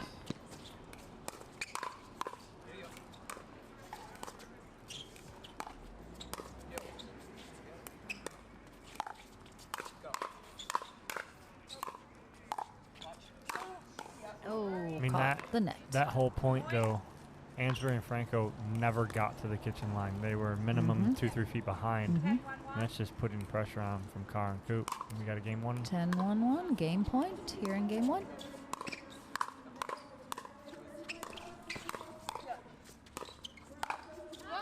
And there it is, game 1. Again. Deja vu. Yes, it really sure is. Andrea Coop and Corinne Carr pretty handedly 11-1 take game 1 here, and we're going to switch sides and be back for game 2. But once again, just before we wrap up today, a huge shout out again to all the volunteers here at Palmetto Dunes. They have been fantastic. All of our USA Pickleball certified refs have just been rocking it out all day, doing such a great job. Big shout out to Pickleball Tournaments, rocking the desk, Ken Herman, Byron Frezzo, rocking everything else out. A big shout out to you, Dominic Catalano, crushing those interviews over in the studio. So Love good. it. So good. much fun getting the inside scoop from all the Indeed. players. Absolutely love it. I like it. I have just been here, saying words weirdly and you don't. making serial You really killer references. And you really don't. I don't really know what I'm doing here, guys. You really don't do much except I'll run leave. basically I'll the leave, whole guys. I'll show leave. and keep us all in line all day long. Crack the whip. That's what I do. Crack she does that the very whip. well. But we really appreciate everyone tuning in and watching. We hope you find this stream of top-notch quality. We try to make our commentary informative, helpful, but, give you time to watch the points. Also a little entertainment in there as well. And back at it. We're back. We're back to the action now. Let the players do their thing.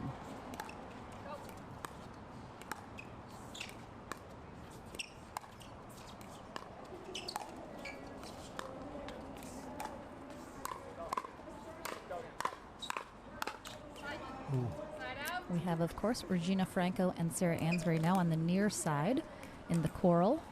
And we have Andrea Coop in the white serving with Corinne Carr in the purple tank top.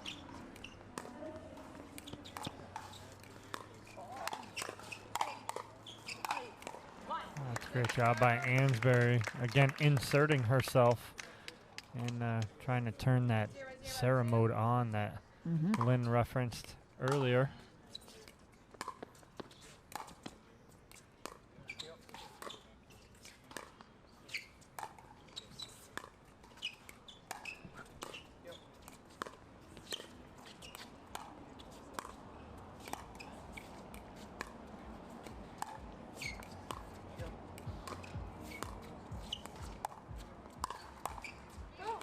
Wow.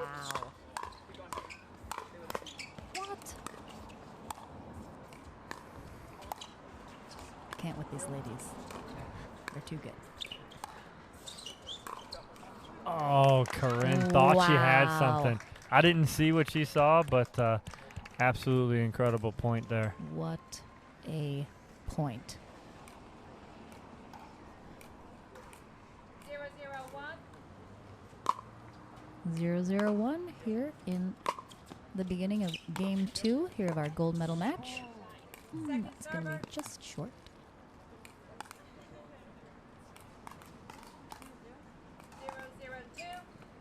0-0-2. Sarah Ansbury serving.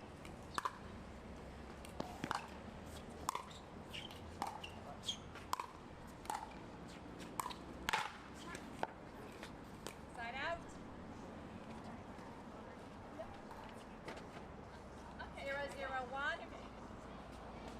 0-0-1. 0-0-1. Coop serving.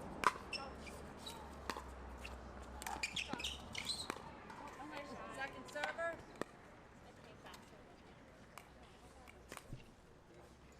0-0-2.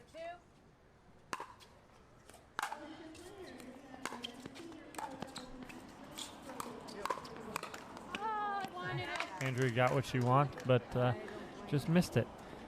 Congratulations goes out to our women's pro bronze medalists, Leah Jansen and Meredith Vincent. 0-0-1. Woo woo. Great job today, ladies.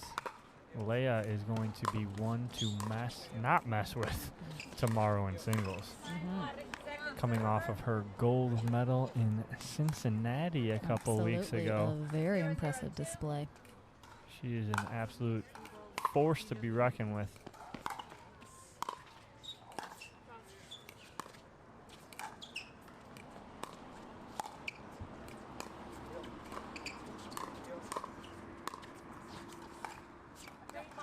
Great job by Corinne. Without a doubt, there one pressure put on by Corinne from the dink game, pushing Regina back off the line and then going cross court to Sarah, pulling her off and forcing a very tough cross court dink.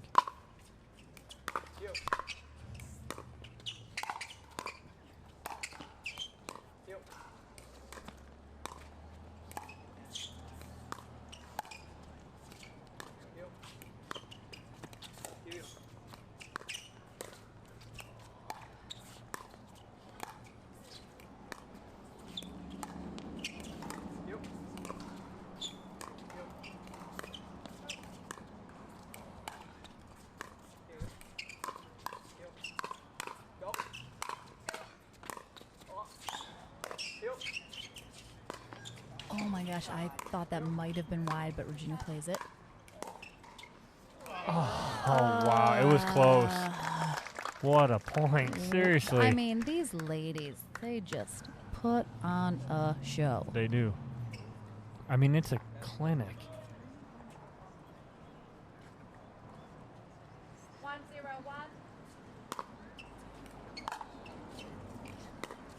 And we're at 1 point here in game 2. 1 point. There's 1 point on the board, guys. Exactly, Sarah. Wowza. 1-0-2. 1-0-2. Corinne Carr serving.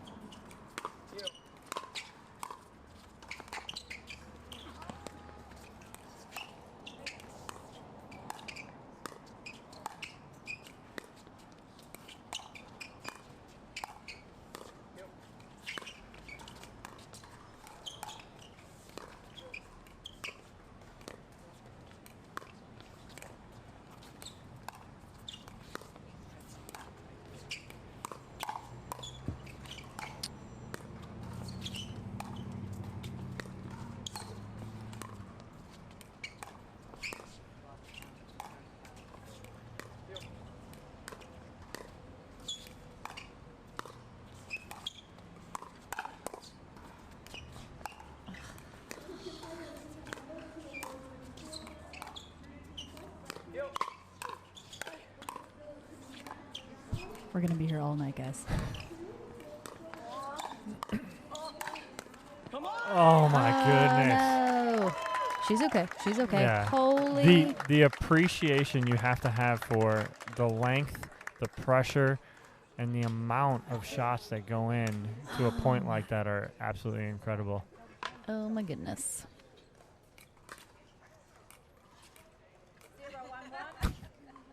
And then you hear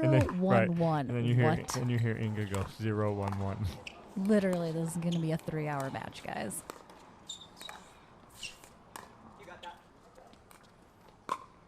Oh, that's a great lob by Carr. Yeah. Sarah's like, I should have. My bad. My bad.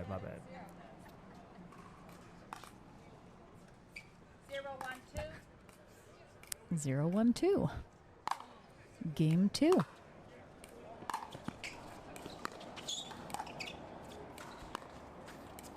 Ooh.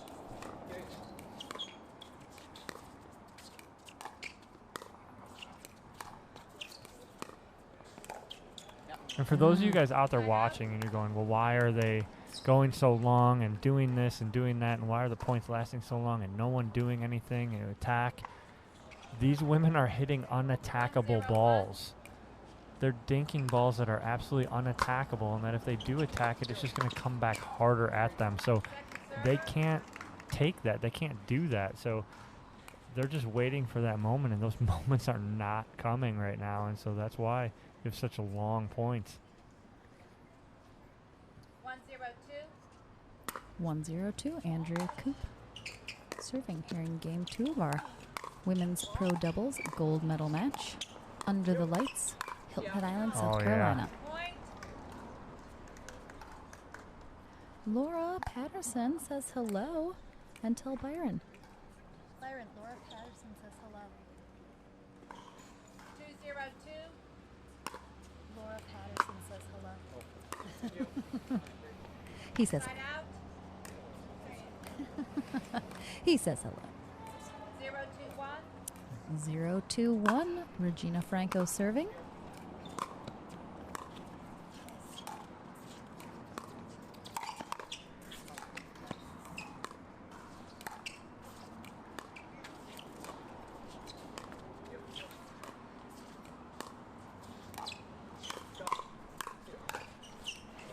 Wow. I mean, honestly, the first game, Coop and Carr rolled right over them, 11-1. This, of course, just like the winners' final, they're pretty even here, only better. This is better than our second game of the winners' bracket final, because both teams are really super dialed in. It's just the tiniest bit here or there on either side about who comes out on top of these points. Yep, without a doubt. 2-2-1.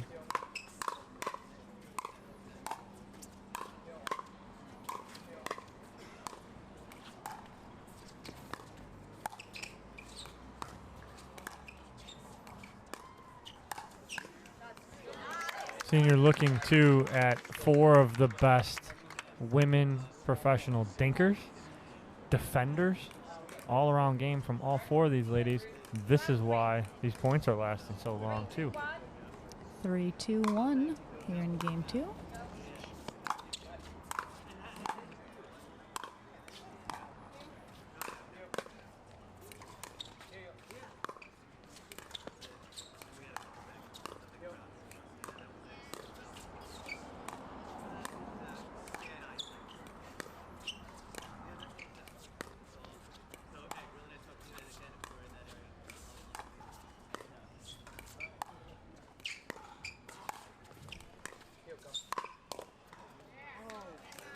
Wow. I feel like we're at Wimbledon, Dom. It's like hush, a hush during these long, intense points as everyone is just very intense. Yeah, no. Staring at the point as we're all just like our mouths on the floor, like waiting. This is unbelievable high-level pickleball right now. And these ladies are grinding these points out, which are very long points, like we've mentioned, as you can see at home. They're earning these points. Oh. Every single one of them earning points, earning side outs. You know, everything is earned here. Nothing. This entire game, it's almost like I don't think we've seen one point that's been like a quick point. No. Like a quick side out. No, or like a quick put away. Like there just hasn't been any real errors on either side. So they haven't been like popping up a ball too high to put away. There just hasn't been. It's like outlasting the other team at this point. Yeah, for sure. For sure. Referee timeout. Referee timeout. Uh-oh. We have a ref timeout. Oh, referee timeout for Inga to put on some spray. Some bug spray. Bug spray. Where she's standing. She is right by the roughage. the bushes and things. Mm-hmm. We cannot let our refs get all eaten up. First time ever seen a referee timeout for bug spray. I mean, you see a ref timeout here and there, but yes, a bug spray ref. Indeed. All right, we're back here from our Jigsaw hydration break. We are in our Jigsaw sponsored segment as we close out our day here.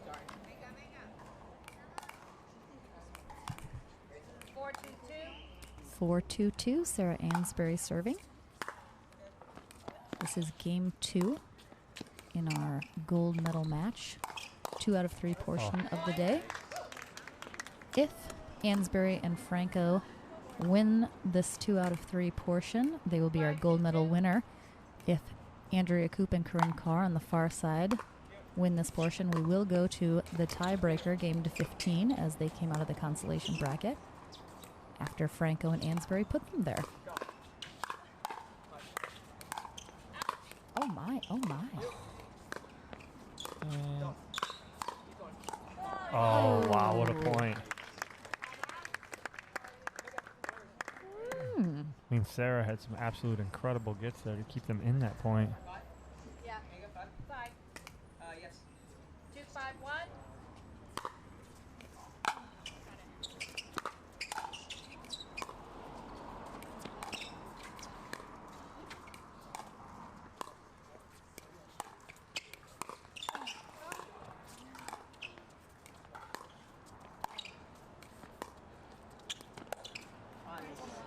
Sarah mishit it just a little bit. She had the Ernie. She went for it and then backed off of it. And Coop put it there for her, but she had already committed to get back to the kitchen line. 3-5-1, Andrea Coop serving. Feels like this game has been going on an hour, and we are just still at 3-5.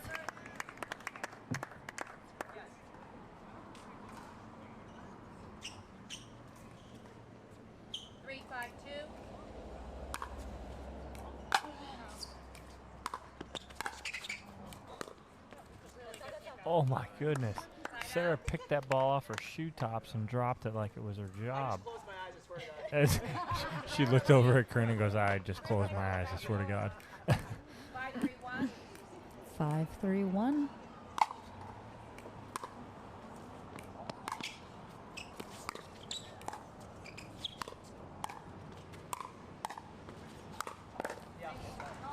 There's that UCLA National Championship Women's Tennis Two-Handed Backhand.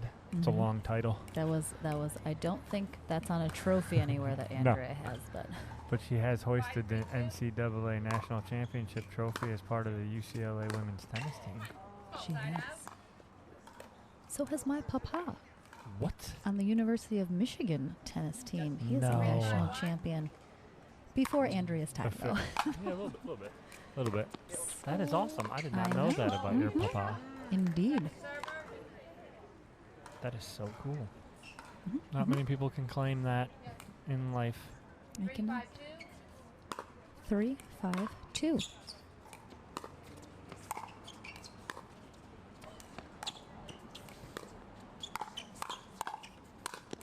Oh, that's a great job by Carr, putting that pressure on Ansbury.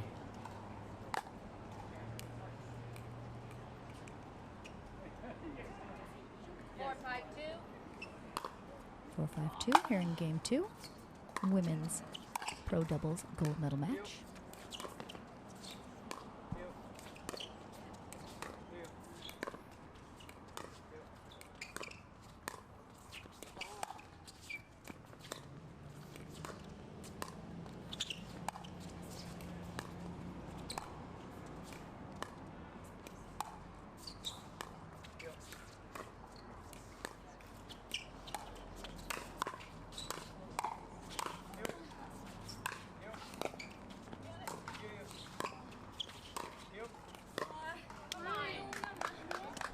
Wow. I mean, there's such intense points, but there's so I literally am almost like down. Like, wake me up when the point's over because they're so long. Not because they're putting me to sleep, but I'm just like, holy cow. Like, I can't believe these ladies, they're just, this is unbelievable. Just grinding these points out. It's absolutely incredible.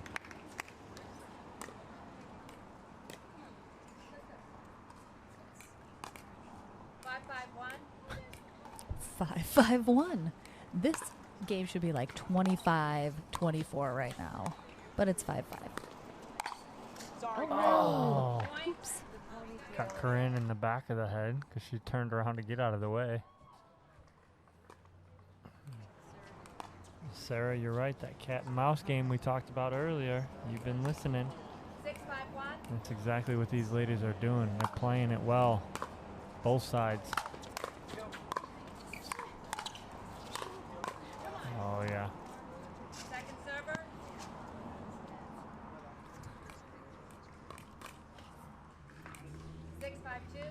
Six, 6-5-2. Regina Franco serving.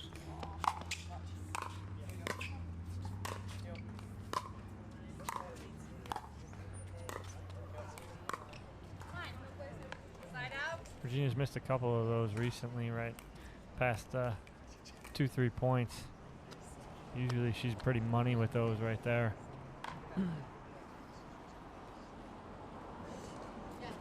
It is our Jigsaw Health sponsored segment, as I mentioned before. Check out all their awesome products at their website.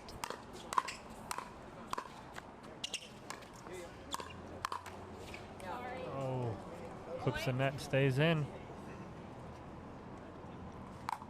Vince saying Carr is famous for her dinking defensive game, but watch how she's evolving, attacking earlier, setting up her partner for earlier attacks. It's a new day. Agreed. Corinne definitely is becoming a more rounded player in terms of her offensive game. Absolutely, without a doubt. And it's no thanks to that Vulcan paddle she's swinging, right, Vince? Without a doubt.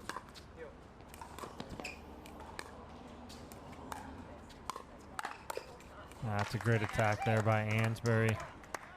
6-6-1.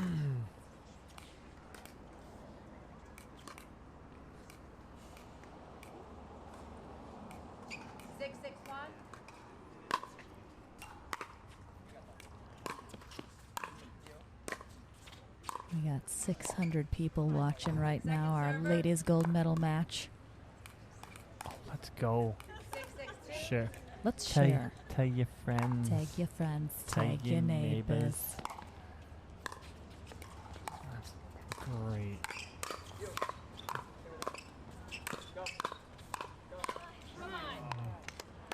So Sarah went at Andrea again, and Andrea is ready for it that time.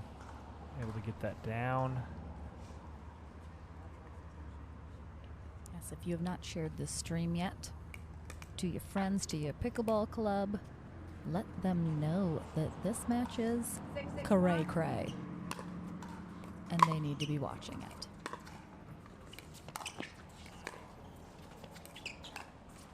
Oh. Sarah almost like changed her shot there. Instead of just hitting that, she almost aimed it. 7-6-1. 7-6-1. We are creeping along on these points.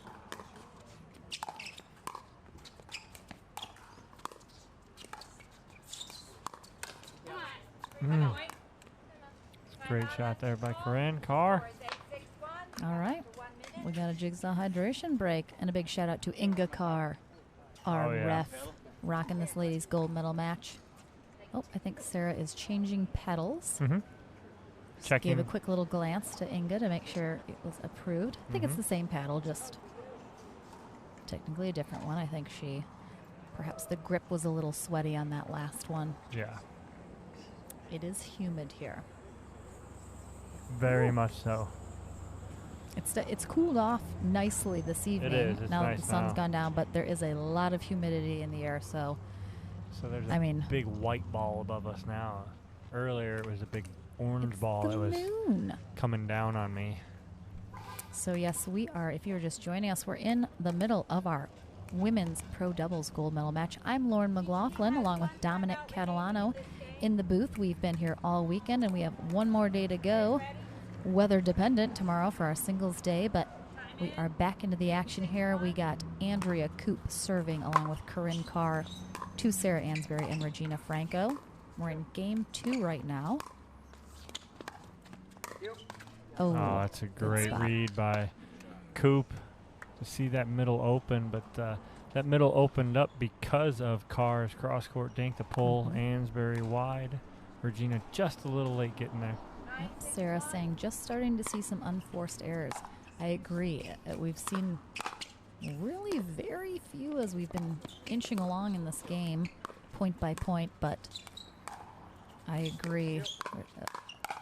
A little bit, an occasional crack showing now here.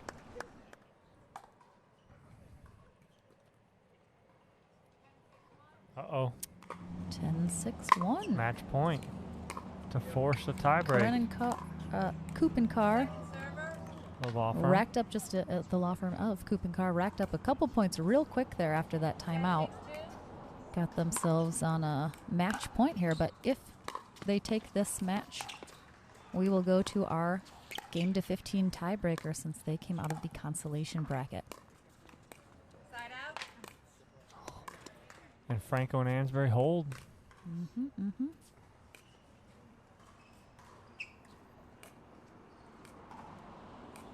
We're either going to a game 3 or we're going to a tiebreaker. Either way, we're not done yet. 6-10-1.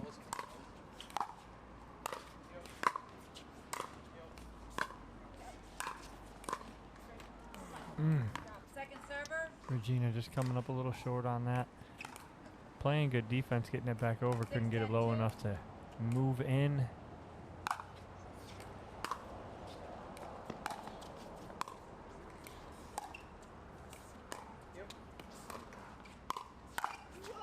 Oh. Andrea got her in the shoulder. Got clipped on that one.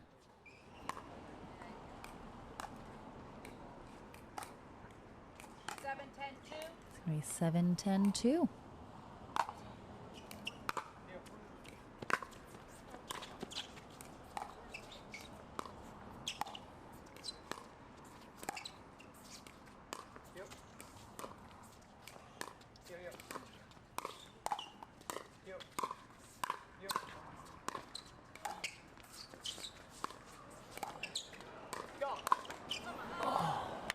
Franco got exactly what she wanted on a great setup by Ansberry and couldn't put it away.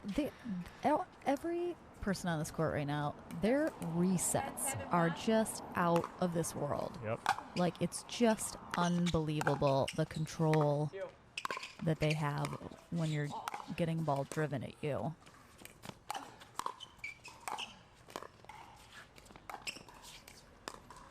Right on cue. Just what you said right there. And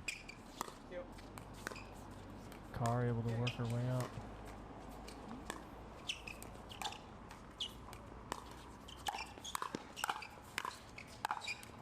Come on! I mean, right on cue. Did you plan that with them? Because there was about 8 or 9 resets in about 30 seconds right there. Because it's happening Incredible. constantly. It's unbelievable. 10-7-2. We got a number match 3 point again here. Coop and Carr. Match point number 3.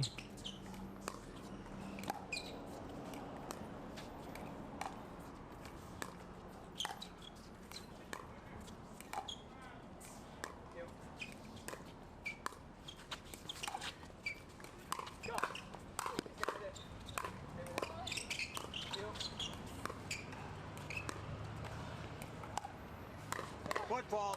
Yes. Oh my. And we get a foot fault called on Gosh. Coop, trying to insert herself right there. And they held off another match point. So that's 3 holds by Wow. Ansberry and Franco. We are rocking our 2-ref system here. You can't see him because he's hanging out next to the camera, That's the kitchen Lou. cam, but it's Lou who called that foot fault. His one and only job is watching that no volley zone line. Did you see that from Corinne? How low can she get? Told you she's taking a little break on sitting down on the court. Taking a little rest. It's a great job. Great job by Carr. Working the point over. And just won that point by going straight at Franco the whole time. 7-10-2.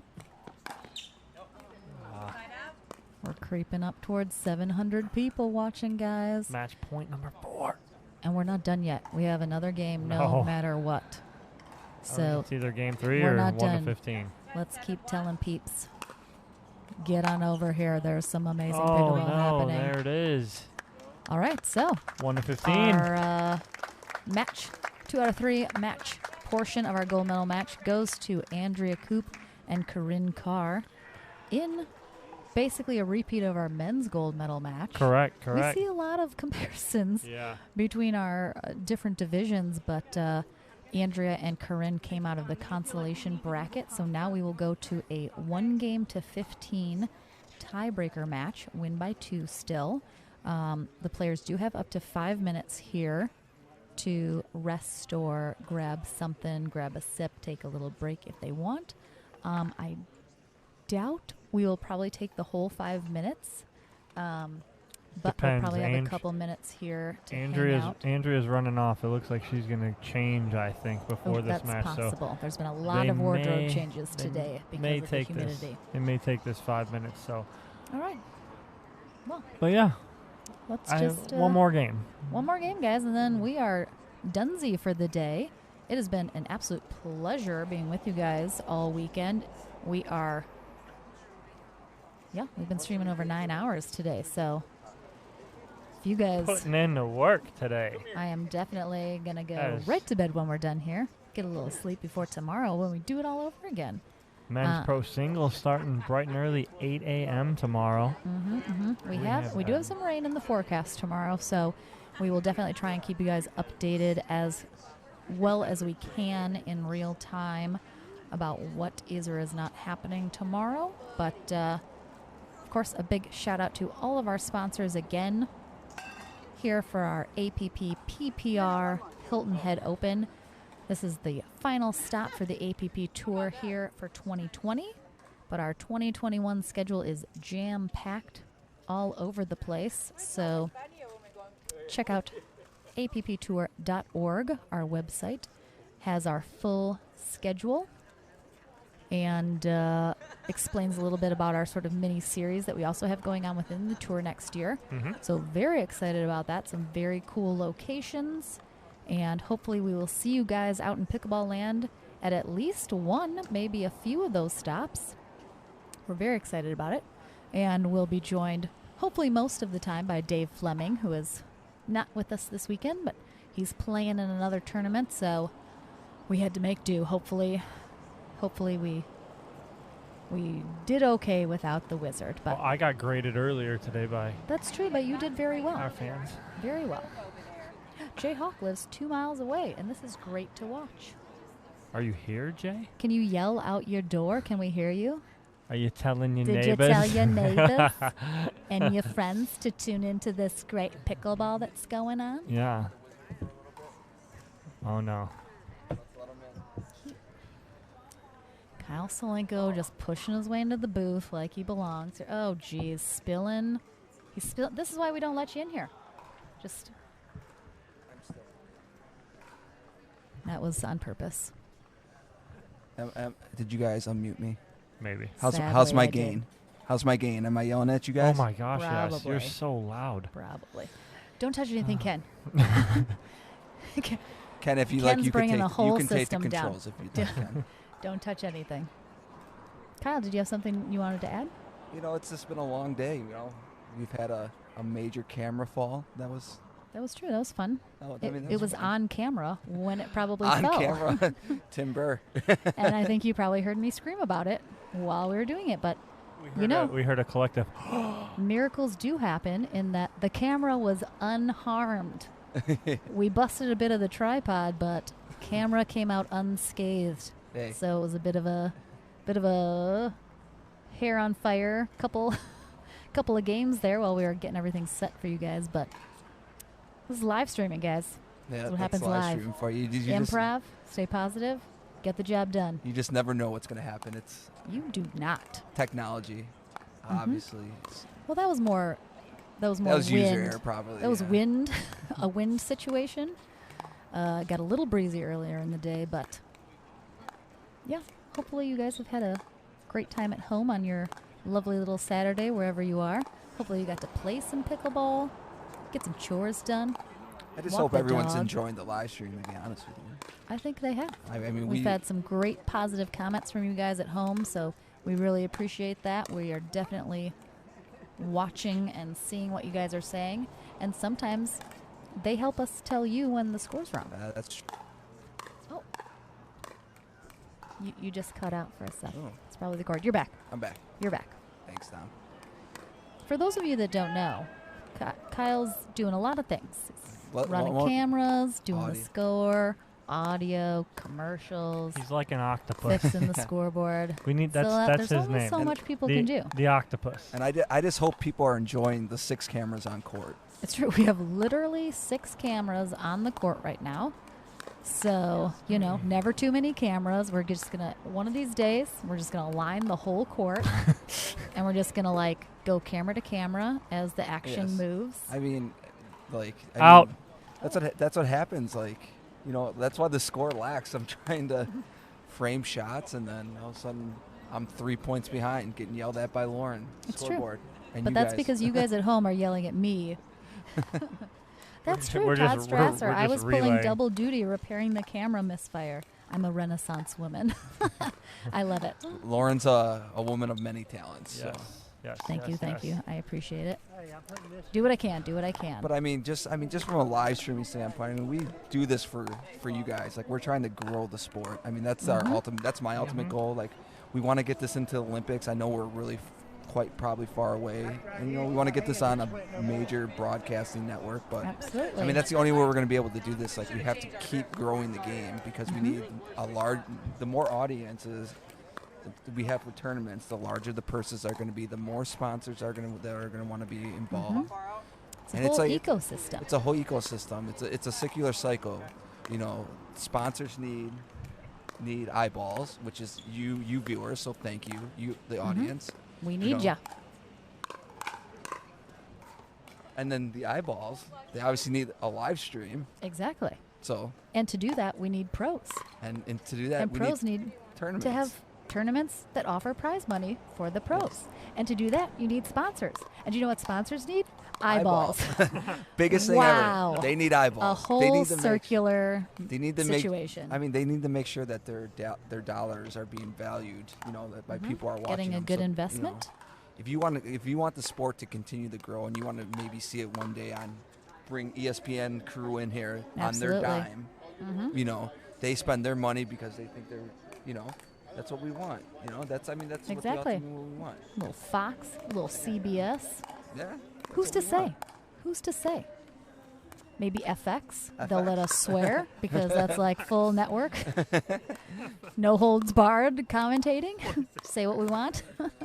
Ooh, they're back. The ladies are back. The ladies are back on court. We're about to get this rolling. Diane Dunn. I'm coming to Florida this winter. I don't know who you're talking to. I'm coming to Florida in November. I mean, Dom lives there. Kyle might not make an appearance this winter, but I am coming to see the parents. What do you mean? We're going to be in Punta Gorda. Well, we're going to be in Punta Gorda in January. I just meant for me personally. I'm going on vacay, taking a little break. After this tournament, guys, we have a full 2 months off before we're back rocking 2021 all over the country. So I don't know what we're going to be doing in Milwaukee, Lauren. Probably just freezing. That's true. Well, I'm leaving. I'm going to Florida in November for 2 weeks. I'm out. Bye-bye. Lauren, who's going to be taking care of that cat of yours? Kevin. We have a friend, Kevin. He watches my cat. He does not like cats. He doesn't know anything about them, but he does it, and I'm thankful. Yes. Thank you, Kevin Andolando. And we know he's not watching because he doesn't have Facebook, but he's an avid pickleball player. He does technically have Facebook. He just doesn't use it. He just doesn't use it. He's one of those people. Yeah. But everybody watching, a legitimate and true thank you. We appreciate you. We appreciate your comments, helping us get better at what we do. We definitely take in all of your comments and suggestions that you guys have. We can't do everything that everybody wants and change this and fix that, Oh, hey, we got some honkers going by. They love some pickleball too. Woo woo!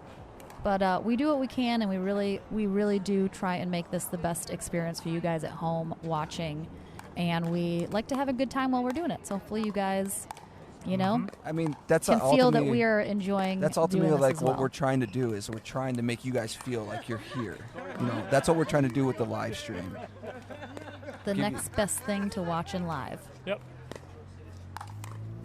All right. Looks like Inga Carr, who cracks the whip on court, is probably having a Inga said another minute, so that means you guys better send me back to my hole. get out. Get out. Back to the truck.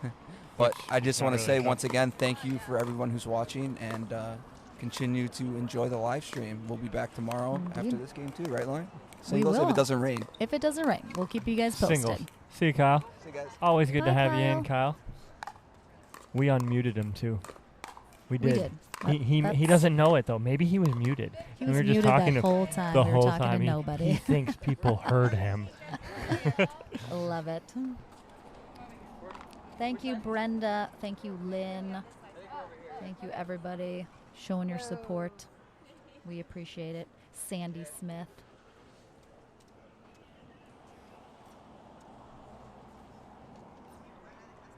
Sarah. We love all you guys at home. We are about to get back. We are kicking off here our 1 game to 15 gold medal match tiebreaker. I know, Rosemary, we're gone for 2 months. What are you going to watch? Thank you, Catherine. Appreciate that very much and all of you guys' support. We know there's a lot of pickleball going on this weekend to watch, so we appreciate that you guys were here with us and showing your support. Means a Here lot. we go. Let's rock it out, guys. 1 to 15, baby. We're on Facebook and YouTube. Tell your friends, tell your neighbors. Shout it out. Regina Franco serving along with Sarah Ansbury on the near side. We got Corinne Carr and Andrea Koop on the far side of the court. Andrea Koop and Corinne Carr won our 2 out of 3 portion of the gold medal match in 2 games. So now we are in our 1 game to 15 tiebreaker to see who is taking gold and who's taking silver. There it is.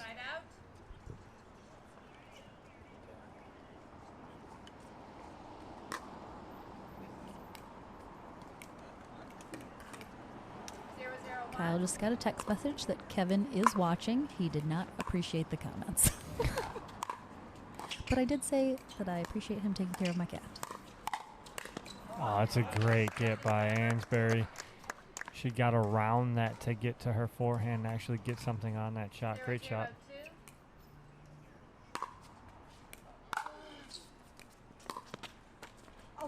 Oh.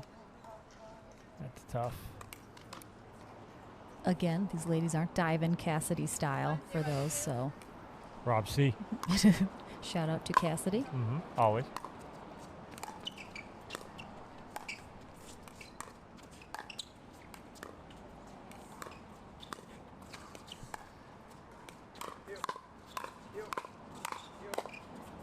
Ooh, just wide. Yeah, just missed that.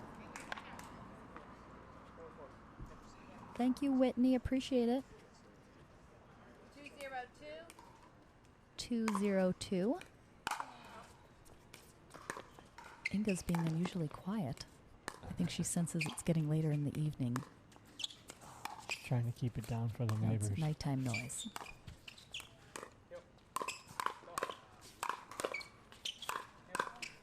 Ugh, Regina.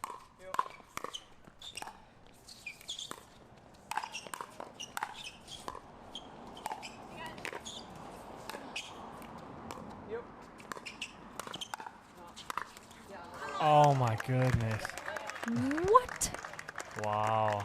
And I hope everyone knows when I say this, I mean this in the best way possible. All these ladies are disgusting. That was a filthy point with filthy shots, and I can't believe it. Unbelievable.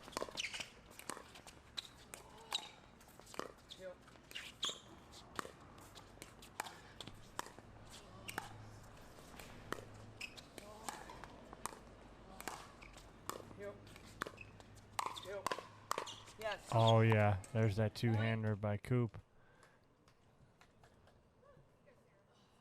again, throughout this match, like we mentioned, these have been a lot of long, sort of grueling, grinding points / rallies. And we haven't seen a lot of, crazy, explosive putaways, overheads, etc.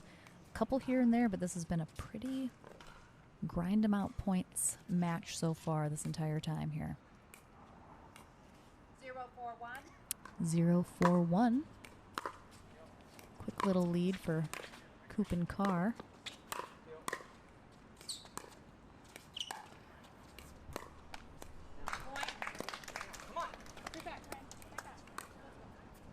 All right, Ansbury and Franco. 1-4-1. 1-4-1, trying to ramp it up, get something going. Tap into that energy that they've been having all day.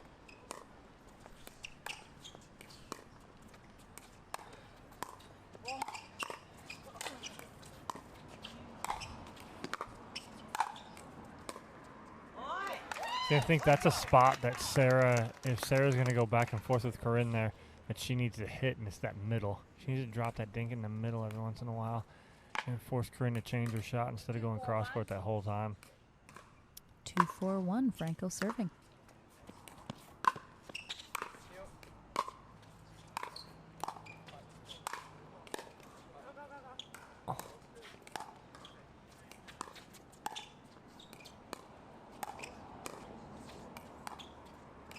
And there it is. That's a spot I want her to go. Just going to change it up. Oh! Good duck. That ball was out. Coop just overheated it a little bit. And, I mean, it was close. Yes,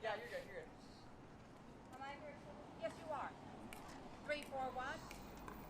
3-4-1. 3-4-1. Franco and Ansbury closing the gap here.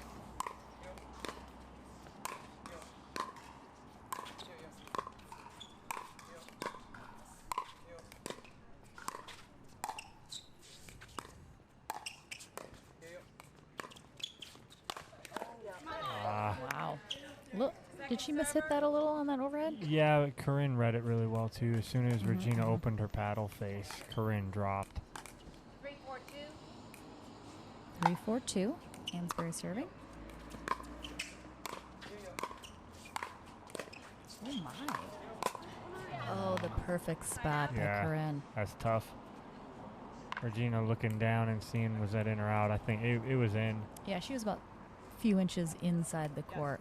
Hit that right at the bottom of her paddle at her feet.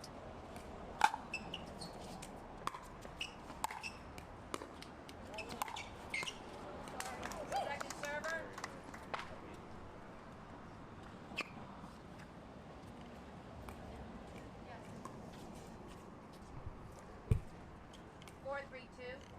4-3-2. Carr serving.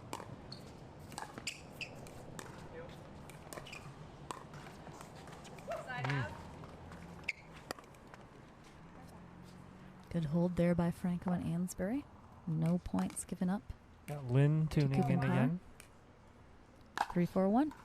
Lynn, where are you? Why are you not here? She's probably watching the doggies.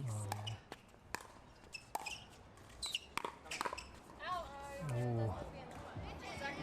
Speaking of, I didn't see the puppies today. I didn't see them very either. Sad. Bring the puppies. 3-4-2. 3-4-2.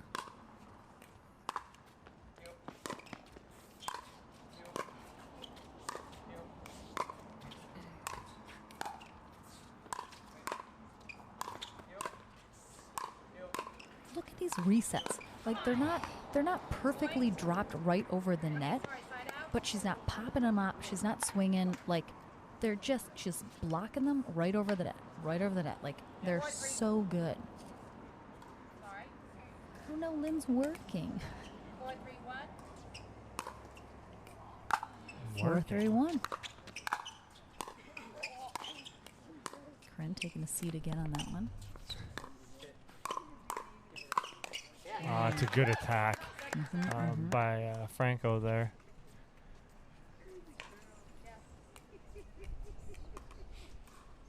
Four, 3-2. 4-3-2.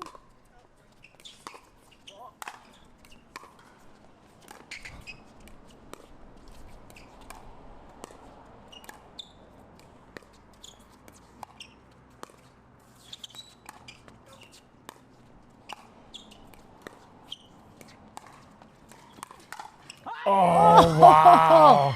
Oh, my. Ansbury with the Ernie. But then she just sat there. Yeah. Just sat there and... That was absolutely incredible.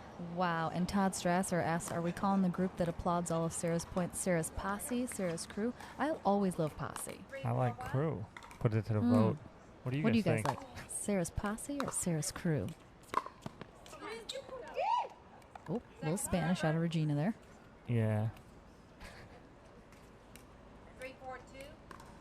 Usually when the native language comes out, it's generally not good.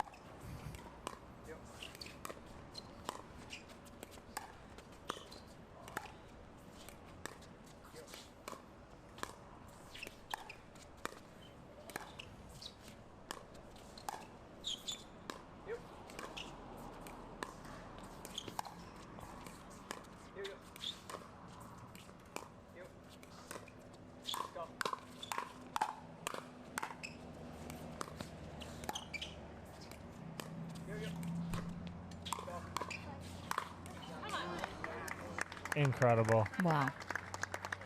Tammy says Sarah mode engaged. Mm-hmm. Yes, it was.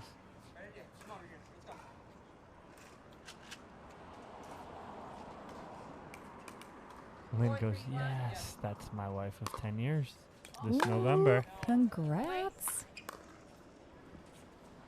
Love it. Yeah. 5-3-1. All right, 5-3-1. Here, this is our tiebreaker game here for our gold medal. This is 1 game to 15. Oh, that's a great shot by Carr. Excellent placement over there. Behind your back.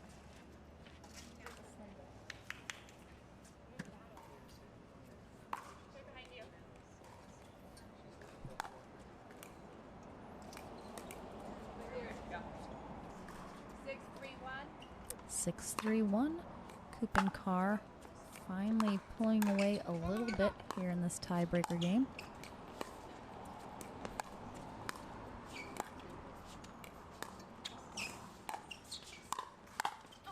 Oh, what a spot. So you can you tell Sarah lives here? Yeah, I think so. She's definitely got her She is the hometown fave. Her posse in the stands cheering her on. I just think like Insane Clown Posse, and I like the idea. Mm-hmm.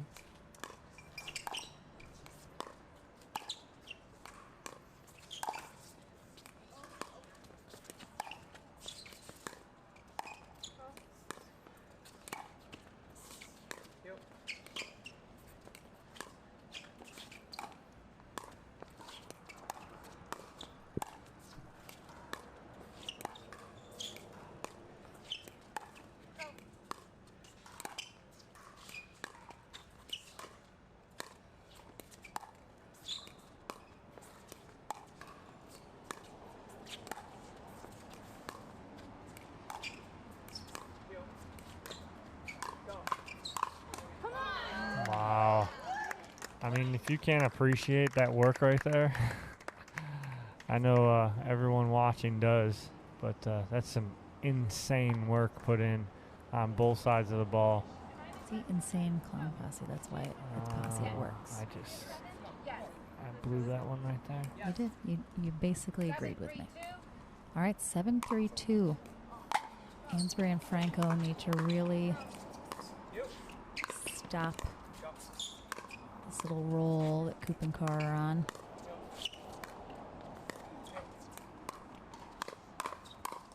Oh. Great spot right up on Corinne's right shoulder. Kind of an awkward placement. She ended up pulling that wide. 3-7-1, Ansbury serving. We will change sides at 8 here too. Sarah mode engaged. Yes. Yes, this is just 1 game to 15, so we will switch sides at 8. Whoever gets there first.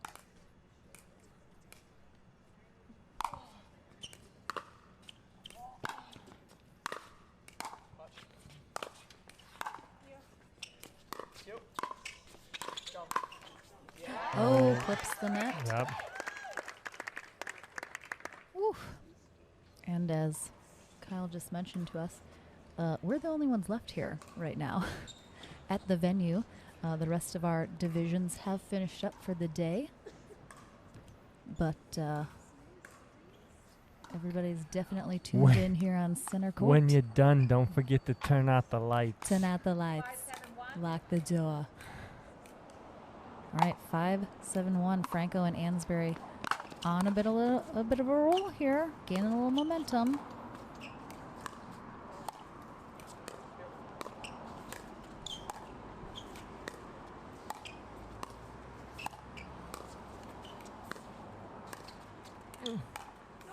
Oh.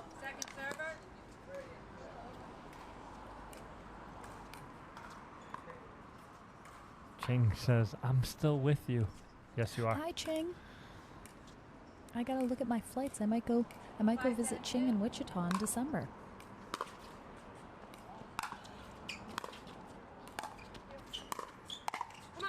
Ooh. Sarah had that.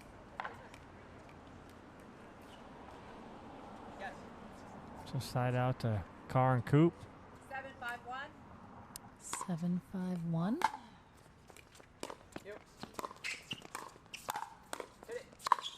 Oh, she missed it. That is a very rare error that we haven't really seen, especially on overheads from Regina or Sarah. Pulled that one a little wide, though. That's basically what I do on all of my overheads. It's rarer that I get it in the court on such an obviously you'd think going in shot. But we are switching sides here now as Andrea Coop and Corinne Carr are the first team to get to 8 points. But honestly, this game easily could go either way. Just a couple points of momentum here or there changes the entire game. So we will see what happens here. We'll see if Coop and Carr, and like I said before, kind of when you change sides, it's like a mini timeout. It can sort of break the momentum, take a little break, cool you off a second. So we'll see if the law offices of Coop and Carr can keep that momentum going after this side change. Thank you so much for joining us. I'm Lauren McLaughlin with Dominic Catalano in the booth here Good at the evening. APP PPR Hilton Head Open. What time is it? 10 to 8. It's not even 8 o'clock. I feel like it's So 1 early. in the morning. So We're early. at Palmetto Dunes Pickleball Center here, Hilton Head Island, South Carolina. Gorgeous location. We are playing our women's pro doubles gold medal match. Tiebreaker game to 15.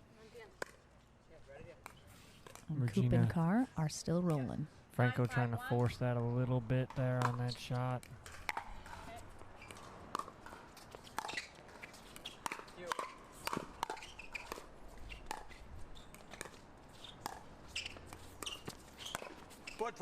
Ah, Regina's in. She tried to Yep. straddle the corner there, but she's got little legs, Dom. So Yeah, that's it's the the- problem I would have trying to straddle that corner is it's really hard to not touch one of those lines while you're doing that. Yeah. And she did indeed. And that's tough. That puts it at 10-5.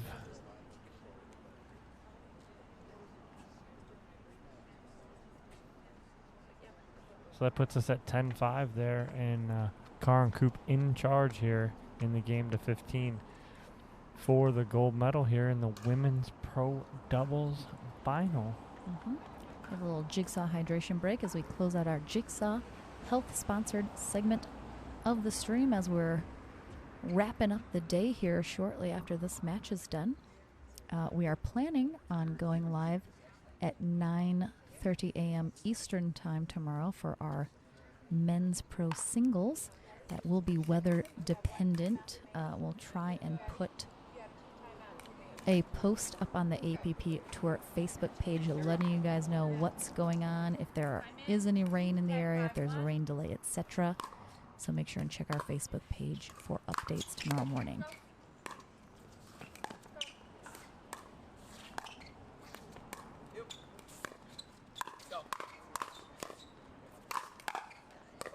What? Andrew didn't think that was coming Oh, over. wow.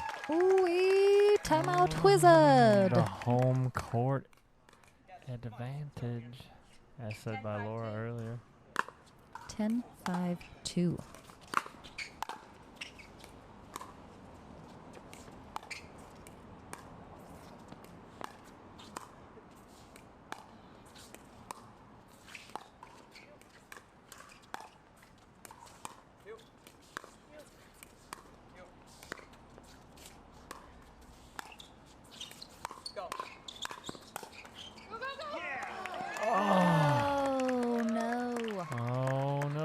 Those home court nets. Lynn said Sarah's squad.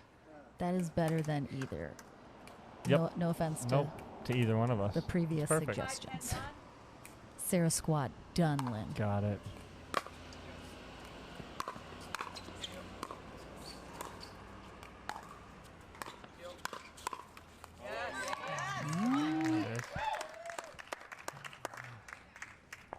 Sarah's squad is getting loud. 6-10-1. This is our tiebreaker game. 2:15 here for our gold medal.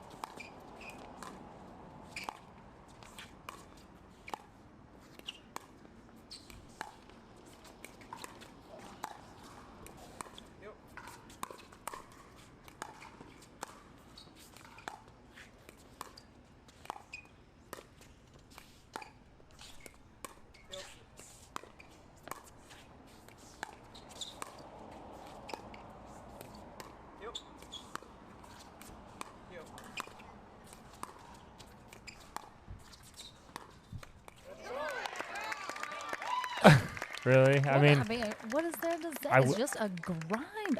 I wish at one grinding. point the camera would have went on us, because you see both of us we just backed sat off the back- we mics, just we sat sat back back, and because we were like, just this watching. is going to be a minute. Let's just chill out here for a second. Oh no! And she got the crank too. Oh, you hate that happened to to see it. that happened to Jocelyn earlier. Jocelyn. He hit the crank. Ooh, 8-10-1. Closing the gap. Ansbury and Franco on their way back into this game.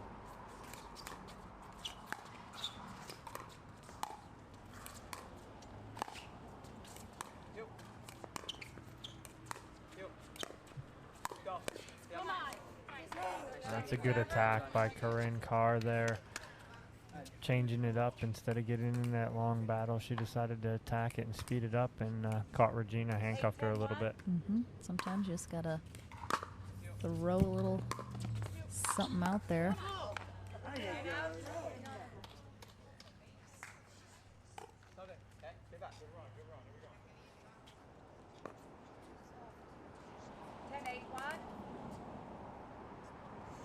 We officially have 700 people watching right now. Our ladies battle it out.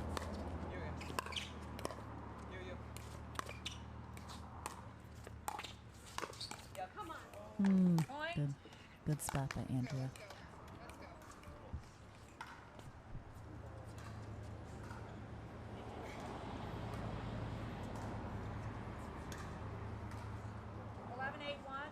$11-8-1 here in our tiebreaker gold medal match. 2:15. Andrea Corinne Carr on the near side. Ugh.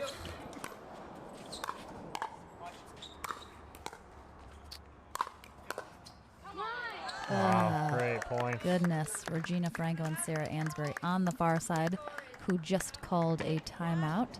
Lynn goes, we need one of those clickers for the dink rallies. It's going to be 12-8. Yes. When we come back from this timeout. Coop and Carr currently serving and in the lead here in our 1-15. They will be 3 points away from the gold medal.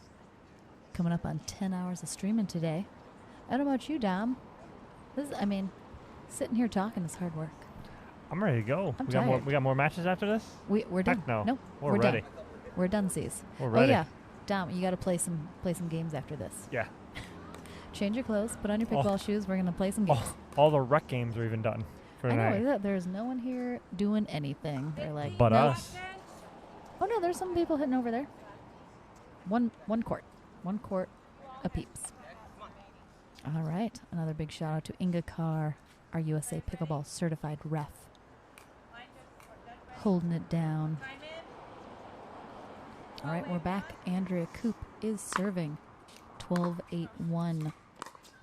Coop and Carr currently, let's say, with the momentum here. We'll see how this timeout fares. Sarah knew that was out as she hit it. Oh, but the wizard comes through. Carr had a good read on that too. She was sitting on that ball from Franco. 12-8-2. If Ansbury and Franco can hold them here, they need they to. are certainly still in this game.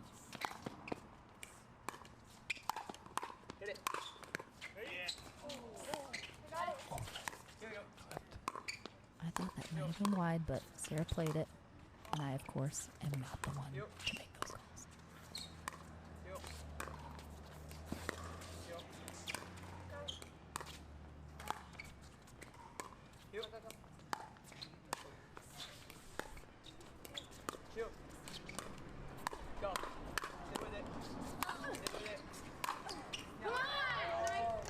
Wow, unbelievable finish by Carr. Holy what a point. cow.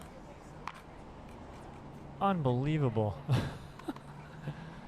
I get, like, my brain can't even process the amount of amazing points and shots and rallies that these four ladies have had in their previous match and in this one.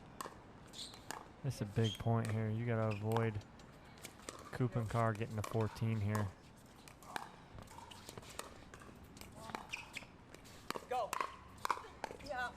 There it is.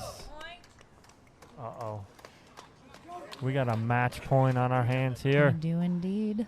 Andrea Coop, Corinne Carr, a point away from the gold medal here at the APP PPR Hilton Head Open.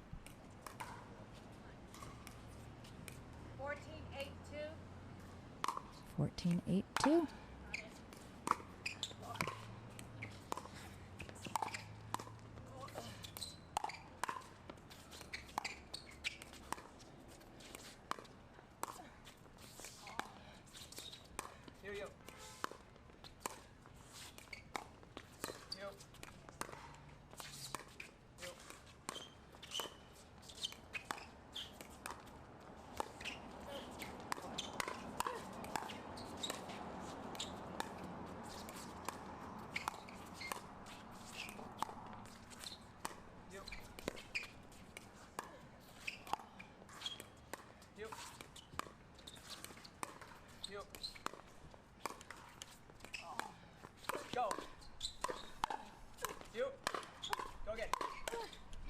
Oh, incredible fight there by Franco and Ansbury to keep this alive.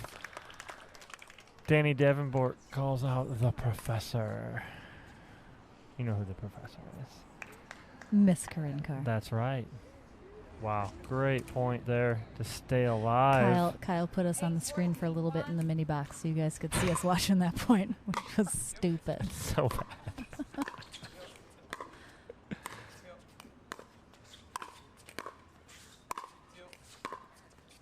All right, let's see if Franco and Ansbury Look at where Andrea is.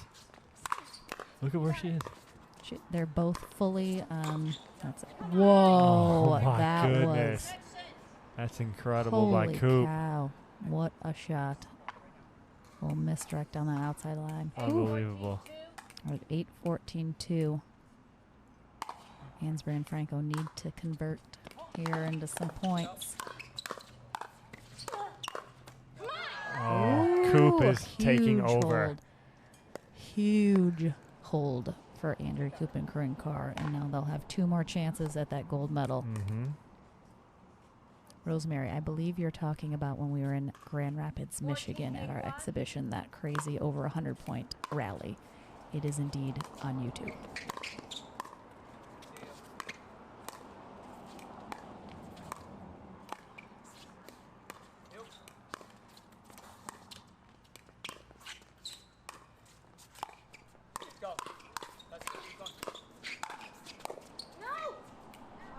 Oh, it just missed. Ooh, Coop almost had that off the net. I know. That was not a pretty get off the net, but No, she got it nonetheless. But it did go a little wide. That's 2. This is match point number 3.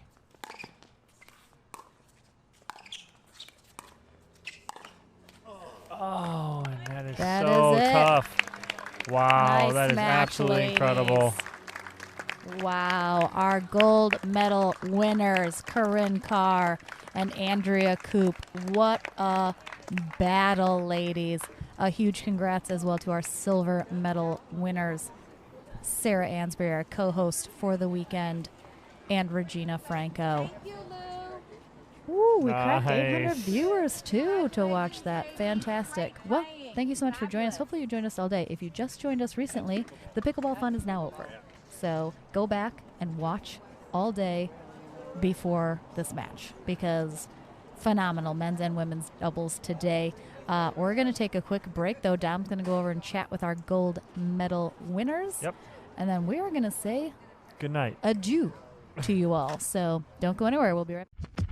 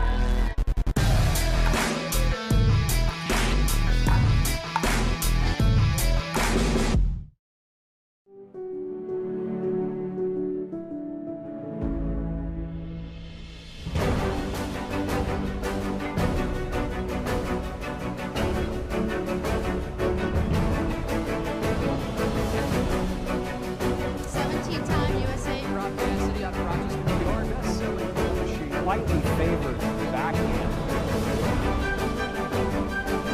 With hand-eye coordination.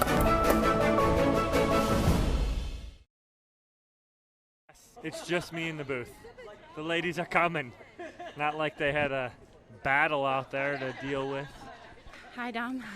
Hi, ladies. I have my APP PPR Hilton Head Open champions, Andrea Coop and Corinne Carr. Congratulations, ladies. Thank you. Thank you. That was an absolute battle coming out of the consolation bracket. Needed double dip them, and you guys did. We had pretty much 800 viewers watching at the time of that last match and throughout the 2 out of 3. So you guys brought the viewers. Everybody wanted to watch that, especially after that winner's bracket final that lasted like 3 hours to begin with. So we were all kind of hoping for that rematch. But after that winner's bracket final, you get through the bronze medal match. You know you're going up against the same team. What are you thinking going in? What's the game plan? You know, honestly, I said to Corinne that we needed to be more aggressive this time around, and that it would be okay if we lost, because, you know, we were playing the right way, but I did not want Sarah to beat us again. Sarah played great in that first one. She was taken She the really over. did. And we really wanted to neutralize that, and the way to neutralize it was to be the first aggressors. Yeah. Corinne, same? Same, yeah. And we stuck to our game plan. You guys did. It really paid off. And like you said, you know, that first match, Sarah took over. She was in absolute beast mode that whole time, that first match. And it did seem like going into that 2 out of 3, you did kind of neutralize her a little bit. Played Regina a little more, forced a little more mistakes, but your game plan worked to a T. And nothing against Sarah and Regina, but you guys were on top of your game for that 2 out of 3 in that game to 15, so congratulations. Thank you. I know it's been a long day. We are the last people in this joint right now, so I'm sure you guys want to get some food, get some rest, and Corinne, you're playing singles tomorrow, I yes? am, yes. Andrea, no? No, I have a Nothing? flight at 6 a.m. Flight at 6 a.m., so you're going to get a little rest before your flight. No. So. She's driving to Raleigh tonight. Yeah, You're driving to Raleigh tonight? I am. Oh, nice. So you got a little drive ahead of you. So congratulations, ladies. It was an absolute blast to watch.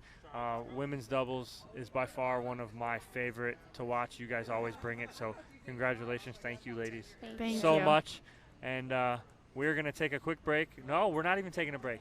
We're wrapping up. So we're going to say goodbye. I'm going to have Andrea and Corinne step out. We're going to bring Lauren in. Congratulations, ladies. Thank you so much. Thanks, guys. We're going to bring Lauren in. We are going to say goodbye for the evening. We are. We're wrapping it up, guys. We have singles tomorrow. Yeah? Rain depending.